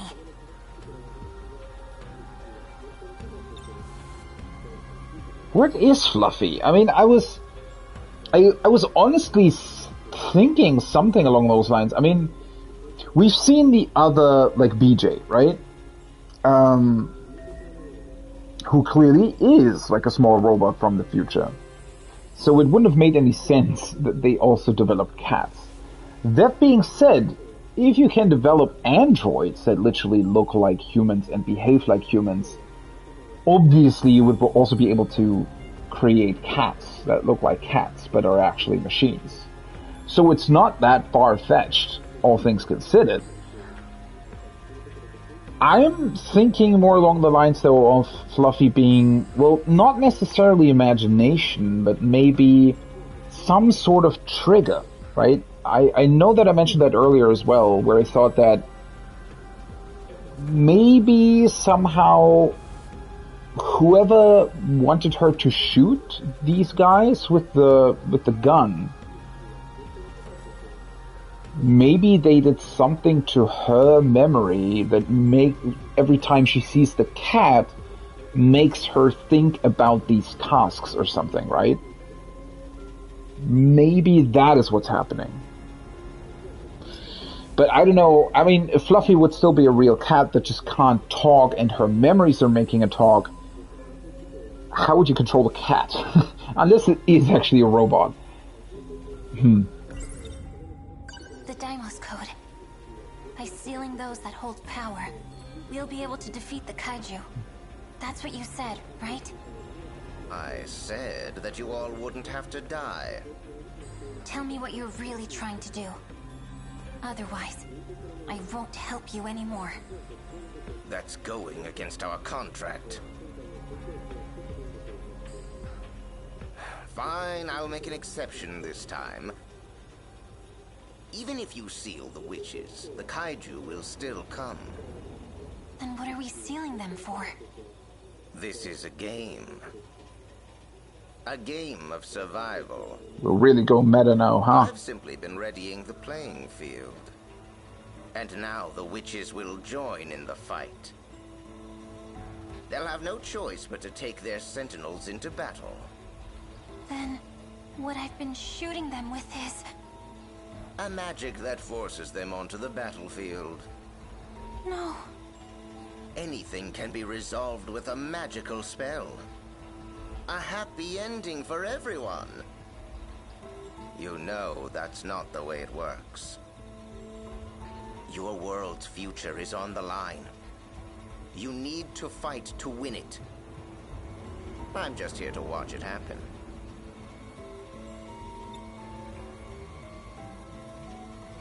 Okay, how is this connected to everything? So,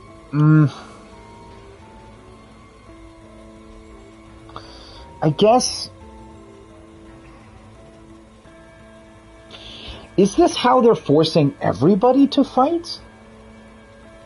Like, were they all being forced to fight? Because, I mean, wasn't Miura basically ready to fight anyways with the Sentinel? I mean, he was pretty proud of being a soldier and fighting for Japan, right? I mean, why would you need to shoot him and force him into a Sentinel if he would have probably done so on his own? Like... You're talking to me way too much today. What does it matter to you who I am anyways? Your only concern is for Juro, right? I've been looking for memories in that busted brain of his. It's like trying to sift through mud, and it's all for you. But if you want to break our contract, then I'll stop right now. It won't be hard to find someone more capable than you. An honest girl who actually wants her wish granted. But, yeah, I mean, isn't the weird part that, like, Megumi here, she also fights in her Sentinel later on. So, is she also being forced by somebody else? I don't really get the whole being forced part. I mean, I guess, yeah, somehow they need to be put into the Sentinels? Actually, I never quite thought about how that worked, but then again, we also don't know when that supposed final battle is actually taking place, so, and how they're bringing all of these, like, girls and boys in to actually fight there, because they also have to time shift them to that. Now, if you plan on upholding your end of the contract, then I need proof. I want you to shoot your friend. Tomi Kisaragi. She's a witch. I can't do that. Remember your contract. Remember it real good. Tomi.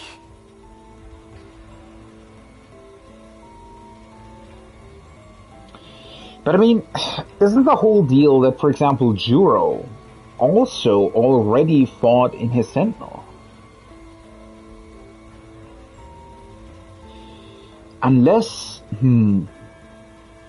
maybe whatever Juro discovered, and ultimately made him kill some of the other pilots. Maybe they're trying to avoid that, and that's why they're doing this, and forcing her to do this, and using her to somehow alter the other pilots so that they are also forced into battle. But then again, at this point, I'm not even entirely sure if the whole Juro going rogue thing technically happened so that Fluffy would know about that, or whoever controls Fluffy, or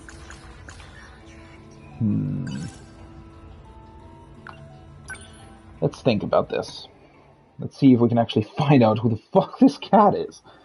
The day Fluffy arrived.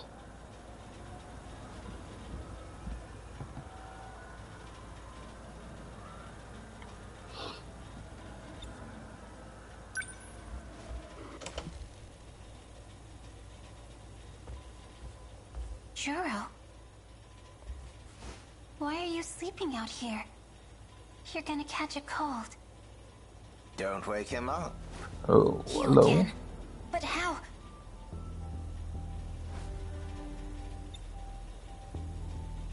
I said, don't wake him up, idiot. I'm fixing him. This prank is starting to get on my nerves. I don't want to be a part of it anymore. Is someone trying to test me? You really are a suspicious one, aren't you? Your cute girl charm is quickly wearing off. It's time to start accepting your reality. But talking cats don't exist. That's right. And yet here I am.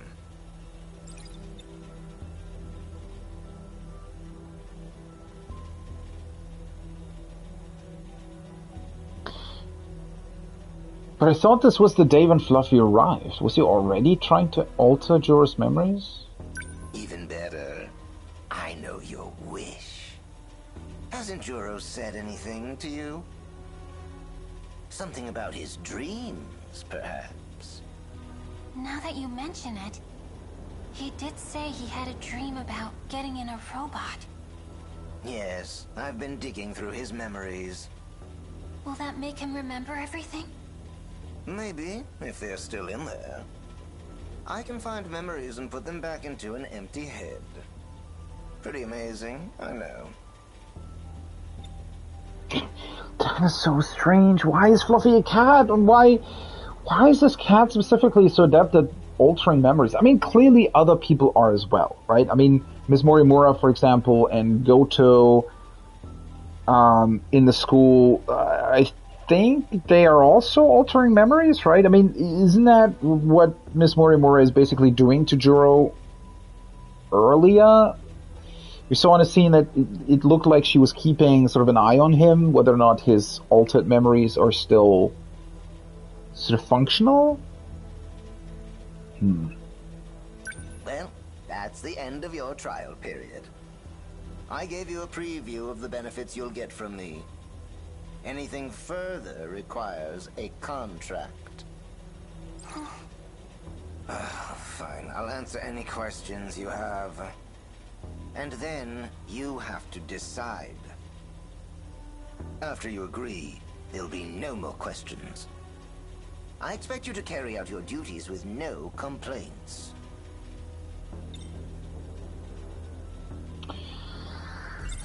Fair enough. What exactly are you? A magic cat, obviously. You said you came from a world that was destroyed? That's right. My world was destroyed by Deimos. Deimos. You mean the kaiju, right? You heard that from Juro Izumi, didn't you? The curse that summons them. That's the Deimos code. And all the witches in this world are affected by it. That is something that had been brought up in some other scene as well, right? That somehow I mean, the Sentinels do seem to be connected to the Deimos code as well, and it was said that the yeah, that is actually a train of thought that I hadn't really followed up until this point again, is that maybe the kaiju are coming because of the Sentinels.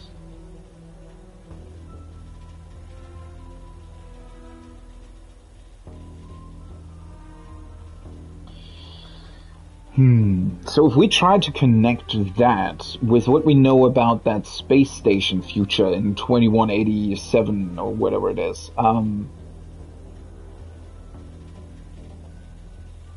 maybe whatever they did with like altering or shaping past versions of the world, maybe somehow technology got out that wasn't supposed to be in the past, and in order to get rid of it they then had to activate the Deimos code.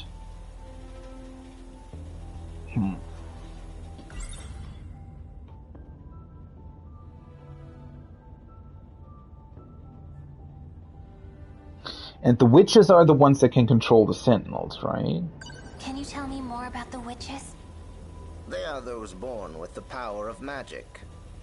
Piloting Sentinels, using gates. It's only a fraction of their power. And Juro is one of them? That's right. He's a witch too.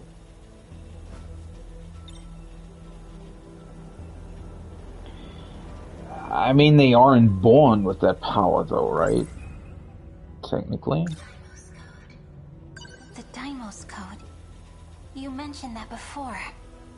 You said it was a relic of an ancient civilization? A terribly old relic. From a magical civilization that existed millions of years ago. What? If it's from that long ago, humans would have still been apes. It's pretty crazy, right?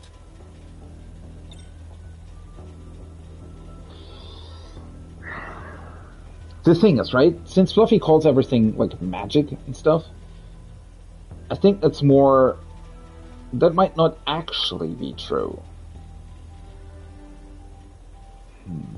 Maybe that's some sort of weird obscure hint. So maybe there was some weird event in the past that is somehow affecting technology of the future for some reason. Maybe something they didn't properly calculate when they came up with the Sentinel program or something. I mean, we do know that the Sentinels are working with nanomachines in your brain, right? So maybe he's actually referring to a certain event in the evolution of humans that, like, something that sort of affected our brain and how evolution changed the human brain over time. And maybe what he's actually referring to is, I mean, I'm completely spitballing here, right? But maybe what he's actually referring to is that, you know, nature developed something in our brain that ultimately allowed us to become, you know, very intelligent human beings. But maybe whatever that very thing is wasn't properly considered when developing the nanomachines with Sentinels, and so maybe that's why something's not working properly? I don't know. It's a very far-fetched thought, but I honestly don't know what else it might be referring to. Let's say I do agree to this contract. How do I know you'll hold up your end of the deal? Well, aren't you rude? Cats are free spirits, but they are not con artists. A cat who betrays his word is nothing more than an animal. If you don't trust me, then say so. You're only wasting time.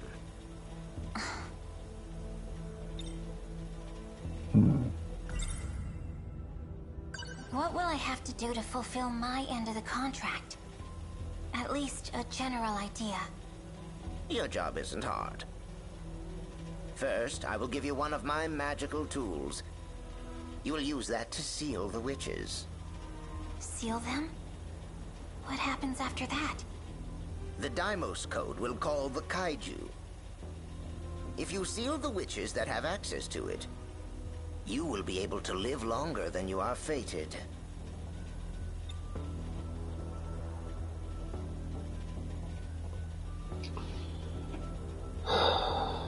Why though?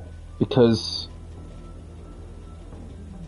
the people she's shooting are forced into the Sentinels, and therefore the kaiju attack is being postponed, or because they actually have a chance of winning? Like,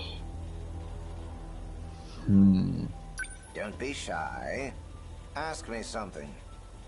If you're not going to ask anything, then make your choice.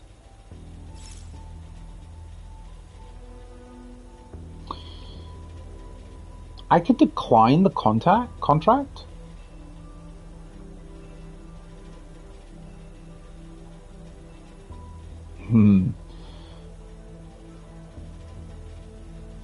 I kind of want to know what happens if I do. Because technically in the future she's already accepted the contract, right? I mean, isn't this a flashback?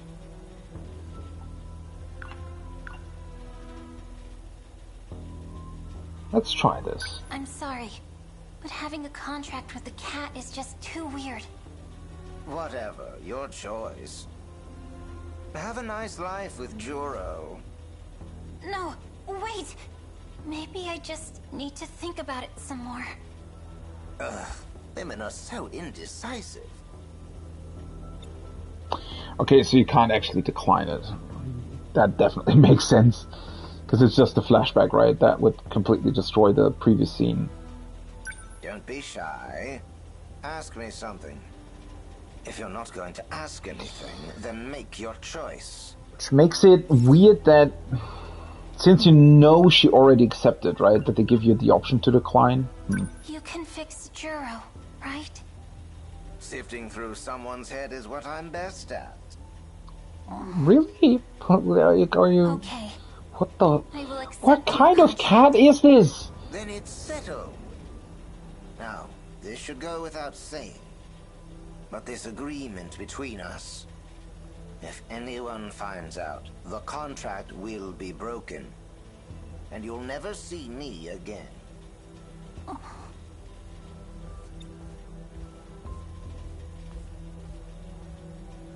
What was that? That was a weird walk.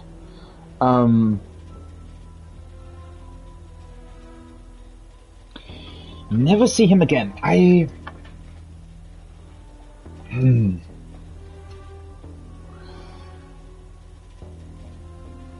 The strangest thing about this is that, yeah, what are they doing if she actually doesn't do as she's been told? Or what if she would have declined? And clearly she's being used by someone, whoever Fluffy is, or whoever controls Fluffy or whatever. Clearly she's being used by them, but do they have a choice, I wonder? Is there somebody else they could use for this instead of her?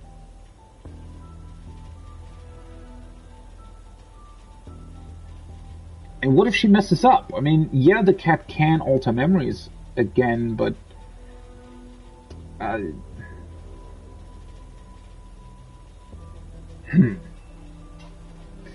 mean, if the cat is capable of that, couldn't the cat also just handle whatever they're trying to do with the magical, magic? Now I'm also saying magic, but whatever the effect of the gun is, wouldn't Fluffy be just be able to do that by himself if he can already alter memories?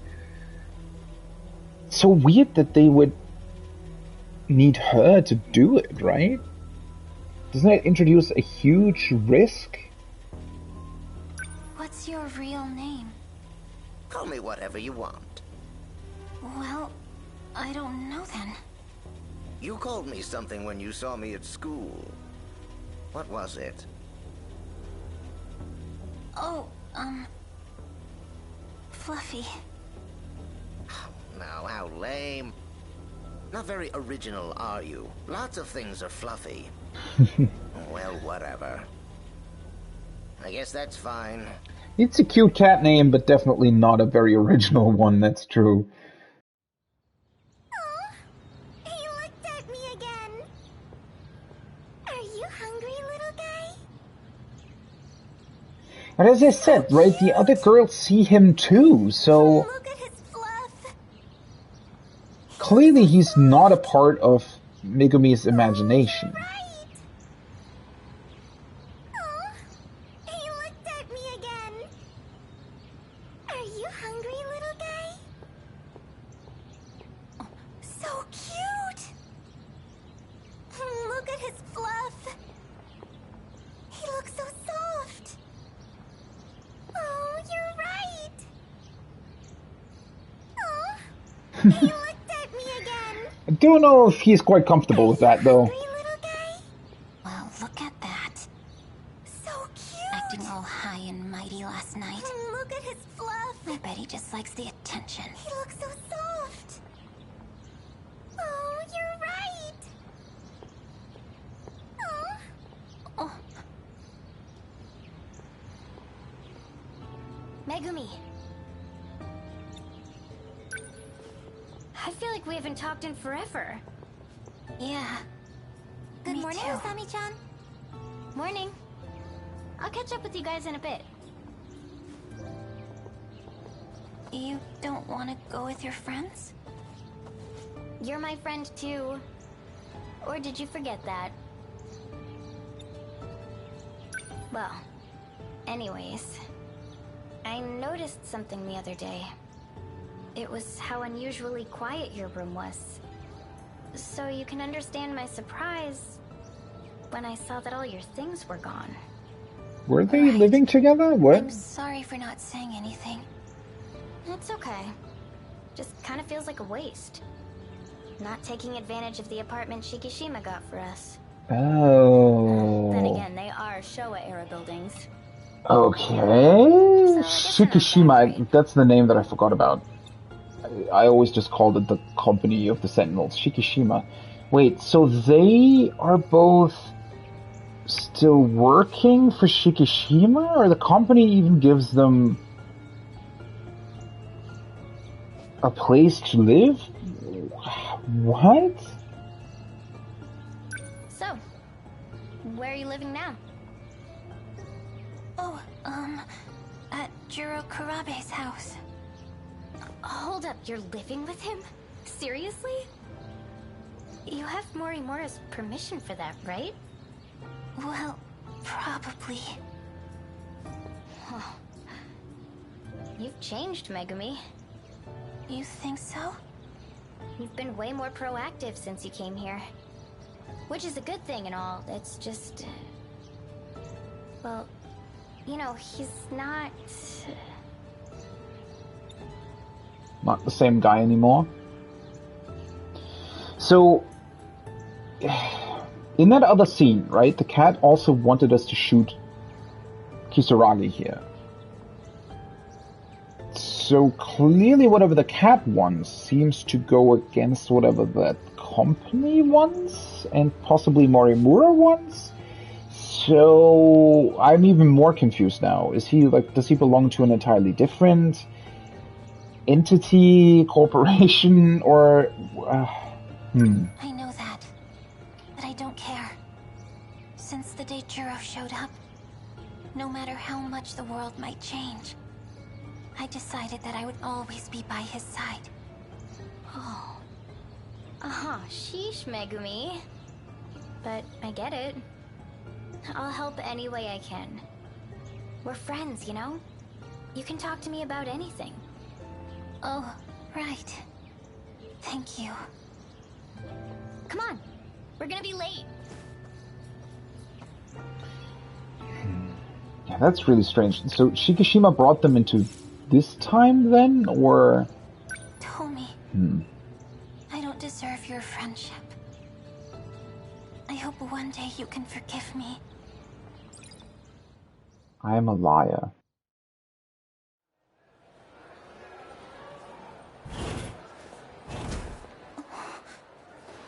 It's time. I have to Shoot, Tommy.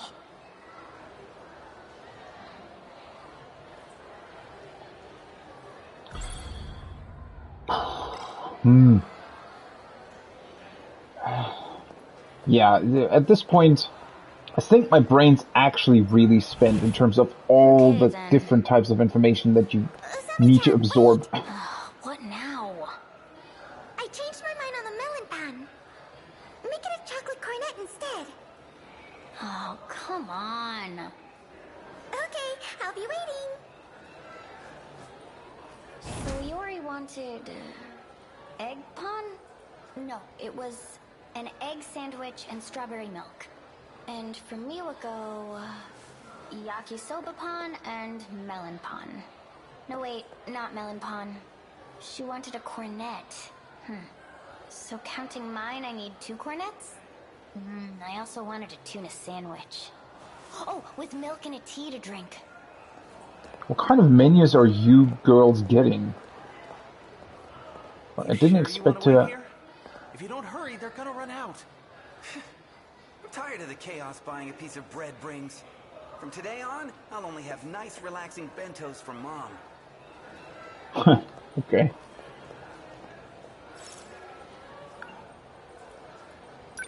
Go to the cafeteria. It's been a while since we've seen this scene, basically, or the cafeteria in general. I really like the setup of the building. Kisaragi. Oh, good timing. Hold this. Hey. Alright, one more time. Hey, wait! Do they not have a line? Fine. What do you want? Oh, Anpan. I thought you didn't like sweets. Huh? I like sweets. Well, whatever. I'll get yours too. Keep holding that.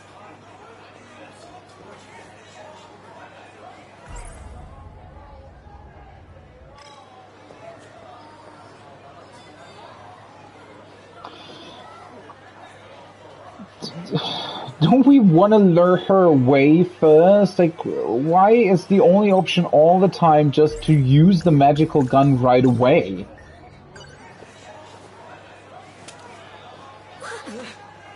Megumi?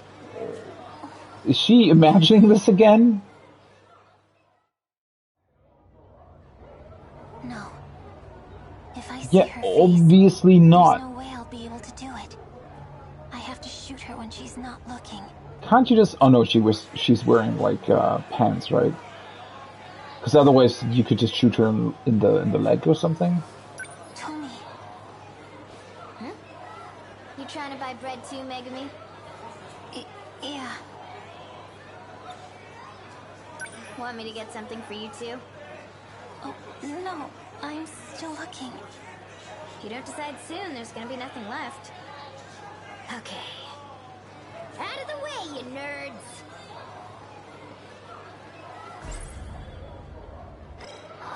So the idea is of shooting her in the crowd so that nobody really sees? Tony, please forgive me.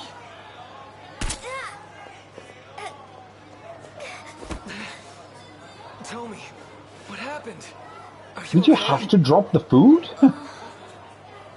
I mean, I get the desire to help, but just... Don't push yourself. Are you okay? No, Anpan. Do you need me to take you to the nurse's office? Huh? The cafeteria? Why are you here? Oh, right. Rock, paper, scissors. What else did I need to buy?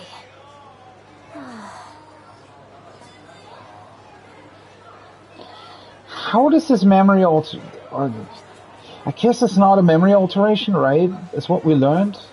It's to force them to use their Sentinels?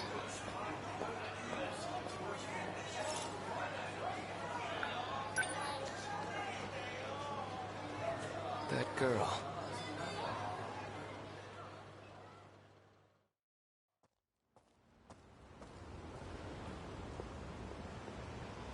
me.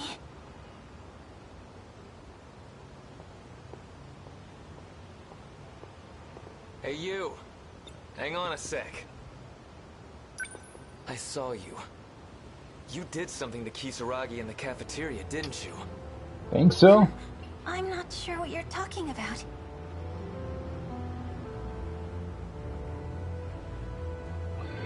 So is he the one that ultimately uncovers some sort of plot of forcing them to use their Sentinels?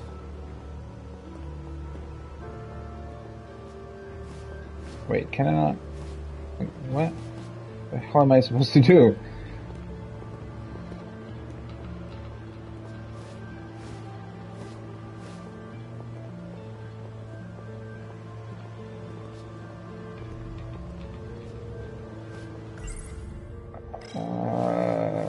Wait, what?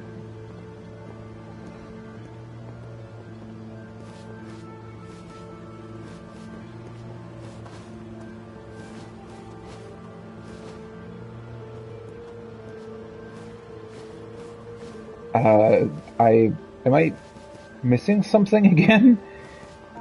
What's the interact button?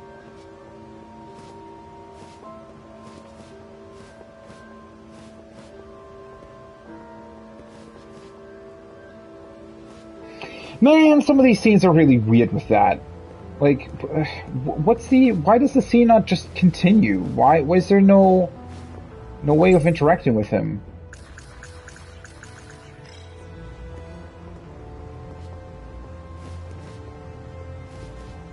I feel like I have to stand in like a certain spot or something.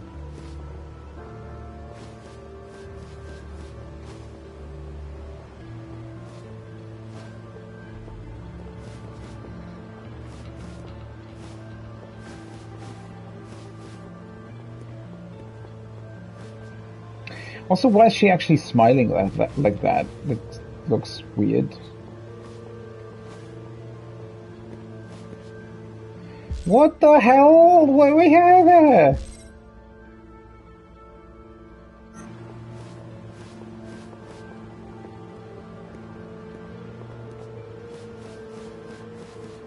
The heck is going on? I don't know what I'm supposed to do.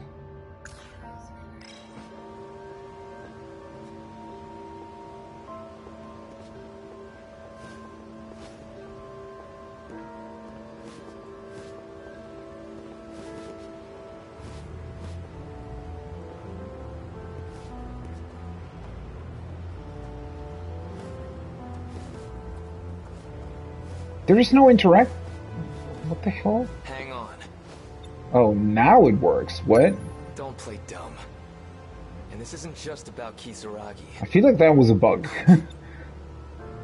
He probably was supposed to interact with her way sooner, right? I can't remember it exactly, but you were the one who helped me before. I think. Is that right? Please stop. If you don't leave me alone, I'll call for help.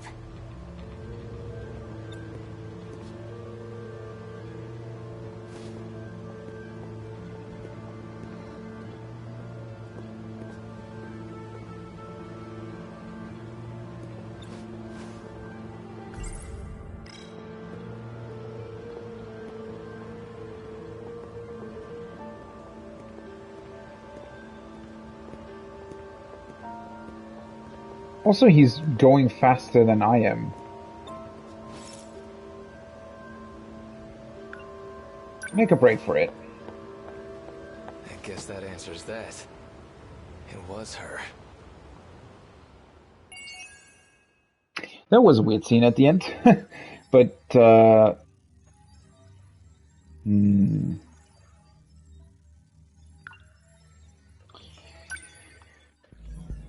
Okay, let's see. Did anything update? The Deimos code updated. The Deimos code is the code that summons the Deimos, the kaiju. Yeah, no shit. Okay, sure. It's a bit of a weird update, but okay.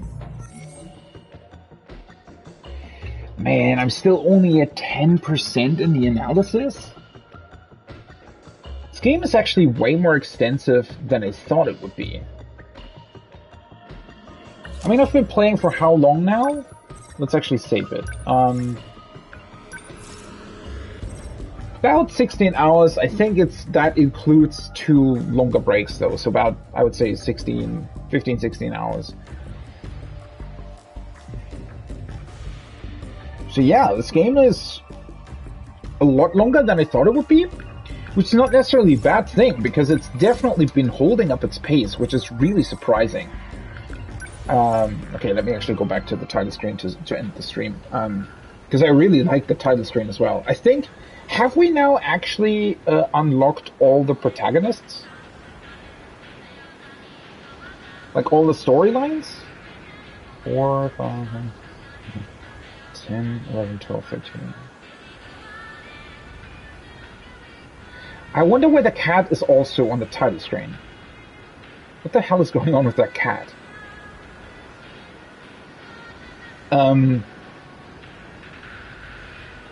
But yeah, what I find really, really impressive is, even though I haven't interacted with the strategy game part of the game that much, right? I've done 2 waves and that was it in order to continue with the story part. So I've mainly been playing the story. And what I find interesting is that the story is actually able to sort of keep its pace and mystery up, which I find really, really intriguing. And it's not doing so in a cheap way either, right? It's not the J.J. Abrams mystery box bullshit, but instead feels like they're just building up multiple threads that at some point will just sort of flow together and build like a really cool story, right? It's just really, really hard to see through at this point. It's also especially interesting because, yeah, I've been saying that they introduce more and more threats, but they really aren't. It feels like at the end of the day, everything's still somehow connected. I'm just really not able to tell how it all connects in the end, right? I have no idea how that ultimately connects back to that space station of the future, for example. I mean, I've speculated a lot about it, right? There were clearly a lot of potential things that might have happened, or that they're doing or creating or whatever, but so far it's really, really hard to come up with a concrete idea of what's going on. But again, I like that. I'm really surprised at how the game is, as I said, holding up its mystery. And what I do find quite refreshing, even though, I mean, some people are still going to call the story, I guess, a bit slower. But that's just due to just how many sort of different mystery threats they introduce. Definitely not for everyone, I would say, but I like it a lot. Obviously, at the end of the day, it will come, like, whether or not the game actually tells a really good story will obviously be decided when those story threads actually come together to build a coherent, whole. And as I have said multiple times now, I don't really know where it's going, or what direction it's currently going in. So that's going to be interesting to see how good the game will fare at the end. But yeah, there's a lot of unique scenes, a lot of dialogue as well. They really didn't cheap out on this, right? Which is also something that I'm actually quite impressed by. Or super impressed by, I should say. Which is, for example, when you're in the battle as well, right? And you're looking at a preview of what your attacks are doing. Theoretically, it could just say, oh, right, this attack does this and this, right? It does say that in the text, obviously. It does say what the attack is doing, what it's for, and how much it costs and everything, how much damage it deals. But then every attack also has a really, really well animated sort of mini video to it that shows you what it's doing. It's little details like that they just didn't have to do, but did anyway, and did so in a like very, like, the way those small scenes are animated is above most animes that I've seen, right? So, I don't know, I just find it really, really impressive. That combined with I also feel that the art style is just really unique. Obviously, there are like animes and games as well that have also gone for other unique looks, but to pull it off quite as good as this game does is something else, right?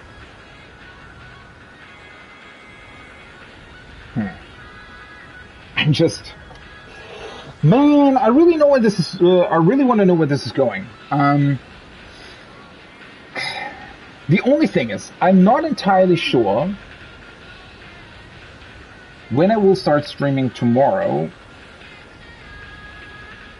and whether or not I want to continue Elden Ring like this. The thing is, with Elden Ring, I really want to get through to the end there as well, but Elden Ring has a lot of repetition at this point.